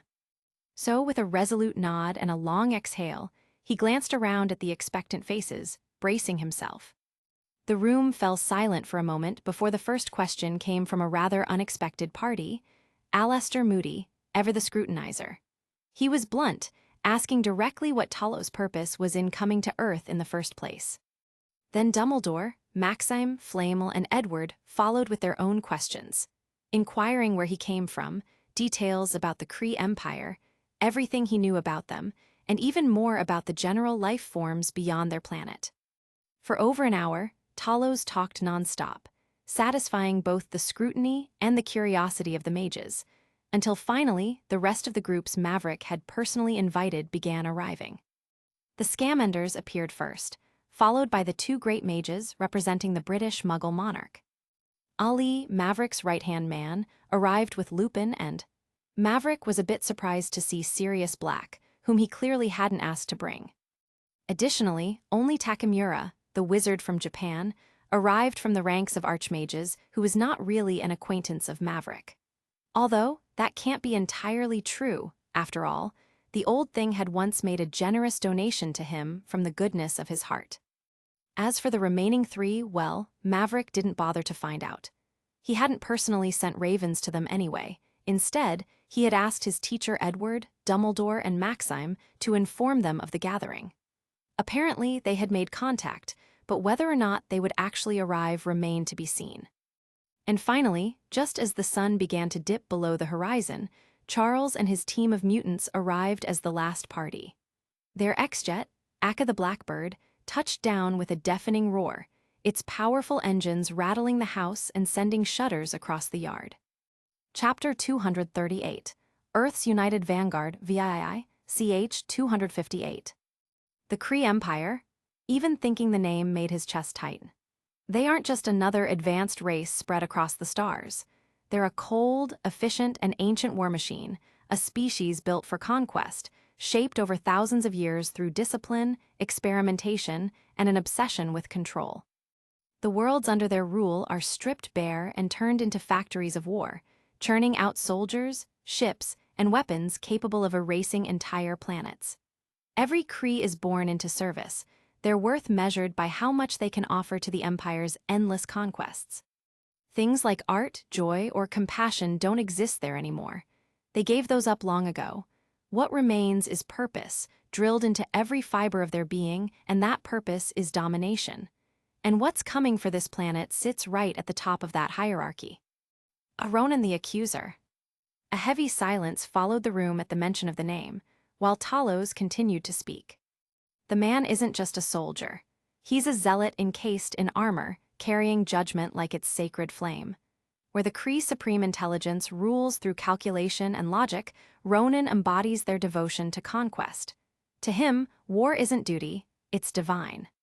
He commands fleets that can blot out the sky, armadas forged from the Empire's finest, warships bristling with weapons capable of turning civilizations into ash. And that's only the strength of the forces under his command. The warlord himself is no ordinary being either. His physiology stands at the pinnacle of mortal potential and far beyond most baseline species. A master of combat, seasoned in warfare and strategy, he's a weapon sharpened by countless battles. With his infamous weapon, the Cosmocrod, he is, for lack of a better term, a one-man army. Although Talos had never personally faced that nightmare, he had heard enough from countless victims, entire colonies erased beneath the glow of the warmonger's cursed weapon. While on the run, he had also witnessed firsthand the devastation left in the man's wake. The Kree, they call him the Supreme Accuser, the living executor of the Empire's will. As the green-skinned alien spoke, laying bare everything he knew about the invasion bound for their planet, and with the memories they had all seen still fresh in their minds, even the Archmages' faces had hardened. The magnitude of what's coming had finally gripped every soul, both those watching from afar and those present in the room. The X-Men, led by Charles Xavier, were the last to arrive. Among them were Ororo Munro, better known as Storm, Raven Darkholme, the shapeshifter called Mystique, Logan, the Wolverine, Henry McCoy, the brilliant Beast, and of course, Professor X himself.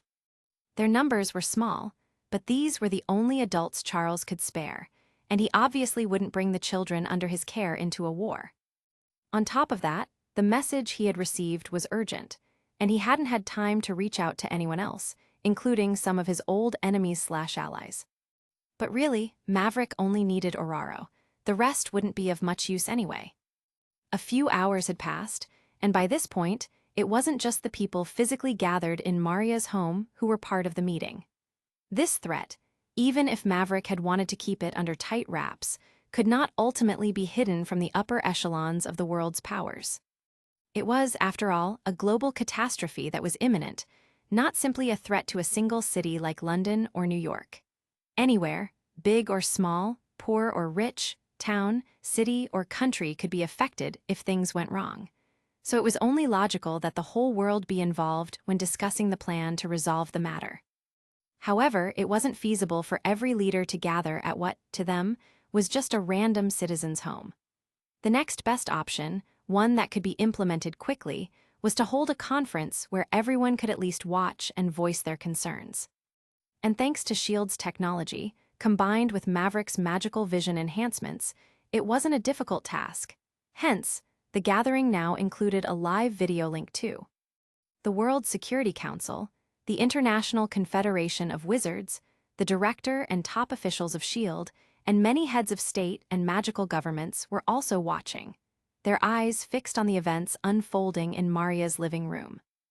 On top of that, Isabella had also brought in her crew and started streaming the meeting live to the entire magical world. Only the magical world, of course. The Muggle side, their civilians had no idea. What? Who was going to reprimand her? She, Isabella Garling, with two thick thighs behind her.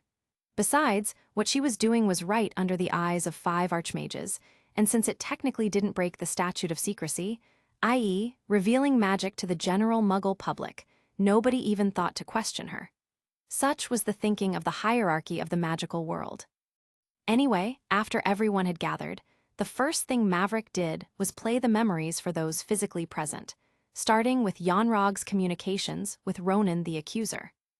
As a high-ranking commander in the Kree Empire, Xuanhuan had a meticulous and structured understanding of the Kree military, and especially of Ronan, the general personally leading the fleet on its way to Earth.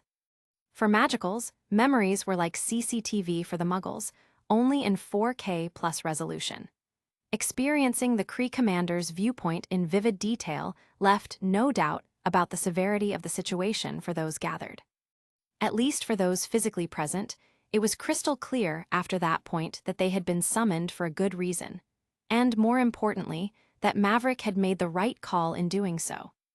As for whether they all believed it or if Maverick had tempered the memories, that was never a question. Would a dignified archmage gather the entire world just to lie to them?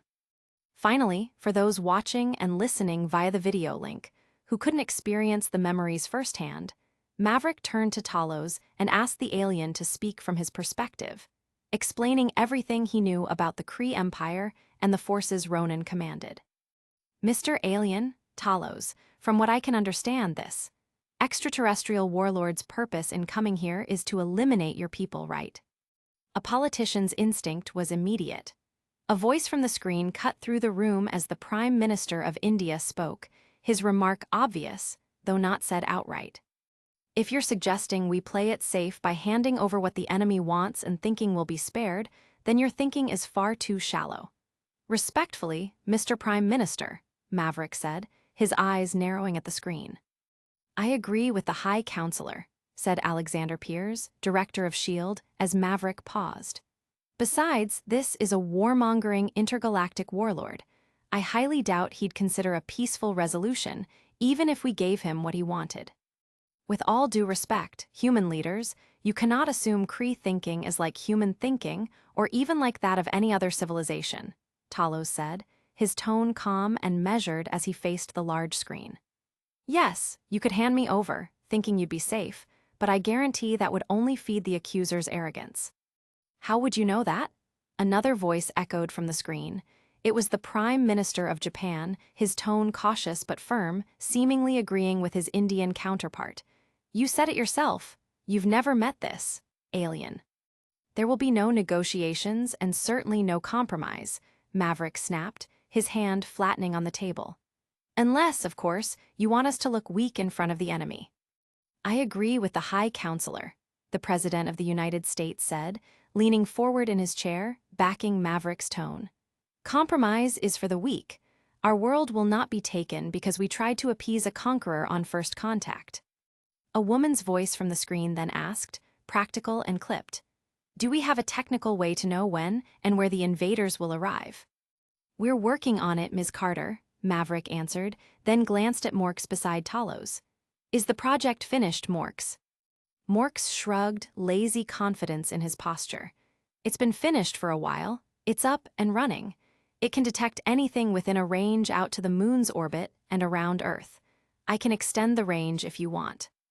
No, that's enough, Maverick said, then looked toward the screen that showed Peggy Carter and nodded at her. So what happens when your radar detects the fleet? What support can individual governments provide? The Queen of England asked from her square on the feed. Beside her, Maverick also noticed his father sitting quietly yet confidently, as expected of his old man. "Have your air forces ready and on standby," Maverick said, addressing all the Muggle leaders. "If a missile or one of their fighter pods slips past our outer defenses, you will be the last line."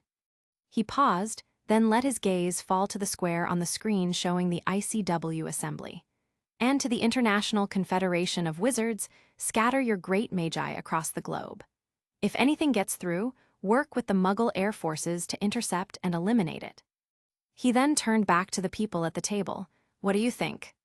A beat of silence, then Dumbledore leaned forward, steepling his fingers. "Indeed, scattering our ranks worldwide will greatly reduce the chance that anything slipping through can cause widespread devastation. Even if the chance is small, spreading our defenses is wise. SHIELD will also mobilize all its air offensive units on standby," Director Pierce added, leaning forward slightly. "So will the X-Men," Xavier said calmly. "Yes," Hank said from beside him, "though it's only the X-Jet. Still, it's advanced and capable of intercepting missiles, even ballistic ones, provided we get a heads-up in time." At his words, a military officer seated near the president couldn't help but raise an eyebrow and ask, "Charles Xavier, are you saying you, a civilian, have a weaponized aircraft?" "Gentlemen," fortunately for Charles, Maverick had cut in swiftly, halting the rising argument. "This is neither the time nor the place for your bickering." The President of the United States also raised a hand and motioned to his general to stand down. He then leaned forward.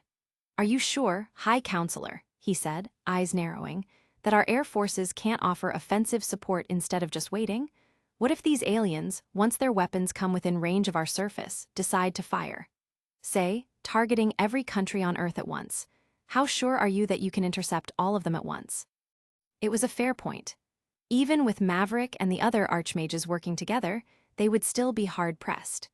Each might be powerful enough to take down Ronan on their own, but stopping a barrage of ballistic weapons launched from 50 warships at once would be nearly impossible to intercept, even if all 5 fought together. However, it wasn't just 5 archmages who would be the only offensive line in Maverick's plan. There's Danvers, Oraro, and many great magi at his side, and together, he was confident they could drive Ronan away from the planet sooner rather than later. From what he had gleaned from Yanrog's memories, the accuser would not stand idly by while his fleet was being destroyed. Once he truly saw and understood the full power of Earth's offensive vanguard, there was a very high chance he wouldn't hesitate to flee and abandon his mission. And even if he didn't flee, that was fine too. Because Maverick's confidence also came from the 2 old farmers hiding in the wings. Surely they wouldn't let some punk do whatever he wanted to their planet, would they? At least the Sorcerer Supreme had already given him her word, literally via a text, that she and her forces would intercept anything, say, a warhead slipping through their defenses. With that assurance, he could face Ronan with a confident mindset, knowing he wasn't endangering any lives on the planet. Therefore, that particular scenario the President of the United States had mentioned would, he was sure, never come to pass. He considered the question the leader of Uncle Sam had proposed for a long beat, then leaned forward, letting his gaze sweep across the faces in the room and the tiles of the large screen. It was time to let everyone in on the plan, he decided. My plan is Chapter 239, Earth's United Vanguard IX, CH 259. Once everyone understood the gravity of what was coming, the talk then moved toward about countermeasures. It was a simple question, though the answer was anything but, how would Earth defend itself? And as the unofficial chair of this operation, Maverick was the first to speak and outline the strategy he had in mind to intercept the enemy. Actually, he was the only one with a plan practical enough that could be executed within the narrow window they had left. Obviously, it goes without saying that the people already gathered there were part of that very plan, and many, after fully realizing it, even acknowledged him for his quick thinking and decisive action. Not a single one, whether physically present in the room or otherwise, was certain they could have assembled so many powerhouses in such a short time the way Maverick had. However, with so many voices in one place, arguments were bound to arise. Not per se about the main offensive, that was unanimously agreed upon very quickly, but about providing additional support. Some generals, lurking behind their heads of state, even tossed out the idea of nuking the enemy from the skies, only to be shut down on the spot by Talos, who pointed out it would never get past the Kree battleship's point defense turrets. Not to mention the technological gap. The enemy fleet would detect it from a planet away, potentially making things worse.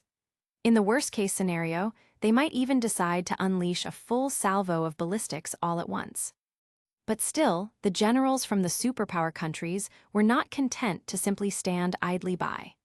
At least they wanted their birds in the air when the operation began, so after some back and forth, it was agreed they could stay deployed, but at a reasonable distance. Beyond that, the main topic later discussed among the gathered parties was additional countermeasures. How to ensure that if the main offensive line did in fact fail or was breached, steps could be put in place to minimize or prevent any attack from causing casualties. Already, the suggestion Maverick had made earlier, to have the air forces on alert and the Great Magi work together, was the best strategy. So it was just a matter of detailing it and establishing a command structure. And so, as the stars drifted across the night sky, and in other parts of the world, as the sun traced its destined path overhead, time pressed forward despite the hum of lingering tension, quiet and unnoticed. Some took breaks, while others stayed until sunset or sunrise, depending on where they were. Yet the conference link never went silent, alive with the constant hum of discussion as strategies were refined, argued over, and perfected down to the very last detail. Then, precisely at 10 o'clock the next day in the time zone where the main force was gathered, the modified living room-turned conference room inside Maria's house suddenly flared into alarm, a sharp warning that cut through the quiet hum of activity and made everyone snap to attention. At this time, only about half the people who had been there yesterday were present in the room. All the archmages were absent, but most great magi remained, along with a few new faces who had arrived later and were direct subordinates to the archmages: Maxime, Takamura, and Edward. Talos and Morks never left, even eating their meals there while being questioned nonstop by S.H.I.E.L.D. and the military around the world for every nit and crumb of detail about the Kree Empire.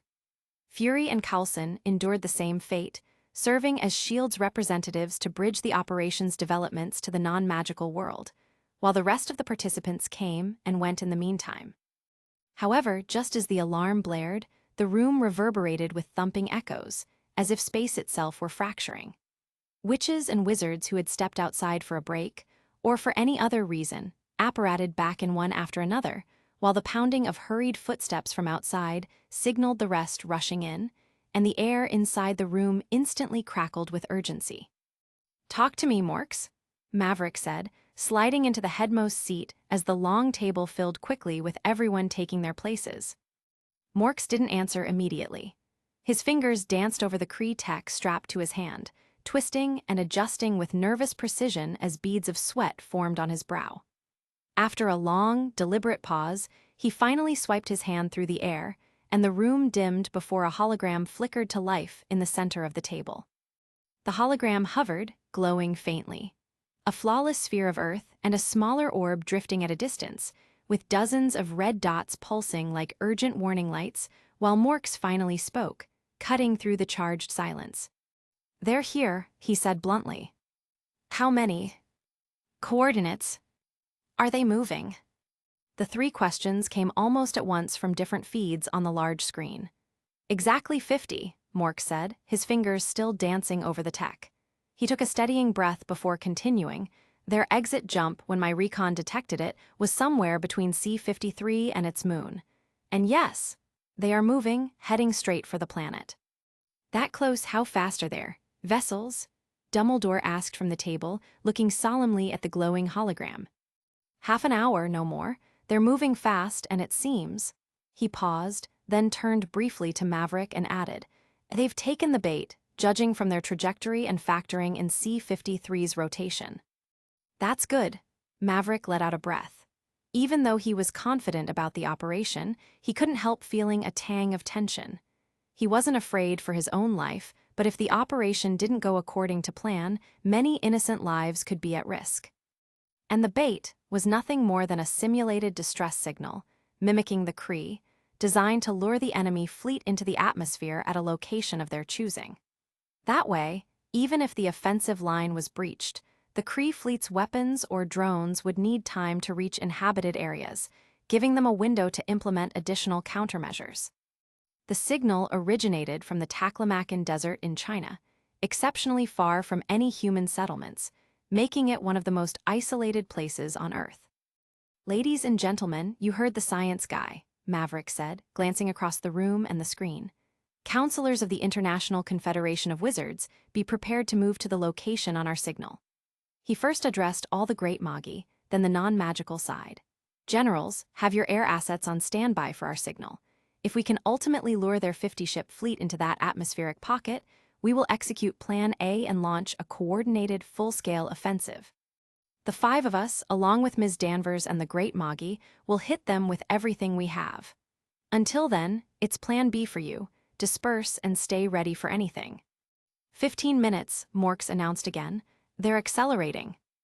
Maverick nodded and rose to his feet, eyes locking on the green-skinned alien. "Stay here and keep the data flowing through comms." Then he faced the rest. "Move out." And with that, he vanished from the spot, the mages disappearing in his wake, while the non-magical teams surged toward the exit, leaving only Morks and Maria inside. Everyone had gathered outside. The Great Magi gripped their brooms ready, while the X-Jet sat waiting a short distance away. Compared to yesterday, the numbers had clearly swelled, and Maverick took a moment to review the plan one last time.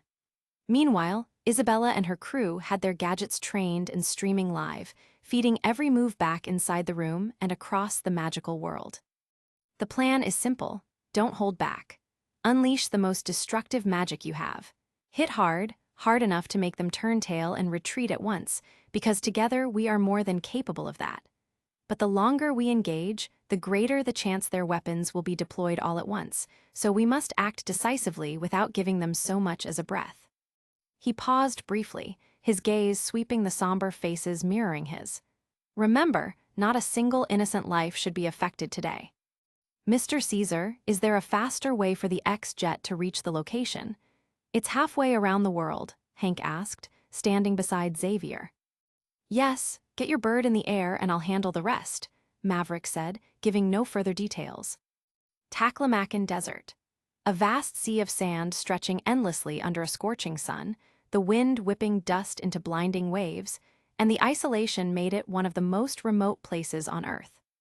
Suddenly, the silence of this vast wasteland was torn apart as a massive, shimmering portal flared open in the sky, its edges crackling with orange sparks, and boom, a deafening roar erupted from within, shattering the stillness over the barren desert. From the glowing vortex, a large, pitch-black aircraft shot out with a thunderous whoosh, engines screaming, leaving a streak of blue light as it pierced the sky. Maverick didn't bother hiding his ability with sorcery. Maybe Dumbledore and the Archmages understood what they were seeing, but the rest could only assume it was some unknown, unheard-of form of magic. Of course, he caught the curiosity in their eyes, most notably Dumbledore's, and even his teachers, but with time pressing and tension rising, no one made a big deal of it. And thanks to the sling ring portal, well, minus the ring in his case, everyone avoided the hassle of apparating separately, and all of them, including the X-Jet carrying the X-Men, reached the target location together just as quickly. Whoosh, whoosh, whoosh. Through the blazing portal shot the Great Magi on their broomsticks, the X-Jet having led the way, followed by the Archmages gliding atop their luminous constructs. Finally, Maverick stepped through, and the shimmering gateway snapped shut behind him like a curtain of fire. Group up, follow the plan exactly. There was no pause in their movement, no time to take in the wasteland or the blistering heat, and formations formed instantly. The Great Magi scattered, pairing off in groups of 2, and, following the 5 Archmages and the human comet blazing ahead, they surged into the clouds without hesitation. At the same time, trailing behind, Isabella and her crew rose more deliberately, flanked by Ali, Lupin, Sirius, and Sarah. 2 Great Magi alongside Sirius and Lupin were enough, if needed, to intercept any stragglers daring to slip past the main offensive. Their mission was clear: provide cover while simultaneously setting the stage to film the interception and broadcast it to both the Muggle world leaders and the entire magical community. Chapter 240, War Eye, ch. 260. The 5th of January, 1994.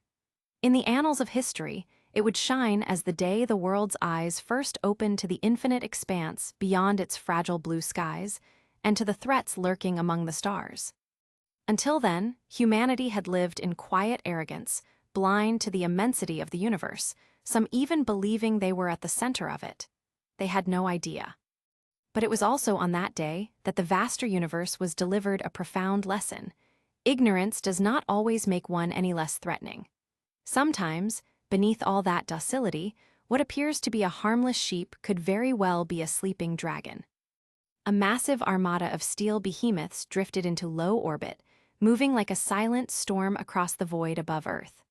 50 in total, each larger than the biggest commercial airliner ever built, and together they almost resembled a thunderous tempest moving across the sky. This was the destroyer fleet of the Kree Empire's most formidable general, Ronan the Accuser. At this time, aboard the war machine at the forefront, the general himself stood on the command deck, watching as the fleet under his command passed the exosphere of planet Earth.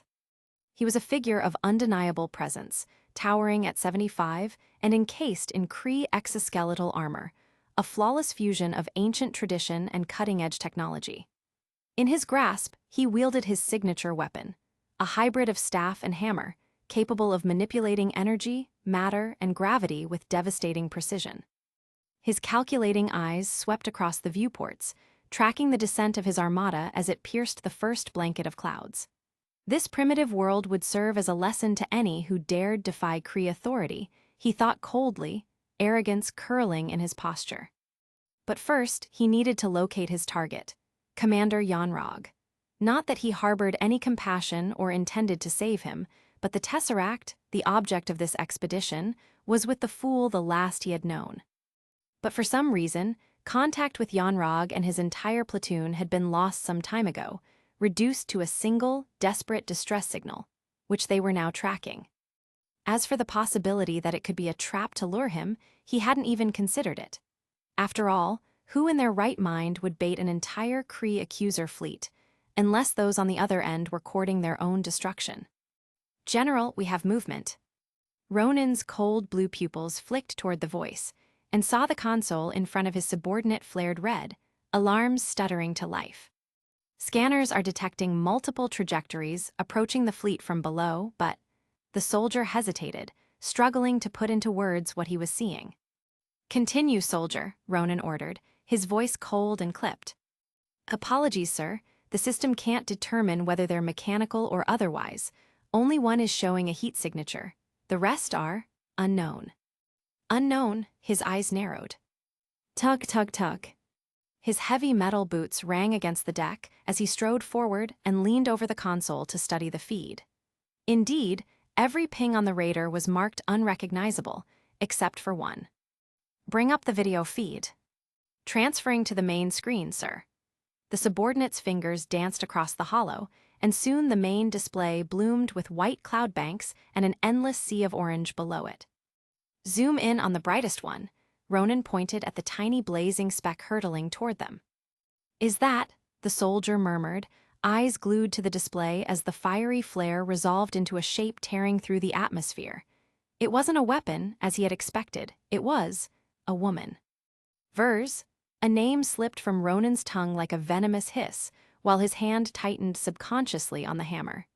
The thing he hated most was traitors, and the woman on the screen was the greatest of them all, having cost his empire the Tesseract, twice. His eyes went hard. It seems the fool Xuanhuan lost his worthless life, and his soldiers, to the dog he once fed, pathetic. "So then, sir, the distress signal was?" the soldier asked hesitantly, and it goes without saying what he was trying to imply. It turned out this was indeed an ambush, but who was Ronan? The arrogance buried deep in his bones would never allow him admit to having been played, so he cut the soldier off with a dry snort and turned back toward his station. Does she honestly believe these primitive apes and their ragged tech can ambush my armada? He thought coldly, even half tempted to rain his entire arsenal down on the planet's ignorant masses. But while pride ruled him, he was no fool either.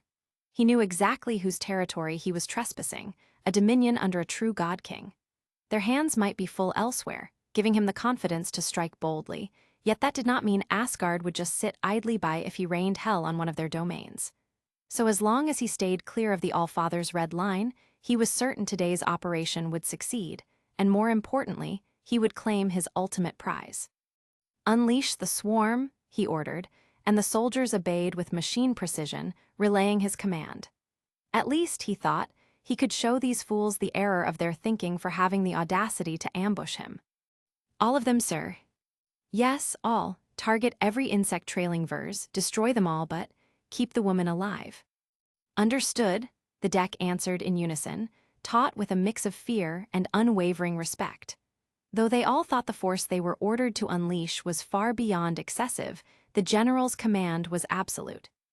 The air ahead split in a single, disciplined moment. 50 Kree Imperial cruisers hung like dark teeth in the sky, their hulls gleaming with cold intent. In the command towers, officers watched the feed with blank focus, and when the order came, no one hesitated. "Launch pattern Alpha," the commanders called, and one by one the cruisers flexed. Vents opened, launch bays yawned like hungry mouths, and from each hull a dozen mini-attack pods detached. Together, 600 deadly units spilled into the clouds, thrusters roaring as they gradually converged into a single hive, descending from the heavens like judgment incarnate. They had the numbers. Down below, their scanners revealed the embarrassing ratio, 1 against 10, and each of those 10 was armed with energy blasters capable of obliterating any organism foolish enough to stand in their way. However, keep the woman alive was the command, and orders were orders, so they had to be careful. Instead of total annihilation, it was far more difficult to carry out an extermination when they had to avoid stepping on a single ant. Whoosh, boom. Carol Danvers surged through the clouds, a streak of blazing light tearing across the sky. She raced far ahead, braking supersonic while the rest struggled to keep pace. Most riding brooms, a black fighter jet cutting through the air behind them, and a handful farther below inside invisible constructs that flickered in and out of view.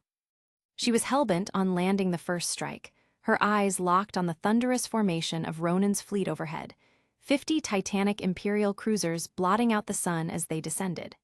Had this happened before, she might have frozen in fear. After all, it was a hopeless, dreadful sight for any sane person to behold. As the distance closed, her eyes narrowed suddenly at a change in the obsidian-like cloud above, countless small movements flickering within it. From her vantage point, it looked like a swarm of bees, but having once been a soldier of the Kree, she knew exactly what those were, and she came to an abrupt stop. Each tiny dot was a single unit of raw firepower, which, although it posed little threat to her or the 5 super magicians at her side, would be overwhelming to anyone else. The rumors, it seemed, about Ronan the Accuser were indeed true, she thought. He was not the kind of person who toyed with his prey. Whoosh! Suddenly, a figure materialized from the void beside her, and then whoosh, whoosh, whoosh, whoosh. More followed in a relentless rhythm, each movement tearing through space in a continuous pulse. "Are those?" Maverick asked, eyes narrowing as he glided next to her. The rest of the Archmagi and Great Magi gathered as well, all eyes fixed skyward on the dreadful sight before them. "Assault units, single-pilot attack pods. As I explained yesterday, each cruiser carries over a dozen of them." "It's like a swarm," Alester Moody remarked, perched atop his broom. "How many of them are there?" "Too many," commented Maverick's teacher, with a solemn expression. Even for an archmage, it was a menacing sight. "Hypothetically, if we were to get hit by what did you call it? An energy blast from one of those things, do you think our defensive spells could stop it?" One of the great magi asked, his eyes trembling slightly. The thundercloud-like fleet above them was intimidating enough, but now, coupled with a swarm of countless death machines, the sight had become even more terrifying. A great magi's magic-fueled Tgthegood should be able to take a few energy blasts, even successively. Maverick, having tested the firepower of the Kree weapons against his shields, made a fair estimate. But not if you were attacked from all sides. "I have a suggestion, little Raven," Maxime interjected.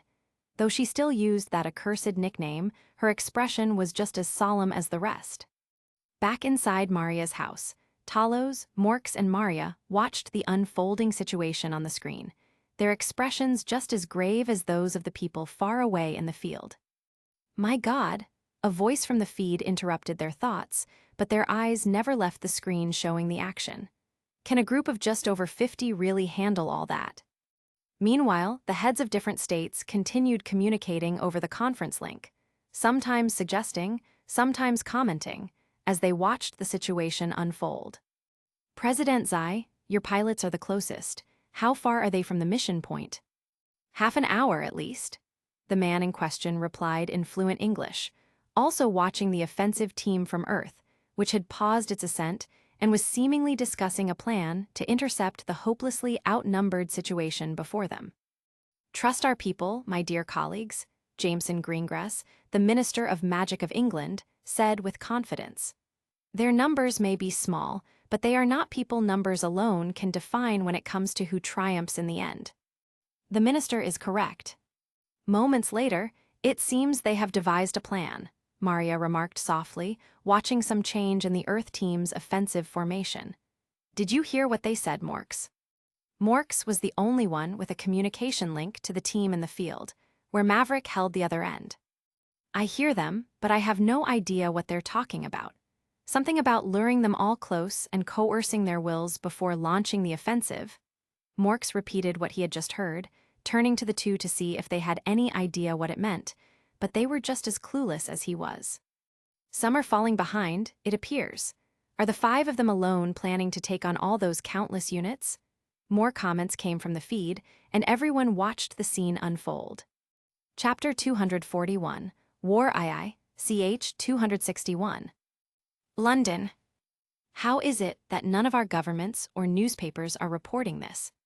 Inside the Grangers' residence, Mrs. Granger asked her daughter in disbelief as they sat together on the sofa in their living room, watching the magical vision broadcasting live the events unfolding in a remote desert in China. "Your mom's right, honey," Mr. Granger also agreed with his wife, lightly shrugging his shoulders. "I mean, it all looks more like an action movie to us than actual live news." Saying as much, the couple looked to their daughter, silently expecting her explanation. Despite being grown-ups, they both knew their daughter, a literal witch, was the authority on all things extraordinary in the house.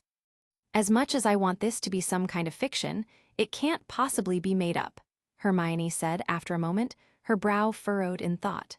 "We saw Muggle world leaders also gathered in some conference yesterday, discussing countermeasures."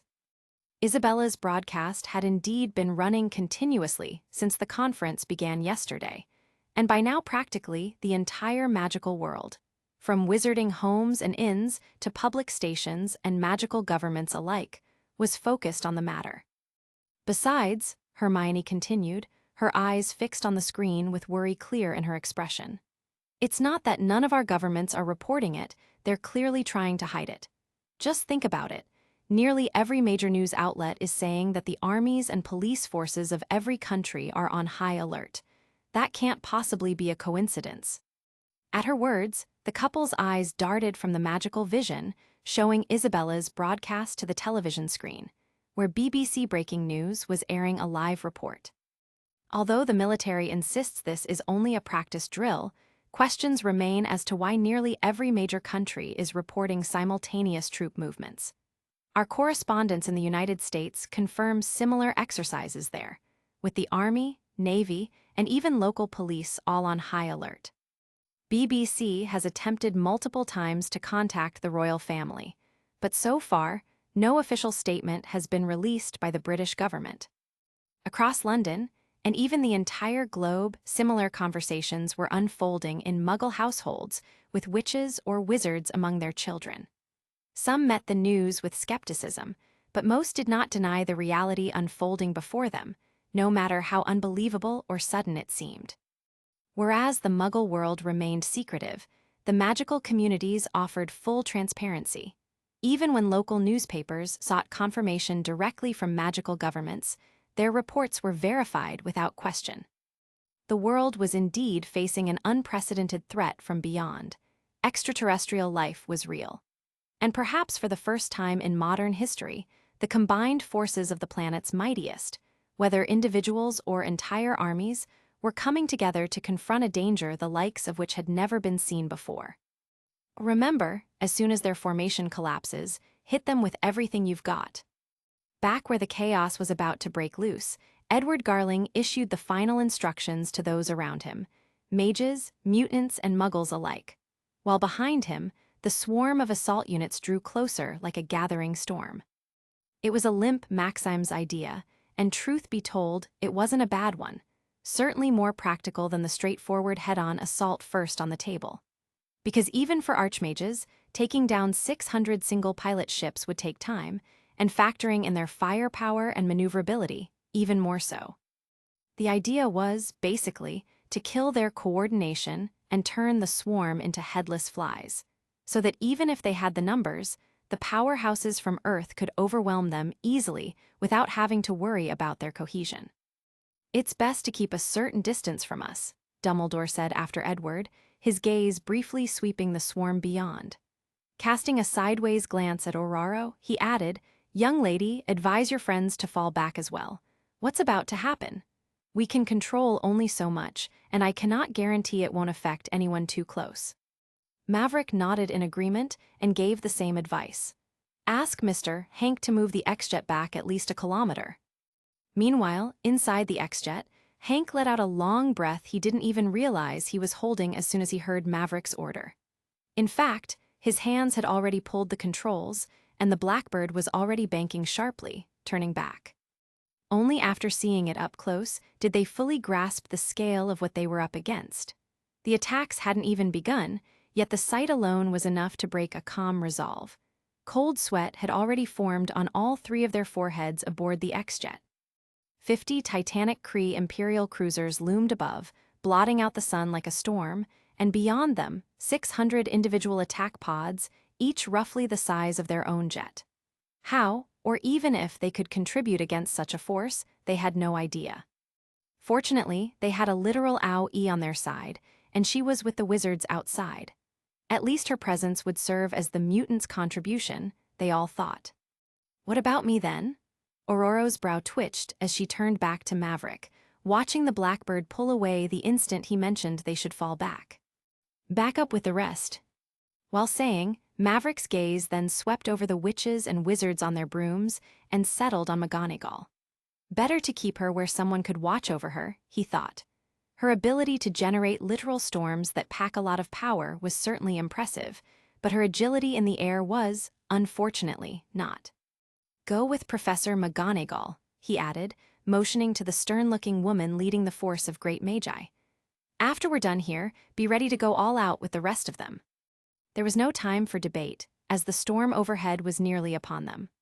Aurora moved swiftly to McGonagall, and just as quickly, though with a hint of hesitation, sat behind her without a word.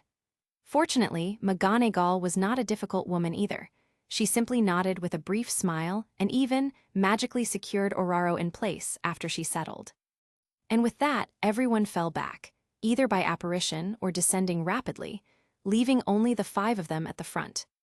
The swarm of alien aircraft, each roughly the size of a fighter jet, hurtling together in a coordinated rush of 600, was a sight only a few could stomach.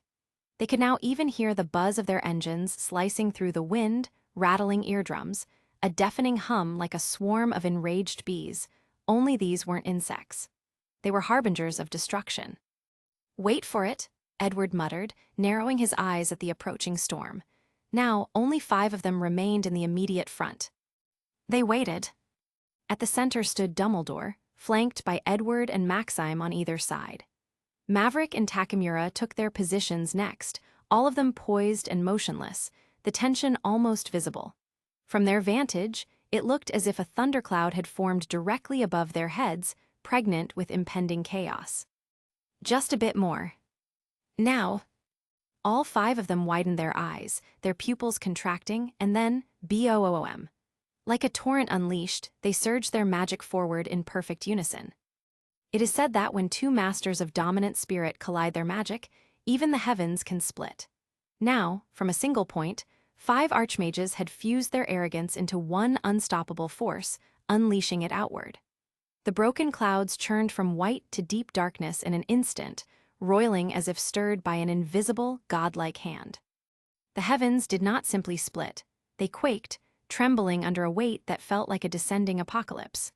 Lightning forked across the sky, illuminating the jagged cloud edges, while thunder roared like the roar of a celestial beast. The hundreds of Kree air units caught in the wake shuddered violently, engines straining against the invisible pressure.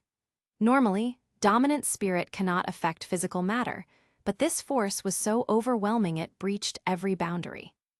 However, the machines were not the true target of the 5 kings, it was their pilots. To them, it was as if their heads had been plunged 10,000 meters beneath the ocean, their capacity to think reduced to nothing. Some, those at the very forefront, succumbed instantly, collapsing into unconsciousness as the overwhelming will of the archmages washed over them. Boom, boom, boom, boom, boom, boom, boom, boom. It didn't take long. One moment, all 600 aircraft were descending like a calamity, a coordinated calamity, and the next, their formation collapsed on itself. They had been flying too close, shoulder to shoulder in the skies, and when their minds got scrambled, control went out the window. The fall turned into chaos.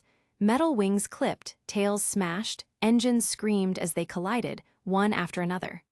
Like a deadly chain reaction spreading left and right, up and down, explosions rippled across the clouds.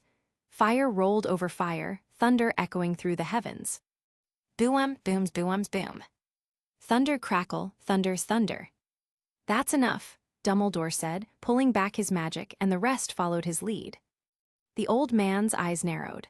The scene before him looked almost beautiful, like fireworks on New Year's night, except this was pure destruction. He tightened his grip on the Elder Wand. He felt no pity for them, none at all. They weren't human beings to begin with, and they had come here to destroy their world. The man everyone believed to be soft, sometimes too soft, felt nothing of that sort today. He turned back, and with a flick of his wand, his voice carried across the battlefield to every witch, wizard, muggle, and mutant in their ranks. Boom, boom, boom, boom. Crackle, thunder, crackle. Amid the roars of explosions, fire, thunder, and lightning, his voice cut through like a blade of ice, cold yet commanding enough that they felt it in their bones. Charge! Maxim's plan had worked perfectly, even better than they had thought it would. The swarm of 600 had indeed become a horde of headless insects, and now it was time to harvest. Chapter 242, War III, ch. 262. Boom, boom, thunder, thunder. Lightning flashed. Fire and explosions, accompanied by ear-shattering thunder, reverberated through the darkness. Screech! In the chaos, a high-pitched cry suddenly tore through the storm as a magnificent bird of fire and majesty burst from the clouds, streaking across the sky with blazing speed, every powerful beat of its vast wings hurling flames and fierce winds that ripped through the storm, painting the heavens with fiery trails. Screech, a screech. There was only one creature known to possess such fearsome power and grace, a phoenix. It blazed through the storm, twisted in the air like a living flame, then plunged downward as its golden talons ripped deep into the metallic beast that dared cross its path. Roar! With a powerful beat of its wings, it unleashed a torrent of flames from its beak, its high-pitched roar shredding the air as its prey was engulfed in searing fire. Boom! The explosion rippled through the clouds, waves of heat and force spreading in every direction. Yet the phoenix soared through it as though through a mere breeze. Its form was immense, wings spanning more than a dozen meters, its body nearly as large as the machine it had just destroyed. And atop the phoenix's head stood a man in flowing gray robes, his black and silver hair whipping in the storm's wind and rain. Crackle! Lightning flashed across Albus Dumbledore's face, revealing a hard, cold expression. One enemy fell, but it was far from the end, and he raised his wand again, eyes locked on the countless machines swarming above. Then, boom!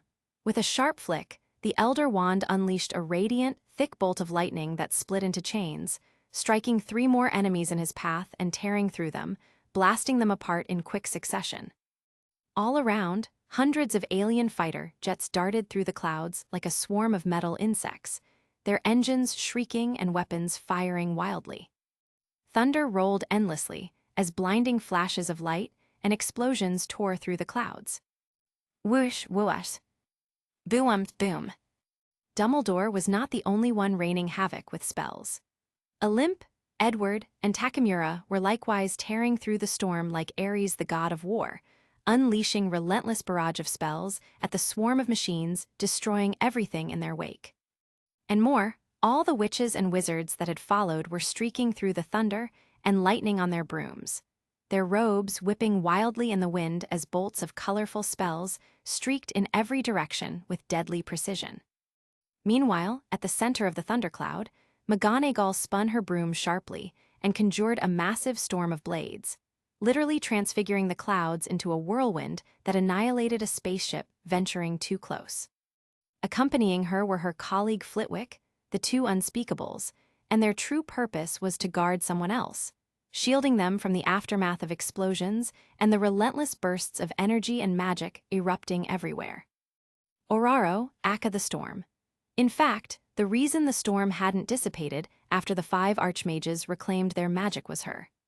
The storm that had formed because of their overwhelming magic was the perfect catalyst for her mutant powers, basically setting the stage for her, and all she had to do now was keep the storm breathing.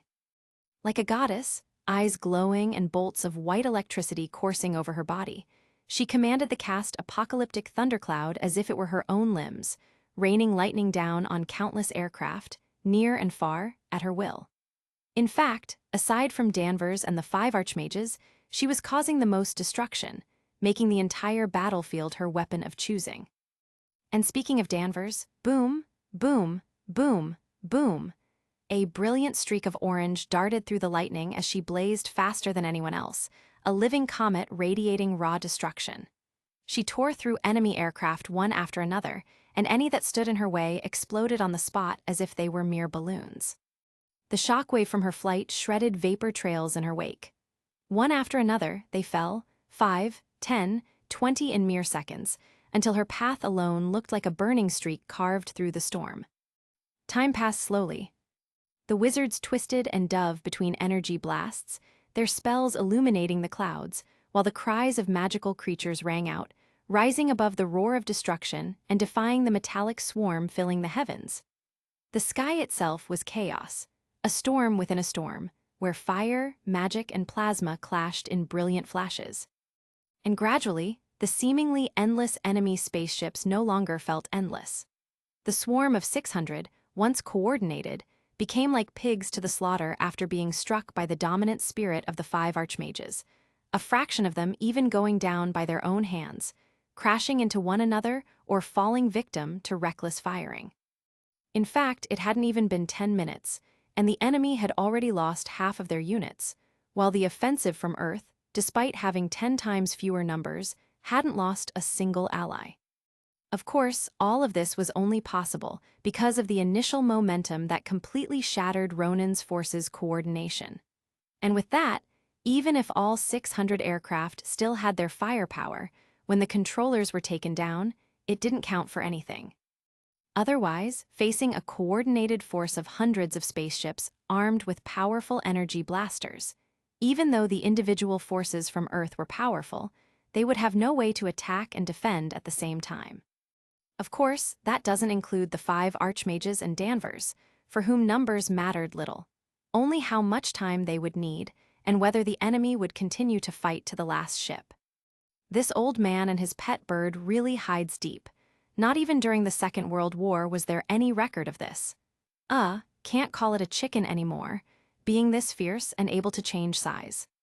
Seeing that the number of Ronan's assault units had fallen by more than half, Maverick took a moment to take in the chaos within the storm. From the team of great midges going all out, to Oraro commanding the elements, to Olymp and Takamura harvesting spaceships like livestock, to Isabella and her group fearlessly recording and streaming everything under the cover of Ali, Lupin, Black, Sarah, and Simon, and finally, to Dumbledore and Fawkes raining fire. It was only a matter of time before that number was reduced to 0, but surely Ronan wouldn't just sit idle and watch his forces be massacred. And with that thought, he sent a mental communication to the 5 archmages and Danvers, then raised his head, climbing higher until he passed the stormy clouds. Above, he saw the 50 Titanic Imperial cruisers had still not made a move, or perhaps Ronan was simply too shocked to issue an order. After all, recalling Ronan's take on Earth from what he saw in Yanrog's memories, Ronan hadn't taken Earth's defensive capabilities seriously at all, thinking it relied only on technology, and that technology was primitive at best. With Asgard out of the equation, he had no idea that Earth would have such a force of extraordinary powers defending it. Whoosh! The first to arrive was the old man from Japan.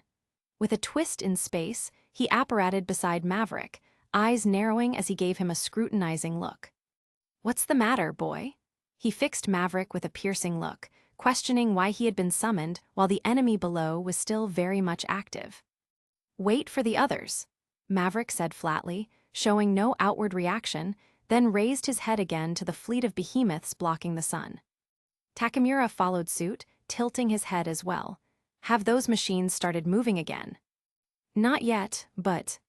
And just then, with a whoosh, whoosh, whoosh, 3 more ripples of warped space echoed as Dumbledore, Edward, and Maxime announced their arrival as well, apparating nearby simultaneously.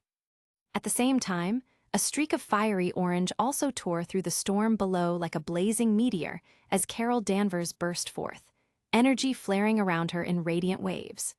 She halted midair, eyes glowing with power as she hovered beside them, the air around her still trembling from her arrival. "Are we finally gonna hit the accuser head-on, wizard?" Danvers said, crossing her arms over her chest, a faint smirk playing on her lips. Clearly, taking on an entire swarm of fighter pods hadn't broken a sweat, and she was eager for a real challenge. The 4 archmages also raised an eyebrow at her nonchalance. Honestly, they were still having a hard time digesting how, in Merlin's name, a Muggle experiment, accidental or otherwise, could result in such a ridiculously powerful force as her. Rumble, rumble, thunder, thunder, boom, boom. Lightning flashed, and explosions erupted continuously from below, casting flickering light across their faces. Maverick raised his head to the darkness above, narrowing his eyes as he made up his mind about their next course of action. "There are 6 of us. Separate, go all in and try to cause as much destruction to as many of those behemoths as possible in the shortest time before they can react. I think, little Raven, we might have our hands full before that." Maxime's voice cut in. It was no question this hybrid woman had the widest magical sense of anyone present, and she had clearly detected movement. Hearing her, all of them surged higher, and soon they saw what she was implying. The Titanic warship's hatches were opening, and what emerged left no room for doubt. Their expressions hardened instantly. They had all seen the ultimate destruction each of those warheads could cause when Maverick played Yanrog's memories for them. It might not be nuclear, the Kree called it something else, but it was just as powerful, only without the radiation, refined by their advanced mastery of nuclear technology. And against that much firepower, even an archmage's overwhelming magic-fueled defenses couldn't hold for long, unless they chose to avoid it entirely by jumping through space. "Go, don't let a single warhead get through. Blast them at long range." Maverick thought quickly and issued the instructions, looking at his teacher and the others. Then, glancing at Danvers, he added, "You and I will take out their ships." Chapter 243, War IV, ch. 263. Sometime earlier, aboard the Prime Imperial cruiser, Command Deck. Ronan lounged upon his obsidian throne, one hand resting against his chin while the other drummed idly against the armrest. Before him, the vast holographic display projected the swarm of 600 assault units slicing through Earth's upper atmosphere, descending like judgment incarnate, an execution of his decree upon a doomed world. Let these primitive apes witness the might of the Kree Empire. His deep voice rolled across the chamber while his face betrayed no emotion beyond pure arrogance, as if superiority itself had taken form in him. Around him, the bridge crew moved efficiently, the air filled with the rhythmic hum of machinery and the faint buzz of alien communication feeds. On the central display, hundreds of blue markers danced across a holographic projection of Earth's atmosphere. But then, one after another, abnormal anomalies began to occur. The visual feeds from the units started to flicker, static distorting the images until they were swallowed entirely. One feed vanished, then another and another. "What is this? We're losing visuals," one officer shouted, his hands flying across the console. "Something's interfering with our scanners. Atmospheric disturbance detected." Atop the throne, Ronan's brows also furrowed as he watched the sudden, inexplicable anomaly unfold on the massive screen before him. Danger, ambush. However, the thoughts crossed his mind only briefly before he dismissed them, convinced it was nothing more than a temporary atmospheric disturbance disrupting their signals.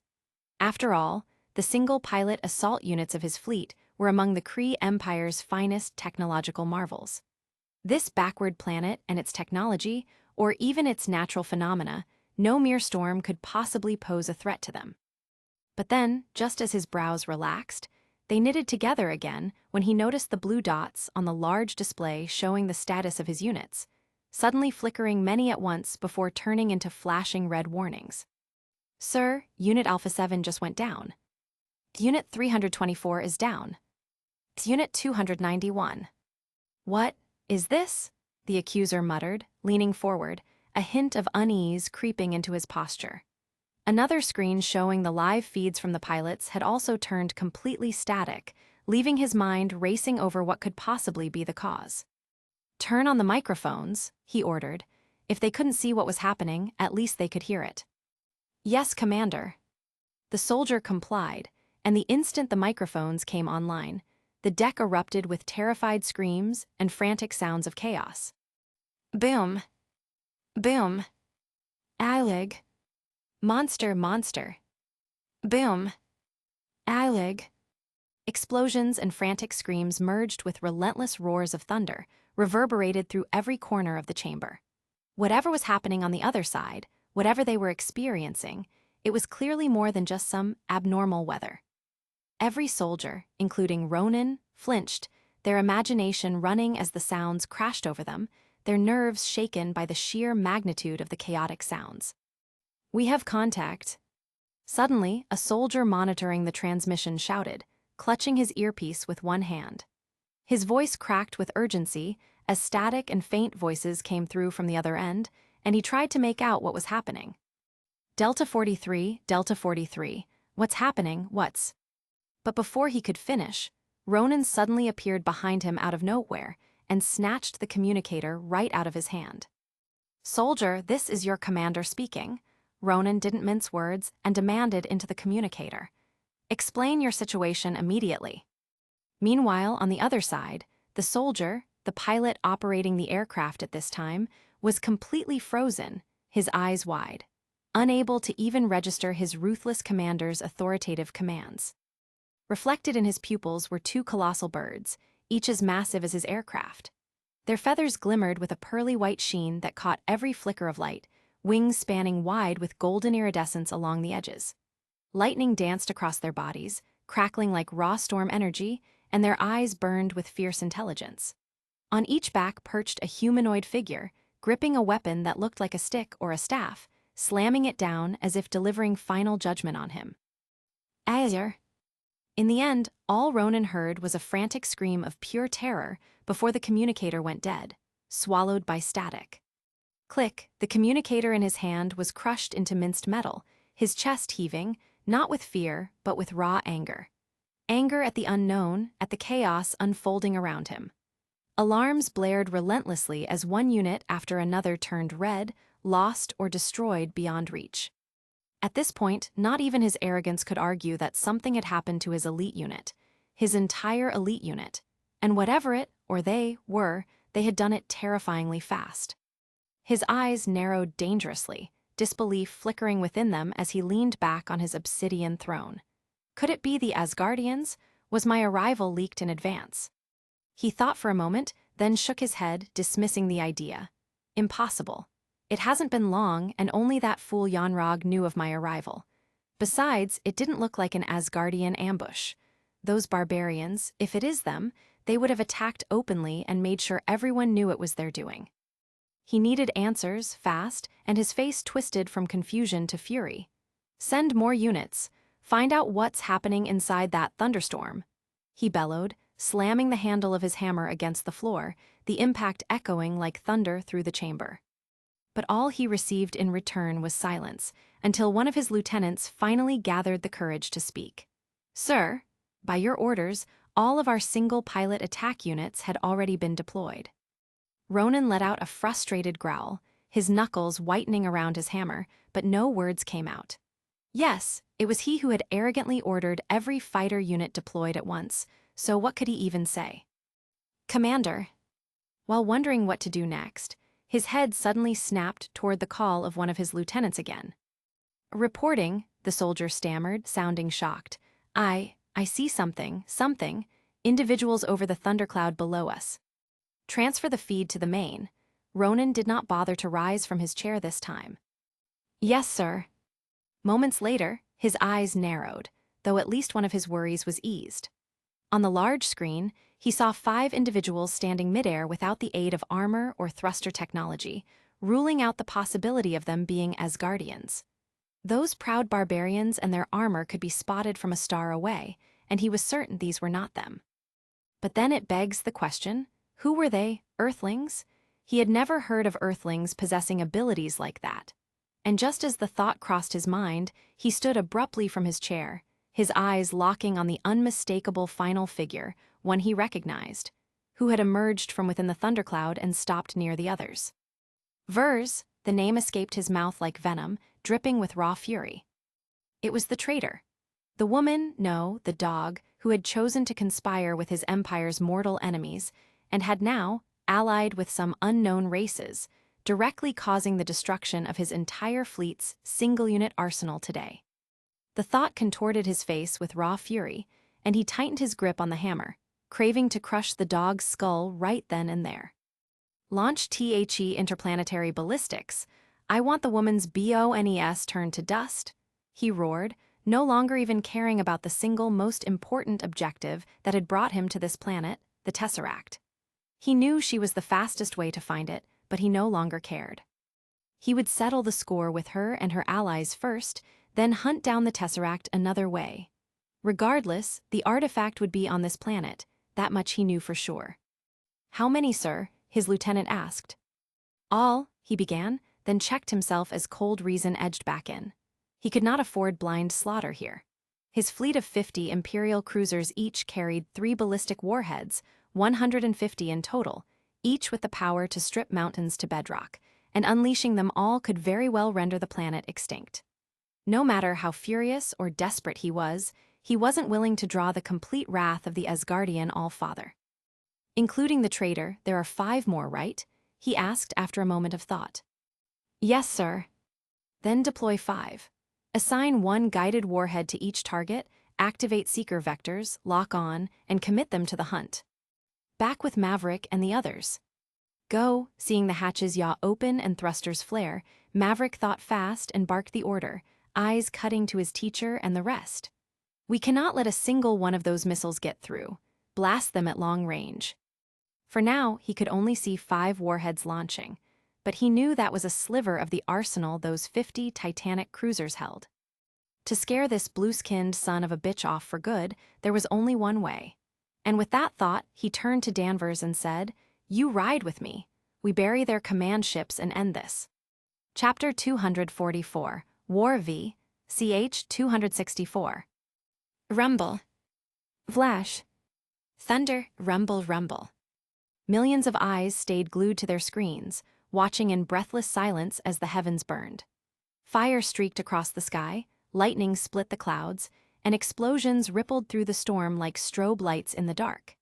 Every flash, every roar, every flicker of destruction was captured through enchanted lenses and microphones, sending the chaos in perfect clarity to every corner of the magical world.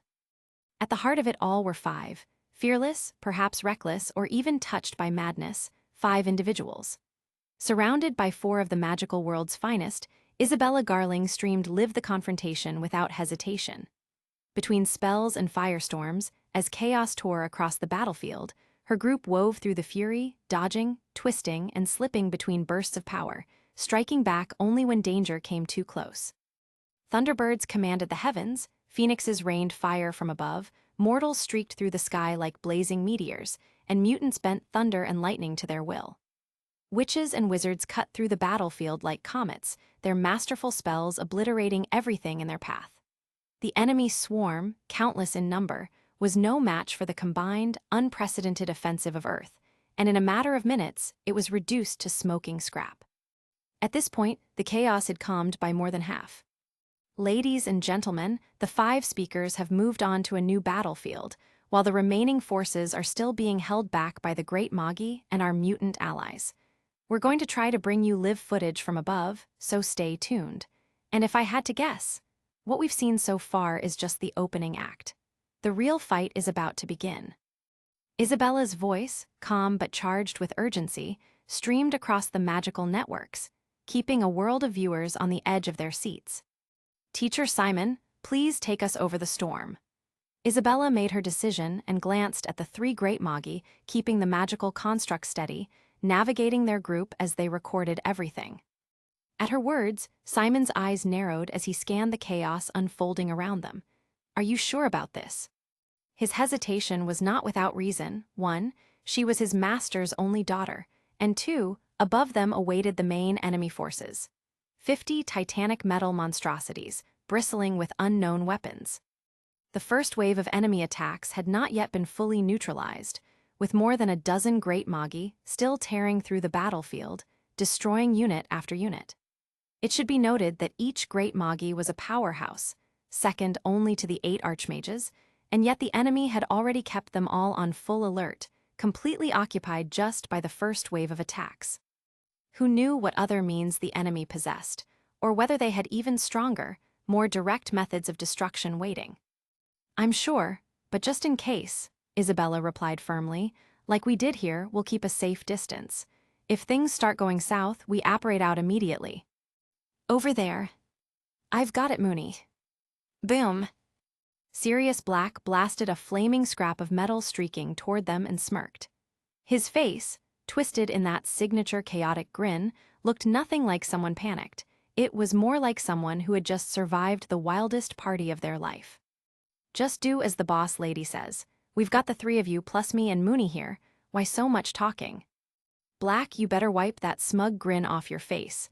This is no time for smirking. Ali's eyes pinned the reckless moron, trying to inject some sense into him. Lives were at stake, and he couldn't fathom how this fool could take it all so lightly. Ahem, gentlemen and ladies, let's focus on a decision. Remus interjected, covering for his friend, then leveled a look at the reckless idiot. Padfoot, zip it and focus on only why you're here, covering us and taking out anything that comes our way.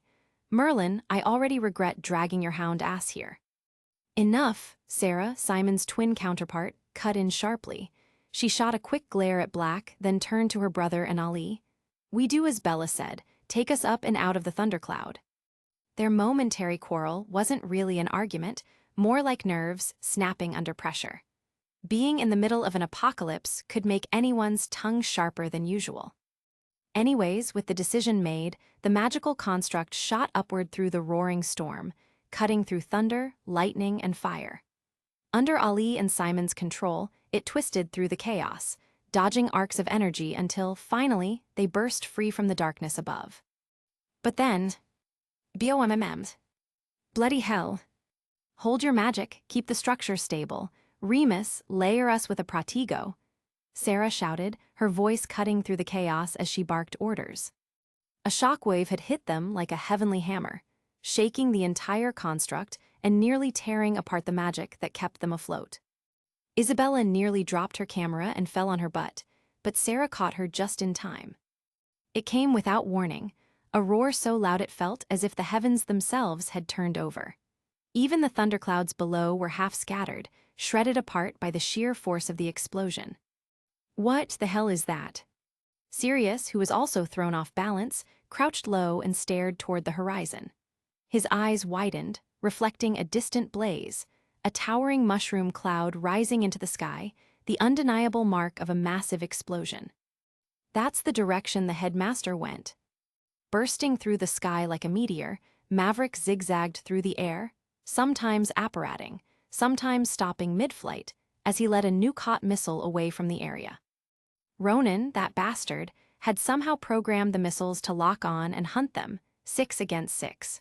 Fortunately, their maneuverability wasn't limited to just flying, they could jump through space as well. Otherwise, no matter how skilled each of them was, they would have been in serious trouble. When a loud shockwave slammed through the air, he glanced to the side and saw which one had detonated, the same direction Dumbledore had gone. The plan had been simple: scatter, draw the missiles away, and destroy them from range. That old man should be all right, right?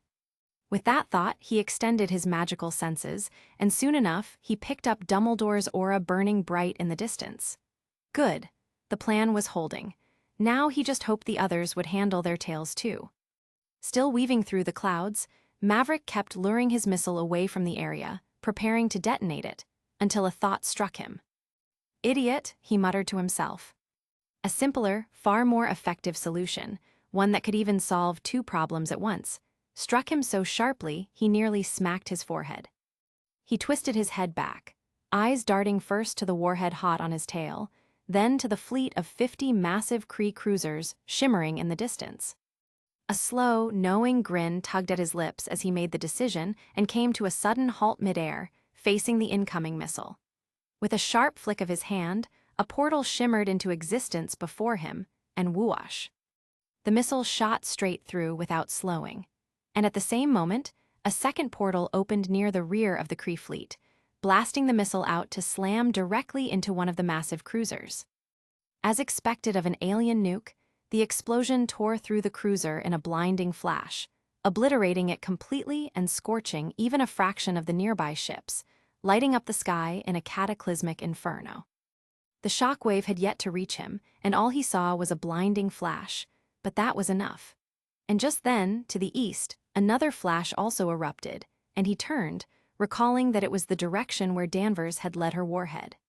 He had no doubt the woman could survive that, even without teleportation abilities like theirs, and soon enough, he caught the sight of an orange streak bursting out from it faster than the mushroom cloud was expanding. So that's 3 down already, and 3 more to go.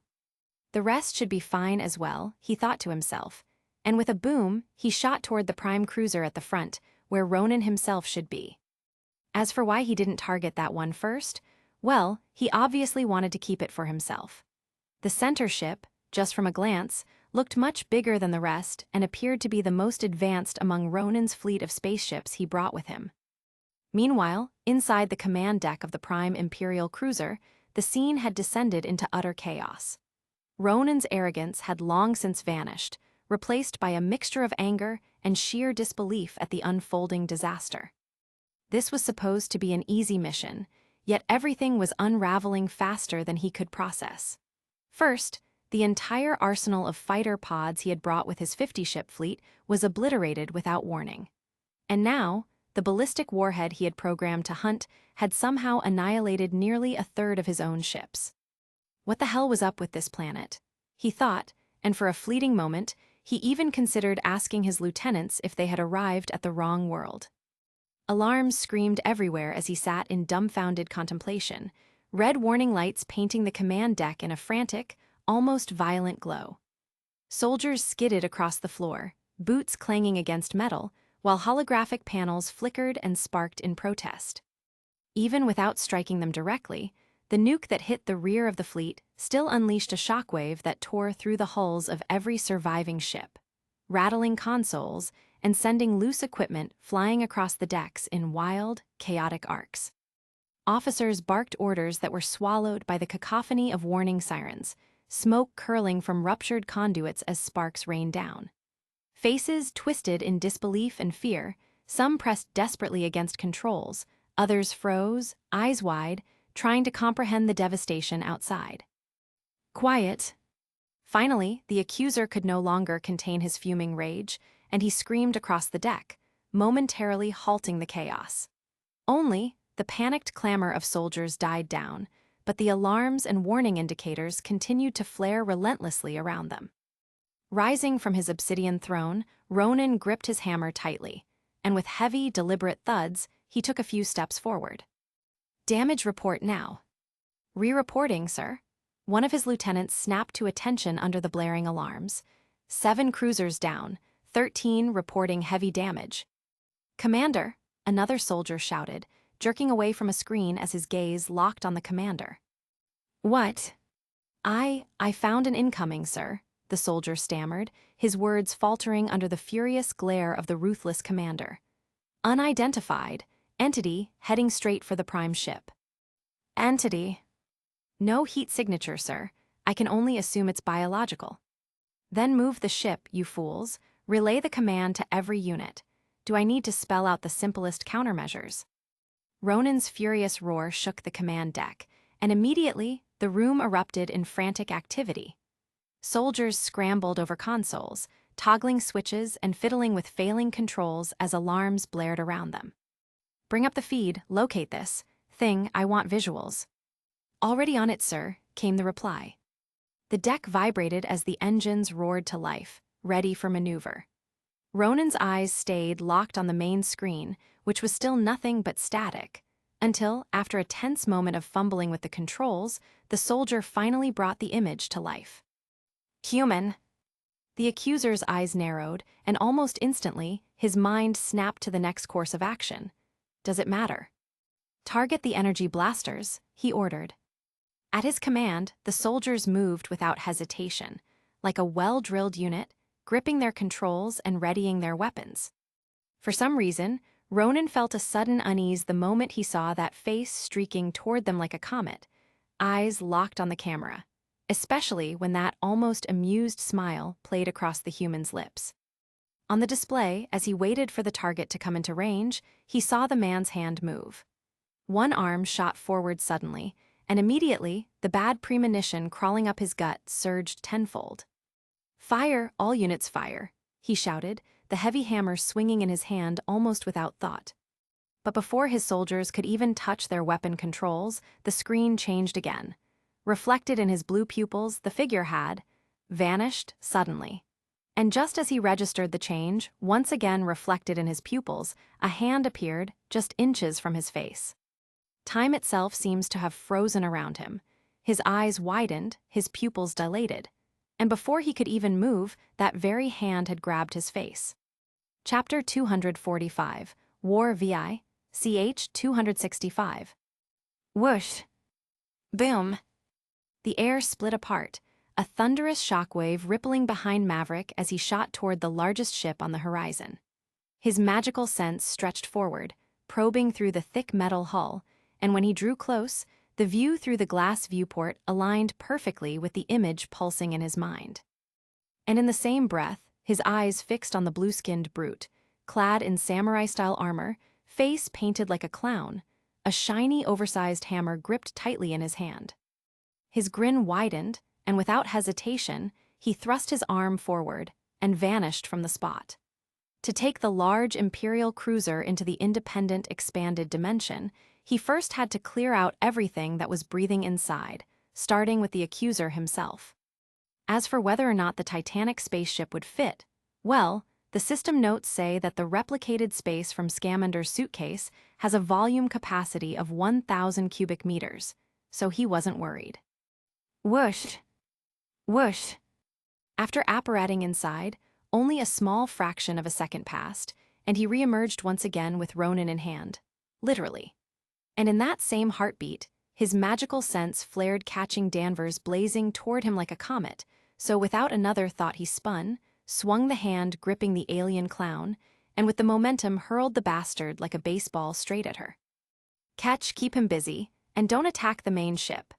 He sent her a mental communication, and Danvers, the moment his voice rang in her head, wore a bewildered expression at the sudden, out-of-nowhere instructions. "Catch, keep him busy. What the hell does that even mean?" But just as quickly, she recognized who had been thrown at her, and her crazy instincts immediately took over, prompting her to pull her arm back and charge it with energy. Danvers' smash, wrong script, whatever. Clearly, this hot-blooded woman had more or less understood the assignment. And Maverick, the moment he hurled Ronan like a cannonball and sent the message, had already vanished back into the command deck. In fact, from first apparating into the cruiser, to greeting Ronan with utmost respect, to escorting him out, and finally to his heartfelt farewell, it had all happened in just a second, maybe two. Inside the deck, Ronan's lieutenants had barely begun to process what had just happened, let alone react, when Maverick appeared once again. This time, though, he did not take any action just yet. Standing in the middle of the deck, he first glanced around at the futuristic panels and controls, nodding internally with approval. Then, as his gaze swept across the very, very confused bunch of Kree grunts surrounding him, he began to count. 1, 2, 12 on the deck, 37 in total on board. With the aid of his magical sense, he scanned the aircraft from bow to stern, while the Kree soldiers around him gradually began to shake off their daze and, seeing the intruder, instinctively raised their weapons. Click, click, click. Blasters clicked into ready positions, but no one dared to fire. Maybe it was confusion, maybe it was fear. Either way, the silence held until at last, one of them forced out the words trembling on all of their lips. "You," the Kree soldier's hands shook as he tried to maintain a stern posture. What did you do with the general?" The colorful stripes on his uniform showed he was the highest ranking among the group. He, like every other Kree here, wasn't an ordinary soldier. Anyone on the same deck as Ronan had to be one of his elite, trained to face any threat without fear. Yet even he couldn't stop his body from trembling. Because sometimes, it is the unknown that terrifies far more than any enemy one can comprehend. After all, too many inexplicable and terrifying things had happened in the short time since they had entered this cursed planet. First, their mobility, the entire arsenal of single-unit fighters had been wiped out, and then it was their general.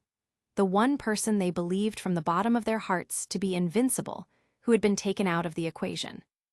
After withdrawing his magical sense, Maverick finally turned to the trembling creature that had asked the question.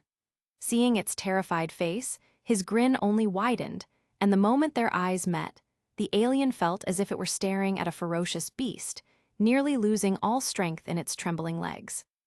"Are you the highest commander after the accuser, Ronan?" I am," the soldier answered almost instinctively, as if his subconscious were no longer under his control. "State your name, and do you have full authority to operate this spaceship?" Maverick pressed, ignoring the alien's terrified, confused expression while weaving even more confundus magic into his rapid-fire questions. Tell Ren, I know how to operate." The Kree, now identified as Tal Ren, had no explanation for what was happening. Why was he answering question after question? Wasn't he supposed to be interrogating the intruder? But then all he heard was, "Good," and the next thing he saw was the monster in front of him, its eyes gleaming crimson like a demon from hell.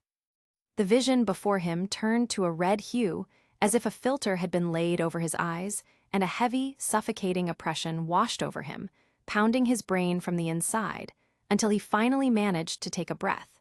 When suddenly, he felt something slump onto his shoulder.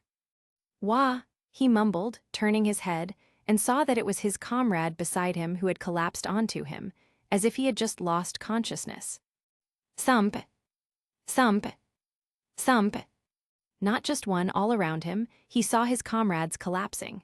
Some hit the floor, some slammed into panels, some fell face first, and others toppled into their chairs. Everyone except him was falling, their eyes rolling back as they slipped into unconsciousness. What's happening? His mind tried to process, but it was all happening too fast, too inexplicably. All he knew was that it must have something to do with the intruding monster. Gradually, very slowly, he turned his neck toward the demon, only to see a single finger pointed inches from his temple, just as the sound of an unknown language, like a reckoning, echoed like a monstrous bell through his eardrums. "IMPRIO." What happened next, he had no idea, and perhaps he never would, before whatever had taken over his mind, and body was done with him and sent him to the cycle of reincarnation. Meanwhile, blazing pockets of infernos were emerging from all over the spaceship, but apart from the sound of something being rapidly incinerated, No other sound came. 1, 2, 36 places in total the terrifying fire materialized, but what's most incredible was that apart from their intended targets, nothing else was implicated in their wake, not even the paint on the metal floors was affected. Disable, completely turn off all the communication, any signals going out of the cruiser, and completely turn off all its engines. A few minutes later, a circle of sparkling orange appeared on the deck, and Tal Ren, the only Kree still breathing, blacked out as well. But unlike his buddies, he did not turn into nothingness. Bound at the arms and legs like a mummy, he fell into the portal and disappeared to who knows where. Now only Maverick remained. Taking one last look around, he crouched down, placed both palms on the metal floor, and concentrated. "Come on, Daddy System. Don't let me down." Maverick muttered, brows creasing, and suddenly he felt everything around him change as if he had been teleported somewhere else. All around he saw chaos, explosions, energy blasters going off, and in the distance he could see 3 more mushroom clouds taking up the horizon, the scene which could only be described as an apocalypse. In fact, he had not been teleported anywhere, and what had happened was that the spaceship he was in had disappeared. Obviously, his plan had succeeded and had scored him something really cool. Boom. Boom. Just as the thought came, and the corner of his lips curled up involuntarily. Suddenly, 2 successive shock waves hit him that came from not very far. Interesting. What he saw was honestly not something he expected. The accuser Ronan was taking on Carol Danvers in midair, hammer against fist, as they streaked like 2 living comets across the chaotic clouds. He wasn't surprised that Ronan's armor, ugly as it might look, but still the Kree Empire's advanced technology, had thrusters or tech that allowed him to fly. But that he, or more accurately, his hammer, was able to take on Danvers's overpowered blows. Should I ask Ronan to donate the hammer for charity as well? And just as he was about to go and negotiate with the Kree general, the air near him rippled, warping, and suddenly 2 figures appeared close to him on his left and right. "Where the hell have you been, kid?" His teacher, Edward, looked like he had just had a brawl with a beast, his majestic mane of hair disheveled and even showing some burns. "I took care of their command center, and," he gestured toward the midair fight happening between Ronan and Danvers, "that's their commander. Danvers is dealing with him. Will these aliens be firing any more of those weapons?" The other person was Dumbledore, but unlike Edward, the old wizard appeared his usual self. Appearance-wise, at least nothing had changed. "I don't think so, but we should hurry and destroy the remaining spaceships as well."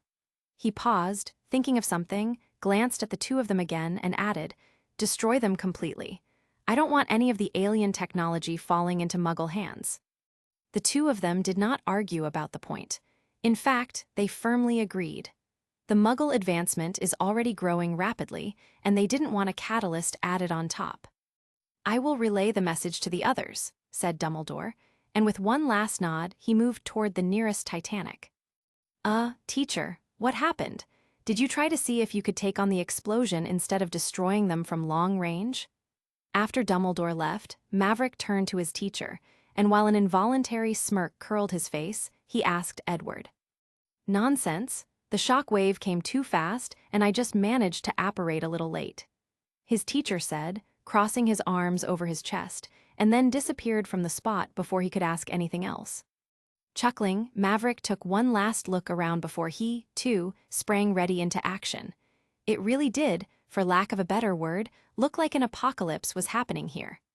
Mushroom clouds that had turned into an inferno of thunder were in all directions, closing the space. From below, or even from above, it would look like doomsday territory if they pointed their satellites or telescopes here. Any and all monitoring stations around the world would be blaring alarms about this area. Not far from him, the fight raged on, Danvers versus Ronan. Around him, a third of the 50 spaceships were either on fire, half destroyed, or completely obliterated. The 6 nukes Ronan had launched initially had detonated, one on the fleet and the rest scattered in different directions, circling the area. Below them, the shockwaves from the nuke-like weapons had almost completely dissipated the thunderclouds, but the fighter units Ronan initially launched had almost entirely been wiped out. and some of the great magi were already raining their explosive spells on the large fleet along with Takamura and Olymp. The only people missing were the X-Jet, which, after consideration, had flown back since their involvement would have been more of a distracting liability than any help. And finally, somewhat further away, he saw his fearless lioness flanked by Ali, Sarah, Simon, Remus, and Sirius, recording everything that was happening and broadcasting it to the entire world. Taking a long breath, he too focused. Direct, most explosive, or most efficient? He thought of several ways to cause maximum damage to the large spaceships and finally decided on one. Chapter 246, War VII, CH 266. Eldritch Magic. There were countless spells within the sorcery system that could be used, but to get the job done efficiently, he had already thought of the perfect move, and it wasn't even a proper spell. Or rather, for this particular situation, he didn't need something complex or ceremonial because the simplest use was enough, just the raw act of conjuring cosmic energy itself. He recalled the scene from Doctor Strange in the Multiverse of Madness, where the Doctor sliced a bus clean in half with an arc of eldritch energy shaped like a spinning disc, and that single move sparked an idea. If Stephen could do it, why couldn't he, the cheater, do the same? Surely, he couldn't be worse, at least not when it came to the simplest manipulation of the eldritch current. Of course, he wasn't under the illusion that he was on the level of Sorcerer Supreme Strange, even if the system had allowed him to take shortcuts in learning spells and the basic manipulation of eldritch energy. He had spent just half a month studying sorcery, and of that, perhaps only a week had been devoted to spells, and even then, the spells he had learned were very selective and specific. Strange, on the other hand, possessed a knowledge of spells that was near limitless. There probably wasn't a book in the Sanctum libraries he hadn't read, and his arsenal, combined with the countless ways he could weave and implement them, was what made him such a powerful sorcerer. And that wasn't even counting the Time Stone and the Eye of Agamotto. But if it came down to shaping and directing raw eldritch energy, he was confident he could match the Doctor's level of control. By now, he had developed a solid understanding of the levels the system set for levels of proficiency. And advanced level, in simple terms, was a very, very high level of mastery, which was exactly where his current level of eldritch meditation stood. Having said that, he hadn't really pushed his advanced level eldritch energy manipulation in practice either. Well, until now, wasn't this the perfect setup? As he floated in the middle of this apocalypse, surrounded by thundering mushroom clouds and burning, exploding Titanic-sized spaceships, he found himself wanting to replicate that same feat Doctor Strange had done so casually, only this time on a far grander scale. "Honey, make sure you get a good shot of my handsome face. I'm about to go all out." After sending a mental message to Isabella, he got into position, spread his legs, and slowly lifted his hands, letting them move apart with his fingers curling as if drawing something in the air. Soon, a golden-orange glow appeared between his palms, spinning into a ring of light that pulsed with a low hum and shaped itself into a disc with sharp edges, perhaps even sharper than any blade forged from metal. It was one of the first things the Sorcerer Supreme had taught him, how to shape cosmic energy into a tool of choice. It could be a weapon, a shield, or, in this case, his choice was a very, very sharp disc/boomerang. Concentrating, he extended his arms further outward, fingers flexing as he shaped the energy, while from the corner of his eyes he tracked the enormous Kree battleships ahead, now in chaotic disarray since their command had been taken out of the equation. To their credit, they appeared extremely loyal to the warmonger, with none of them activating their thrusters to escape even after Ronan had been taken out. Or it could just be that they were simply at a loss for what to do, as the escalation from one disaster to the next was far beyond what they had been trained to handle. But that suited Maverick perfectly. At this moment, to him, they were like sheep in a pen, completely trapped and ready to be slaughtered one by one. The ring of energy between his palms had now taken shape, and next he needed to feed it more power. He pushed his hands forward, and as his mind focused, the disc began to swell, slowly at first, then faster, expanding outward, thrumming with energy, stretching and stretching until it reached a diameter of about 100 meters, a monstrous spinning blade of execution looming above his head. Sparks of eldritch energy crackled along its edges, and light reflected off the hull, glinting like molten gold across its armored surface. He then tilted his head slightly, adjusting the disc's angle with subtle wrist movements to ensure it would strike the prey perfectly before releasing his hold. Although it wasn't a complex spell, shaping something this large and powerful was no small feat, and he could barely spare a thought for anything else. But the tool of his choice was now ready, and it was time to unleash it. Leaning into the motion, he pushed his hands forward as if he were moving something heavy, slowly and steadily. And with the push, the monstrous blade of pure energy looming over his head also began to arc through the air, likewise, slowly at first. Huh! A cry of power escaped his lungs. Gathering all his strength, he jerked forward, and the spinning monstrous blade also, as if released from a slingshot, streaked forward, cutting through the sky like a boomerang. The sound of the energy, the spin of burning air, echoed like a piercing shriek, spreading wide, and everyone paused, unable to resist turning their heads. The hum then became a roar as the disc struck its first target. Like a razor slicing steel, it carved through the immense structure with surgical precision, cutting it cleanly in half as effortlessly as a sharp knife through butter. SHRE. Everyone, friend or foe, whether present or watching from afar, widened their eyes. It was simply too clean. The Titanic spaceship split down the middle, molten metal spilling from the wound, and just a second later, boom, it exploded completely, sending a shockwave of fire and force tumbling across the battlefield. But the disc of execution did not stop there. Maverick's hands moved continuously, fingers at precise angles, guiding the monstrous blade toward the next target, and just like the previous one, it cleaved the ship cleanly in half. Boom, exploded. BOOM, the next one. BOOM again. BOOM and again. What sort of madness is this magic? Takamura exclaimed in his own language, apparating immediately to a safe distance and taking cover from the aftermath, his eyes wide with a mix of fear and reverence as he watched the efficient execution unfold like a chain reaction.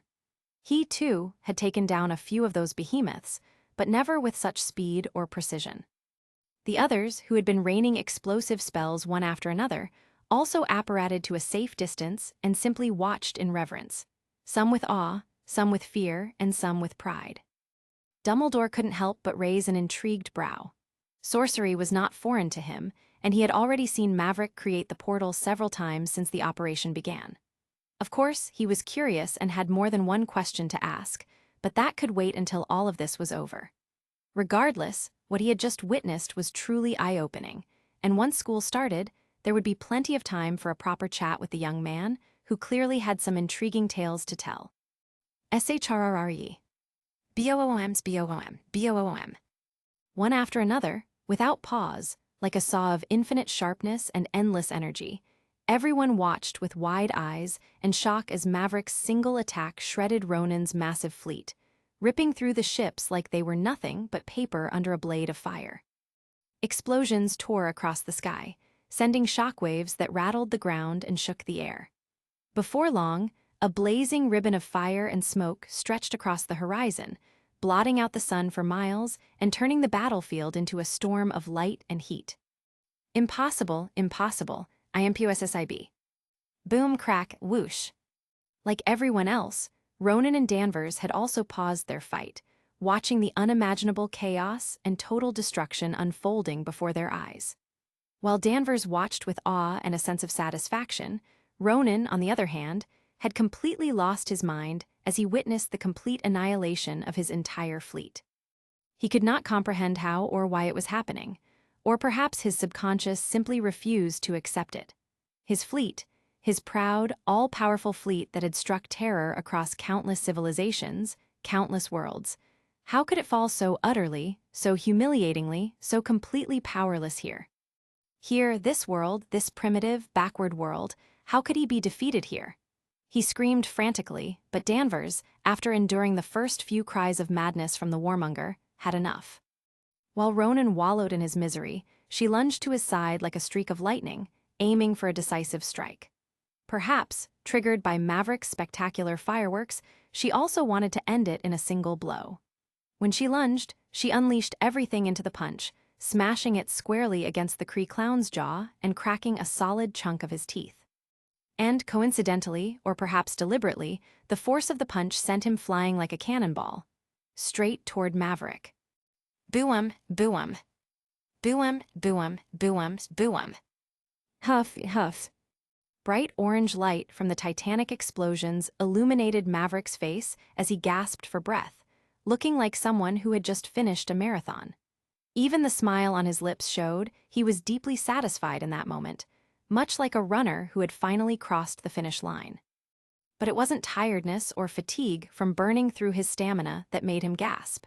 It was more like holding his breath to the absolute limit, a temporary, fleeting strain. His brain had worked overtime just now, maintaining the momentum and structure of the enormous cosmic construct until it had harvested every single spaceship. Regardless, the job was done, and dare he say it, even better than he had anticipated. Incredible, truly incredible. He wondered how much stronger he would become if he took his eldritch meditation from advanced to mastery-level proficiency. Was that the level the Sorcerer Supreme had achieved? And just as those random thoughts crossed his mind, his magical sense suddenly flared, detecting an incoming presence, and his head turned instinctively toward the source. It was Ronan, the clown he had sent hurling toward Danvers, hurling back at him like a cannonball. But that wasn't important now. Brushing the thought aside, he drew in one last deep breath, raised his hand, eyes narrowing, and locked them on the bastard rocketing toward him. Whoosh hummum. Magical energy flared, and midair, Ronan, half his teeth missing, came to an abrupt halt, as if he had slammed into an invisible wall. What was even more unbelievable was that, despite everything, he still clung to his hammer as if it were part of his arm. Well, not for long. Moments later, the blue-skinned freak blinked as the stars spinning over his head faded and his vision cleared. The first thing he saw was that dreadful palm again, and a shiver raced down his spine. But then he realized it hadn't grabbed his face this time. No, this was worse. He was being held in place by some invisible, incomprehensible force. His blue eyes flared bloodshot as he struggled. It was this bastard who had caused all of it. If he hadn't been dragged from his command deck and forced to clash with that madwoman, his fleet would never have met such a catastrophic end. Along with his fury, the hammer in his hand began to hum with power, as if echoing its master's rage. But no matter how much he struggled, the invisible force binding him didn't yield, not even an inch. Then suddenly, a guttural growl tore from his throat as a scorching pain surged through his hand. He couldn't move his head, but his pupils darted down just in time to see his own arm rising against his will, the hand clutching the hammer trembling violently. What are you? Crack, crack. The words twisted into agony as a bolt of pain shot through his nerves. One by one, the bones in his fingers began to snap, each break forcing his grip to weaken, loosening his hold on the hammer. The accuser struggled, mustering all his power to resist. He glared, perhaps trying to intimidate or do something with his usual arrogant pride, but all he saw in those eyes staring back at him was complete and cold indifference. Never in his long, battle-scarred life had he been so completely humiliated like this. All he could do was growl miserably as one hand, belonging to this monster, whose name he didn't even know, reached toward him in a gripping motion, holding him with some invisible force, while the other moved, and as its fingers flexed, he felt his own breaking from the inside. You dare. He growled with raw malice, but even that was stolen from him when the monster made a lazy flick of his finger, and his tongue twisted unnaturally inside his mouth, sticking to the roof and leaving him unable to utter a sound, just a growl. Crack, crack. 2 more fingers broke. Now only his thumb held the hammer. Then, crack, it too shattered, and the hammer under Ronan's red, furious, and terrified eyes floated slowly toward the monster. Nice toy. He finally heard the bastard's voice, but now more than fury, he felt terror. Without his hammer, or even with it, his subconscious, his battle-hardened instincts, screamed that he would be no match for this monster, even if fought fairly. A single motion held him captive by a force he could only describe as telekinesis, completely at the man's mercy. Meanwhile, Danvers slowed her speed and arrived just in time to see the hammer vanish, simply disappear out of nowhere. She only raised a brow at the sight, having seen far stranger things, and turned her gaze to Maverick, who met her look. "It's over," she heard him say. Chapter 247, War VII, ch. 267. Silence stretched inside the magical construct that cradled Isabella and her group, yet by no means was it quiet. The sky, quite literally, was burning at this point, thrumming with relentless explosions as the wreckage of battle boiled into ragged, churning thunderclouds that hung heavy over the horizon.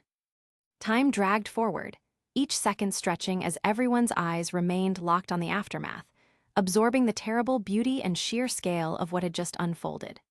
Fear, shock, and reluctant admiration spread across the sea of faces, spilling over from those present to those who watched from behind glowing screens, each witness frozen in the same suspended moment of disbelief. Is it finally over? Remus Lupin, his face lit orange by the streaks of fire and lightning erupting around him, asked, speaking to no one in particular. Unless those blue-skinned bastards have any more of those humongous machines hiding, then yes, I believe that last move from the kid was the conclusion. Sirius Black, a stretch later, answered his best friend, his pupils reflecting the long trail of burning gas left in the wake of total annihilation. Suddenly, Isabella lowered her camera, a faint gleam catching in her eyes as she gave a small, almost imperceptible nod, her gaze tracing the figure far off in the distance. It was perhaps the first time she had done so. Even in the heat of fending off the countless small aircraft inside the thundercloud, she had always kept it pointed, and the people with her all couldn't help but turn to look at her. "What happened?" "Nothing," Isabella said, shaking her head slightly as she looked at Sarah. "Ricky just told me to cut the feed." "Why are we heading back?" asked Simon. "I don't know." Isabella looked just as puzzled, but since Maverick had said so, she simply complied without question. Glancing toward him in the distance, she saw that everyone had started to gather near him, so they might as well too. "Let's go over there." Meanwhile, with Maverick. Now that the threat had been all but annihilated, everyone instinctively converged around him, driven by the twin forces of curiosity and anticipation. He, after all, had been the leader of the entire operation. And plus, they all wanted to see up close this great enemy leader who had been captured by him, the one who had made the entire world hold its breath. "What do you suggest we do with him, Master Caesar?" Nicholas Flamel asked, without even an ounce of fear, as he circled Ronan and glanced briefly at his bloodshot eyes. "Try him in front of the entire world, imprisonment for life, or simply end him. I say break his mind first, extract everything. Who's to say more of these freaks won't be coming?" Alistair Moody suggested, and despite sounding bleak, he raised a very good point. "I'm only a soldier." Danvers, when Maverick glanced her way, raised her hands before he even asked. "Oraro." "I'm with her." Like Danvers, Oraro also seemed not to want to involve herself in the decision. Maverick did not argue with any of them and finally turned to Edward, wanting to hear his thought. "Teacher, what do you think?" "Is he their leader?" Edward asked, scrutinizing the bound prisoner first. "Yes." "If it were up to me," he said after a moment of thought, arms folding over his chest, "I would let him go." "What nonsense are you spouting, old lion?" Hearing the unexpected answer, especially coming from Edward, whom she knew was decisive in his actions, Maxime couldn't help but blurt out, "Did someone put you under an imperious or something?" "Hear him out first, a limp." Dumbledore, though also slightly taken aback at first, understood that there must be a good reason for Edward to suggest such a choice. Takamura did not chime in, and just furrowed his brow, waiting for Edward to elaborate. With everyone's eyes fixed on him, even Ronan, bound yet seething with fury, cast a glance his way as Edward began to explain his reasoning. "First of all, the idea of holding a trial for this invader is pointless. The outcome will surely be either death or imprisonment for life, which, in my opinion, both choices would be meaningless and a waste of time. But I agree with the Brit," he continued. "We should uncover everything about their world, their empire, and extract every secret from his mind. The existence of extraterrestrial advanced civilizations is something new to both us and the Muggle world. He paused, then continued, and as for my opinion on releasing him, it is simply to send a message. His eyes gleamed dangerously at the imprisoned alien. Our world is not a place any Tom, Dick, or Harry can invade whenever they please. At this point, most of the gathered people had more or less understood Edward's reasoning. Listening to his explanation, Maverick nodded thoughtfully, fully agreeing. Initially, his plan was to squeeze everything out of his mind and just burn him, but releasing him to send a message to the Kree Empire sounded more logical. Do we need to involve the Muggle leaders? Ask their opinion as well? He asked, if only to hear their opinion. Ridiculous. Takamura was the first to scoff, and judging by the expressions on the others' faces, it was clear they all thought the same. Unnecessary, young Maverick. Nicola's Flamel, perhaps the oldest and wisest among them all, was also not inclined to consider the Muggle world's opinion on the matter, and he expressed himself decisively. We can tell them our decision, but their opinion in this is truly not required. Very well then. With the decision made, Maverick nodded and prepared to extract the memories without dragging things out. Wait, are we doing it now? Maxime asked with a raised eyebrow. How old is this alien anyway? Several centuries, actually, according to the memories I extracted from their commander earlier. But we only need very specific information, which shouldn't be difficult or take long. After saying, Maverick glanced back at the Kree once more and saw that the visible rage in his eyes had vanished, replaced now by paralyzing fear. During their brief discussion, they had not been subtle, and clearly, Ronan had heard every last word. What kind of cursed planet was this? He regretted it, truly regretted his actions now. The first thing he vowed in his heart, if he was ever allowed to leave, would be to find the bastard who had written the intelligence of this cursed world. To make him talk, if it were physical torture, he would have only scoffed at them, for there was no way he would betray his empire and reveal their secrets. But these monsters were talking about literally invading his mind, and so casually like it was nothing to them. Accuser, Maverick said, locking the bulging eyes of the terrified Kree without an ounce of sympathy. You will tell us everything you know about your empire and its military strength, every one of their deepest, darkest secrets you know. Of course Ronan couldn't speak at that moment, his tongue held by the curse, and Maverick had only asked to make it easier to navigate the specific memories he needed. While he spoke, his finger was already pressed to the alien's temple, and the spell answered his words a moment later. Legilimens. Some time later. Click. It didn't take long, around only 10 minutes or so, and Maverick was already done extracting what he needed. He then sealed the enchanted bottle, the faint shimmer of stolen memories now swirling inside, and passed it to his teacher, while Ronan could only watch, eyes wide and bulging, as the proof of his violation was carried away before him. He did not know how, only that he was certain these monsters had done exactly what they had discussed earlier.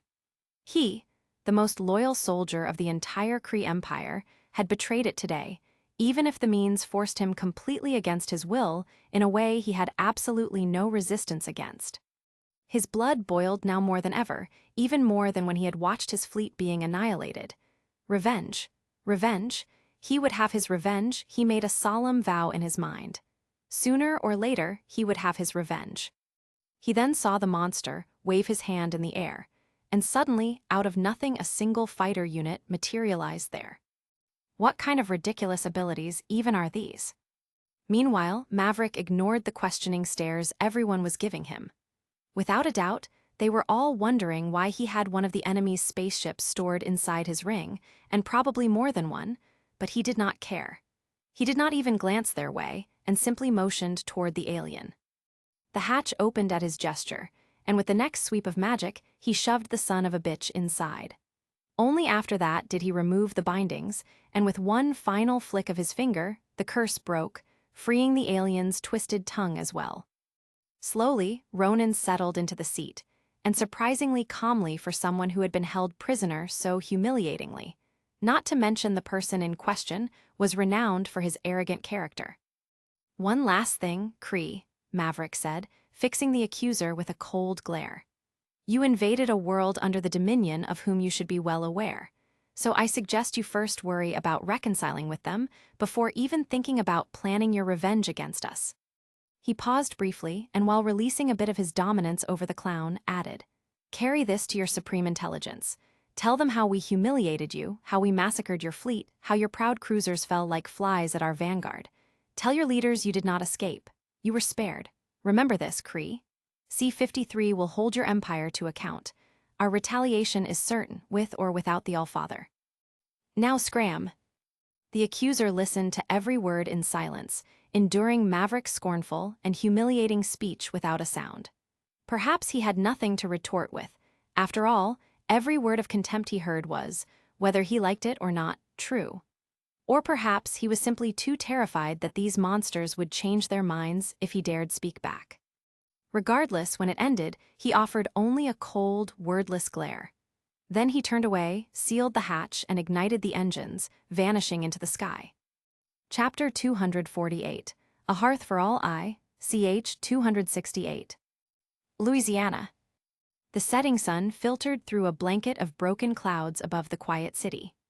The air was crisp, and the faint scent of wet earth lingered from the afternoon drizzle, while golden light spilled across snow-dusted streets, where puddles mirrored the fading fire of dusk and the calm that settled after a long day. Somewhere in the rural outskirts of New Orleans, a quiet property sat surrounded by open fields and the soft hum of evening cicadas. There, a great banquet was unfolding gently, laughter drifting through the fields as open fires burned low and the smoky aroma of barbecue mingled with the evening breeze. When Ronan was finally cast out from the planet, Maverick called for a banquet, inviting everyone for a celebration. And for convenience, Maria's property was once again chosen as the venue. After all, everything had started there, so for a happy conclusion, why not end there as well? Besides, the open yard next to her house had plenty of space for everyone, the weather was surprisingly pleasant, and Maria, most importantly, had no complaints, even welcomed the idea. And thus, with more than one master of transfiguration present, the venue came to life in no time. Tables appeared beneath strings of floating lanterns, grills flared to life, and the finest cuts of meat, along with the best drinks from both the magical and muggle worlds, were gathered from across the globe. Everyone settled into the quiet quickly, and it was almost impossible to imagine that just hours ago, the people gathered here had confronted and eliminated a threat that could have destroyed the entire world. To planet Earth. Cheers! Laughter echoed through the evening air as bottles were raised high. Around the glowing grills stood witches and wizards, the X-Men, the Skrulls, Fury, Coulson, and Danvers, about 50 people in all, sharing food, mingling, and enjoying the warmth and comfort of Peace Hardwon. To my student and his quick thinking, Edward raised his bottle again, a stupid smile spreading across his face. "If it weren't for you, Rick, the devastation would have been unimaginable before any of us could even begin to act." Despite the man boasting about his son-in-law, I can't deny his remark. Maxime also raised her bottle for a second time. "Without you," she said, nodding at Maverick, "things could have gone from bad to worse, and the lives lost would have been unthinkable." Professor Caesar, indeed. Next, Dumbledore raised his glass. "I never thought, after the war all those years ago, that I would once again stand on a battlefield for the future of the world, alongside so many like-minded colleagues."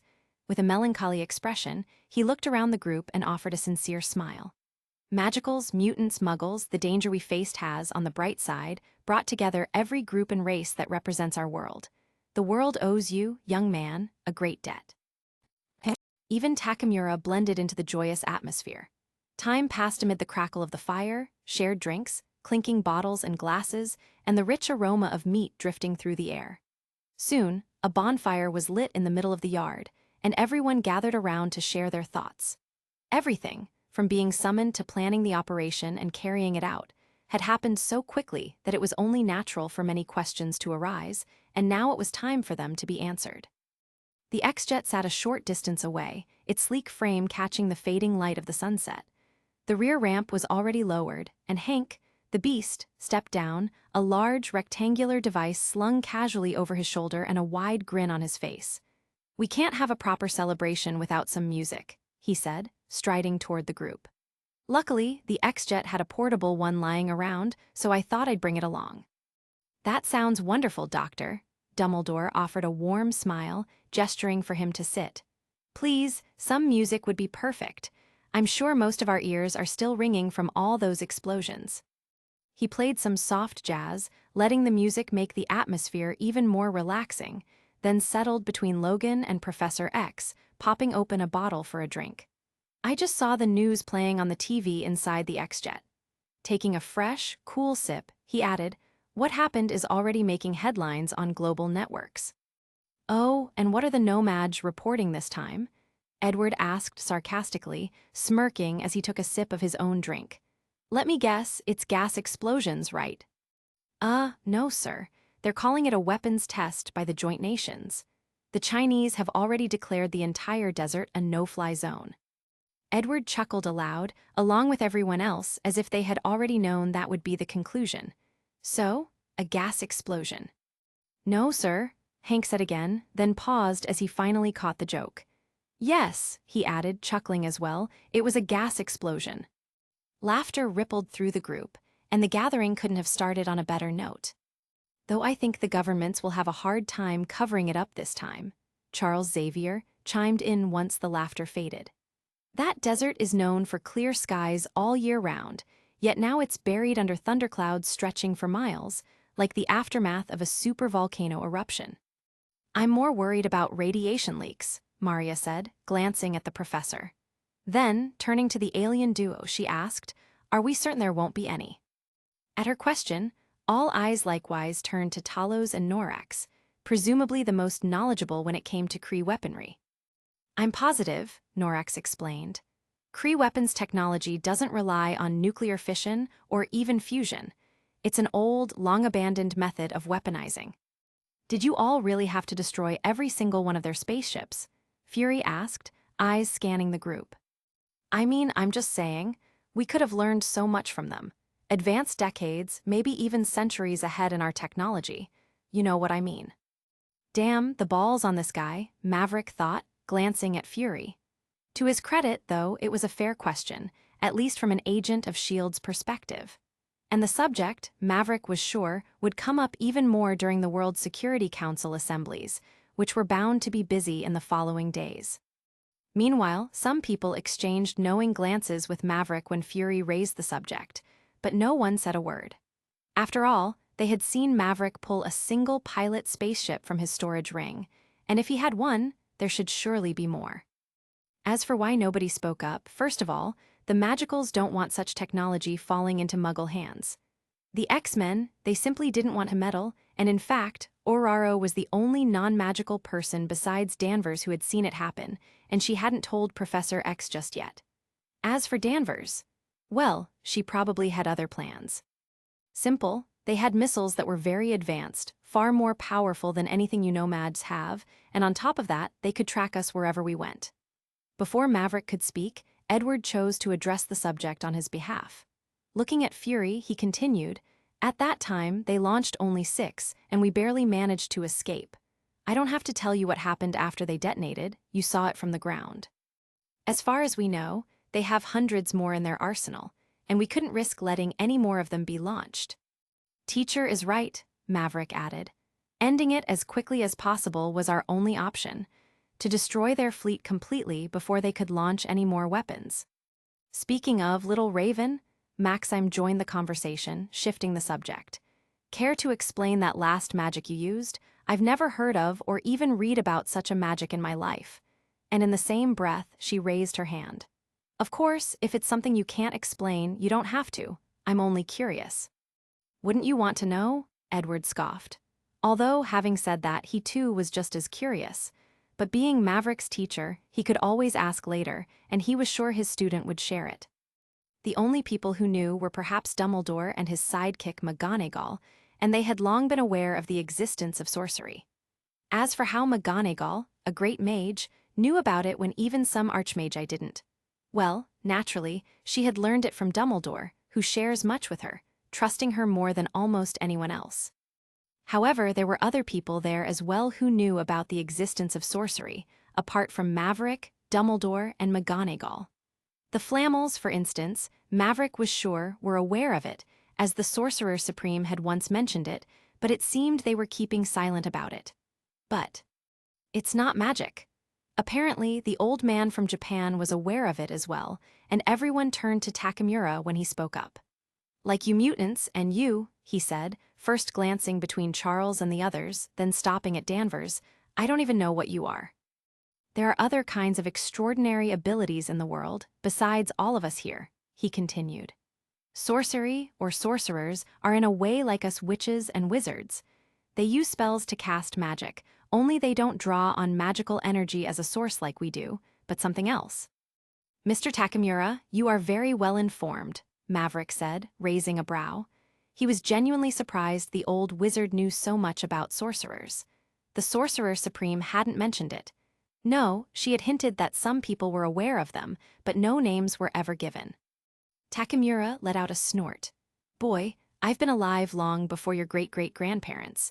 I know more about the forces hiding in our world than you could ever imagine. Right, old thing, we get it.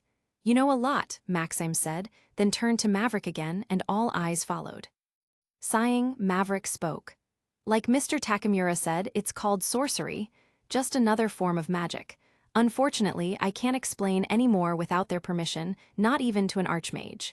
He added, glancing at Maxime. Interesting. Maxime's eyes gleamed as she leaned forward, her curiosity growing even more. Is it something you can't share even with us? I'll have to side with Professor Caesar here. And just then, Dumbledore chose to chime in on the subject, perhaps seeing the eager looks on everyone's faces. After all, who doesn't want to learn new magic? I'm aware of the existence of sorcerers too. They are a very secretive group, much more so than even us. But unlike us, their numbers are fewer.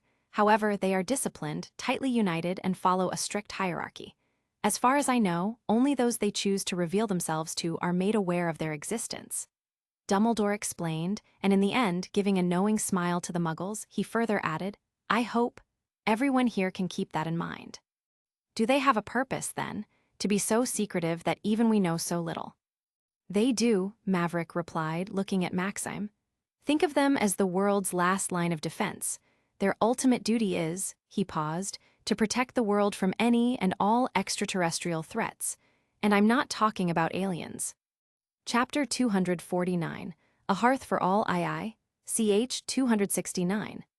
Do these sorcerers have a purpose, then, to be so secretive that even we know so little? They do, Maverick replied, looking at Maxime. Think of them as the world's last line of defense. Their ultimate duty is, he paused, to protect the world from any and all extraterrestrial threats. And I'm not talking about aliens. A sarcastic-sounding chuckle echoed after Maverick finished, before someone asked, What? Ghosts and demons? Yes, Mr. Fury. Ghosts, demons, djinns, monsters, even the boogeyman, Maverick said matter-of-factly, a smirk tugging at his lips as he looked at the man. A moment of silence hung in the air, broken only by the flickering of the fire, before Fury finally found his voice, stripped of all sarcasm. You gotta be kidding, right?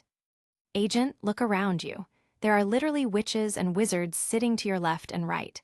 What's so hard to believe about ghosts and demons? Even Hogwarts is full of ghosts. I wouldn't mind giving you a tour even, if the headmaster doesn't mind, of course. Not at all. Mr. Agent Fury is welcome at our great school for a tour, provided Professor Caesar accompanies him, Dumbledore said, shrugging lightly and raising his bottle with a smile. Though some topics got tense, the atmosphere remained harmonious, the quiet calm under the stars and the bonfire easing the mood. Time passed unknowingly, and about an hour later, Maverick separated from the group to a quiet spot under a tree.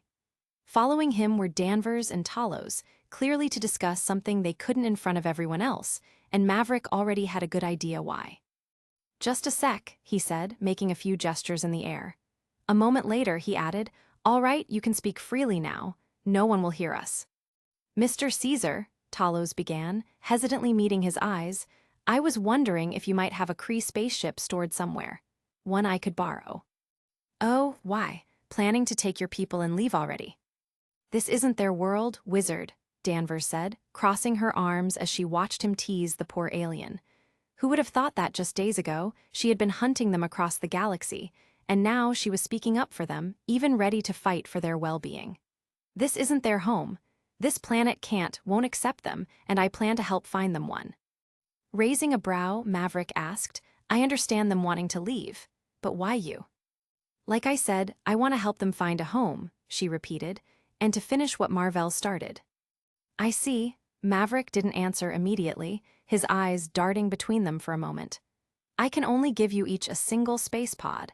I don't have a ship big enough to carry all of his people. Come on, wizard. Danvers tilted her head slightly, a half-smile playing on her lips, carrying a subtle hint of challenge. They might not have noticed what you did in the middle of that chaos, but I did. I saw Ronan's ship disappear the moment you sent him flying. You hit it, didn't you? And what if I did? Maverick replied, matching her smirk. I'm still not handing over that ship. He then raised a hand just as Danvers was about to retort. Instead, how about you both hear my proposal first? Go on, she said, eyes furrowing. It's actually very simple, Maverick said, turning to Talos. I can shelter your people, help build them a home, even take care of their identities, make things official and all. Really? Danvers asked before Talos could respond. You would let a group of alien species live here, settle among you? Do you even have the authority to make that decision? First of all, woman, you includes you as well. Or do you no longer consider yourself human just because you spent a few years with the Kree? He didn't give her a chance to cut in. And second, yes, I would. As for your last question, it's just as simple. Other than me, no one else needs to know, right? They'd find out eventually, Danvers argued. Now you're just being careless. She paused, studying him for a moment, then asked again, Tell me, what do you really want from sheltering them? Can't I just want them to have a home? Maverick shrugged, smiling, but Danvers smirked back, clearly unconvinced. Okay, fine, he said, then turned to Talos again. Remember what I told you when we first met, that we'd have much to discuss once all this was over. I do, Talos said. I really mean it. I want your people to have a home here, but at the same time, it's not on Earth. Maverick then revealed his plan to terraform Mars, explaining that he intended to build a new home there for magical beings. By the end, their jaws were halfway dropped, and Danvers was even staring at him like he had completely lost his mind. You do realize the absurdity of what you're saying. I spent 6 years with the Kree, and even then, I've never heard of something like that ever happening anywhere in the galaxy. That may be so, Maverick replied, but that may also be because you never thought to find out. He turned to Talos. What about you? In all your time roaming the galaxy, have you ever heard of planets being terraformed? Or if it's even possible? I'm afraid not, but, like you said, that may be because we never thought to look. However, he glanced sideways at Danvers for a moment before adding, I don't think what you envision is absurd at all. Since that planet is in the habitable zone, and with advanced technology combined with the power of your world's magic, it really doesn't sound impossible. You're kidding? Danvers asked, now glancing at Talos as if he were an idiot. What? The universe is so big. The possibilities are endless. Exactly, Talos. I'm starting to like you a lot better, Maverick said, smiling. Tell you what, you leave your people here with me and I'll make sure they're safe. I'll find them a place to live peacefully, even help them blend into our society. Meanwhile, the two of you can focus on finding the other Skrulls scattered across the galaxy, and also help me scour the universe for examples of terraforming. I'm sure, like you said, the universe is so vast it must have been done somewhere. Danvers and Talos glanced at each other, seemingly in thought, before turning back to Maverick. Can you really not hand over the Imperial cruiser? Danvers tried one last time. We'll only borrow it. Once we find the rest of his people, I promise we'll return it. I'm sorry, Maverick said straightforwardly. My answer is no. There was no way he was handing over the Kree spaceship before studying the technology inside out, which would take not just a few days or even months. All right then. I agree, Talos said, seemingly having made the decision at last, though the sigh that escaped his mouth revealed his disappointment. Until we return, for taking care of my people, I promise to search for the technology to terraform planets as best as I can. Danvers let out a sigh and nodded as well. Wonderful. And again, even if you can't find a second home for your people, I welcome them to the new home I'm building for my people. If you're actually able to create this home you speak of. I will, Danvers, Maverick said with firm conviction. I have no doubt in my mind that I will succeed. Sigh, fine. Danvers let out a long exhale. I guess you have a lot of explaining to do for your people, she said, looking at Talos. When do you plan to leave? In a couple of days. I want to spend some time with Maria and Monica first. In the meantime, you can follow him and help take care of settling your people. I also have some things to handle with Fury. The evening passed just like that, relaxing, sharing stories, and forging bonds between different groups. The X-Men, too, had achieved their objective. The world could not deny that they had helped prevent a catastrophe that could have otherwise destroyed the planet, and their reputation, at least in front of the upper hierarchy, magical or muggle, was greatly improved by their involvement. And while time passed quietly here, the rest of the world was far from calm. On the muggle side, governments, particularly those of the superpowers, spent long, sleepless days trying to bury what had happened over the skies of the desert in China. At the same time, in the magical world, perspectives had shifted dramatically after witnessing the events firsthand. Perhaps this was the beginning of the great, rapid change that was about to sweep across the world. Chapter 250. After the dust settles ch 270. Somewhere beneath the quiet fields outside Surrey, far from the city noise and eyes of the world, a massive underground laboratory stretched across several levels. Bright white lights hummed softly from the ceiling, casting clean reflections off rows of polished metal counters and glass panels. People in lab coats moved about, focused on their work, some checking computer monitors, others arguing quietly over readings that scrolled faster than most eyes could follow. Deep inside the facility, in a smaller room on the main floor, 3 people were seated on 2 sofas facing each other across a low coffee table, with a single desk standing at the far end, creating a relaxed, almost casual meeting space. One of them, a man with a neat goatee and an easy smirk, let his eyes drift to the right toward the only unfamiliar figure in the room, sitting with arms folded and quietly observing the exchange. "A genius handpicked by yourself," said the man with the goatee, his voice carrying that familiar tone of half-joking arrogance as he slightly turned his head to the other man. "Should I be worried I'll lose my job, Boss Caesar?" More than a week has passed since the battle that took place over the desert in China. True to form, the governments were working overtime to cover it up, while conspiracy theorists worked just as hard to prove they were lying. It was typical, but in the end the governments always won. It wasn't the age of smartphones and social media yet, and whatever the mainstream media said, eventually the public would believe, and that was just how the world worked. Just 2 days after the skies over China's desert had been torn apart by mushroom clouds, the World Security Council convened to review everything that had happened. From start to finish, as everything happened so suddenly and obviously, there would be a lot of questions that needed to be answered. And Maverick, who discovered everything, who planned and executed everything, obviously had to take the lead in addressing them. It was also the first time he addressed the council, and he recounted the events more or less truthfully, careful to leave out anything that didn't need to be said, and even bending the truth in a few places where no one could prove him wrong. Things got heated when it came to deciding what was to be done with the scrolls.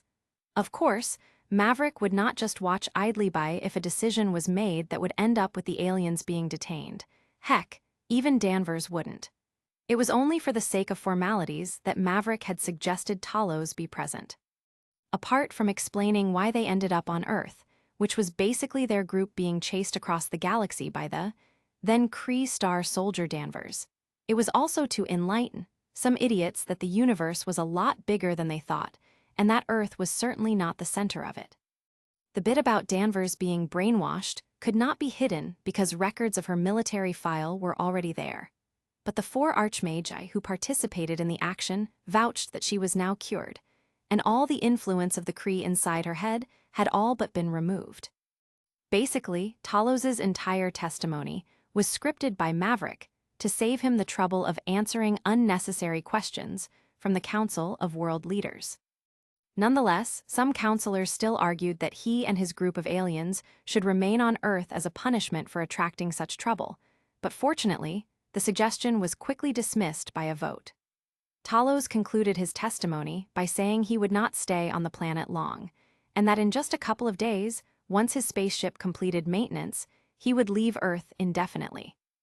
Like Talos, Danvers gave her testimony, which matched his completely and left no holes in their story. But when she told the council she would also be leaving Earth along with the leader of the Skrulls, the chamber immediately grew tense, especially with the head of the United States trying to persuade her to stay. Obviously, losing such a powerful asset, particularly one capable of contending with magical archmages, was a blow the Muggle leaders did not want to accept, but her mind was made up, and it wasn't as if they could force her to remain. The President of the United States even offered her top-level authority within the U.S. military if she wished to serve, but she did not budge. He went so far as to propose giving her a high counselor seat on the World Security Council, yet before the chamber could even vote, Danvers herself declined, saying she wasn't interested. With those arguments settled, the council moved on to recounting and discussing input from others who had participated in the battle. Countermeasures were debated, and to the delight of one council member, Piers, the chamber unanimously voted to increase the budget allocated to SHIELD, put more funding into researching countermeasures, and implement the radar technology Talos had promised. Yes, Talos had indeed promised to share advanced radar systems technology to monitor space around the world. It was also at Maverick's suggestion, and honestly, it wasn't much of a concession, just something to have on the table. Maverick wondered what they would think if they knew the technology had been created by Norex in the back of Maria's garage in just over a night. But hey, they were happy with it. He smiled inwardly as he sat in the assembly.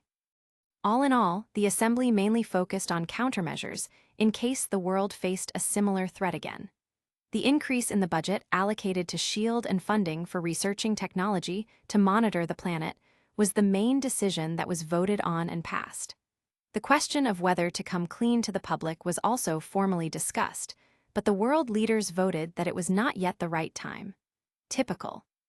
After the assembly ended, Danvers found Fury and went for a secret meeting with him, which Maverick, of course, knew about, but he didn't bother asking her what it was about. It was probably just giving Fury a way to contact her if he needed her help, basically what had happened in the original story before she left Earth again. Meanwhile, Maverick took Talos and his people to fulfill the promise he had made, helping them blend into the world. Needless to say, his arrangements were deeply appreciated by the green-skinned, shape-shifting aliens, because it was far better than they had imagined they would receive. Basically, Maverick offered them homes, promised to create legitimate identities, and even set up jobs at his company, giving them things to do so they could live among humans like humans and have a life of their own. What more could they want? After all they had been searching for until now was a chance to live peacefully without worrying about the Kree coming to hunt them down. Now, they were being offered exactly that, and Talos could roam the galaxy as much as he wanted, searching for the rest of his people without any worry. And with the great favor Maverick had done for him, he would not forget to keep an eye out for the thing Maverick had asked him to look for as well. Finally, with all that settled, Maverick then proposed to Talos that Norex, his science guy, work for him directly, helping with the terraforming project he had been researching. A couple of days had passed since then, and the Skrulls were settling into their new life, temporary or not, while Danvers and Talos had already left Earth. Today, Maverick finally arrived at the underground lab with Norex to introduce him to Howard, letting the two geniuses meet. Two brilliant minds from different worlds working together, the possibilities seemed endless. Of course, that was assuming they could actually work together. After all, Howard, like his junior, was not the kind of man who liked being told what to do when it came to his area of expertise. Then again, that's just in the comic books. Anyways, time would tell.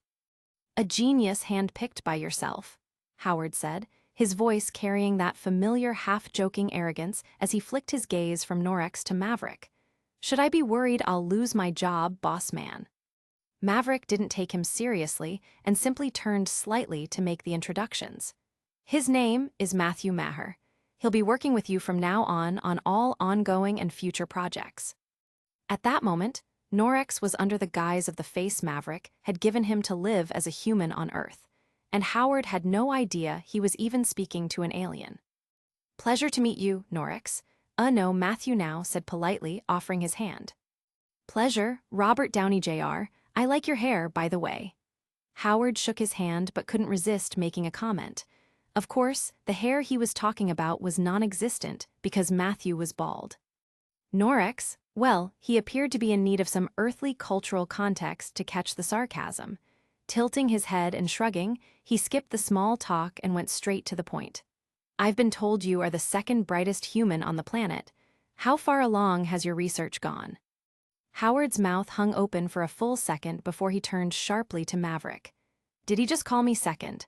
No, wait, why is he talking like he and I are from different species?" "First of all, I agree with him that you are the second. And second, did you not watch the news?" Maverick asked, one brow lifting slightly. His eyes wandered over the room, taking in the metal walls and the busy researchers at their stations outside. "Why is there not a single TV in the lab?" "I will let that offense slide for now." Howard blinked at him, making a dramatic face, then added, "Anyways, why would I install a TV here?" Maverick just sighed quietly. "That explains a lot. When was the last time you saw your wife?"